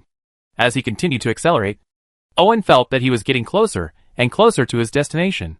When he stopped, he immediately understood what he was going to do next. The land of order is located in an important node on the edge of the inner network of the divine network. Through this node, coupled with the higher authority of the outer network of the divine network, the god of order can rush to any location in the material world as quickly as possible, and has mobilizing the power of the surrounding divine nets and magic nets to prevent the other party from escaping through the divine nets, and also prohibiting the surrounding magical elements. Shows how powerful the power is. But it is surprisingly easy to become one of them. Just enter the place of order. Owen was standing on the outskirts of the land of order. It wasn't that he couldn't get in, but he was marveling at the spectacular scene in front of him. The inner network of the divine network is composed of the most basic laws for building the material world. But don't underestimate it because of the foundation. You must know that the more basic it is, the more powerful it is, the more stable and indestructible it is. Because most of the laws are born based on the basic laws. Just like any building cannot be built in the air, it must be located on the earth. At present, countless laws of order are born from the basic laws, intertwined and fused with each other to form more complex laws of order, and then become part of the divine network, planning everything in the material world. And the birthplace of all these laws of order is the place of order. But what Owen is curious about is, since there is a place of order, will there be a place of chaos and evil? There should be, because these are also an extension of the basic laws. Once lost, the divine network will no longer be complete. There are some things that you can know in your heart, but you can't say them out. At least not in front of the headquarters of the order camp. Owen still knows this. Chapter 618, Join and on the job. In Owen's eyes, the land of order is a bit like a bird's nest. The thick and thin laws are intertwined to form a sphere whose structure can only be described as perfect. However, this sphere is a bit larger than the main plane, and extends out with countless branches. It goes deep into the void and forms part of the divine network. From this point of view, it doesn't feel that big. To enter, Owen needs to pass through the laws of order. As long as he successfully passes through the obstruction of the laws of order, he can become a member of the order camp because he has been recognized by the laws of order. Owen is no stranger to laws. The main job of the El Sage is to help World Tree sort out the original laws and weave new laws. There are thousands of laws in his hands, so he is very familiar with this. But now, he doesn't need to do anything extra, because the test of the law of order is very simple. At present, every step Irving takes will pass through a law of order, and the law of order will review him when passing through his body. If it meets the standards of the order camp, the law will leave a mark of qualification. If it does not meet the standards of the order camp, the law will leave a mark of qualification. The rules will turn into chains to slow down his speed. If he fails too many times, he will eventually be blocked by chains and unable to move. Owen raised his head and looked around. There were so many densely packed gods imprisoned here forever by layers of chains of order. It was like a wax museum of gods. In some eras, even self-awareness had disappeared, leaving only empty bodies, leaving precious artifacts and divinities scattered on the ground. Some may be powerful, or may have just arrived, and are still struggling, facing Owen. They may ask for help or threaten him, but Owen knows that no matter what these gods do, they are in vain. The chains of order are transformed by laws. Unless these imprisoned people can change their alignment to conform to the laws of order, or have the ability to break all the laws of order entangled in them, they cannot be freed at all. The problem is that those who can do it have left long ago, and the only ones left here are the unlucky ones, who are stuck in the quagmire and can't get out. Fortunately, except for having more women, everything Irving did complied with the laws of order. After all, there were not so many rules and regulations in this world, so many legal provisions. In fact, even if there were many women, it did not violate any law of order. Therefore, he was not hindered by any obstacles in the face of the test. He kicked away the artifacts blocking the way and the divinities scattered on the ground, safely passed through the obstacles of the laws of order, and truly entered the realm of order. Land. This process seems simple, but in fact it is not simple, because whenever he picks up an artifact with even a hint of divinity, it will lead to failure. Unfortunately, he looks down upon it, just like a billionaire who will not stop to pick up coins on the ground. He is so willful with the subspace. Not to mention that although the artifacts and divinity are precious, compared with his purpose, they are not worth staying. After actually setting foot in it, Owen realized that the place of order is just a name. In fact, there is no concept here except the law of order, because this is the birthplace of the law of order in the material world. Everything is assimilated by order, even if artifacts and divinity will be distorted. Standing in a pure white space, surrounded by pale golden laws of order, boundless, like raindrops, like waterfalls, spectacular and charming. But this is only for qualified visitors. If you do not meet the conditions, what will the consequences be? Owen doesn't even know. Standing in a place of order without the concept of space and time, and comprehending countless laws of order, Owen wants to stay forever, because his understanding of the laws of order is constantly improving here every moment, and he is constantly moving towards order from body to heart. As the law approaches, it will eventually become part of the law of order, immortal and immortal. In Eastern terms, it is the unity of nature and man, and the body is in harmony with the Tao. It is an irresistible temptation for those who seek the Tao, but it is no less than complete destruction for those who pursue themselves.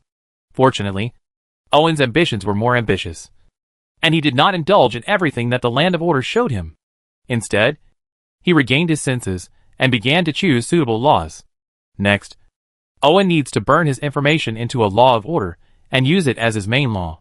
From then on, he will be registered in the land of order and become a true god of order. He will fight to maintain the law of order in the future. Even if you fall, you still have the possibility of being reborn from the laws of order. Not to mention that you can use the laws of naming to understand the endless mysteries of the land of order at any time. This is not much different from becoming a god. A true spirit on the list is immortal, and can also gain priesthood and authority. But if there are no such benefits, how can we attract those gods of order to work hard? The laws of burning require the gods to carefully search for the one closest to them. If they don't understand enough, they have to find it with great effort. But for Owen, these laws of order are like the little girl who sees the rich and handsome man.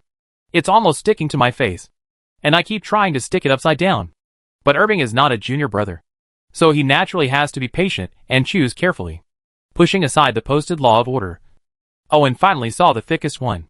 The most powerful law of order is absolute order, which is like a pillar of light that reaches the sky and supports the entire place of order. It is the sea-fixing needle here. Unfortunately, if you want to leave your name on it, you must give up all emotions and desires, and become the embodiment of absolute order. This is no different from being assimilated into a part of the law. But even if you want to become a puppet, it is not that easy. Owen saw that although there were several names of gods on it, they flickered and gave people the feeling that they could be worn away at any time. Obviously, this was a mismatch between virtue and virtue. Although he didn't know if he could write his name on it, Owen didn't have the idea of reaching the sky in one step. He didn't even choose the laws of order that were second only to absolute order, such as order ruling. Instead, he chose the laws of order that were more neutral and natural. This type of order law is not pure enough, but it is more free. Owen is quite satisfied with this. He does not want to tie himself to the order camp. After successfully recording his information, the next step is to report and wait for assignments. Irving is still looking forward to this. Just like when he joined his first job, the place of order is the birthplace of the law of order rather than an office location. Therefore, after completing the registration, you must go to various important nodes of the divine network where there are organizations established by the God of Order to facilitate the maintenance of the operation of the law of order in the surrounding area. This is mainly because of the existence of the chaotic evil camp. If they are spread out, they can be easily defeated individually, and it is more efficient to form an organization. Owen chose to stay close to an important node near the northern stars. When he arrived, he found that his choice was right. There are large and small nodes of the divine network. The small one cannot accommodate a hand, and the large one is enough to accommodate a seat. Although the node Owen chose is not that big, it is enough to accommodate a demiplane, which is pretty good. At this time, a green demiplane was stuffed into the node to serve as an office for a group of order gods. Chapter 6:19 Order Green Space. It seems the working environment is good. Owen still likes an environment closer to nature, which makes him feel relaxed. Now it's time to meet my future workplace and my lovely colleagues. Owen adjusted his clothes and entered the node with a smile. At the same time, he was also curious about whether his future colleagues were humans or ghosts. If you want to engage in workplace bullying, you should let the devil Owen find an opportunity to kill the other person and get rid of suspicion. Of course, Owen, who had left his name in the land of order, would not be blocked from the nodes belonging to the order camp. But he had not yet formally joined the position, and as soon as he came in, he alarmed a god of order who was on duty that day. In a certain tree hole in the demiplane, the intoxicating aroma of wine has not dissipated. Most of the goblins in the hole, soaked in the wooden bowl of mead, got up as if they were dying of illness. She slipped and fell into the mead and drank several more mouthfuls. If she hadn't been a god, she would have choked to death on the wine.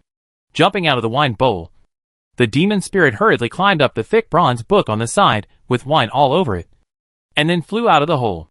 However, judging from the elusive flight path, it was obvious that the other party had not sobered up yet. If there is a god, then there is a god of wine.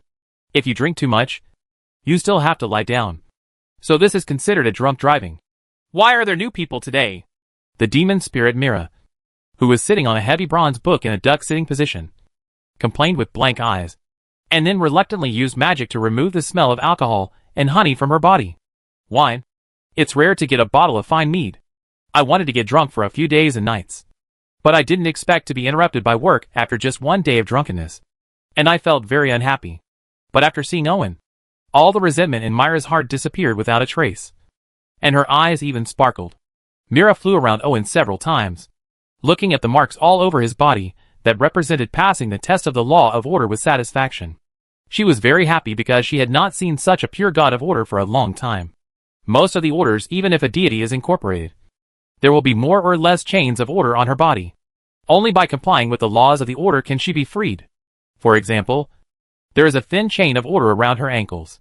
If he knew this, Owen could only say that the moral bottom line in this world is really low.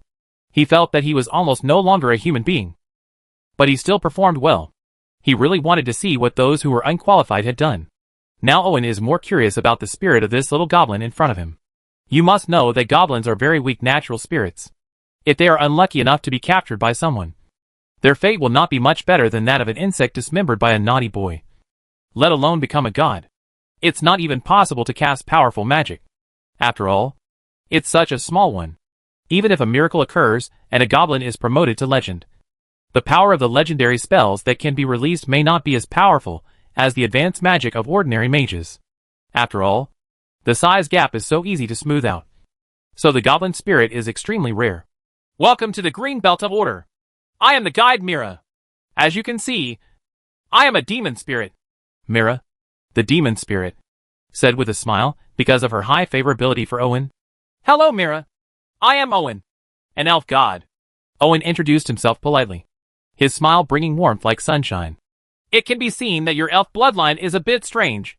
I have never seen it before, but it is very ancient. It seems that your origin is very extraordinary. Mira circled around Owen, folded her arms, and held the 2 Wong pills. It's not that big of a setback. Owen smiled and said nothing. He couldn't tell the other person that his elf blood came from the system.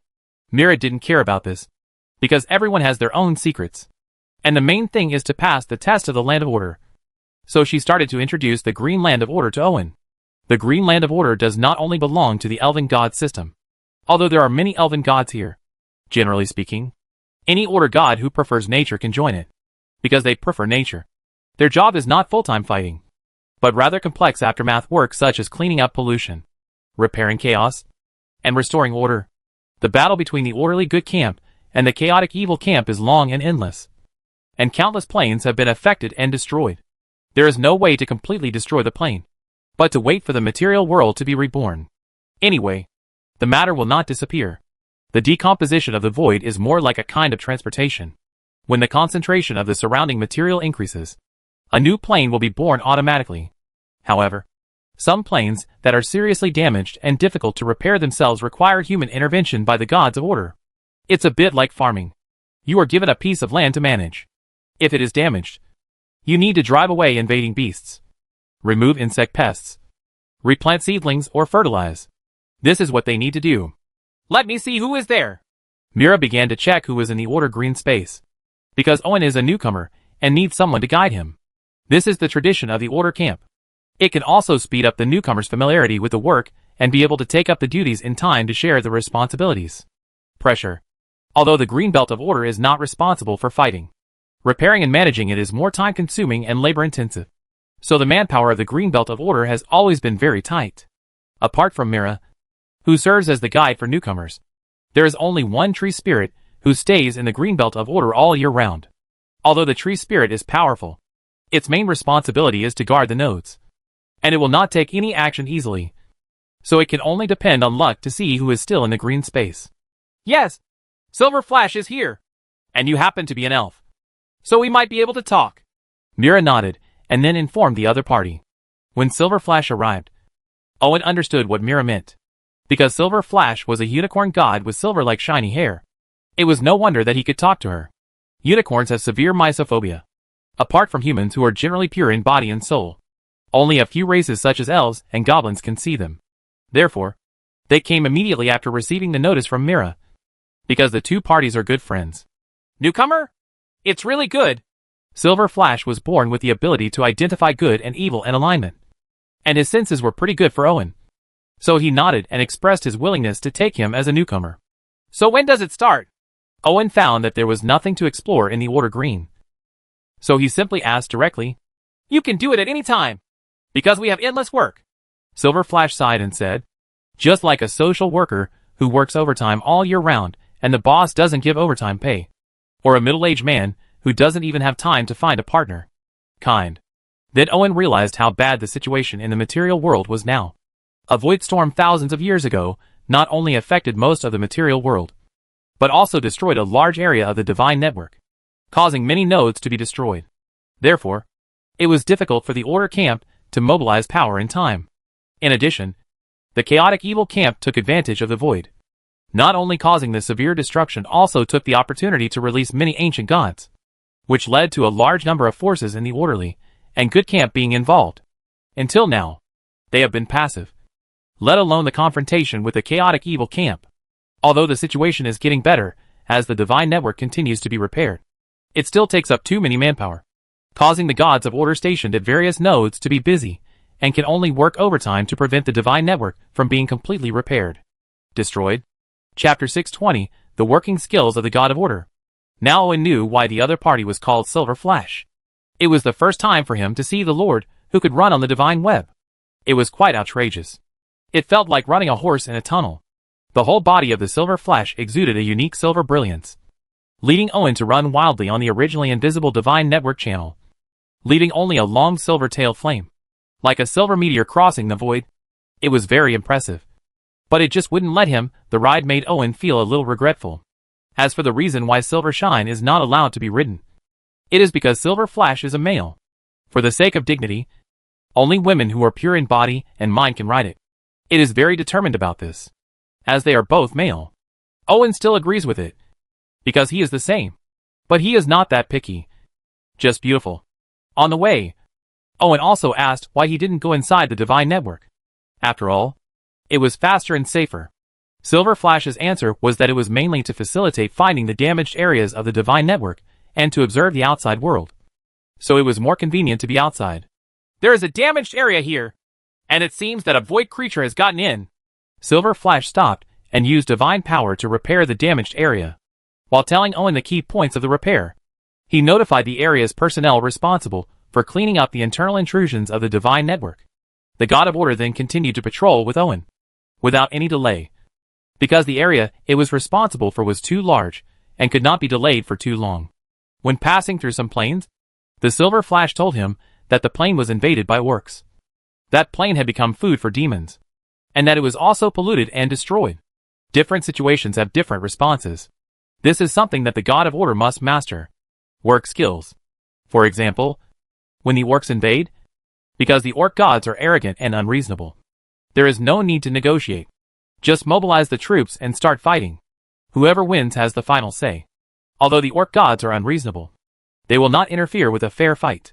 That is to say, as long as the gods do not intervene. It does not matter whether you win or lose, because in the eyes of the orc gods, if you lose, you will die. No one cares about you. Therefore, the God of Order cannot take action personally, and needs to mobilize troops to encircle and suppress those green disasters. Otherwise, he will inevitably be surrounded by a bunch of big green guys with explosive hammers. As for the source of troops, although the God of Order is very good at training the army, it is definitely not enough to rely on his own followers. Once or twice is nothing, but too many times, no matter how rich the family background is, it will not be able to handle it. Therefore, in addition to recruiting people from the Divine Network, go to deception from other planes is their common method. The conventional method is to find the prophet or the person in power of the plane. Use prophecies and dreams to inject the ferocious appearance of the orc into the other person's mind. And then wear a mysterious veil as the Riddler to lure the other person into curiosity. And finally reveal the identity of your own deity and gain trust. After all, if a god comes down to earth and says that your plane is being targeted by evil, it will be too late if you don't rise up to resist, etc. Do you believe it or not? In most cases, they can successfully trick a group of thugs who bring their own dry food, beat them to death, and finally go back with full honors. The God of Order solved the problem. The helper gained glory, and everyone was happy. It doesn't matter if you are rejected. The generous God of Order will not punish those ignorant mortals for this. They will just mark them. When disaster strikes, no God of Order will take action. After all, you are the one who refused first. Moreover, the God of Order really did not lie or deceive, because the life habit of the orcs is to occupy a plane and survive desperately.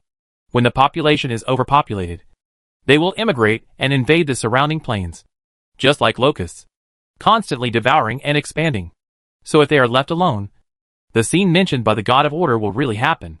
In addition, there are those invaded by dark elves, those invaded by illithids, and those invaded by void creatures, all of which are considered the same category. The worst thing is to be targeted by demons. Once the gate of the abyss is opened, almost the entire plane will be hopeless. The best way is to destroy it directly and let all the matter, origin, and soul that have not been swallowed by the abyss dissolve into the void, instead of waiting to be swallowed up by the abyss. It seems that the God of Order acts as the destroyer. In fact, if the plane is actively destroyed, the matter and origin can still remain in the material world and be regestated one day. But once swallowed by the abyss, there will be no return. The above situations can be solved in a short time. But the most time-consuming and energy-consuming thing is to remove the pollution and repair it.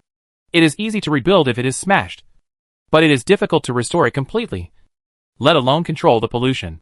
There are many sources of pollution, such as the ancient god, the abyss, the evil god, the void, etc.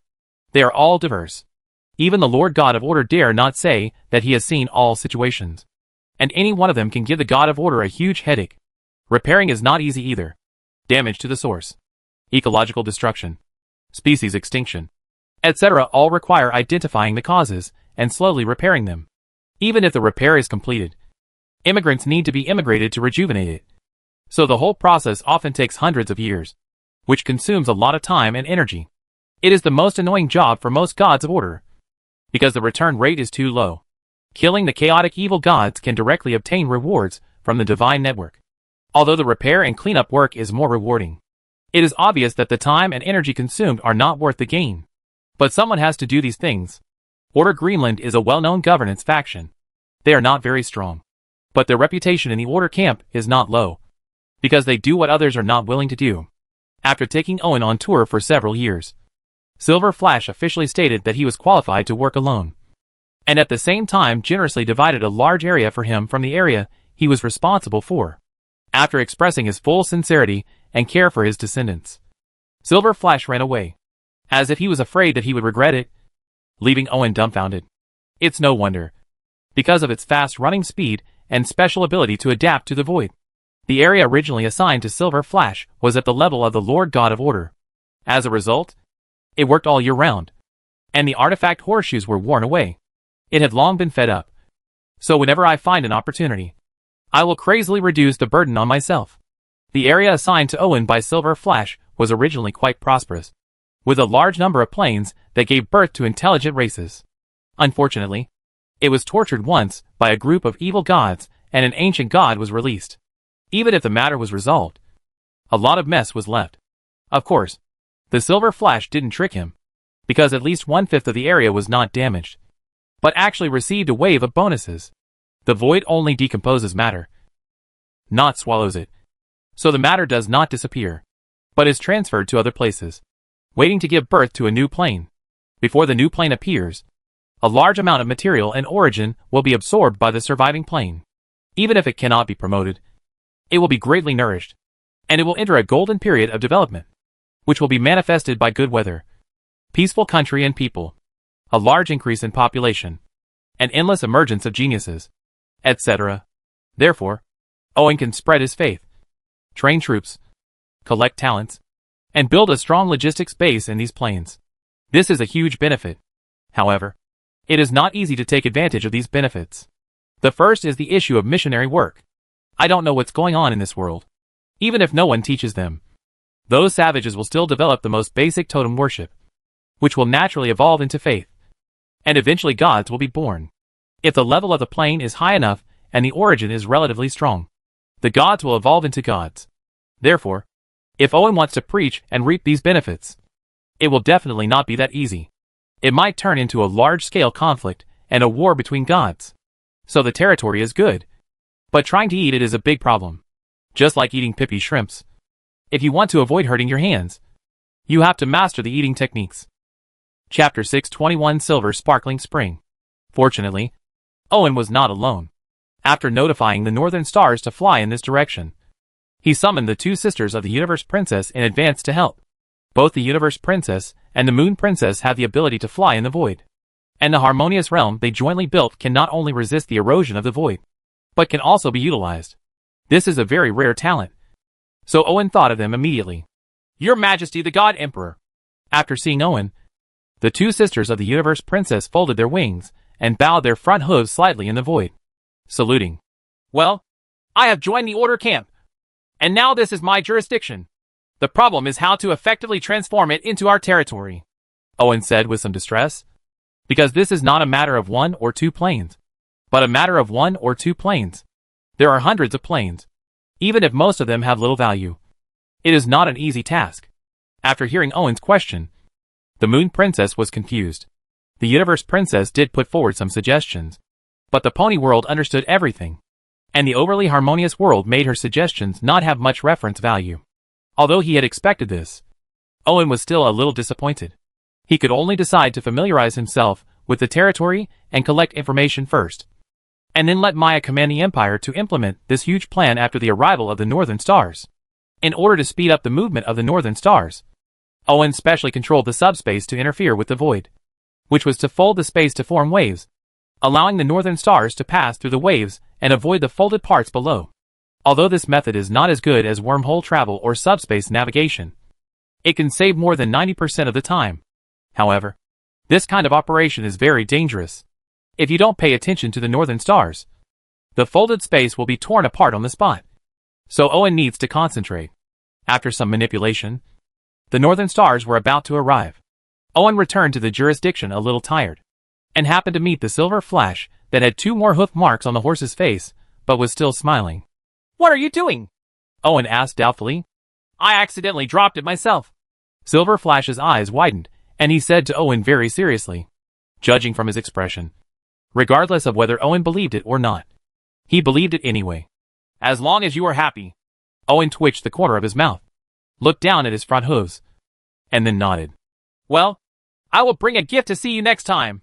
Silver Flash was very satisfied with Owen's answer, and then said to him without any airs of seniority, and then hurriedly turned into a shooting star, and left as if he was afraid that he would refuse. Owen was speechless as he watched the Silver Flash disappear into the void, and then found the 2 cosmic princess sisters, who were comforting their angry sister. It seems you have already met, Owen said helplessly. He knew what happened when he saw the horse hoof prints on the Silver Flash's face. Although the silver glitter is a god, the front hooves cannot be patted on a horse's face like toner. So it is self-evident where the horse's hoof prints came from. Yes, although that guest is not bad in nature. His over-enthusiastic behavior will still cause trouble to people. The Universe Princess sighed. I have never seen such a shameless horse. Princess Moon raised one front hoof and stamped the air hard, causing ripples. Then she raised it high and shouted angrily, as if she was pointing at some magical horse. He probably doesn't mean any harm, but he's just been single for too long. As both males, Owen rarely offered a word of help, but no matter how much he did, there would be no more. After all, Silver Flash is an outsider, and he can't build his arms yet. The matter of turning the elbow outward will come next.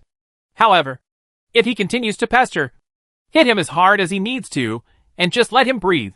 Owen's words obviously made the sisters of the Universe Princess feel relieved a lot. After all, neither sister is the kind of master who is unreasonable and unforgiving. If it weren't for Silver, if the Flash is too excessive, I'm afraid it won't mark the horse's hoof on the other person's face, because it is very rude to the princess. The silvery spring was just a sideshow for Owen, and his main focus was still on this area that belonged to him. After statistics during this period, there are hundreds of demiplanes, more than 30 small planes, and 8 medium-sized planes in the jurisdiction. There is no large plane, let alone the main plane. If there really was one, Silver Flash would not be willing to give it. You must know that let alone the main plane. A large plane alone is enough to support a not-so-small god system. The God King capital, not so generous. Although there are many demiplanes, they are of little value, because most demiplanes do not even have intelligent races, and are more like uninhabited ecological reserves. There are many intelligent races in this small plane, but unfortunately most of them are non-human races, such as ratmen, goblins, etc., and their usable value is not high, as far as gods are concerned.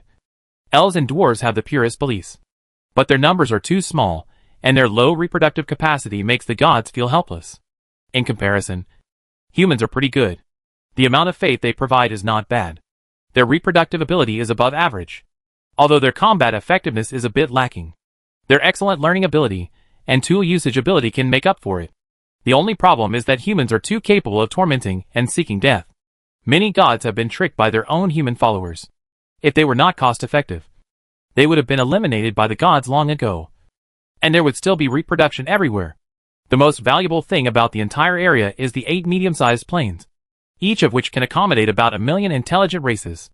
Although the degree of civilization is different, the potential is not bad, especially when the concentration of nearby void matter increases significantly.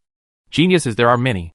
The biggest problem is that most of these planes are polluted, and the population has also suffered heavy losses in previous wars. It is not easy to recover. Now it is going to adjust the positions of the 8 medium-sized planes first, pull them out of the contaminated area, and then form a galaxy with the northern stars to become the core of this area, which will also facilitate the Empire's next actions. This is not difficult for Owen, who controls the subspace.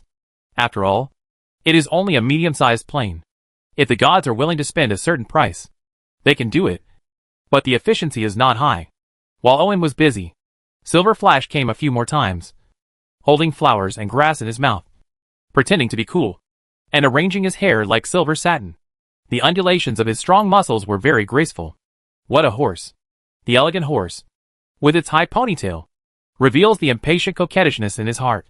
Fortunately, Silver Flash is very sincere and doesn't just want to take advantage of her appearance. She doesn't come empty-handed every time. Every time she comes, she brings a lot of gifts, ranging from fruits to treasures. She probably brought all her family's money here. It's a pity that the Space Princess sisters are also queens who manage a world. And with the world-oriented nature of children, let alone these things, even if they are 10 times or 100 times more, it will be useless. But the continuous rejections only made Silver Flash more and more frustrated. Even though he walked away with 2 horse-hoof prints every time, he still looked excited and breathed heavily from his dilated nostrils. So that Owen didn't dare to turn his back to him for fear of being in trouble. The other party did something irrational when they were in the mood. However, Irving didn't expect that this man's brain was quite useful. He actually learned how to save the country through twists and turns without any teacher. He fell in love with him. He didn't know whether he regarded him as his brother-in-law or uncle. Anyway, he always came to Irving after every inspection. He came to help on a voluntary basis and was very diligent. Owen couldn't help but think of those new uncles who helped his father-in-law harvest wheat in the fields. Chapter 622 Crushing Game. It's not that Silver Flash, who seemed impatient, had never seen women before. In fact, he had seen countless goddesses, but there were only a few with pure eyes, shining horns, beautiful horse hooves, and fluffy manes. There is no way. It is easy for beasts to become gods, but it is difficult to become gods, because the former only requires faith, but the latter requires understanding of the law. So Silver Flash is very lonely. It's not that I haven't met similar gods before, but unfortunately they don't match the gender. So they both look at each other with disgust. Due to various reasons, Silver Flash was forced to remain single until now.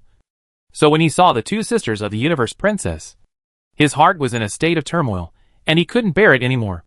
The Universe Princess was fine, but the Queen's posture made Silver Flash a little constrained. But the Moon Princess was not. If nothing happened, he wanted to stick to it and have a sniff.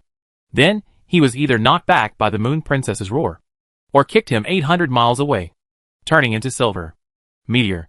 It's a pity that the 2 sisters are always merciless, which makes Silver Flash more and more convinced that his persistence is effective. As long as he shows his charm as a male, he will definitely win the horse's heart. A majestic unicorn, who lived like a dog, made Owen sigh that love is not easy. So he became more and more gloating about his misfortune. He also specially gave the 2 sisters of the Universe Princess artifact-level horseshoes to increase their luck, so he often triggering a critical strike. One hoof almost went from 800 miles to 180,000 miles. Death is inevitable. The attacks of the 2 sisters of the Space Princess are difficult to kill no matter how powerful they are. This is their nature. So Silver Flash misunderstood them even more. However, for Owen, the matter of the 2 sisters Silver Flash and Cosmic Princess is just a small pleasure in his busy daily work. There are too many things for him to deal with. After continuous efforts, 8 medium-sized planes were dragged out of the contaminated area by Owen, and formed a small galaxy with the northern stars in place. During this period, Maya formulated a preliminary implementation plan to expand the Empire's influence into the void. The first thing is to fight, whether it is contaminated or not. It is absolutely right to fight first. After all, if you do not show enough strength, even the elves will not listen to you. The race that can survive doesn't have much cartilage. If you don't break your bones, who will calmly reason with you? Fortunately, the Empire has always been full of martial virtue, especially after continuous trials. The Silver Shield Void Cruiser has been completely finalized and large-scale construction has begun. The current number has reached 10, and the second batch of keels has been laid. But in Owen's opinion, this is not enough. 10 Silver Shield spaceships can easily destroy a city or even a kingdom, but they cannot completely conquer a country. Owen never wanted destruction and massacre, which was meaningless. And these planes and populations were about to become part of the Empire, and it was not worth consuming them just for the sake of conquest. So he planned to use the Rainbow Bridge. Oran Kingdom is an ancient kingdom with hundreds of years of history. Like other kingdoms, it had entered a period of decline, but it unexpectedly ushered in a bright master. The king of this generation did not like luxury and pleasure, but was brave and good at fighting. Under his leadership, the sluggish kingdom was revitalized. But when he was about to dominate the world, 10 huge metal ships flew from the sky and took the king all shrouded in a huge shadow. Summon the court mage and gather the soldiers of the royal capital. It seems that we have a tough battle to fight. The king, who was dealing with things, looked up at the sky and said in a hoarse voice after a moment, "Where is the prince?" The lion-like king took off the crown on his head and threw it on the table. Then he, who never left his armor, put on the helmet on the side and asked his personal attendant, "His Royal Highness is practicing riding skills at the palace racecourse." The attendant immediately replied, "Take him away and leave through the secret passage," the king said hurriedly, then picked up the sword and walked out of the palace. The palace mage group that the kingdom was proud of stood in front of the royal court, looking worriedly at the giant metal ship floating in the sky above the royal capital. As mages, they know very well what kind of technology is needed to make such a behemoth fly into the air, and what kind of lethality it will have. It can be said that there is no need to release magic. Just throwing rocks down can cause heavy losses to an army. So even if the most elite heavy armored knights in the kingdom came riding on tall horses, they did not relax their frowning brows. "The enemies are just a group of cowards who dare not fight us head on. As the king, I will lead you to victory as before. These metal ships will also become the new trophies of the kingdom and be placed in front of my palace." The king is not looking at it. He didn't know the form. And it wasn't that he didn't know what was going on. On the contrary, he knew very well that the kingdom was at a critical moment. So he immediately arranged for his close associates to escort the prince to escape from the royal capital through a secret passage. But the prince can leave. But he cannot leave. He is the king. Once he leaves, he will lose without fighting. Now he at least has the strength to fight, which is enough. The kingdom's vast land and huge population are his confidence. 10 flying metal ships alone are not enough to make him despair. But as the huge beam of light fell, a huge army stepped into the royal capital with uniform steps. Especially the army at the front were all metal giants nearly 3 meters high, just like gods in mythology. As if heroic spirits descended from the kingdom of God, despair began to spread. The court mage immediately felt the terrifying power carried by the light pillar. It can be said that if it was not used to teleport the army, it could easily wipe out the royal capital. And even the plane they were on could not withstand the continuous attack. After realizing this, the court mages have lost their fighting spirit, except for a few who plan to fight to the death for the king. Most mages have begun to look for ways to escape. The king, who was not a magician, did not know much about the power of the light pillar, but he was an expert on the army. The tall and majestic body, the thick and fine armor, and the weapons that, although unknown, could feel the fatal threat, made the king, who decided to fight to the death, couldn't help but feel despair. Whenever there is a slight chance of victory, the king is willing to fight to the death, but he cannot see it. This is the most despairing thing. Although the king did not issue an order, facing the enemies approaching step by step, the heavily armored knights finally reached unity after a brief period of chaos and launched what may be the last charge in their lives against the unknown enemy. The heavily armored knights can be said to be the pinnacle of force in the cold weapon age. Each member is a knight who has received at least 20 years of rigorous training. They are equipped with sophisticated armor worth a manor, hold sharp weapons, and ride monster-like war horses. They are indestructible mobile fortresses against any enemy. But the enemy has mastered thunder and flames. With every loud noise, a heavily armored knight will be turned into pieces, leaving only a few scorched corpses and high-temperature armor fragments left in the flames to prove that they started with life. The charge is so weak. Chapter 623, Playing Governor. When the heavily armored knight's strong body and expensive equipment turned into fragments, scattered on the ground and emitted heat, and then were stepped on by the metal giant and merged with the dust, the king, who lost his fighting spirit, became devastated because all this happened.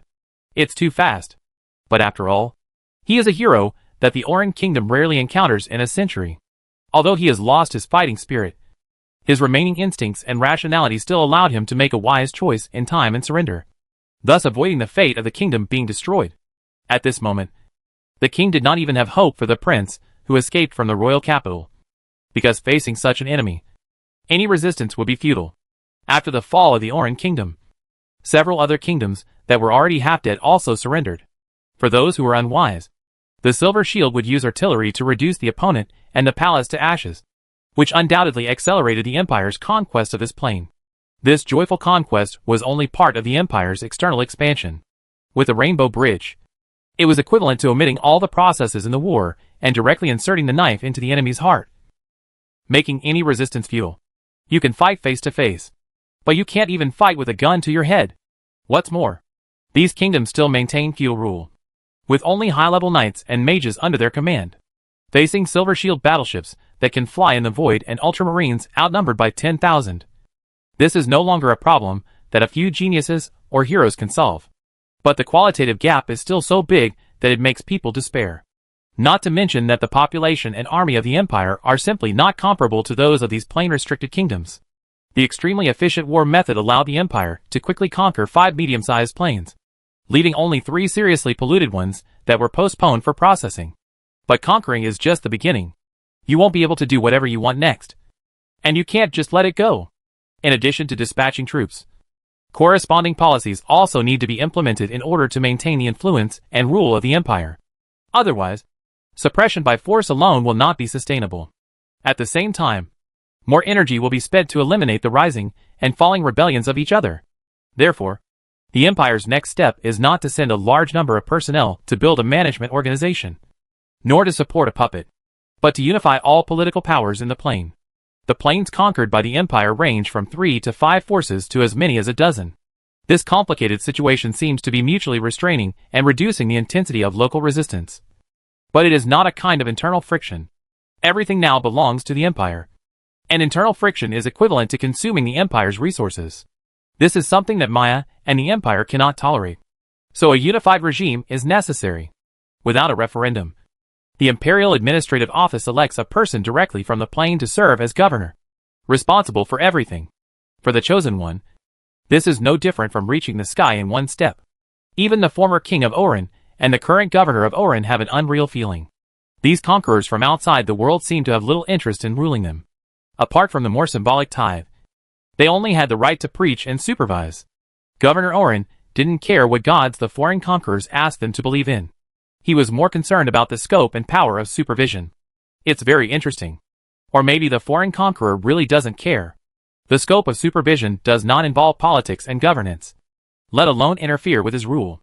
Those supervisors are more concerned about whether anyone believes in evil gods and whether they pay tithes on time. The governor's restrictions were so low that he didn't even care if his rule would lead to rebellion. Theoretically, as long as he does not believe in evil gods and pays tithes on time, he can reasonably and legally possess the highest power in his plane. Even if he becomes a tyrant and kills everyone he dislikes, he will not suffer any punishment. Even he also has the right to apply for imperial reinforcements. To put it simply, the Empire supports you as the governor. In theory, everyone needs to listen to him. If the following unites to rebel, the governor can apply for imperial reinforcements to quell the rebellion. In fact, it didn't take long for a governor to use this power. After all, not every governor was as aware of current affairs and outstanding in ability as Governor Orin. After receiving the distress message, in order to kill the chickens and the monkeys, the Empire not only dispatched the Warhammer Legion, but also the Battle Sisters and Root personnel. Directly bloodbathed all the high-level officials of the plane regardless of whether they were involved or not. And then made the governor tremble. If he couldn't deal with the remaining mess, then there was no point in living. The Empire gave the governor great power and strong support. But he would not act as a nani. Otherwise, what would be the point of setting out the position of plain governor?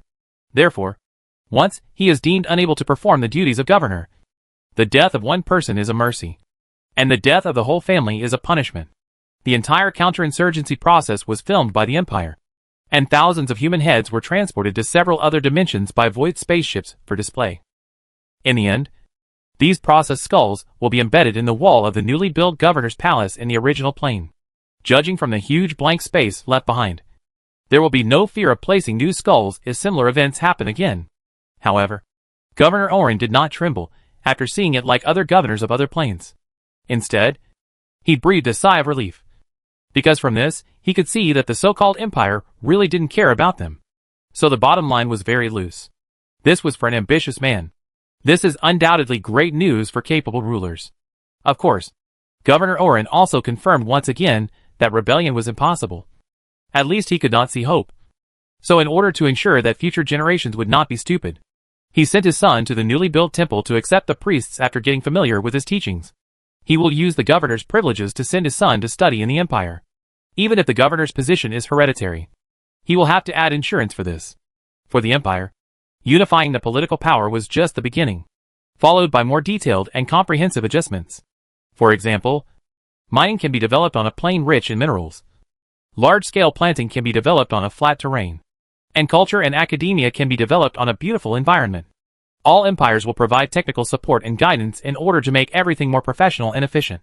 And at the same time break the original self-sufficient circle of the plane.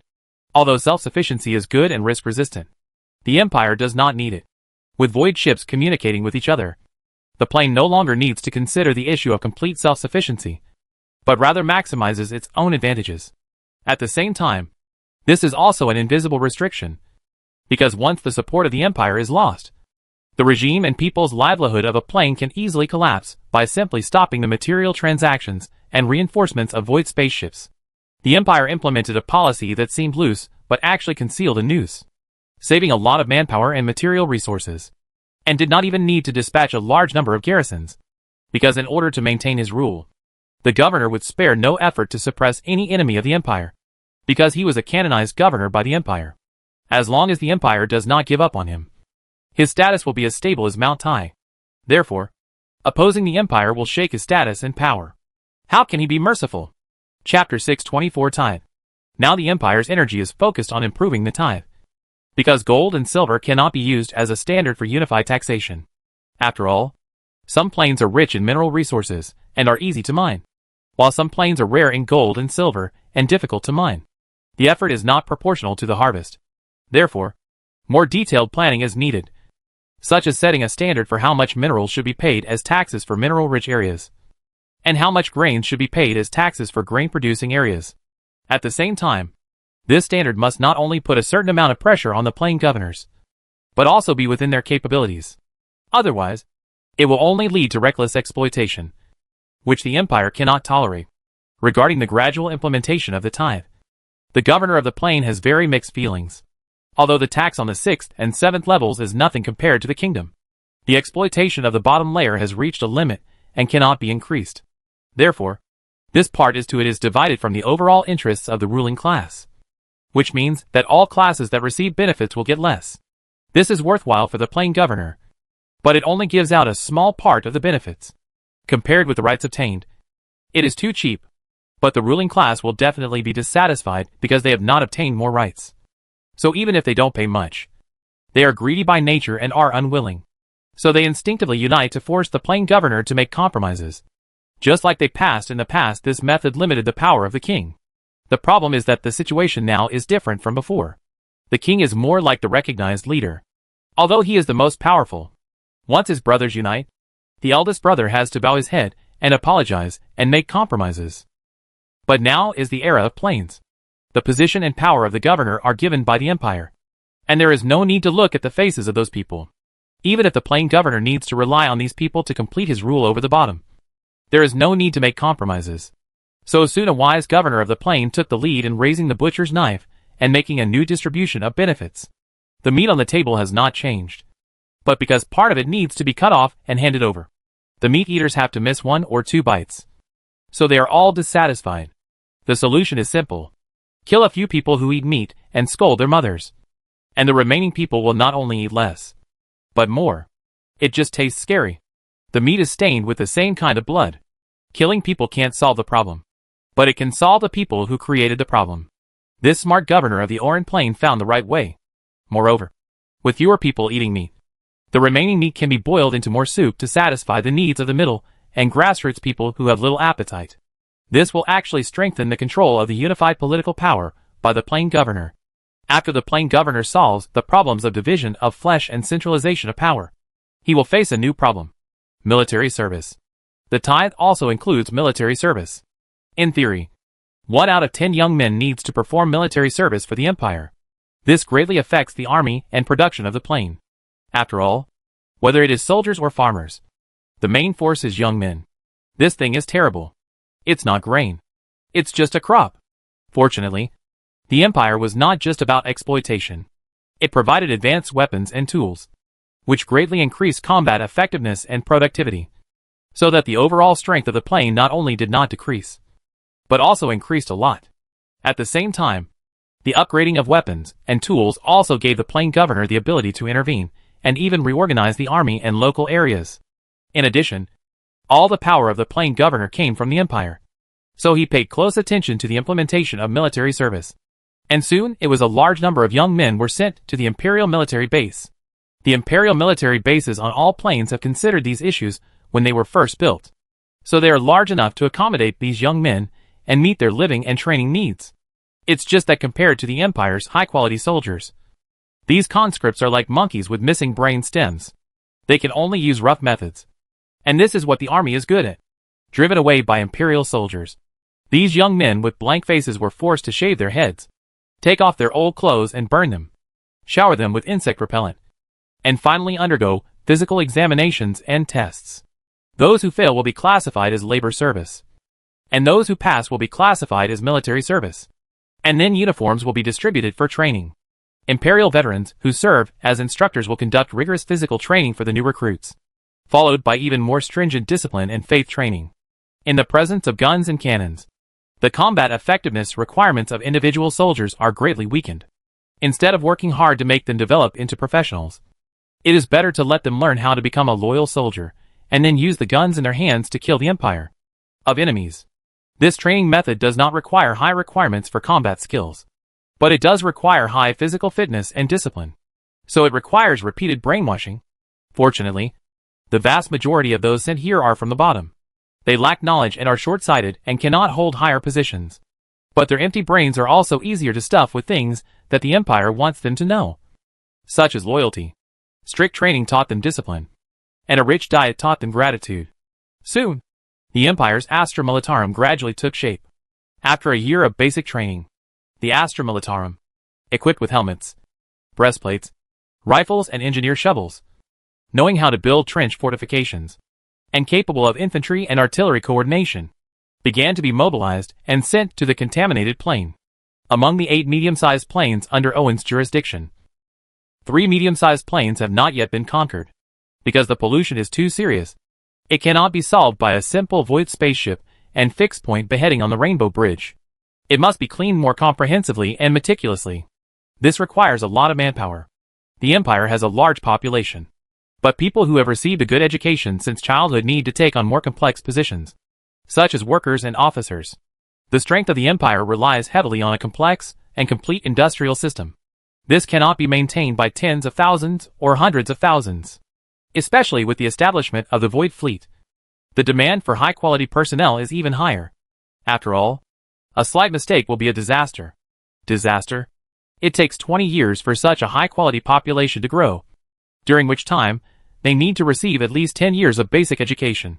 This is also the reason why the Empire includes military service in the tithe.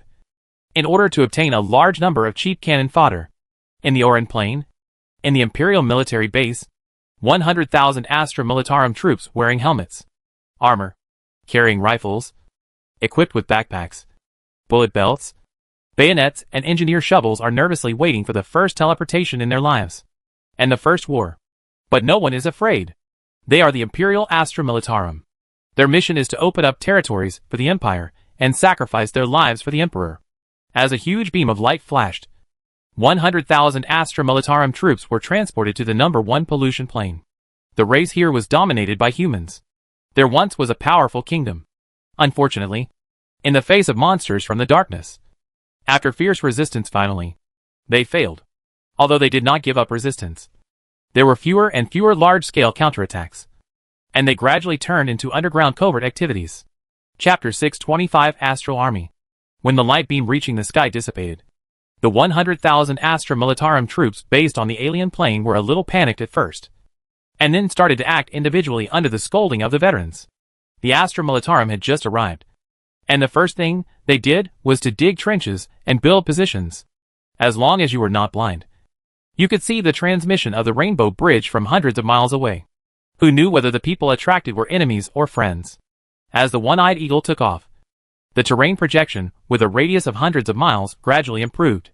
Experienced Imperial officers built defensive fortifications in dots and sections according to the location of each unit, and then built artillery positions, camps, warehouses, field hospitals, and command posts in sequence. Wait and be prepared for a long battle. Although I don't know who my opponent will be this time, it's definitely a good idea to be prepared. After hearing the commander's order, the Astra Militarum expertly took off the engineer shovel from his backpack. This short and sturdy shovel is very suitable for digging trenches in a kneeling position. In addition, he spent most of the year learning to dig trenches and repair fortifications. So it's very fast. 100,000 people took action together, and the efficiency was terrifying. Soon a crude defense line appeared on the ground. It looked very ugly, but it gave the Astra Militarum a rare sense of security. In addition to continuing to strengthen and improve the fortifications, a group of soldiers also entered the trenches to set up machine guns and lay out minefields. At the same time, artillery positions were also deployed to prepare for firing at any time. The reason for being so cautious is not because of anything else, but because the situation in this plane is very bad and has been seriously polluted by the power of the ancient gods. For the divine net, the ancient god is like a virus that brings pollution. Therefore, once the ancient god is found to have broken away from the seal, the nearby divine net and demonic net will automatically disconnect to prevent being infected by the power of the ancient god until the ancient god is resealed. In the previous battle, although the god of order, who was responsible for the deal, resealed the ancient god, a large number of residual limbs and the power of the ancient god still leaked out, causing a lot of pollution to the nearby plains and void. The ancient god is like a radiation source. Even a drop of blood can cause a large area of pollution, and it is difficult to purify. Even the void cannot decompose the power of the ancient god, but will continue to expand the area of pollution, just like the evil energy in the main world. It was originally just a tooth of the ancient god, but after crossing the void, it first polluted a pocket secret realm, and later it almost spread all over the world. Even in the underground world, the pollution ability of the ancient god it can be seen. It just so happens that the ancient god has an immortal body, and he fights without losing his life. He always causes blood and flesh to fly everywhere, causing large areas of pollution in every battle. The god of order, who is responsible for suppressing the sealed ancient gods, would not care about this. So he left it to the Greenland of Order. After all, the Greenland of Order was better at this. As for whether he was willing to do so, he must be willing. But if you are good at it, no one wants to do this job. First of all, even the gods of order have to be careful when facing the pollution of the ancient gods, for fear of being contaminated. Otherwise, in order to remove the pollution, they will inevitably have to cut the flesh and bones and severely damage their vitality. Then, there is the fact that this work is time-consuming and labor-intensive, and the return rate is extremely low. You might lose time, but also money. It is so serious mainly because it is impossible to completely clean up a contaminated plane. At least not after the origin of the plane is contaminated, and it cannot be directly destroyed. This is not because you are soft-hearted and can't take action, but once a seriously polluted plane is destroyed, a large area of void will become a polluted area. At that time, it will not only cause pollution to other planes, but also cause terrible consequences when new planes are formed. Therefore, it is necessary to continuously clean up the polluted plane, and it will take hundreds of years to reduce the pollution concentration. During this period, a lot of divine power and energy must be continuously invested. Even if the population is relocated and developed into a faith ranch, it will be very difficult to recover the cost. Therefore, the god of order will try his best to reduce costs. And Owen is no exception. This is why he formed the Astra Militarum. There is not much time left for the Astra Militarum to build fortifications, because the Cyclops Eagle has already detected the enemy. In addition to beasts, there are also humans, orcs, elves, and rats from so many races. It seems like it will be a tough battle. The officer in the command center looked at the projected image and said seriously, "No matter who they are, as long as they are enemies of the Empire, they will only end up in destruction." A general who looked quite old said sonorously, and he immediately received a roar of approval. This is not flattery, but they really think so. But whether it can be realized depends on the performance of the newly established Astra Militarum. Even they don't have much certainty about this, so they can only do their best. There is no way. These Astra Militarum have only received 1 year of training, mostly in physical fitness, discipline and civil engineering training, and have poor command of vehicles and precision weapons. Now they mainly rely on Imperial veterans, which greatly limits the combat effectiveness of the Astra Militarum. What's more, no one can say whether the obedience and discipline developed over a year can withstand the test of war and death. We can only take it one step at a time. Under successive orders, the artillery began to adjust its angle, while the engineers were busy placing more mines. The tense atmosphere suddenly spread, and everyone knew that the war was about to begin, except for a few veterans.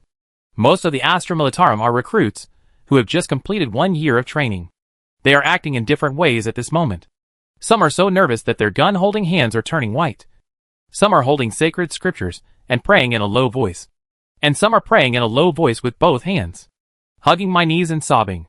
No matter which one, the expression of the veteran, who is the squad leader, has not changed much. There is no persuasion, no comfort, or even morale boosting. Instead, he calmly arranges the equipment and then lights a cigarette to kill time. A year of training has made all the recruits regard the squad leader as their backbone. Seeing his appearance, they calmed down unconsciously. Some followed suit, some checked equipment, some helped carry ammunition, and some learned to light fires of cigarettes.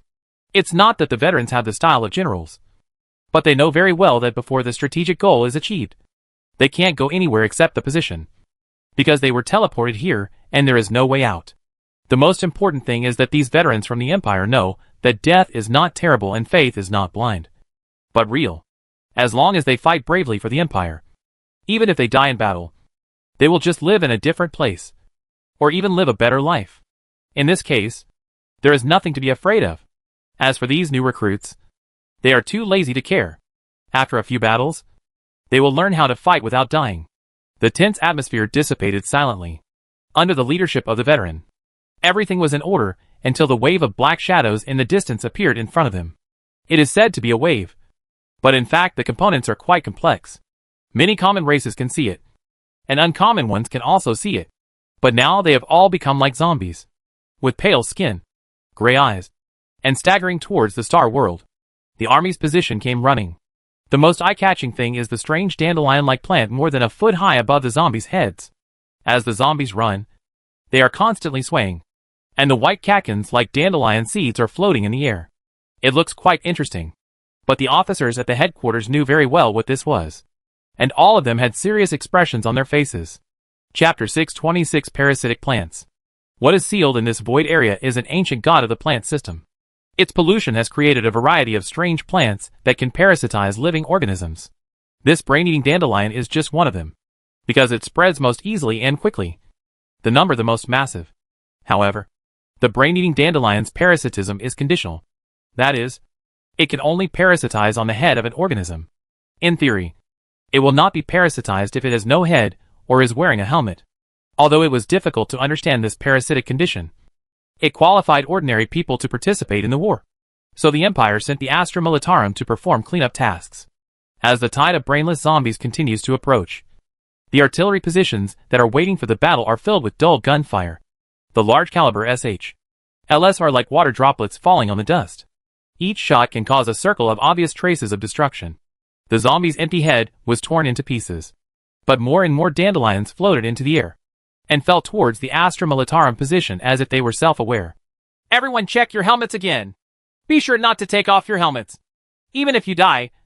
Otherwise your comrades will shoot your head off again with bullets. The officer's stern scolding made all the soldiers couldn't help but touch their helmets again, even though their jaws were a little painful from being strangled. Looking at the brainless zombies with grass growing on their heads in the distance, they felt that it would be better to tie them up tighter. It would be better if they were given some glue. They would rather stick the helmets on their heads. Superior. When the wave of brainless zombies broke through the blockade of artillery fire, the minefield became a roadblock, knocking these zombies off their feet. However, more and more dandelion seeds floated towards the Astra Militarum in the air waves caused by the explosion. It has begun to block the view. Fire troopers, clear the field of view. The frontline officers keenly discovered that these dandelion seeds could not fly high at all and could only float at a height of 2 or 3 meters.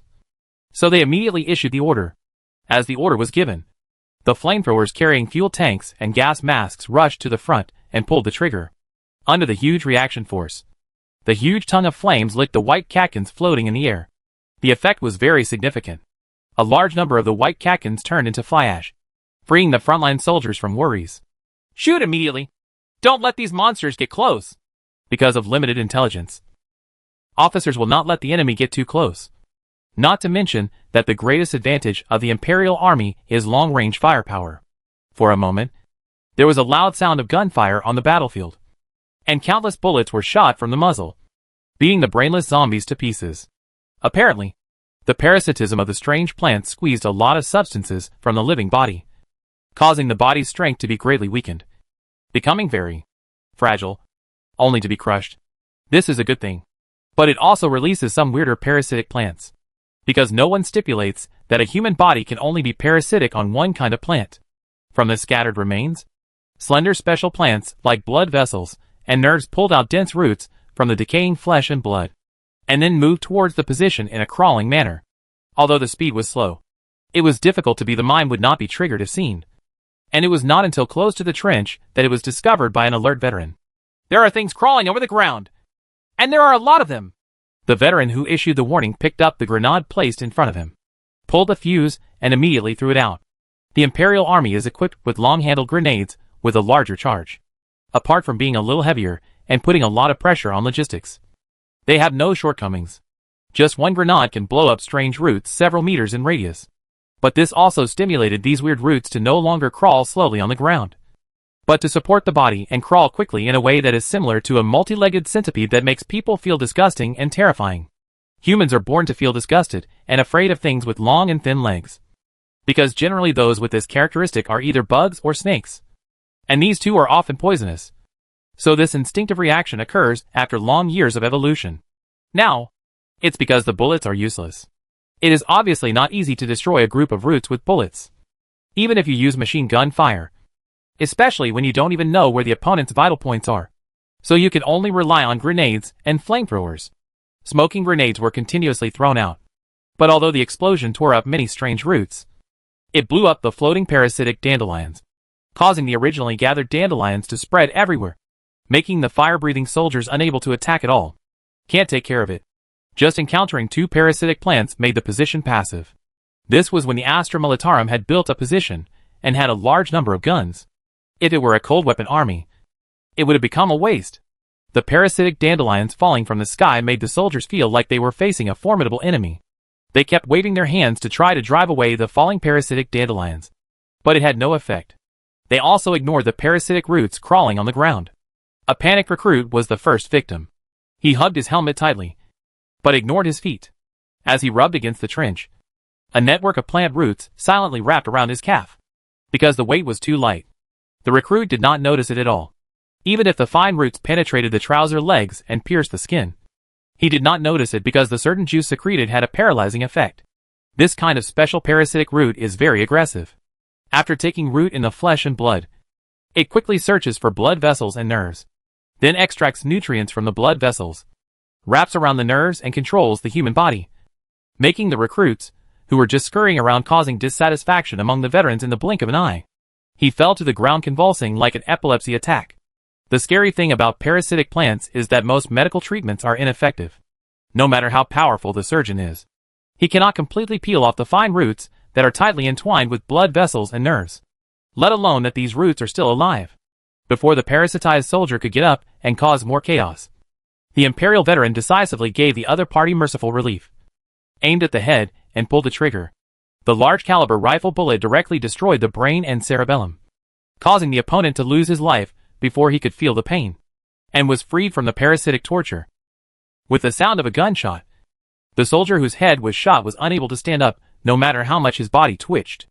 After losing his brain, parasitic roots alone were completely unable to make up for it. However, the behavior of the Imperial veterans, who decisively shot and killed their comrades, was unacceptable to the new recruits. If I am parasitized, shoot me in the head. Be decisive. Don't shake your hands. And aim here. The veteran pulled the bolt of the gun, pointed to the center of his eyebrows, and said calmly to the recruits around him. This look of indifference to life and death made the recruits admire him. At the same time, they no longer felt sad about the death of a rabbit or a fox, because it was fair and no one was special. This was enough on the battlefield. Now the recruits have understood that they have no way out, and they have no choice but to fight to the death. Chapter 627 Psychic Force. The zombie wave alone will not pose much of a threat to the Astra Militarum. With heavy artillery, machine guns, and gradually improving defenses, even if there are millions of zombies, it will only be a matter of time before they are solved. Unless these zombies run away one by one, like a champion. Unfortunately, after being parasitized by plants, although the flesh and blood of the zombies are still alive, their bodies have become fragile after losing too much material. This is why the brainless zombies can only move slowly. But the body of a brainless zombie is nothing more than a flower pot. When it is broken, it allows parasitic plants to break free. Just the parasitic dandelions and fleshy roots cost the Astra Militarum a lot of money. In the rear of the Astra Militarum, a steel fortress guarded by many machine gun bunkers was busy. The command center, with the highest technological content of the Astra Militarum, is composed of multiple special vehicles that can be combined and deformed. It has its own independent energy source and intelligence system, which greatly improves the command efficiency. After the splicing is completed, it is still a war fortress with strong battlefield survivability. Ability. At the command center at this moment, casualty reports and ammunition consumption from the front line are constantly reported. But the general in charge is not even interested in taking a second look. His order to his officers is to report casualties exceeding 10,000 once. And he has not yet paid attention to the ammunition. Reserves are high. Being cold-blooded is the best compliment for a general. Being kind and not controlling the troops is not just a simple sentence. In fact, the real war is a math problem. The front line is subtraction, and the rear is addition. When the addition cannot catch up with the subtraction, the war has stopped, or when it fails, all the general has to do is to control consumption within a certain range. Sacrifice can be made, but it must be of sufficient value. So being merciful is the biggest mistake. And compared to others, this general understands the position of the Astra Militarum better. It doesn't matter how many people die. What matters is that the Empire's orders must be carried out, and the Emperor's will be implemented. All sacrifices during this period are worth it. Under the ruthless command of the general, teams of Astra Militarum soldiers, who had only been trained for a year and armed with cheap weapons, were ruthlessly filled into the meat grinder of the battle line, like industrial butter, constantly lubricating the gears of the war machine. Using flesh and blood as power and guns as spears, they constantly destroy those plant parasites. But the general knew that this was only treating the symptoms, not the root cause. How could the power of the ancient gods be purified in such a ridiculous way? It would only release the power of the ancient gods until they were completely devoured. The war continued. When the number of casualties on the first line of defense exceeded 5 levels, the trumpet to allow retreat sounded. The soldiers who were still alive evacuated from the reserve passage to the rear of the position with joy, where they had to undergo strict inspections to see if they were parasitized, and then gained valuable rest time, and then ate, slept, replenished ammunition, and waited for a new round of reincarnation. When the soldiers retreated, the first direction was filled with brainless zombies in a short period of time. A large number of parasitic roots began to climb toward the back. Because there were too many, dense layers of parasitic roots were entangled with each other, crawling together. One sight will be unforgettable and give rise to goosebumps all over the body. However, the pre-planted bombs and incendiary bombs turned this place into an incinerator. The flesh of the zombies became brittle and cracked under the high temperature, and the fat also turned into grease and seeped out. The plants parasitic in the flesh twisted and twitched to break free, turning the corpses into like a ripe rambutan. The recruits who saw this scene vomited. But for the Astra Militarum, who had just withdrawn from the front line and had gotten rid of the title of recruit, they were only happy. They couldn't wait to pour a bucket of oil on them themselves, because after inspection, many comrades were found to be parasitized, and those whose heads were parasitized could only be sent away with one bullet. Those whose bodies are parasitized may have fine limbs and may survive amputation, but those whose trunks are parasitized can only survive. Similar scenes are not uncommon, which makes the soldiers who have just stepped off the battlefield full of anger. Some soldiers lost their courage, because only when they really faced these monsters could they understand how great the invisible pressure was. It's a pity that they have no way out. They either die in battle and hope to enter the kingdom of God described in the Holy Scriptures, or they are shot by the military police for desertion. So they actually have no choice. From the moment they become the Astra Militarum, his fate is sealed. My Lord General, through psychic sensing, the pollution of the power of the ancient gods is increasing. If no intervention is taken, the nearby plants will turn into new parasites within 3 to 5 days, and the mortal soldiers will become deformed within 5 to 10 days. Do you want to activate the psychic storm to clear it? A psyker with a psychic external organ device stood in front of the general, looking at him with eyes that emitted psychic light, and said calmly. His attitude was not like he was facing the general. Take charge of yourself. Are the psychic troops ready? This is your first battle, and it carries the Empire's trust and expectations for you. The general does not care about the other party's attitude. The psychic troops are extremely special, and every one of them has they are carefully selected possessors of psychic talents. and receive a lot of professional training and careful transformation. Their value is completely beyond the comparison of ordinary soldiers. Perhaps only super aces like the Thunder Guards can surpass it. Only when you embrace psionic power can you understand how great it is, the Psyker said to the general with deep meaning. Because only they knew that psionic power is the embodiment of the Emperor's will. Returning to the psionic force with the order. A psionic tower produced by the Imperial Research Center has been erected here. The psychic tower is not very high, only 30 meters, but the complex pipelines and structure make this machine look incomprehensible. At this moment, members of the psychic force are inserting the pipeline connected to the psychic tower into the back of their heads. On the socket of the external psychic organ, there was a click, and as soon as the connection was completed, out-of-control psychic energy spurted out from the Psyker's facial features. Fortunately, the continuously improved external psychic organ function was more advanced, inhibiting the activation of the program. And at the same time, the connected pipeline also channeled the psionic energy that has become violent into the psychic tower. This is the role of the psychic tower. In addition to enhancing the psychic perception of the psychic, it can also store and channel violent psychic energy, convert it into a psychic storm, and clean up all alien energy within the range, including the power of the ancient gods. However, this is an experimental type of psychic tower. No one can guarantee how effective it can be and whether it is dangerous. Therefore, it was equipped to the Astra Militarum for testing. What is the psychic energy reserve value of the psychic energy tower? The psychic commander who returned from the general asked the psychic mechanic in charge of operating the machine in a slightly urgent tone. It has reached 13%. As the number of linked psychers continues to increase, the psionic reserve will increase faster and faster. Because it is an experimental model, many functions are not perfect, so the mechanic must constantly make adjustments according to the situation. I dare not rely on simple procedures. Otherwise the explosion on the spot will be light. The upper limit of the first test is adjusted to 50%, and then gradually increases, with a peak at 90%, leaving some room, the commander of the psychic force said to the mechanic cautiously. Although some leeway has been reserved when setting the upper limit for the psychic tower, when it comes to psychic powers, one cannot be too careful. If something went wrong, not only the psychic troops, but also the 100,000 Astra Militarum troops would probably not survive. Chapter 628 Subspace and the Power of Ancient Gods. The mechanic who knew the power of this psychic machine did not dare to be careless. He used his mechanical tool backpack and electronic eyes to conduct a comprehensive debugging of the equipment again, carefully inspected the main components, and then monitored the psychic machine at all times. Can numerically change. The psionic commander nodded with satisfaction upon seeing this. You must know that after connecting to the psionic tower, all their energy will be focused on releasing psionic energy. Once there is a problem with the psionic machinery, the psionic energy will be out of control at least, and the psionic energy will be out of control at worst. The backlash is that they die in different ways anyway, so their lives are in each other's hands.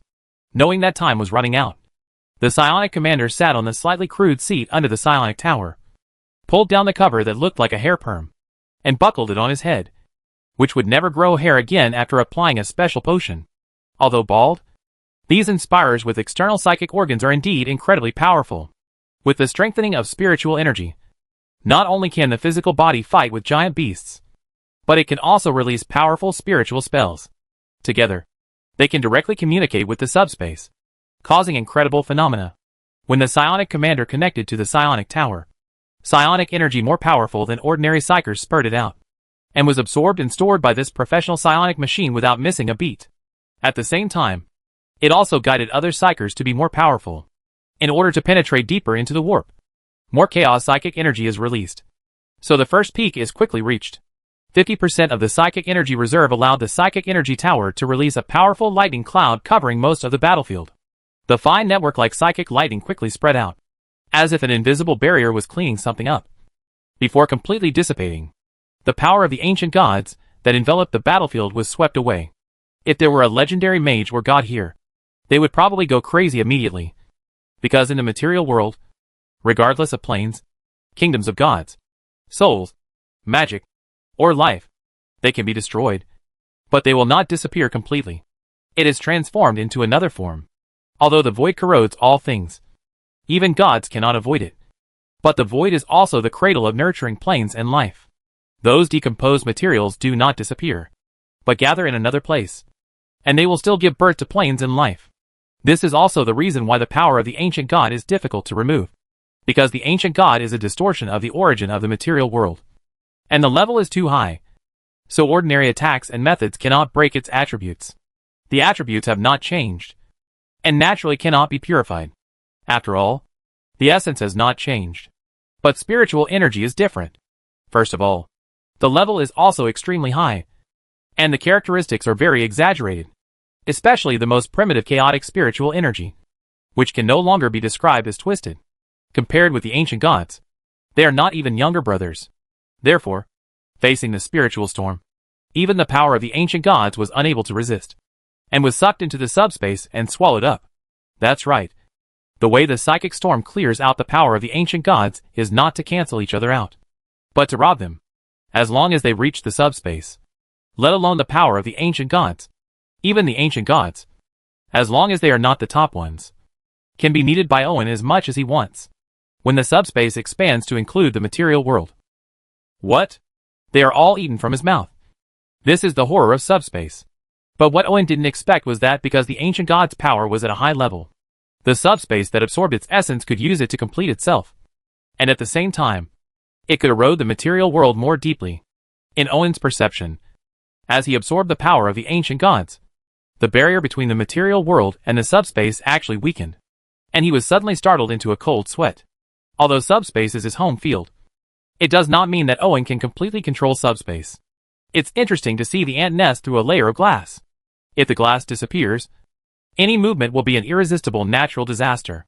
This cannot be controlled by wanting to control it. Not to mention that for the ant nest, Owen is not considered a human being at all. If you really see his subspace nature, you may go crazy just by looking at him. But he was reluctant to give up. As a last resort, Owen could only absorb the power of the ancient gods while building a barrier to separate the subspace from the material world, so as to protect himself. In the command center, the general nodded with satisfaction when he saw the suddenly rising psychic indicators through the instruments. Now that the psychic troops have completed their mission, the Astra Militarum cannot lag behind, and the general continues to issue orders to invest more troops in the front line, making the artillery fire more intense. Although this made the casualties more heavy, this was exactly the purpose of the Astra Militarum's existence, to serve as bait to attract the power of the old gods. It is cruel, but very efficient, and it is also the way to minimize casualties. Otherwise, once it falls into a protracted war, the whole process will often take more than 100 years. During this period, not to mention how much manpower and material resources are consumed, the casualties alone will start at 1 million. I really think the power of the ancient gods is so easy to clean up. Without targeted and efficient psychic powers, the Empire could only resort to this stupid method. However, the psychic energy's plundering of the ancient god's power alarmed the ancient god's stumps left on the plane, attracting it with only its remaining instincts. The stump of the ancient god left in this plane is a main root covered with fine whiskers, driven by instinct. As a root, it keeps plundering flesh and blood, trying to create a moist, warm, tight, and comfortable flower pot for itself. For this reason, it has swallowed up cities one after another, and now it has turned into a moving mountain of meat hundreds of meters high. The entire mountain of meat is composed of countless creatures, including humans, orcs, elves, beasts, and birds. All flesh and blood creatures are within the range of parasitism. The most terrifying thing is that with the blessing of the ancient gods, what should have been the mountain of meat that turned into a puddle of flesh due to its huge weight is still incredibly alive. Which means that the parasitized creatures are still alive, under the control of the roots of the ancient god. Countless limbs at the bottom support this huge mountain of meat, using the thick earth as the water surface. And the hands and feet are like the hairs of microscopic organisms, allowing the mountain of meat to move towards the stars at a steady speed. The location of the border army is moving. The plant parasitic organisms are gathering in the direction of Roshan. It seems to form a larger polymer. We can notify the Void Fleet. The general, who had not slept during this period, said to his officers as if he was relieved. Arrive. As you command, General. The officer immediately activated the Void communication and sent a communication to the Void Fleet that had been waiting for a long time in the Void. At this time, there were only 60,000 Astra Militarum soldiers still alive in the position, and they were already exhausted. If they had not been accustomed to obeying orders and were led by veterans, they would not be able to survive now. When seeing the zombies and parasitic plants moving in a certain direction, the disgraced Astra Militarum lying in the trench first felt confused, and then felt lucky. Many soldiers involuntarily slid to the ground against the trenches, their eyes wide open and their minds empty. But soon they felt the passionate boots of the veterans. The soldiers who stood up after being kicked by the veterans, in addition to strengthening the fortifications and transporting ammunition, burning the zombies, plants and dead comrades were the first things they had to do. Chapter 629 Golden Shield Battleship. There is an Imperial fleet floating in the void of this plane. Shulia, who is riding a Golden Shield type void battleship, comfortably crosses her legs on the large and comfortable captain's chair, covering her bulge by the way. Leaning forward, he propped his chin up with one hand and looked at the new psychic correspondent on the bridge, and couldn't help but lick his lips. This is a demonized elf from the Garden Kingdom. He possesses the elegance of an elf and the charming physique of a succubus, as well as a flexible and powerful tail. Even Shulia can't help but feel a little moved. Because of her extraordinary talent, Shulia has a wide range of interests. At least boring things like gender and race cannot stop her interest. So she has planned to invite her to the Battleship Tavern for a drink after this mission, and to visit her captain's room, luxuriously decorated and equipped with multifunctional bathtub. But when the psychic communication sounded, Shulia's eyes instantly turned cold. After receiving the communication from the Astra Militarum, they have completed their duties very well and attracted the remaining limbs of the ancient god. Now it is our turn for the Void Fleet to appear. Now start the auxiliary engine. The Silver Shield warship is the first to slow down and enter. After the Golden Shield approaches the plane wall, it activates the Psychic Shield to prop up the barrier. It enters the plane and starts the recoil deceleration program to stabilize the warship. At the same time, all units are ready for battle, and the turrets are preparing for battle. Hot, Shulia ordered in an orderly manner. Compared with the relatively compact Silver Shield-type void spaceship, the Golden Shield, designed as a battleship, overturned the original design. The length was increased from the initial 300 meters to 500 meters, and the height reached 80 meters. It is a veritable behemoth. Therefore, the influence is greater, and it is not that easy to enter and exit the plane. So it is necessary to use psychic barriers to weaken the resistance of the plane wall, so that you can enter smoothly. Otherwise you will have to use force. At the same time, in order to avoid causing unnecessary damage, the Golden Shield cannot make a hard landing directly after entering the plane. It needs to consider the influence of gravity and air inside the plane, and reduce the impact through complex recoil procedures. Otherwise, it will not enter, but hit. Although the whole process is complicated, the combat effectiveness of the Golden Shield battleship is worthy of these tedious operations. The Golden Shield's huge and heavy hull, which is hundreds of meters long, is not only equipped with 15 800mm heavy guns on both sides like an ancient battleship, but also 5 twin 300mm cannons are installed on the top. 150mm heavy guns are spread all over the ship as closed defense secondary guns. These are just conventional weapons. As the trump card, the super heavy fish launcher can launch destructive torpedoes the size of a locomotive. There is also a Cyclone rocket launcher installed on the top, which can release a firestorm array that is as powerful as a forbidden curse. It can be said that the ammunition carried by the Golden Shield battleship is enough to completely destroy a kingdom and even change the terrain, which also changes the Empire's war model. Roshan, which had become more bloated and bulky after absorbing too many parasites, felt the threat coming from the sky and began to shrink and squirm, as if something was brewing. After a while, dozens of holes appeared on the surface of the meat mountain, and a terrible stench suddenly spewed out, even forming a cloud-like thing that lingered for a long time. I said before that the countless biological individuals that make up Roshan are alive, and they will have metabolism when they are alive. The surface of Roshan is not bad.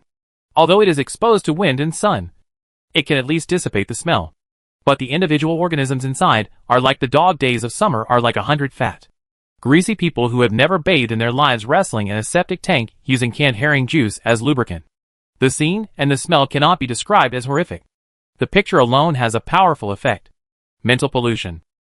But this is just the beginning. When the human centipede-like whiplock is assembled and ejected from the hole by some high-pressure gas along with weird mucus and dirt, Splatoon can be like a breeze blowing on your face. Now this is physics, plus physiological double critical hit. The slender and twisted human centipede twists its body with a dull wail and stench, and rises into the sky like an overturned 9-turn large intestine, trying to pull the things that bring danger to it from the sky into the cesspit. But it is better than the Golden Shield. The Silver Shield battleship that entered the plane first was more flexible and reacted faster. The artillery that had already completed preheating was fired immediately.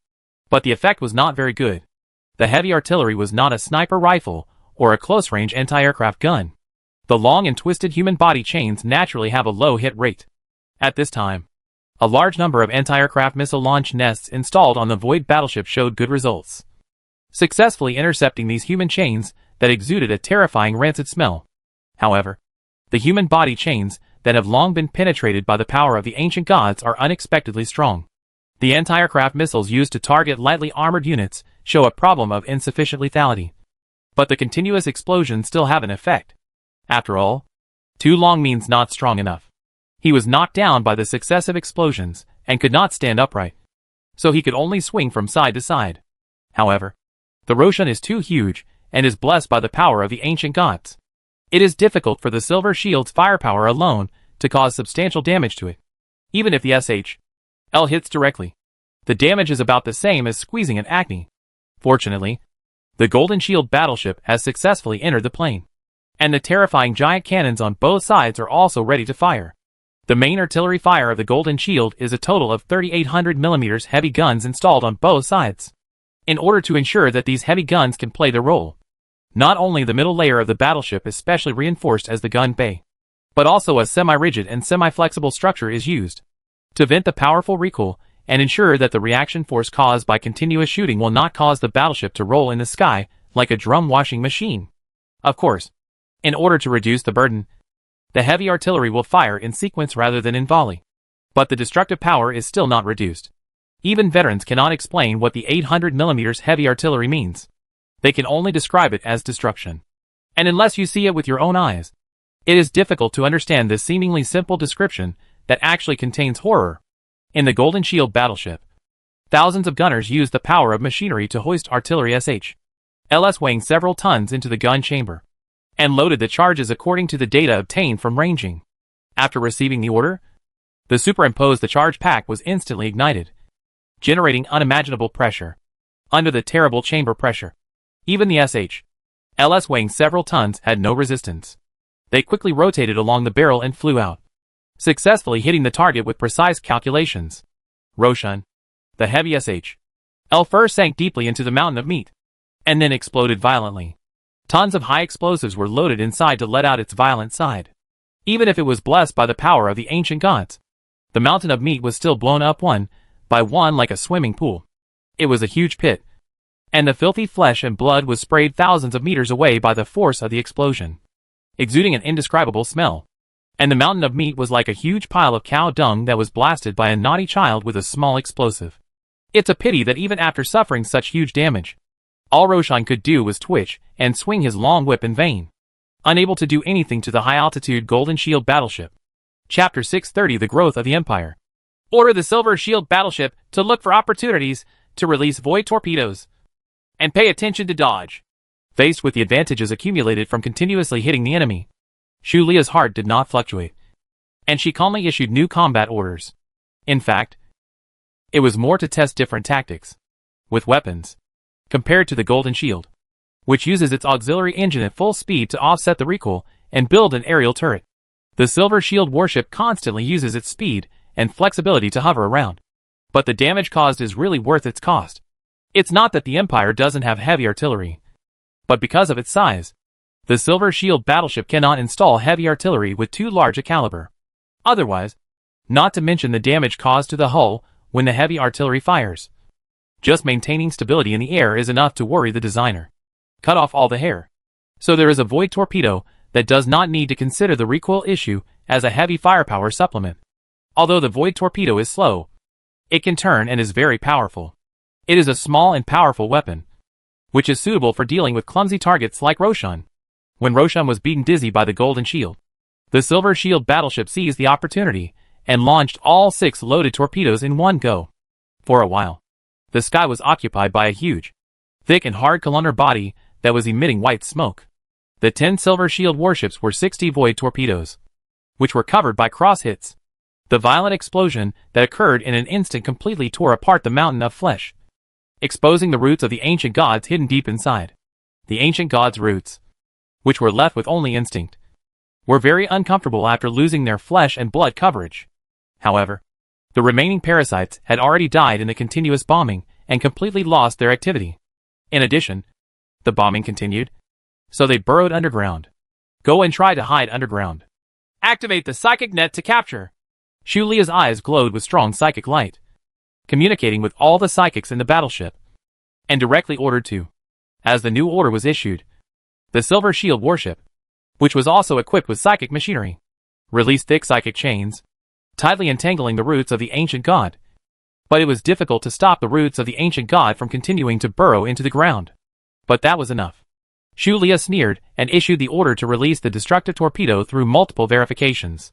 Although the Golden Shield battleship carries a super heavy destructive torpedo, it is prepared to prevent the worst case scenario.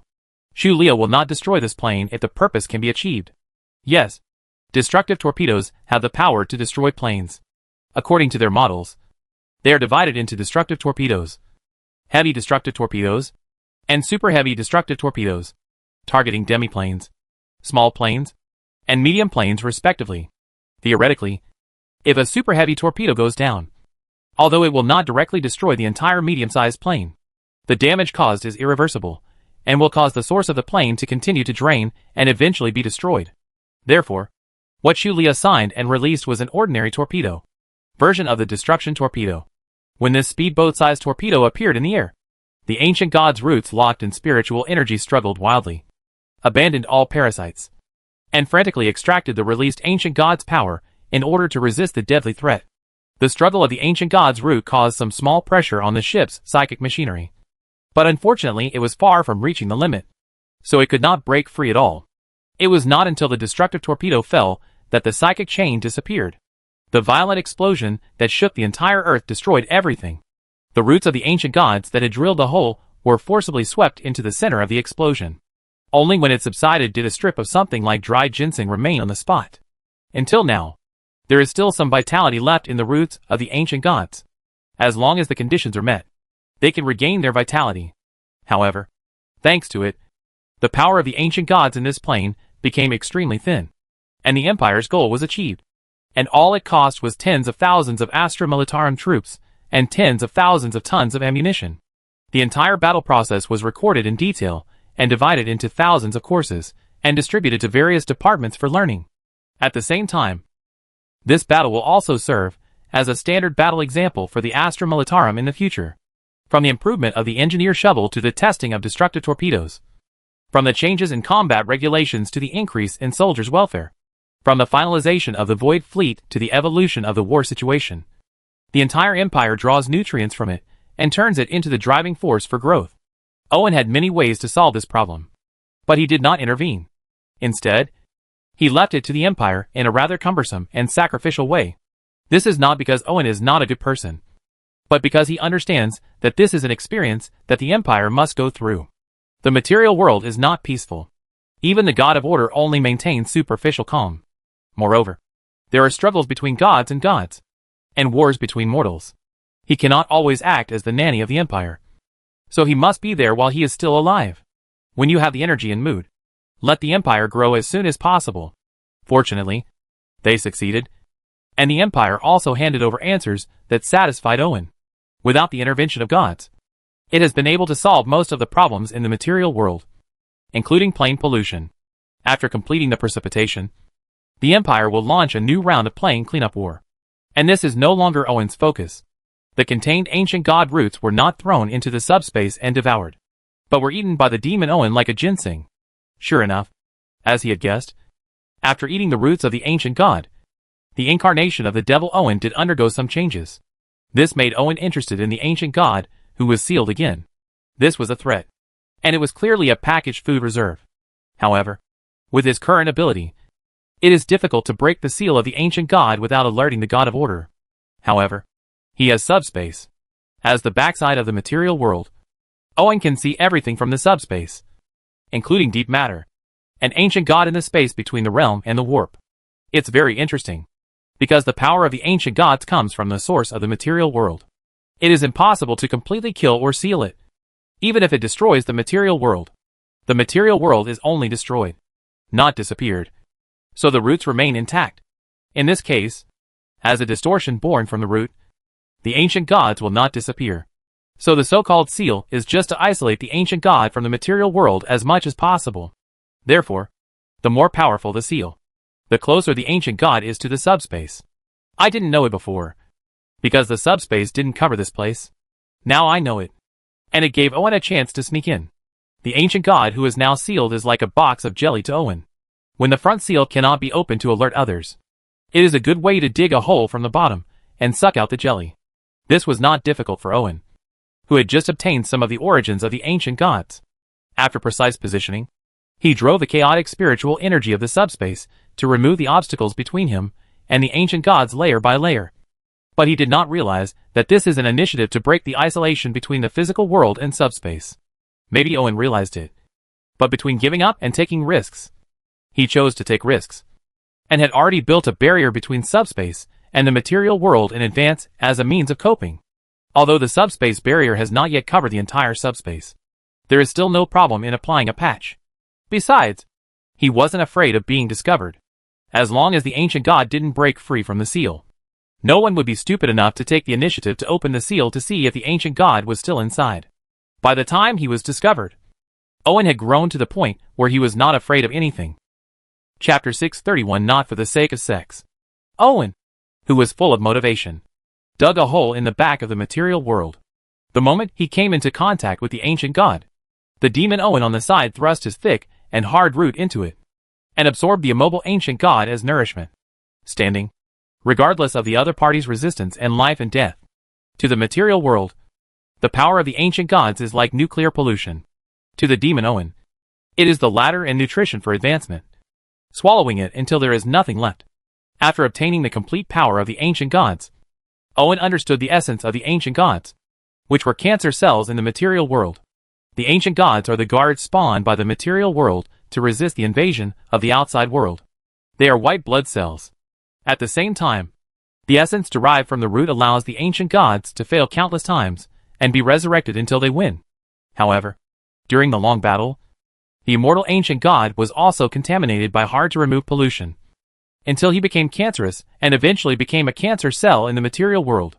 No wonder the ancient gods cannot be eliminated and can only be sealed, because the ancient gods are part of the source of the material world. And destroying the ancient gods is equivalent to self-mutilation in the material world. A small number of ancient gods are fine, but if there are too many, they will commit suicide instead of self-mutilation. Owen, who has the essence of subspace, cannot be polluted.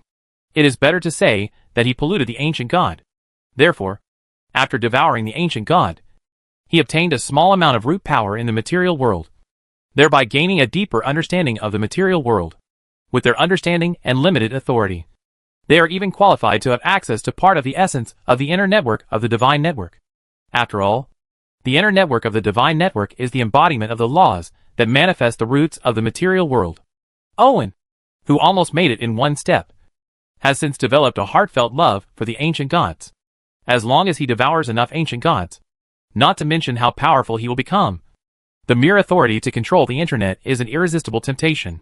However, the seal location of the ancient god is a secret, because there are many lunatics who want to release the ancient god for fun. So unless Owen uses subspace to find it bit by bit, the best way is to get some inside information from the order camp. Then he went to steal some food. At this time, he immediately thought of a certain horse in spring condition. The more frustrated Silver Flash becomes, the more courageous she becomes.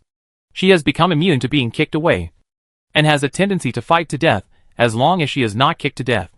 This makes Princess Moon extremely annoyed, and her temper becomes even more irritable. However, her kind nature prevents her from being cruel. So his temper became even worse. Owen watched with his own eyes as the Moon Princess turned from kicking away to a tap dance with fierce drumbeats. The Universe Princess on the side had to stop her, and sometimes even went up to mend her hooves. He shook his head immediately. But the Silver Flash was painful but not happy, judging from the expression on his face. He had a bigger problem. "Are you okay?" After Moon Princess left angrily, Owen came to Silver Flash, who was still lying there reminiscing, and asked, pretending to be worried. In fact, the other person's rippling expression said everything. "It's good. My legs don't hurt when I run recently. and my waist is no longer sore. I can run 15 planes in one breath without stopping. Silver Flash proudly raised his head and shook his still brilliant silver mane. His face Bu Hong said breathlessly. Well, then you should get up first. It's hard to lower my head to talk to you, Owen said speechlessly.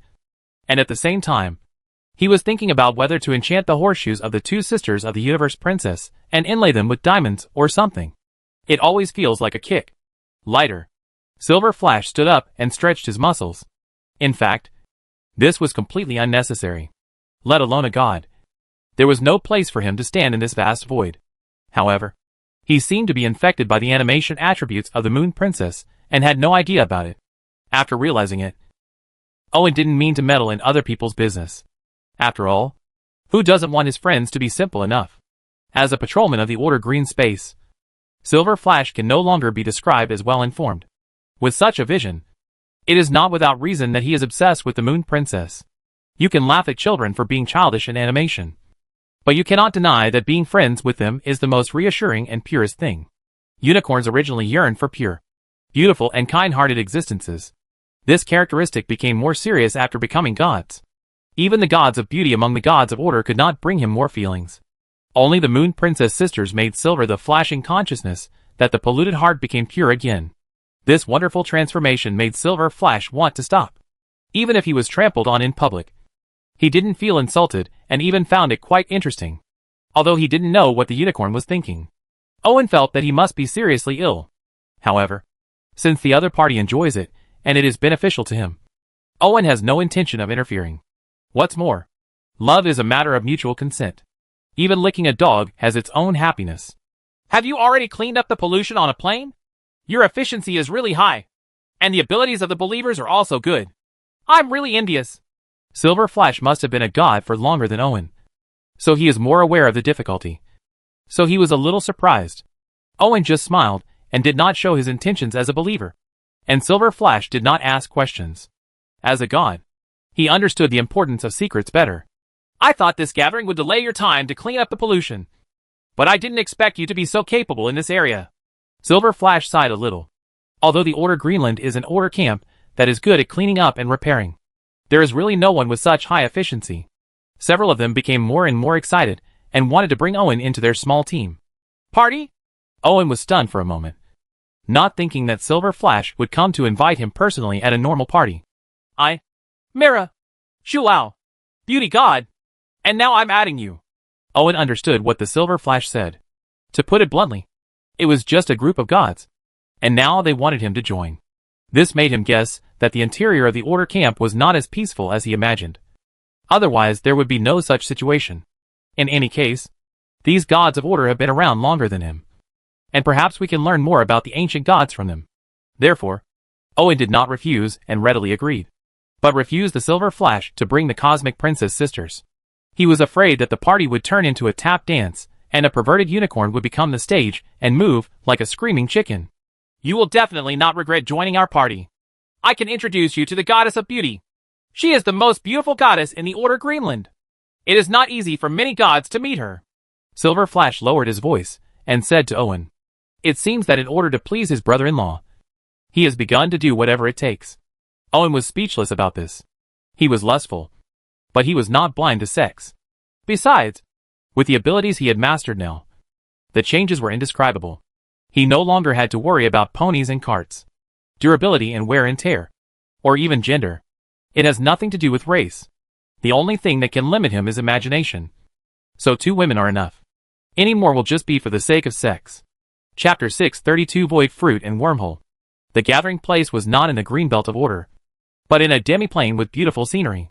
It was obvious that the people at the gathering did not want others to know their shared little secret. After Shu Lao's transformation, this demi-plane full of forests, waterfalls, and streams no longer rejects the entry of gods. Of course, even the demi-plane has no ability to reject gods. If you really do this, you will only fall into destruction. Just like a security door can block the intrusion of a strong man. If it is replaced by a Japanese paper door, it may break with a little force. At this time, under a huge oak tree, Mira, the demon spirit, was flapping her wings and humming a tune, happily preparing the wine she had carefully brewed. It seems that your winemaking technology has improved again. The huge oak tree is Shu Lao's clone, because the main body needs to sit in the green space of order. Only one clone can be planted here. It is Shu Lao's clone that controls the plane. Long-term transformation is required to accommodate gatherings of people. Otherwise, it would not be so easy to accommodate several gods in 1.5 planes. At this time, Shu Lao produced delicious fruits from his body, picked them, and put them on the table, and then said to Mira, "There's nothing to do in the order green, so we can only make wine to pass the time." Mira looked at the dozen kinds of wine she had prepared and nodded with satisfaction. "Thank you for your hard work. You stay with me at Order Greenland on weekdays," Shu Lao said in his unique slow tone. "Hee hee. I'm so weak anyway, and it's easy to run into danger when I go out. I might as well stay with you in the Order Green. Anyway, if you drink too much and sleep, time will pass quickly." Mira didn't care. After all, she was an adult. The process of becoming a god is full of luck, which leads to the fact that there are too many gods with different strengths than normal. Apart from serving as auxiliaries, they really don't have much frontal combat effectiveness. When Owen and Silver Flash arrived, a clear spring gushes out of thin air and transforms into a beautiful goddess wearing a snow-white off-shoulder dress. She is the god of beauty. Sure enough, he is worthy of being a being who takes beauty as his name. There is really nothing that is not beautiful. Both his appearance and figure are perfect. It makes people feel that the other person's farts are all fruity, and their daddies are all rainbow ice cream. I want to drink it. Bath water and stuff are perfectly normal. Unfortunately, for Owen, who has the essence of subspace, the beauty of this kind of priesthood and divine blessing is like a mobile phone filter. You can appreciate it, but you won't take it seriously. What's more, the one who can become a god will be true, kind and beautiful, even if Mira has a thin chain of order on her body. So if you take it seriously, you will lose. The party has started. Mira, who was flying around with a huge wine glass, looked very excited. Unexpectedly, the little goblin was actually a party creature, which surprised Owen. However, thanks to Mira's excitement and joy, the party scene quickly became lively, and Owen successfully joined in. Compared to mead and spirits, Shu Lao prefers bubbly ale. He slowly pours the wine over the roots, watching the bubbles melt away, and quietly enjoying the aroma produced by the mixture of earth and wine. But I'm afraid only plants can do this. Enjoy it. Irving would only feel a little bloated in his lower abdomen. The Silver Flash was also very active. The magic beam released by the horn lifted the wine glass filled with strong liquor, and he drank it in one painful gulp. He drank very happily. Maybe it was because he had found love, and he didn't even mind drinking too much. Mira held his unicorn and turned it around like a steel pipe, making the unicorn shiny. The beauty god was gentle and quiet, sipping the wine, and occasionally picking up a berry and stuffing it into her mouth. Maybe because her mouth was too small, she deliberately pushed it in with her fingers. Every time, a trace of saliva would stick to it. But she didn't care. His eyes stayed on Owen, making him feel a little uncomfortable and at the same time wary, because this beauty didn't seem that simple. After drinking for 3 rounds, everyone here started talking, but most of them complained about the large number of tasks, the high intensity, and the occasional accidents. Even if you have the authority of the Divine Network and the Magic Network, you will often encounter fatal dangers. But there is no way. Who makes them the gods of order? Unless they betray the camp. Otherwise they have to do these jobs. This is also the reason why some gods of order choose to form a group. The efficiency is different between going to support because of work and going to support because of friendship. A quick step can save lives. What's more, some tasks cannot be solved by one god alone and must work together. For example, when the god of beauty accepts a task, he plans to ask everyone to complete it together. "It's a wormhole. It's such a troublesome task," Fairy Mira said with disgust, because she hated things in wormholes. Wormholes are holes that appear when the void fruit is eaten. And the void fruit is a highly concentrated collection of void matter. When it reaches a certain level, a plane will be born. However, the emergence of wormholes will lead to a reduction in the quality of the plane, or even failure of incubation. Therefore, the current task is to clean up the causes of the wormholes, fill the wormholes, and allow the plane to be successfully gestated. The problem is that there are various causes of wormholes. Some are gaps that appear when void matter gathers. Some become nests for void creatures. And some are plundered by evil gods. Except for the first type. The rest are extremely dangerous. Because of the danger and trouble, the rewards for wormhole missions are also quite generous. Some powerful gods like this kind of missions very much. So they complained? But Mira did not refuse. After all, everyone was going there this time. Without further ado, except for the old man who stayed behind and only one acorn being held by Mira, everyone followed the god of beauty to the wormhole. Unexpectedly, they went further and further away, and they stopped when they were about to reach the boundary of the divine network. Silver Flash felt something was wrong, but couldn't tell what was wrong. He shook his head, glanced at Owen, but said nothing. At this time, Owen didn't expect to meet acquaintances here. Several plane fragments that escaped from the main world stayed here. They repaired the damaged places with the help of the rich materials around them. If everything went well, he might not be able to become a high-level master. Quality small and medium-sized planes. Silver Flash and others did not stop this kind of taking advantage, because the divine network did not prohibit this kind of behavior. As long as it did not destroy the birthing plane, it didn't matter if they took advantage. However, Owen did not see the plane where the 4 evil gods were, and he did not think that those evil gods would die on the way. Owen looked at the wormhole thoughtfully. The answer must be there. This is the first time Owen has seen the void fruit. Although he has long known that although the void dissolves matter, it will not make the matter disappear. On the contrary, at certain times, the matter and the void will suddenly come together. And when the time is right, there will be new ones. The plane was born, but he had never seen it. But this is both a miracle and a crisis of life. The void is not empty. Many void creatures like to eat unformed planes and even build nests. There are also evil gods who plunder the source to create artifacts or strengthen themselves. So someone needs to maintain it. For example, the god of order is the gardener of the orchard in the material world. Owen guessed that the 4 evil gods might be eyeing the unformed plane here, and have already begun to take action. Chapter 633 Void Zerg. Everyone, be careful. No one knows what is hidden in the wormhole. The silver flashing horn released the silver divine lightning, breaking through the darkness of the void, and said to everyone cautiously. Mira, who had no fighting ability, held the acorn and hid in the long mane behind the silver flash. The goddess of beauty released clear spring water with a little viscosity around her. Owen took out an artifact bow and arrow, and used their own methods to deal with it. The coming crisis. As the pioneer of the path, the silver flash released divine lightning to break through the fog that shrouded the wormhole. These are concentrated void materials that are in the process of transformation. When the transformation is completed, they will become part of the new plane. Therefore, the further in, the more material there is. It solidifies and gradually forms a semi-solid state. So opening a path is a technical job. And currently only Silver Flash can do it. Unfortunately, a big hole has been eaten here, and a large number of void creatures have been attracted to nest here, which has caused the danger to rise sharply. Even if there is a Silver Flash, you must be careful and look for clues. Oops! It's the Void Zerg! The Silver Flash recognized what it was through the remaining traces, and the horse's face suddenly stretched, which was very ugly. There are thousands of creatures in the void, but the Zerg are the most difficult to deal with. Void creatures were originally powerful creatures in the plane.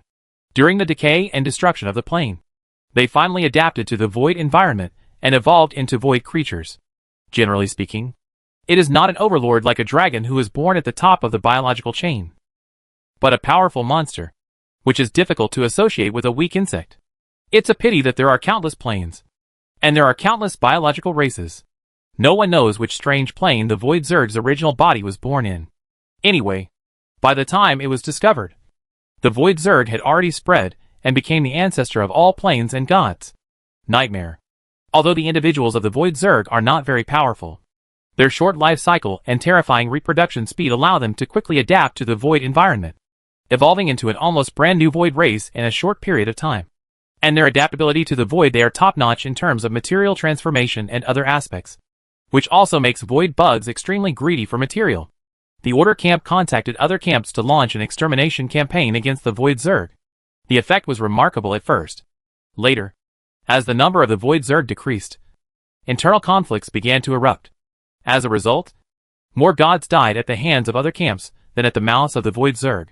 There were even more gods, and in the end it was natural that nothing could be done about it. And the Void Zerg have since become a serious problem in the material world. I hate bugs! Mira, who was holding an acorn, murmured to herself in her silver shining mane. Before she became a god, she was often bullied by those big bugs. After becoming a god, she knew that the Void Zerg were so outrageous. After the race, I feel even more uncomfortable, now that I have to face them at close range. The whole goblin is not good. Before Mira could continue to complain, the arrival of the gods was like bait used by fishermen to build their nests. And countless Void Zerg tribes were immediately attracted. Gods are the most cost-effective food. The energy contained in a not-so-large god's body is comparable to that of a small plane. Not only is it easier to absorb, it can also allow the Void Zerg to evolve. Therefore, no Void Zerg can resist the temptation brought by gods, even if it will cost huge casualties. Facing the overwhelming Void Zerg flying in, Owen was not too panicked, and was still in the mood to study these strange void creatures. The Void Zerg are not too big, almost 2 to 3 meters tall. They look like a fusion of a locust and a mantis. Therefore, they look very ferocious and terrifying, full of predator style. But for gods, even Mira, they could all go up and kill them randomly. The only problem is quantity. The wormholes are surrounded by craters that have been chewed out. Many of the craters are filled with eggs of the void bugs.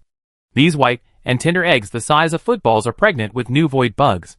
They only need to be hatched out, and soon you can obtain sufficient nutrients by chewing the outer wall of the wormhole, and turn into a group of adult Void Zerg in a short period of time. This is the most terrifying thing about the Void Zerg. The astonishing reproductive capacity and terrifying material conversion rate allow the Void Zerg to reproduce indefinitely as long as there is matter.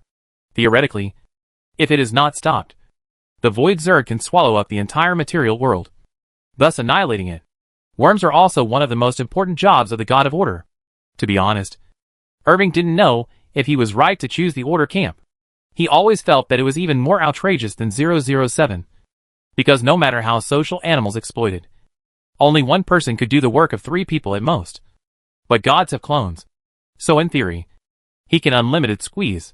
Not to mention these, Owen found that there are countless similar spawning caves here. You can imagine how many Void Zerg they have to face. Facing the overwhelming Void Zerg, the silver flashing horse's face was solemn, and its front hooves flew into the air and fell hard, smashing out large swaths of silver lightning like water waves, turning thousands of Void Zerg into fly ash. As the recipient of the task, the goddess of beauty naturally cannot sit idly by. Her white-walled arms are raised high, making her back even more beautiful, especially without the cover of her arms. The plump semicircle and soft elasticity leaking from the side are eye-catching. His fingers moved wildly, but unfortunately at the wrong time. He could only watch the goddess of beauty twist her delicate body and stir up the viscous spring water around her. Whenever the viscosity reached a certain level, it would be sprayed out, turning into a spider web-like substance that would destroy the Void Zerg. Trapped, Owen, who witnessed this scene, was very curious about what the god of beauty's vocation was. It was said that he was the god of spring water, but it didn't really look like it, whose spring water was like glue and had stringy texture.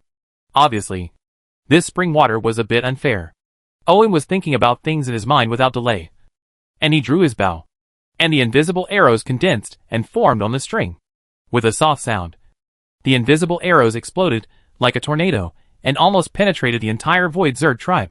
But these are of no use. The Void Zerg hidden in countless potholes are constantly devouring and multiplying, and the eggs they lay hatch out quickly.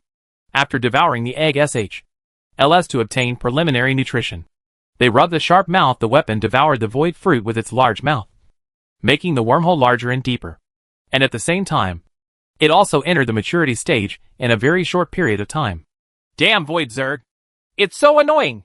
Silver Flash cursed, due to excessive release of divine lightning. His horn was smoking hot, and at the same time, his divine power reserve was about to be reduced to a dangerous level. The Void Zerg are least afraid of fighting a war of attrition, as long as there are not as many dead as there are lives, and the materials are not used up. The Void Zerg can fight until the end of time. There is no morale problem. The Void Zerg, which does not even have much individual self-awareness, is just a part of the race. Laziness and fear will not appear at all, and until the materials and the corpses of the Void Zerg are used up, there is no problem of a protracted war. This makes it impossible for Owen and the others to fill the wormhole and save the Void Fruit, unless they can destroy all the Void Zerg and insect eggs in one go. But the problem is that such a powerful attack, not to mention how much divine power is consumed.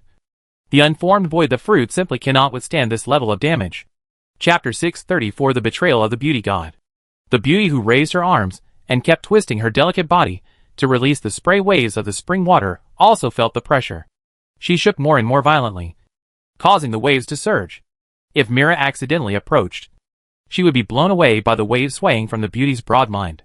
However, I don't know if it was repeated too many times or the spring water was too slippery. The god of beauty suddenly lost his grip. The thick spring water that was originally stirred suddenly flew behind the gods and exploded. Not only did they get confused, but they were also washed away. Go deeper into the wormhole.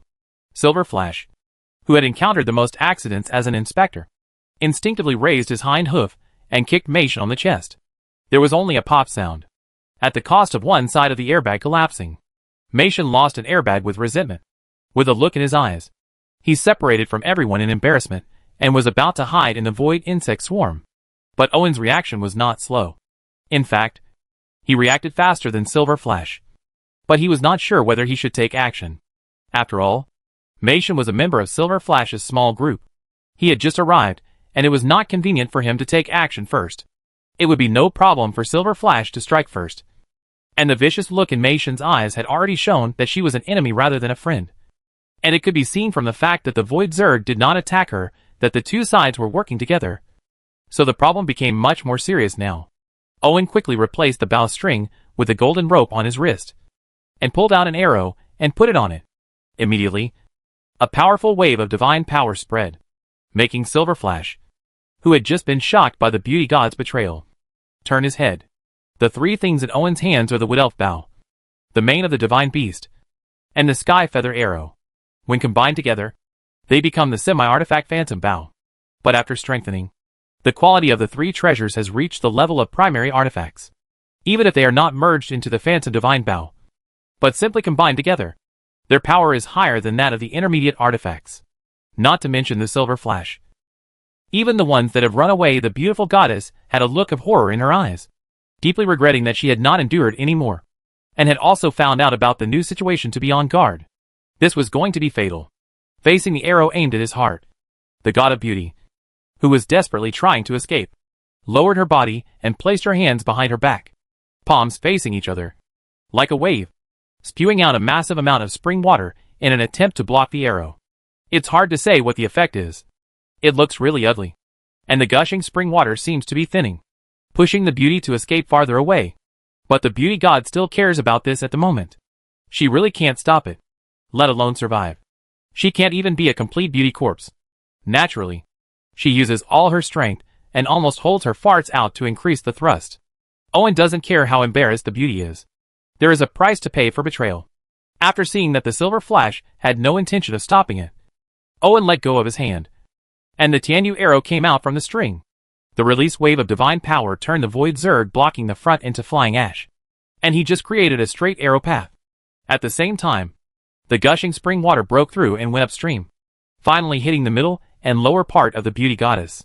There was only a pop sound, and the remaining half of the beauty goddess howled miserably and disappeared. The god of beauty has betrayed. This is a trap! Mira, who was hiding in the silver shining mane, screamed and said. The whole fairy almost collapsed. If it were not small, the silver shining mane would be dripping water. In fact, the silver shining horse's face was not good looking either.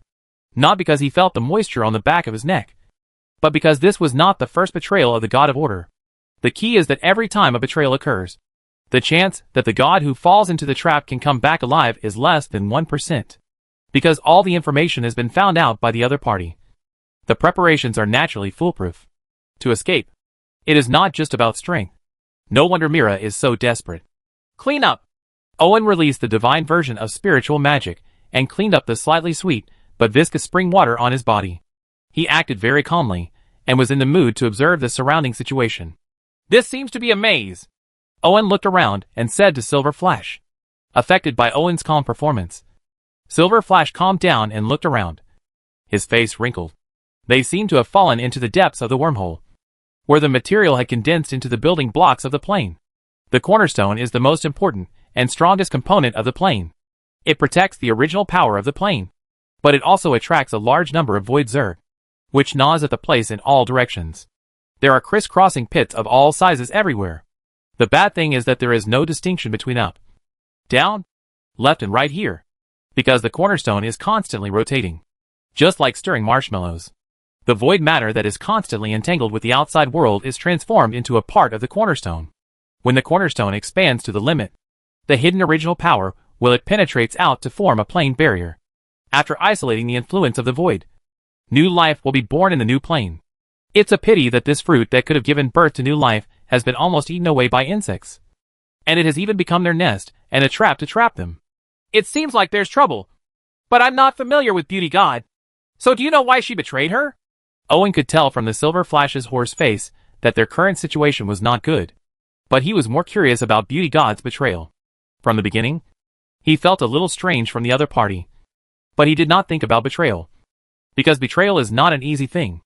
Especially the betrayal of the God of Order. Not only will he be chased by all the gods of order. If you kill someone, you will also be targeted by the Divine Network and the Magic Network. Once you enter the network, an alarm will sound, waiting for the internet police to knock on the door. But betrayal has never been eliminated. Just because betrayal can gain more. The question now is, what can the God of Beauty gain from this betrayal? The Goddess of Beauty is the god of love and spring water. She is enthusiastic and cheerful. She is very popular in the Order Greenland and has many suitors. However, she does not like to be the focus of everyone's attention. She rarely comes to the Greenland and only participates in our small gatherings. So I really don't know why she betrayed and why she chose us as the price of betrayal. Silver Flash said with some confusion. After all, there is only one chance to betray the Order camp. The more benefits you can get from it, the better. But do they have this value? No. This proves that the God of Beauty has greater ambitions. The one who spoke was the acorn held by Mira. At this moment, facial features grew on the acorn. And she said in a slightly childish voice, Mira is a guide for newcomers. Her bronze book records most of the information about the gods of the Green Land of Order. As the guardian of the Green Land of Order, this acorn is the key. The Silver Flash is the patroller of the Green Land of Order. I know the secrets of the Green Land of Order. Based on the scope and situation, it can be said that as long as we are caught, the Order Greenland will open the door to those intruders. Even if they are not caught all, their vitality will be severely damaged. Shu Lao is indeed the oldest being in the Order Greenland. Maybe he is scheming. There is no talent in this aspect. But it has lived long enough and has experienced too much. So it can grasp the key points of things. If the situation reaches the most critical moment, I will burn the life of this fruit and turn into a tree to buy you time to escape. After saying this, Acorn, who had the consciousness of the tree elder, fell into a deep sleep again, silently accumulating strength. Chapter 635, Fusion Species. I'm sorry to involve you. If you have the chance, take the opportunity to leave and go to the Order Green for help. Silver Flash took a deep breath and said, which was actually an excuse for Owen to escape. Silver Flash knew very well that the three of them were the targets. Owen was just implicated and would not be the focus. The most important thing is that all three of them have been found out by the Inner Ghost Mansion. Even if they want to leave, it is difficult for them to escape. Only Owen, who is holding a powerful artifact when they first contact him, has a chance to escape. And as he said, if they are lucky enough and Owen can successfully escape, and they can support them until the reinforcements from Order Green arrive, there may not be a glimmer of hope. Of course, this possibility is too low. Since Mei Shen chooses to betray, he will not leave them any chance. But even if they don't last until then and fall, for the sake of their past friendship, they will be able to help them in the process of recovery in the future. Which is enough. Don't talk about it yet. I seem to sense some familiar atmosphere. Owen interrupted the Silver Flash. And then a special kind of void zerg with fluorescent green stripes all over its body poured out from the potholes in all directions. Evil energy! Silver Flash screamed. This attitude was more frightening than seeing the betrayal of the God of Beauty. Seeing that Owen didn't know why he was so shocked. Silver Flash hurriedly passed the relevant information to him through his consciousness. Although the ancient gods are all derived from the mutation of the roots of the material world. Just like the divine network that embodies the laws of the material world. They are also divided into internal and external parts. It is widely known that the origin of the ancient gods is as long as they are discovered in time. And several gods can join forces to destroy them. It can be resealed, but there are a few powerful ancient gods who cannot. Even for gods, it is a natural disaster. One of them is the evil god beast that controls evil energy. How powerful is the beast of the evil god? Just its gaze filled with evil energy can cause evil energy pollution that is difficult to remove on the planes below the main plane. It is really a master who can die with just one glance. It is conceivable that such an existence, what it means to the material world is that it can be called a natural disaster.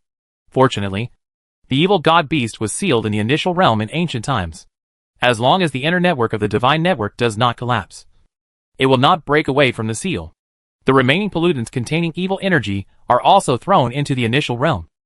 But obviously there are still some leaks. Jiyu was unlucky enough to be encountered by them. After the fell Zerg emerged, 3 more void mutated Zerg appeared. One is huge and looks like a pile of muscles. One is dark and filled with the aura of the undead. And the other has a carapace that is as ferocious as a demon. Evil energy. Flesh and blood. Undead. Demons. There are really no surprises at all. Owen sighed. Although I don't know how it was done. The power of the 4 evil gods did appear on the Void Zerg. But I don't know whether the 4 evil gods were eaten by the Void Zerg, or whether the Void Worms were controlled by the 4 evil gods. Either way is not good news. But judging from Mation's betrayal, the latter is more likely. But how did the God of Beauty get involved with the 4 evil gods? Maybe I should ask him face to face. Owen thought. With so many fusion species appearing so quickly, it seems we are doomed. Mira said desperately with her head exposed in the silver shining mane. The most common Void Zerg belongs to the primitive species. But there are also various mutant and fusion species. Some are to adapt to special environments. And some have swallowed special energy. In short, they are all more powerful than the primitive species. It was bad enough to be betrayed, but also to encounter evil energy. And no one had such luck. Who would have thought that before I could calm down? 3 more mutant Void Zerg species emerged one after another. Now my heart cannot be described as despair. Because I have become numb. Not only Mira, but also the silver shining horse face is ugly. Because this place is too special. Not to mention connecting to the divine network. They can't even contact their respective believers. It can be said that they are completely isolated and helpless. After all, the God of Beauty is here specifically for them. Prepare for the trap. At this time, Owen was considering using the trump card, because the so-called restrictions were meaningless to him, who controlled the subspace. But it was not the time for the subspace to be exposed yet. So in the end, he chose to reveal his wealth. In addition to the 3-piece Phantom Bow set, Owen also put on the Shadow Brand ring, put on the Death Shadow cloak, then took out the Hunting God Greatsword, then turned over and put on the Silver Flash, patted his butt and said, "The next thing depends on how fast you run." Owen smiled as he spread the area of the Shadow of Death to avoid being contaminated by evil energy. The power of the Shadow of Death shocked Silver Flash. After all, he had just suffered a betrayal. But the tranquility of the moment of death made him calm down again. "I thought your priesthood was about elves and knowledge, but I didn't expect it was about death and shadow." Silver Flash, knowing that things had turned around, breathed a sigh of relief, but did not say anything about Owen's behavior of hiding his priesthood. Death and shadow are never evil, but part of the natural cycle. Not to mention that Silver Flash has never seen such a peaceful realm. The Death Shadow realm is like the final destination, where the dead are accepted to enjoy eternal peace. From this, it can be seen that Owen is not an evil god. If he hides it, he will be discriminated against by prejudice. After all, not to mention mortals, even many gods believe that death and shadow priests are evil. Of course, these gods are not brainless, nor are they short-sighted. To put it bluntly, it is still about struggle and interests. Yes, because it is not in line with my scholar's temperament. Owen did not deny his behavior of concealing his priesthood, and said very calmly, "Well, it's understandable. You have to know that the number of gods like unicorns is also very rare. They also attract a lot of alternative eyes. There are even some who want to get me to ride. Otherwise, I wouldn't be a patrolman." As a non-mainstream god, Silver Flash has also encountered many things that made the unicorn unhappy. Otherwise, he would not have chosen to be a lonely runner in the first place. "This is the end of the topic. The most important thing for us now is to rush out." Owen interrupted the topic, and at the same time poured his divine power into the hunting god's sword in his hand. This special sword, like a long metal stick, began to emerge from the dark. The flames intertwined and covered the sword body, making it look like a lance. "I didn't expect that one day I would be ridden as a horse." When Silver Flash first became a god, he was almost captured and used as a mount. So he was very repelled by this kind of thing. The problem is that now he has no choice. How can he survive? Not bad. So she just shook her head helplessly, and almost threw Mira away. She was so angry that she stamped her feet several times, making the Silver Flash feel itchy. Although unicorns are arrogant and never want to be ridden, they have to decide when. It is a pretentious occasion. So he flexed his hooves, got ready, and suddenly rushed out. Chapter 636: The Changes of the Four Evil Gods. Since Silver Flash can get this title, there is no need to mention his speed. His whole body is covered by silver lightning, and he starts running at an alarming speed. What a Winso has to do is to smash all obstacles so that he can run smoothly. The pitch-black flames can burn anything and are indestructible. Not to mention the undead Zerg, demon Zerg, flesh and blood Zerg, even the evil Zerg, which is feared by the Silver Flash, cannot resist this peculiar flame. It is like erasing it, igniting everything in front of it. This made Silver Flash feel relieved, and the speed became faster and faster. But this place has been carefully built into a maze and a cage. In a very short period of time, the Silver Flash ran at least 1,000 miles. But besides the potholes, there are countless void Zerg, making people feel like they are in a pile of bugs. Struggle. While Owen and others were looking for a way out, the beauty who had lost half her body was wailing in pain, because the arrow not only allowed her to say goodbye to her beautiful legs and fat butt, but also took away one of her hands and a third of her body. Her spine, her internal organs were now hanging down, all covered by a liquid as thick as glue. Silver Flash! Owen! You all deserve to die! A voice full of resentment came out of the beauty's little cherry mouth that looked like honey. But the four evil gods, who were modifying her, were not surprised. They were just by dogs. It's just a wine. If she hadn't been of some use, they would have eaten her. Just as Owen guessed. The four evil gods are indeed here. And they have a clear division of labor. The Abyss Demon Mother is half human and half insect. After devouring a mother insect of the Void Insect tribe, her size became larger and larger, and she took over the duties of the Void Insect Mother. The bloated belly of the insect was giving birth to countless numbers of babies. The Fusion Zerg race was born, grew rapidly, and became cannon fodder to stop Owen and the others. The fat and strong evil king wields the scepter embedded with the huge tooth, releasing high concentration evil energy to corrode the core of the foundation stone, trying to extract all the origin hidden inside. The spirit of the death curse manipulates complex magic circles to affect the space of the cornerstone, creating a huge maze and prolonging the time it takes for them to be found. The Chaos Egg is transforming the goddess of beauty and repairing her broken body.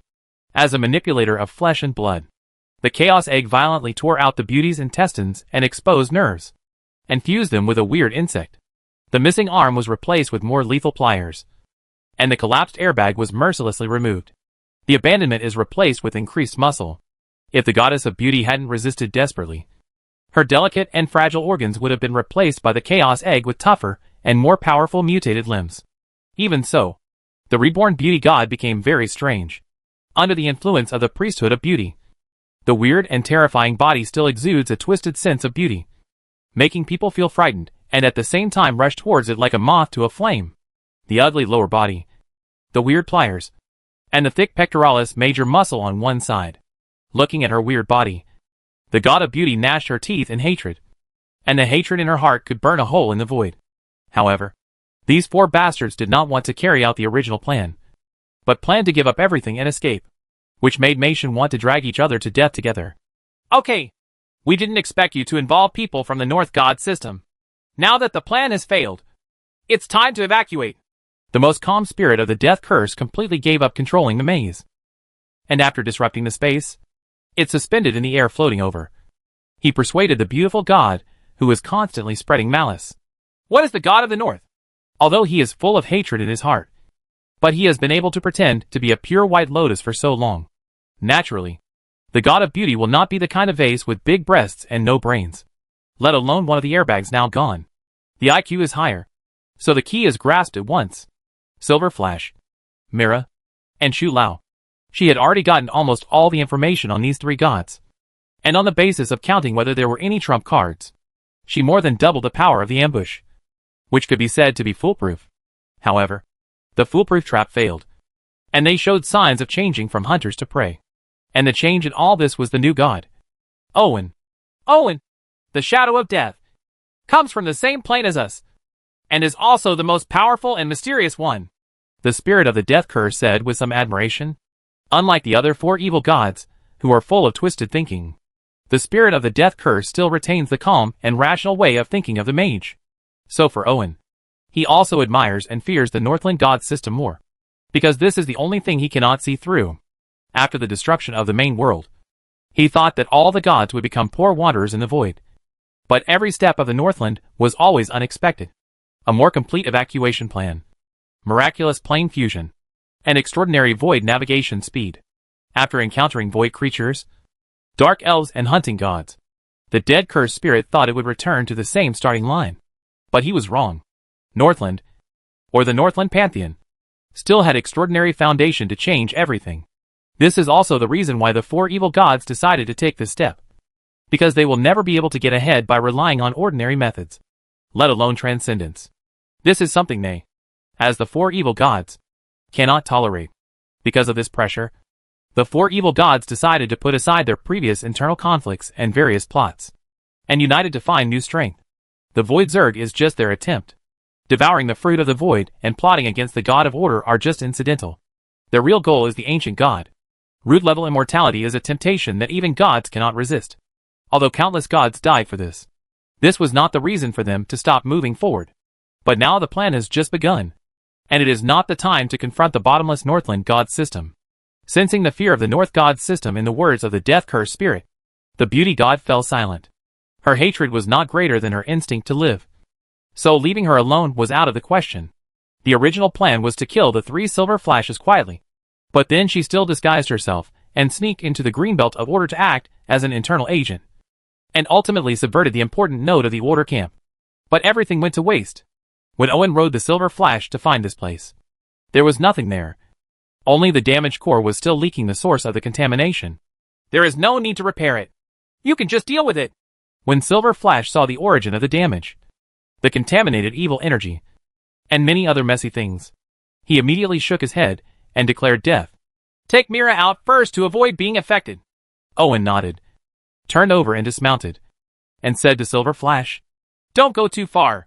Otherwise it will be very troublesome to go back and report this matter. Silver Flash now knows that Owen is not as simple as it seems on the surface. After all, those who take the path of the shadow of death may not be bad. This is because the other party perfectly complies with the laws of order. You can tell, but don't expect the other person to be a good boy. So I said it specifically. Owen knew that Silver Flash was not lying, because it involved the betrayal of a god of order and the emergence of evil energy. This matter would definitely be taken seriously by the order camp. If he did it too outrageously, it would be very troublesome to explain. Or even impossible. It's impossible to explain. After all, Owen can't say many things. Chapter 637 The Chaos in the Material World begins. After the betrayal incident of the God of Beauty was reported, the entire Order Greenland almost exploded, because it was not until the higher-ups came to investigate that they found out that 90% of the male gods in the Order Greenland had had in-depth relationships with each other. Many of the gods and their partners started fighting directly. Flying dog jumps. Male gods are used here because gods are not only human-like, but there are also gods like Silver Flash and Shu Lao. This shows how powerful the beauty gods' methods are, which can be described as unfathomable. If the male gods were the hardest hit, then the female gods also did not escape. There were many who were broken off, and dozens of gods were drawn into the best friend group, which made the situation even more complicated. Because there are too many gods who have in-depth contact with the God of Beauty, the entire Order Greenland has been isolated and reviewed. It consists of a Lord God Judge and a team of reviewers composed of capable members sent from other Order nodes. This incident can be said to have caused quite a stir, and has even become the biggest scandal in the Order camp in the past millennium. But this has little to do with Owen. First of all, he is new here, and it is the first time he meets the God of Beauty. Then Silver Flash and Mira deliberately take him out of this matter. Not to mention Owen's more sensitive priesthood. Just his magical weapon will cause a lot of trouble. Don't think that the gods of the God of Order are all good people. If they were good people, there would be no betrayers like the God of Beauty. As the old man, Silver Flash and Mira knew this very well, so they tacitly concealed Owen's role in it. As for the Tree Elder, he is famous for being able to keep secrets, and many gods even treat each other as tree holes. There were some flaws in Silver Flash and Mira's actions, but the emergence of evil energy in Void Zerg, as well as the destruction of Void Fruit, allowed Owen to successfully escape from this troublesome vortex.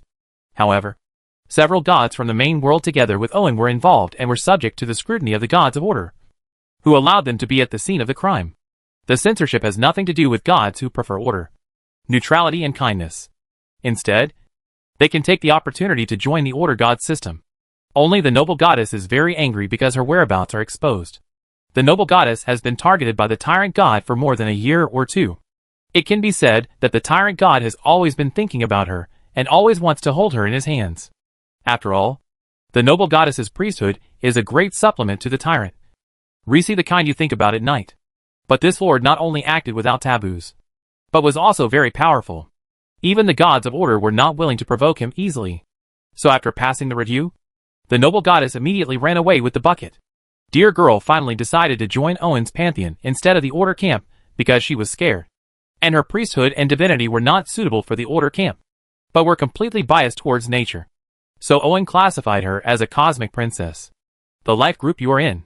The life group is very suitable for Dear Girl. After all, the Space Princess sisters also have 4 hooves. But what Owen didn't expect was that the betrayal in the Green Land of Order was just the beginning. Not long after, a large number of void bugs, orcs, illithids, dark elves, undead and demons appeared out of nowhere, taking advantage of the Green Land of Order. The shutdown, massive expansion and spread, were obviously premeditated, making the Order camp feel like they were facing a formidable enemy.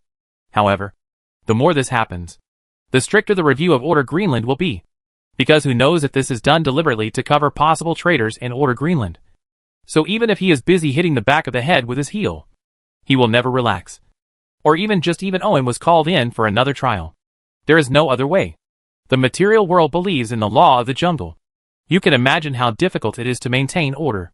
Therefore, the Order camp cannot afford successive failures, and must do its best to maintain its own dignity. It's a pity that the Order camp still miscalculated, or it failed from the beginning. After the betrayal of the god of Order Greenland, betrayals occurred at several important nodes in succession. There was no surprise like Owen.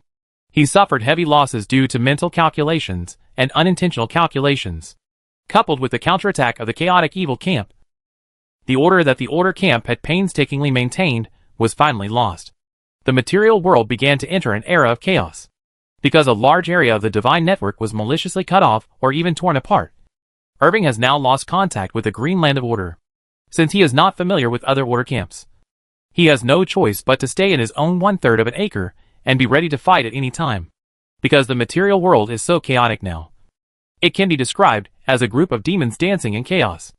I don't know what the Order camp was doing before. Nowadays, a large number of gods and monsters from the evil chaos camp are wandering in the void, hunting and destroying everything they see. In comparison, the chaos in the main world at the beginning is simply not worth mentioning, because no matter how chaotic it is, it can only be limited to tens of millions of people in one plane.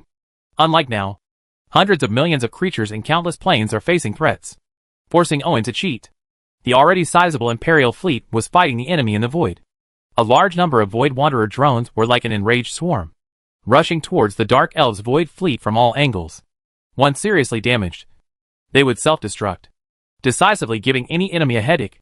The notorious Dark Elves are very helpless about this. Facing the Void Wanderer drone, many of their weird methods cannot be used at all, because there are not even living cells on it. And no matter how vicious the curse is, it is useless.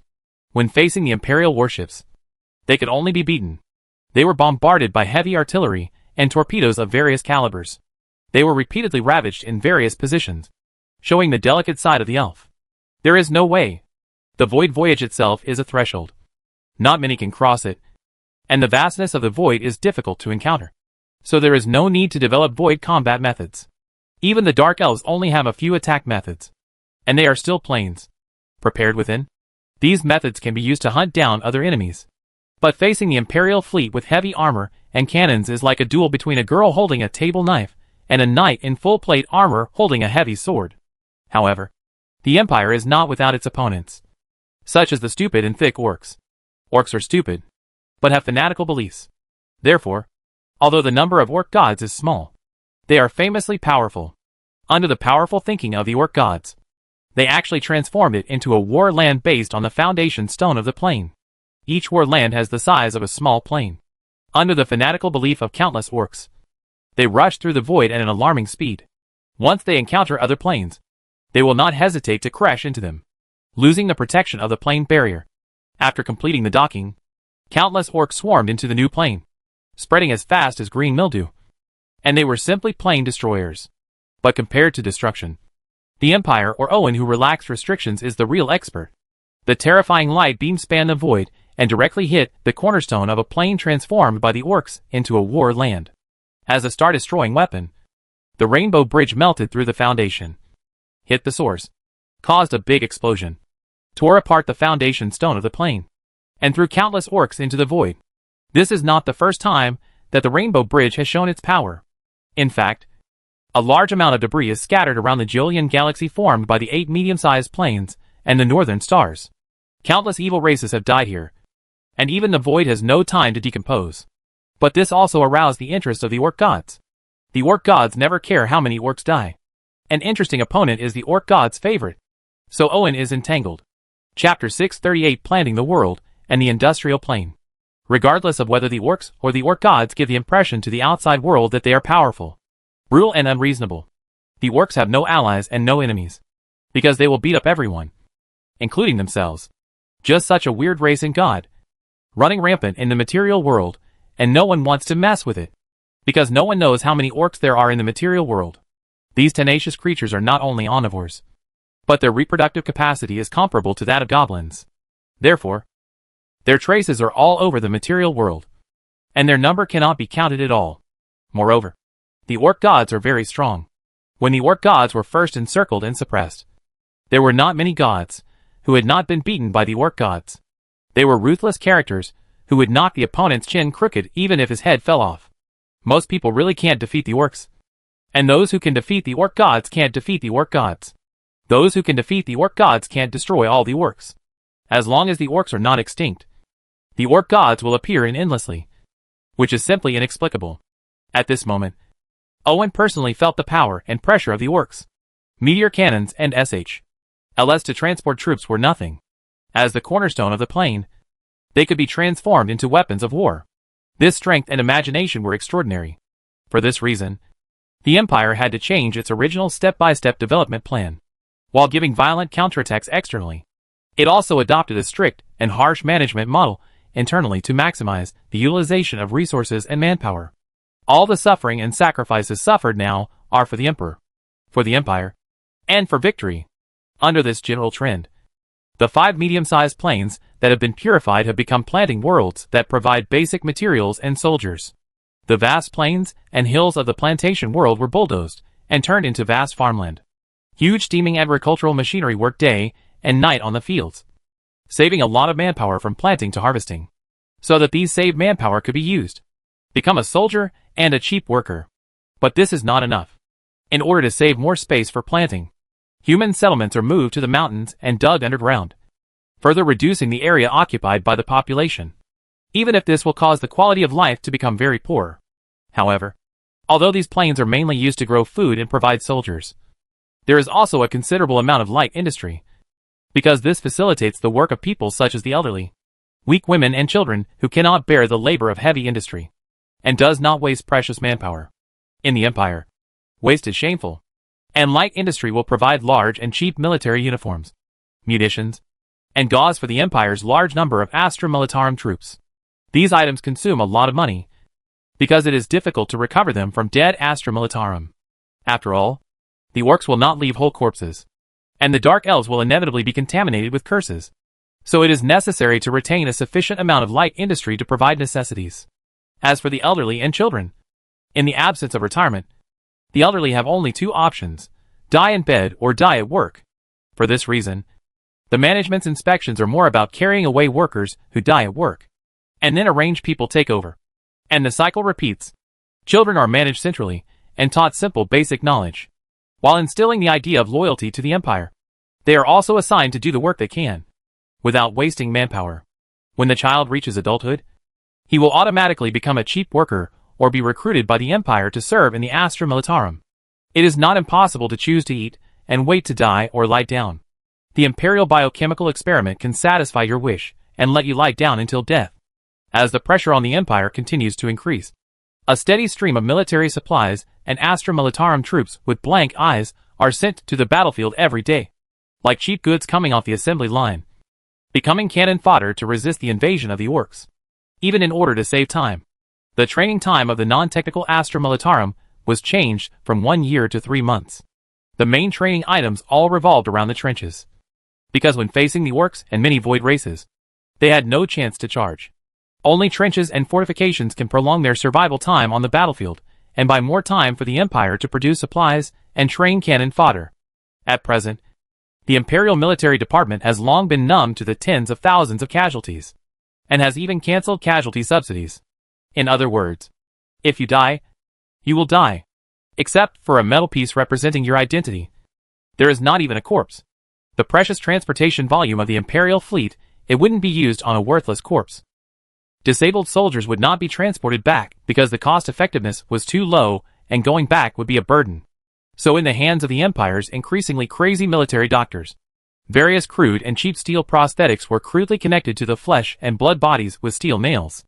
They are fixed with sutures and then injected with an excessive amount of medicine to eliminate inflammation and reduce pain. At the same time, these demoralized soldiers can cheer up and be able to perform various dangerous and fatal tasks with red eyes before the sequelae completely break out. It can be said that no soldier could leave the battlefield alive. The heavy casualties were worth it. Behind the defense line held up by the Imperial fleet and the Astra Militarum, 3 medium-sized planes that had not yet completely cleaned up the pollution had been transformed into huge industrial areas. As for the pollution problem, no one knows which one, ancient god pollution or industrial pollution, will kill first. And people don't care where they work. What's more, the Empire now has no time and energy to repair it. And everything must serve the war. The environment on the number 1 mining plane is the worst, because a lot of origin has been lost. The plane wall here is very weak. It has insufficient resistance to the void. A large number of lives have died, and the ecosystem has been completely destroyed.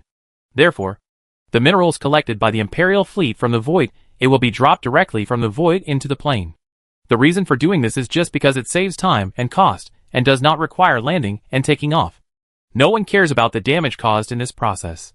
After the Empire has passed on the pressure it has endured, it is no longer easy to live now. Who can ask for more? When the bloated Imperial transport ship slowly flew through the number 1 mining plane, its large hatch automatically opened, and the minerals collected from the void slanted down, passing through the weak plane barrier under the influence of gravity. Like meteorites, the same fall. Most of these materials collected from the void are high-quality minerals. Otherwise, they would not be able to withstand the decomposition of the void. Therefore, they will not be burned when they cross the sky, but will only be broken into small pieces due to the disappearance of impurities. As a shower of meteorites fell, the vibrations on the ground had not completely subsided. Miners wearing powered exoskeletons and carrying life support backpacks drove a huge mining truck and rushed over as fast as possible. They must collect as many minerals as possible between the 2 drops. Only in this way can the task be completed on time. As for the danger, that is something that needs to be considered after surviving. Chapter 639 The Lack of the Empire. A large number of small pieces of ore that disintegrated in the air were embedded in the land, densely packed with pits upon pits, which was very ugly.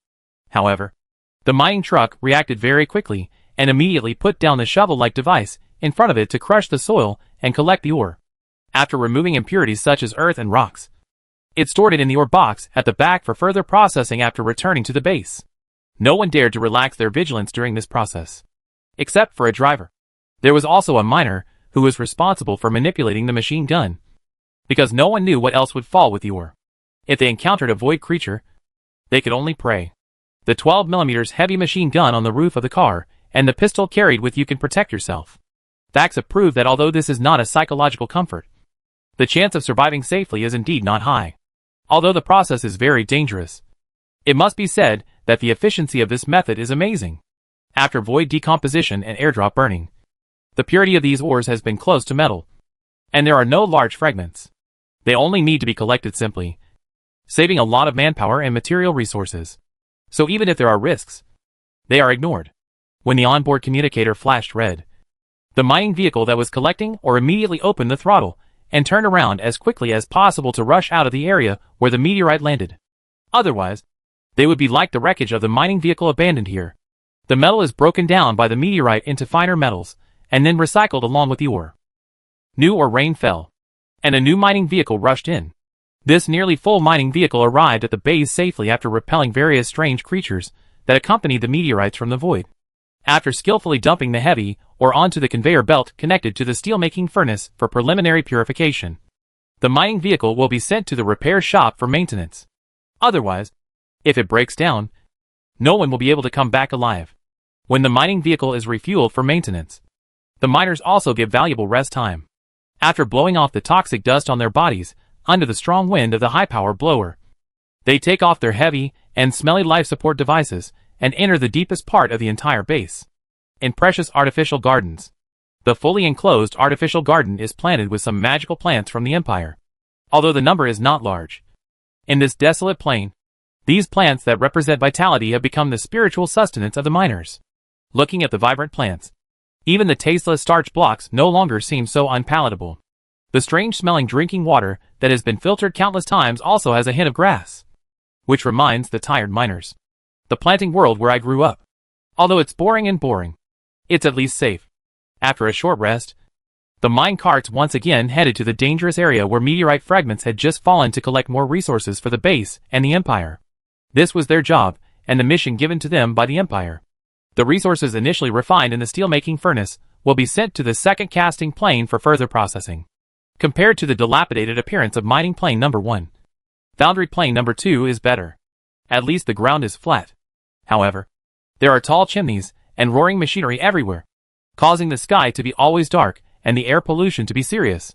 If you don't wear a gas mask, you will soon suffer from respiratory diseases, or even be contaminated by the power of the ancient gods due to reduced resistance, and strange limbs will grow. However, these factories and cumbersome machinery that bring serious industrial pollution can smelt the transported metal into various standard alloys with extremely high efficiency, and then cast them into qualified parts, which are then further processed by workers wearing gas masks. After polishing and testing, they are loaded onto a transport ship and sent to the third military industrial plane for assembly into finished products. Compared with the ruin-like first plane and the wasteland-style second plane, although the third plane also has a harsh environment, it shows the beauty of machinery. On the flat and hardened foundation, production lines ranging from hundreds of meters to several kilometers long assemble the transported parts. From cheap rifles in the hands of the Astra Militarum to heavy tanks dedicated to the Warhammer Legion, everything is available here. The only difference is it's just the length of the production line. Currently, the longest production line is used to cast void battleships. The long production line extends almost from one end of the third plane to the other, directly entering the void port. Although this method occupies an area and has extremely high requirements on the foundation and production line. After all, a slight deviation will have a fatal impact on accuracy. But the production efficiency is higher. The huge machinery seems to be constantly devouring parts and growing on the assembly line. Likewise, when it is fully formed, it will turn into a life-devouring steel monster of the Empire. It can be said that when facing endless enemies, the Empire has used its manpower and material resources to the extreme, and has completely ignored the issue of humanity, because everything must make way for survival. Under such high pressure, the Empire gradually stimulated its own potential and fully demonstrated it. The lack of foundation in the Empire has long been completed by Owen, not to mention the scientific and magical knowledge of various systems in different worlds. In the material world, from magic to fighting spirit, from alchemy to mechanisms, all these precious knowledge are placed in high level in the library of the school. Any student can watch it as long as they have enough credits. This knowledge is enough to allow a commoner to grow all the way to a demigod. And beyond that, it is not a matter of knowledge accumulation. The Imperial Academy developed from the Northland Magic Academy has trained hundreds of thousands of middle and high-level talents. Otherwise, how could the Empire achieve the accumulation of technology? This is just one of them. The Academy City that the original main world empire was proud of has now become a new academic center in subspace. While filling in the shortcomings of the Empire's schools, it is also creating and improving a new system based on psychic energy, coupled with the Empire's large-scale scientific research department and industrial system. The Empire that walks on two legs has achieved overtaking, having reached half-stellar level in terms of technology, and perfected the demigod route in the extraordinary realm. It can be said that the current Empire is at the top of the material world, but the Empire was still lacking in terms of gods. Apart from Owen, The only person in the Empire's pantheon who can stand alone is Angel, the goddess of death. Other goddesses are either not good at fighting or lack accumulation. This cannot be solved by simply infusing divinity and granting priesthood. Now Owen has two choices. One is to recruit gods from the material world as his subordinates, and the other is to rely on system summons. Obviously there is only option 2. Owen has no confidence in subduing those gods, and the powerful ones will definitely be difficult to deal with. What is the use of the weak ones? So system summoning is more time saving and labor saving. For a long time, Owen has used progress points to fill in the Empire's heritage, and the effect has been remarkable. At present, the Empire's foundation is not lacking, and it is in a critical period of digestion. Owen can use the progress value to enhance the Empire's pantheon. But which character to summon gave Owen a hard time. In so many worlds in the system, there are countless protagonists, geniuses, gods, and demon kings. Who is more suitable for the current Empire? Chapter 640, Creating the Zerg Queen. Time will not stop because of what Owen wants to do, and the invasion of the orcs is not turn-based. Therefore, the Empire's war machine is still running fiercely. Various new technologies are applied to the battlefield as the war continues to advance, making death a matter of course. Faster and cheaper. The Empire is currently competing with the orcs for nearby planes, because the orcs' war land is too crudely built without much consideration, resulting in a weak ecological environment that cannot meet the needs of survival, let alone planting. Orcs with weak physiques, they cannot withstand the extremely harsh environment.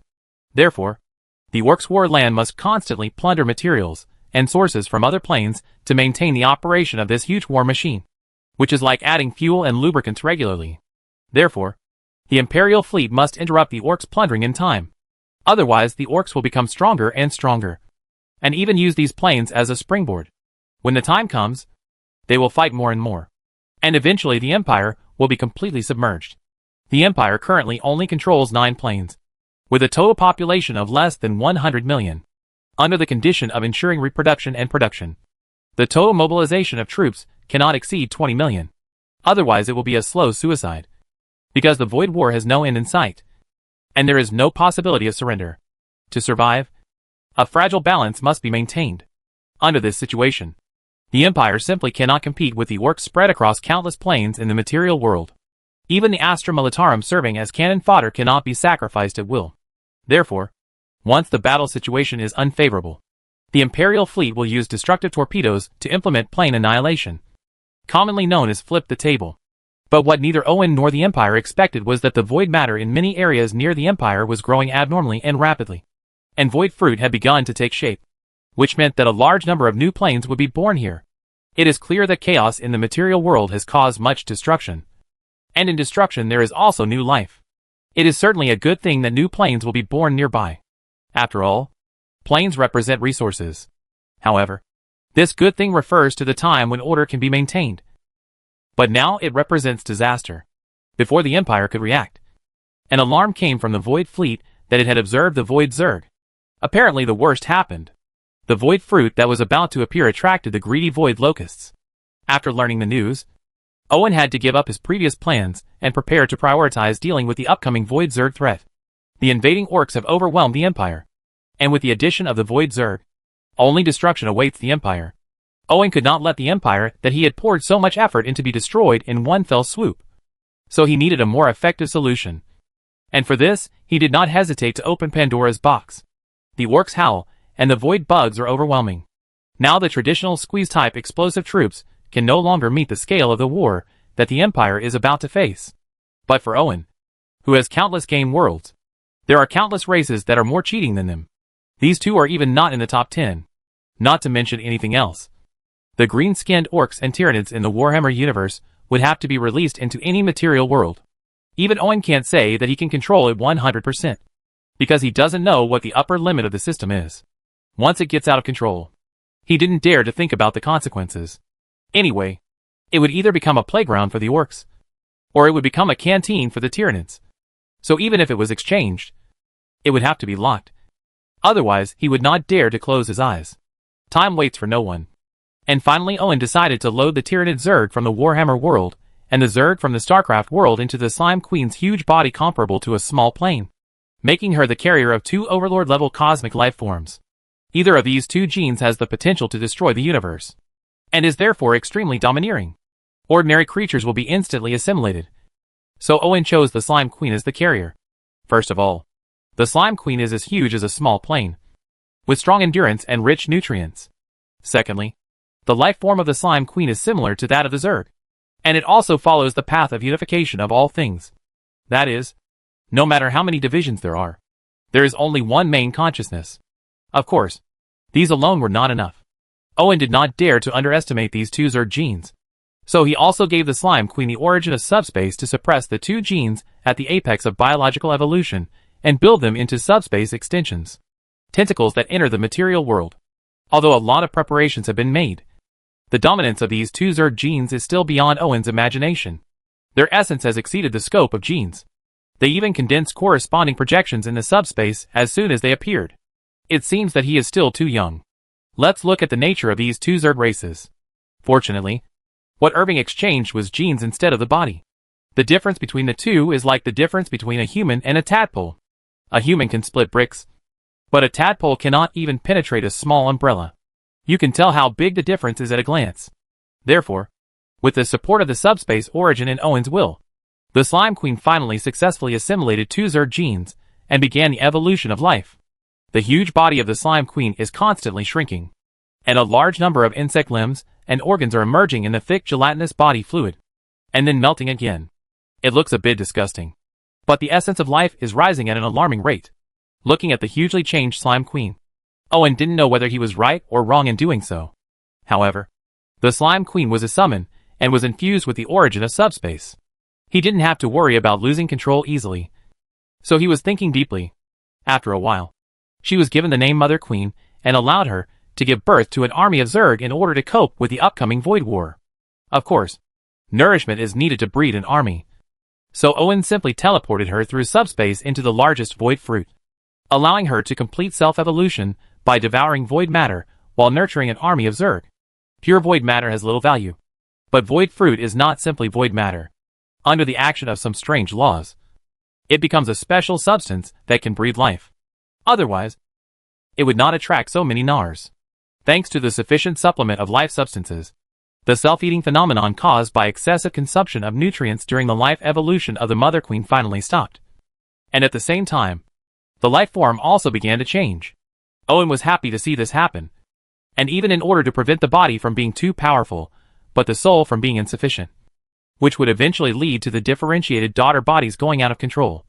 He not only infused more subspace origins into the Queen Mother, but also gave her the status of subspace. That is, apotheosis. Subspace can be said to be a part of Owen, a higher level of unity of all things. So he is never afraid of giving too much subspace essence, because it is no different from creating a clone. But he does not deprive him of the right to use it or control his consciousness. That's all. He really dared to rebel. Believe it or not, he gulped it down in minutes, then put on his vest and went on stage.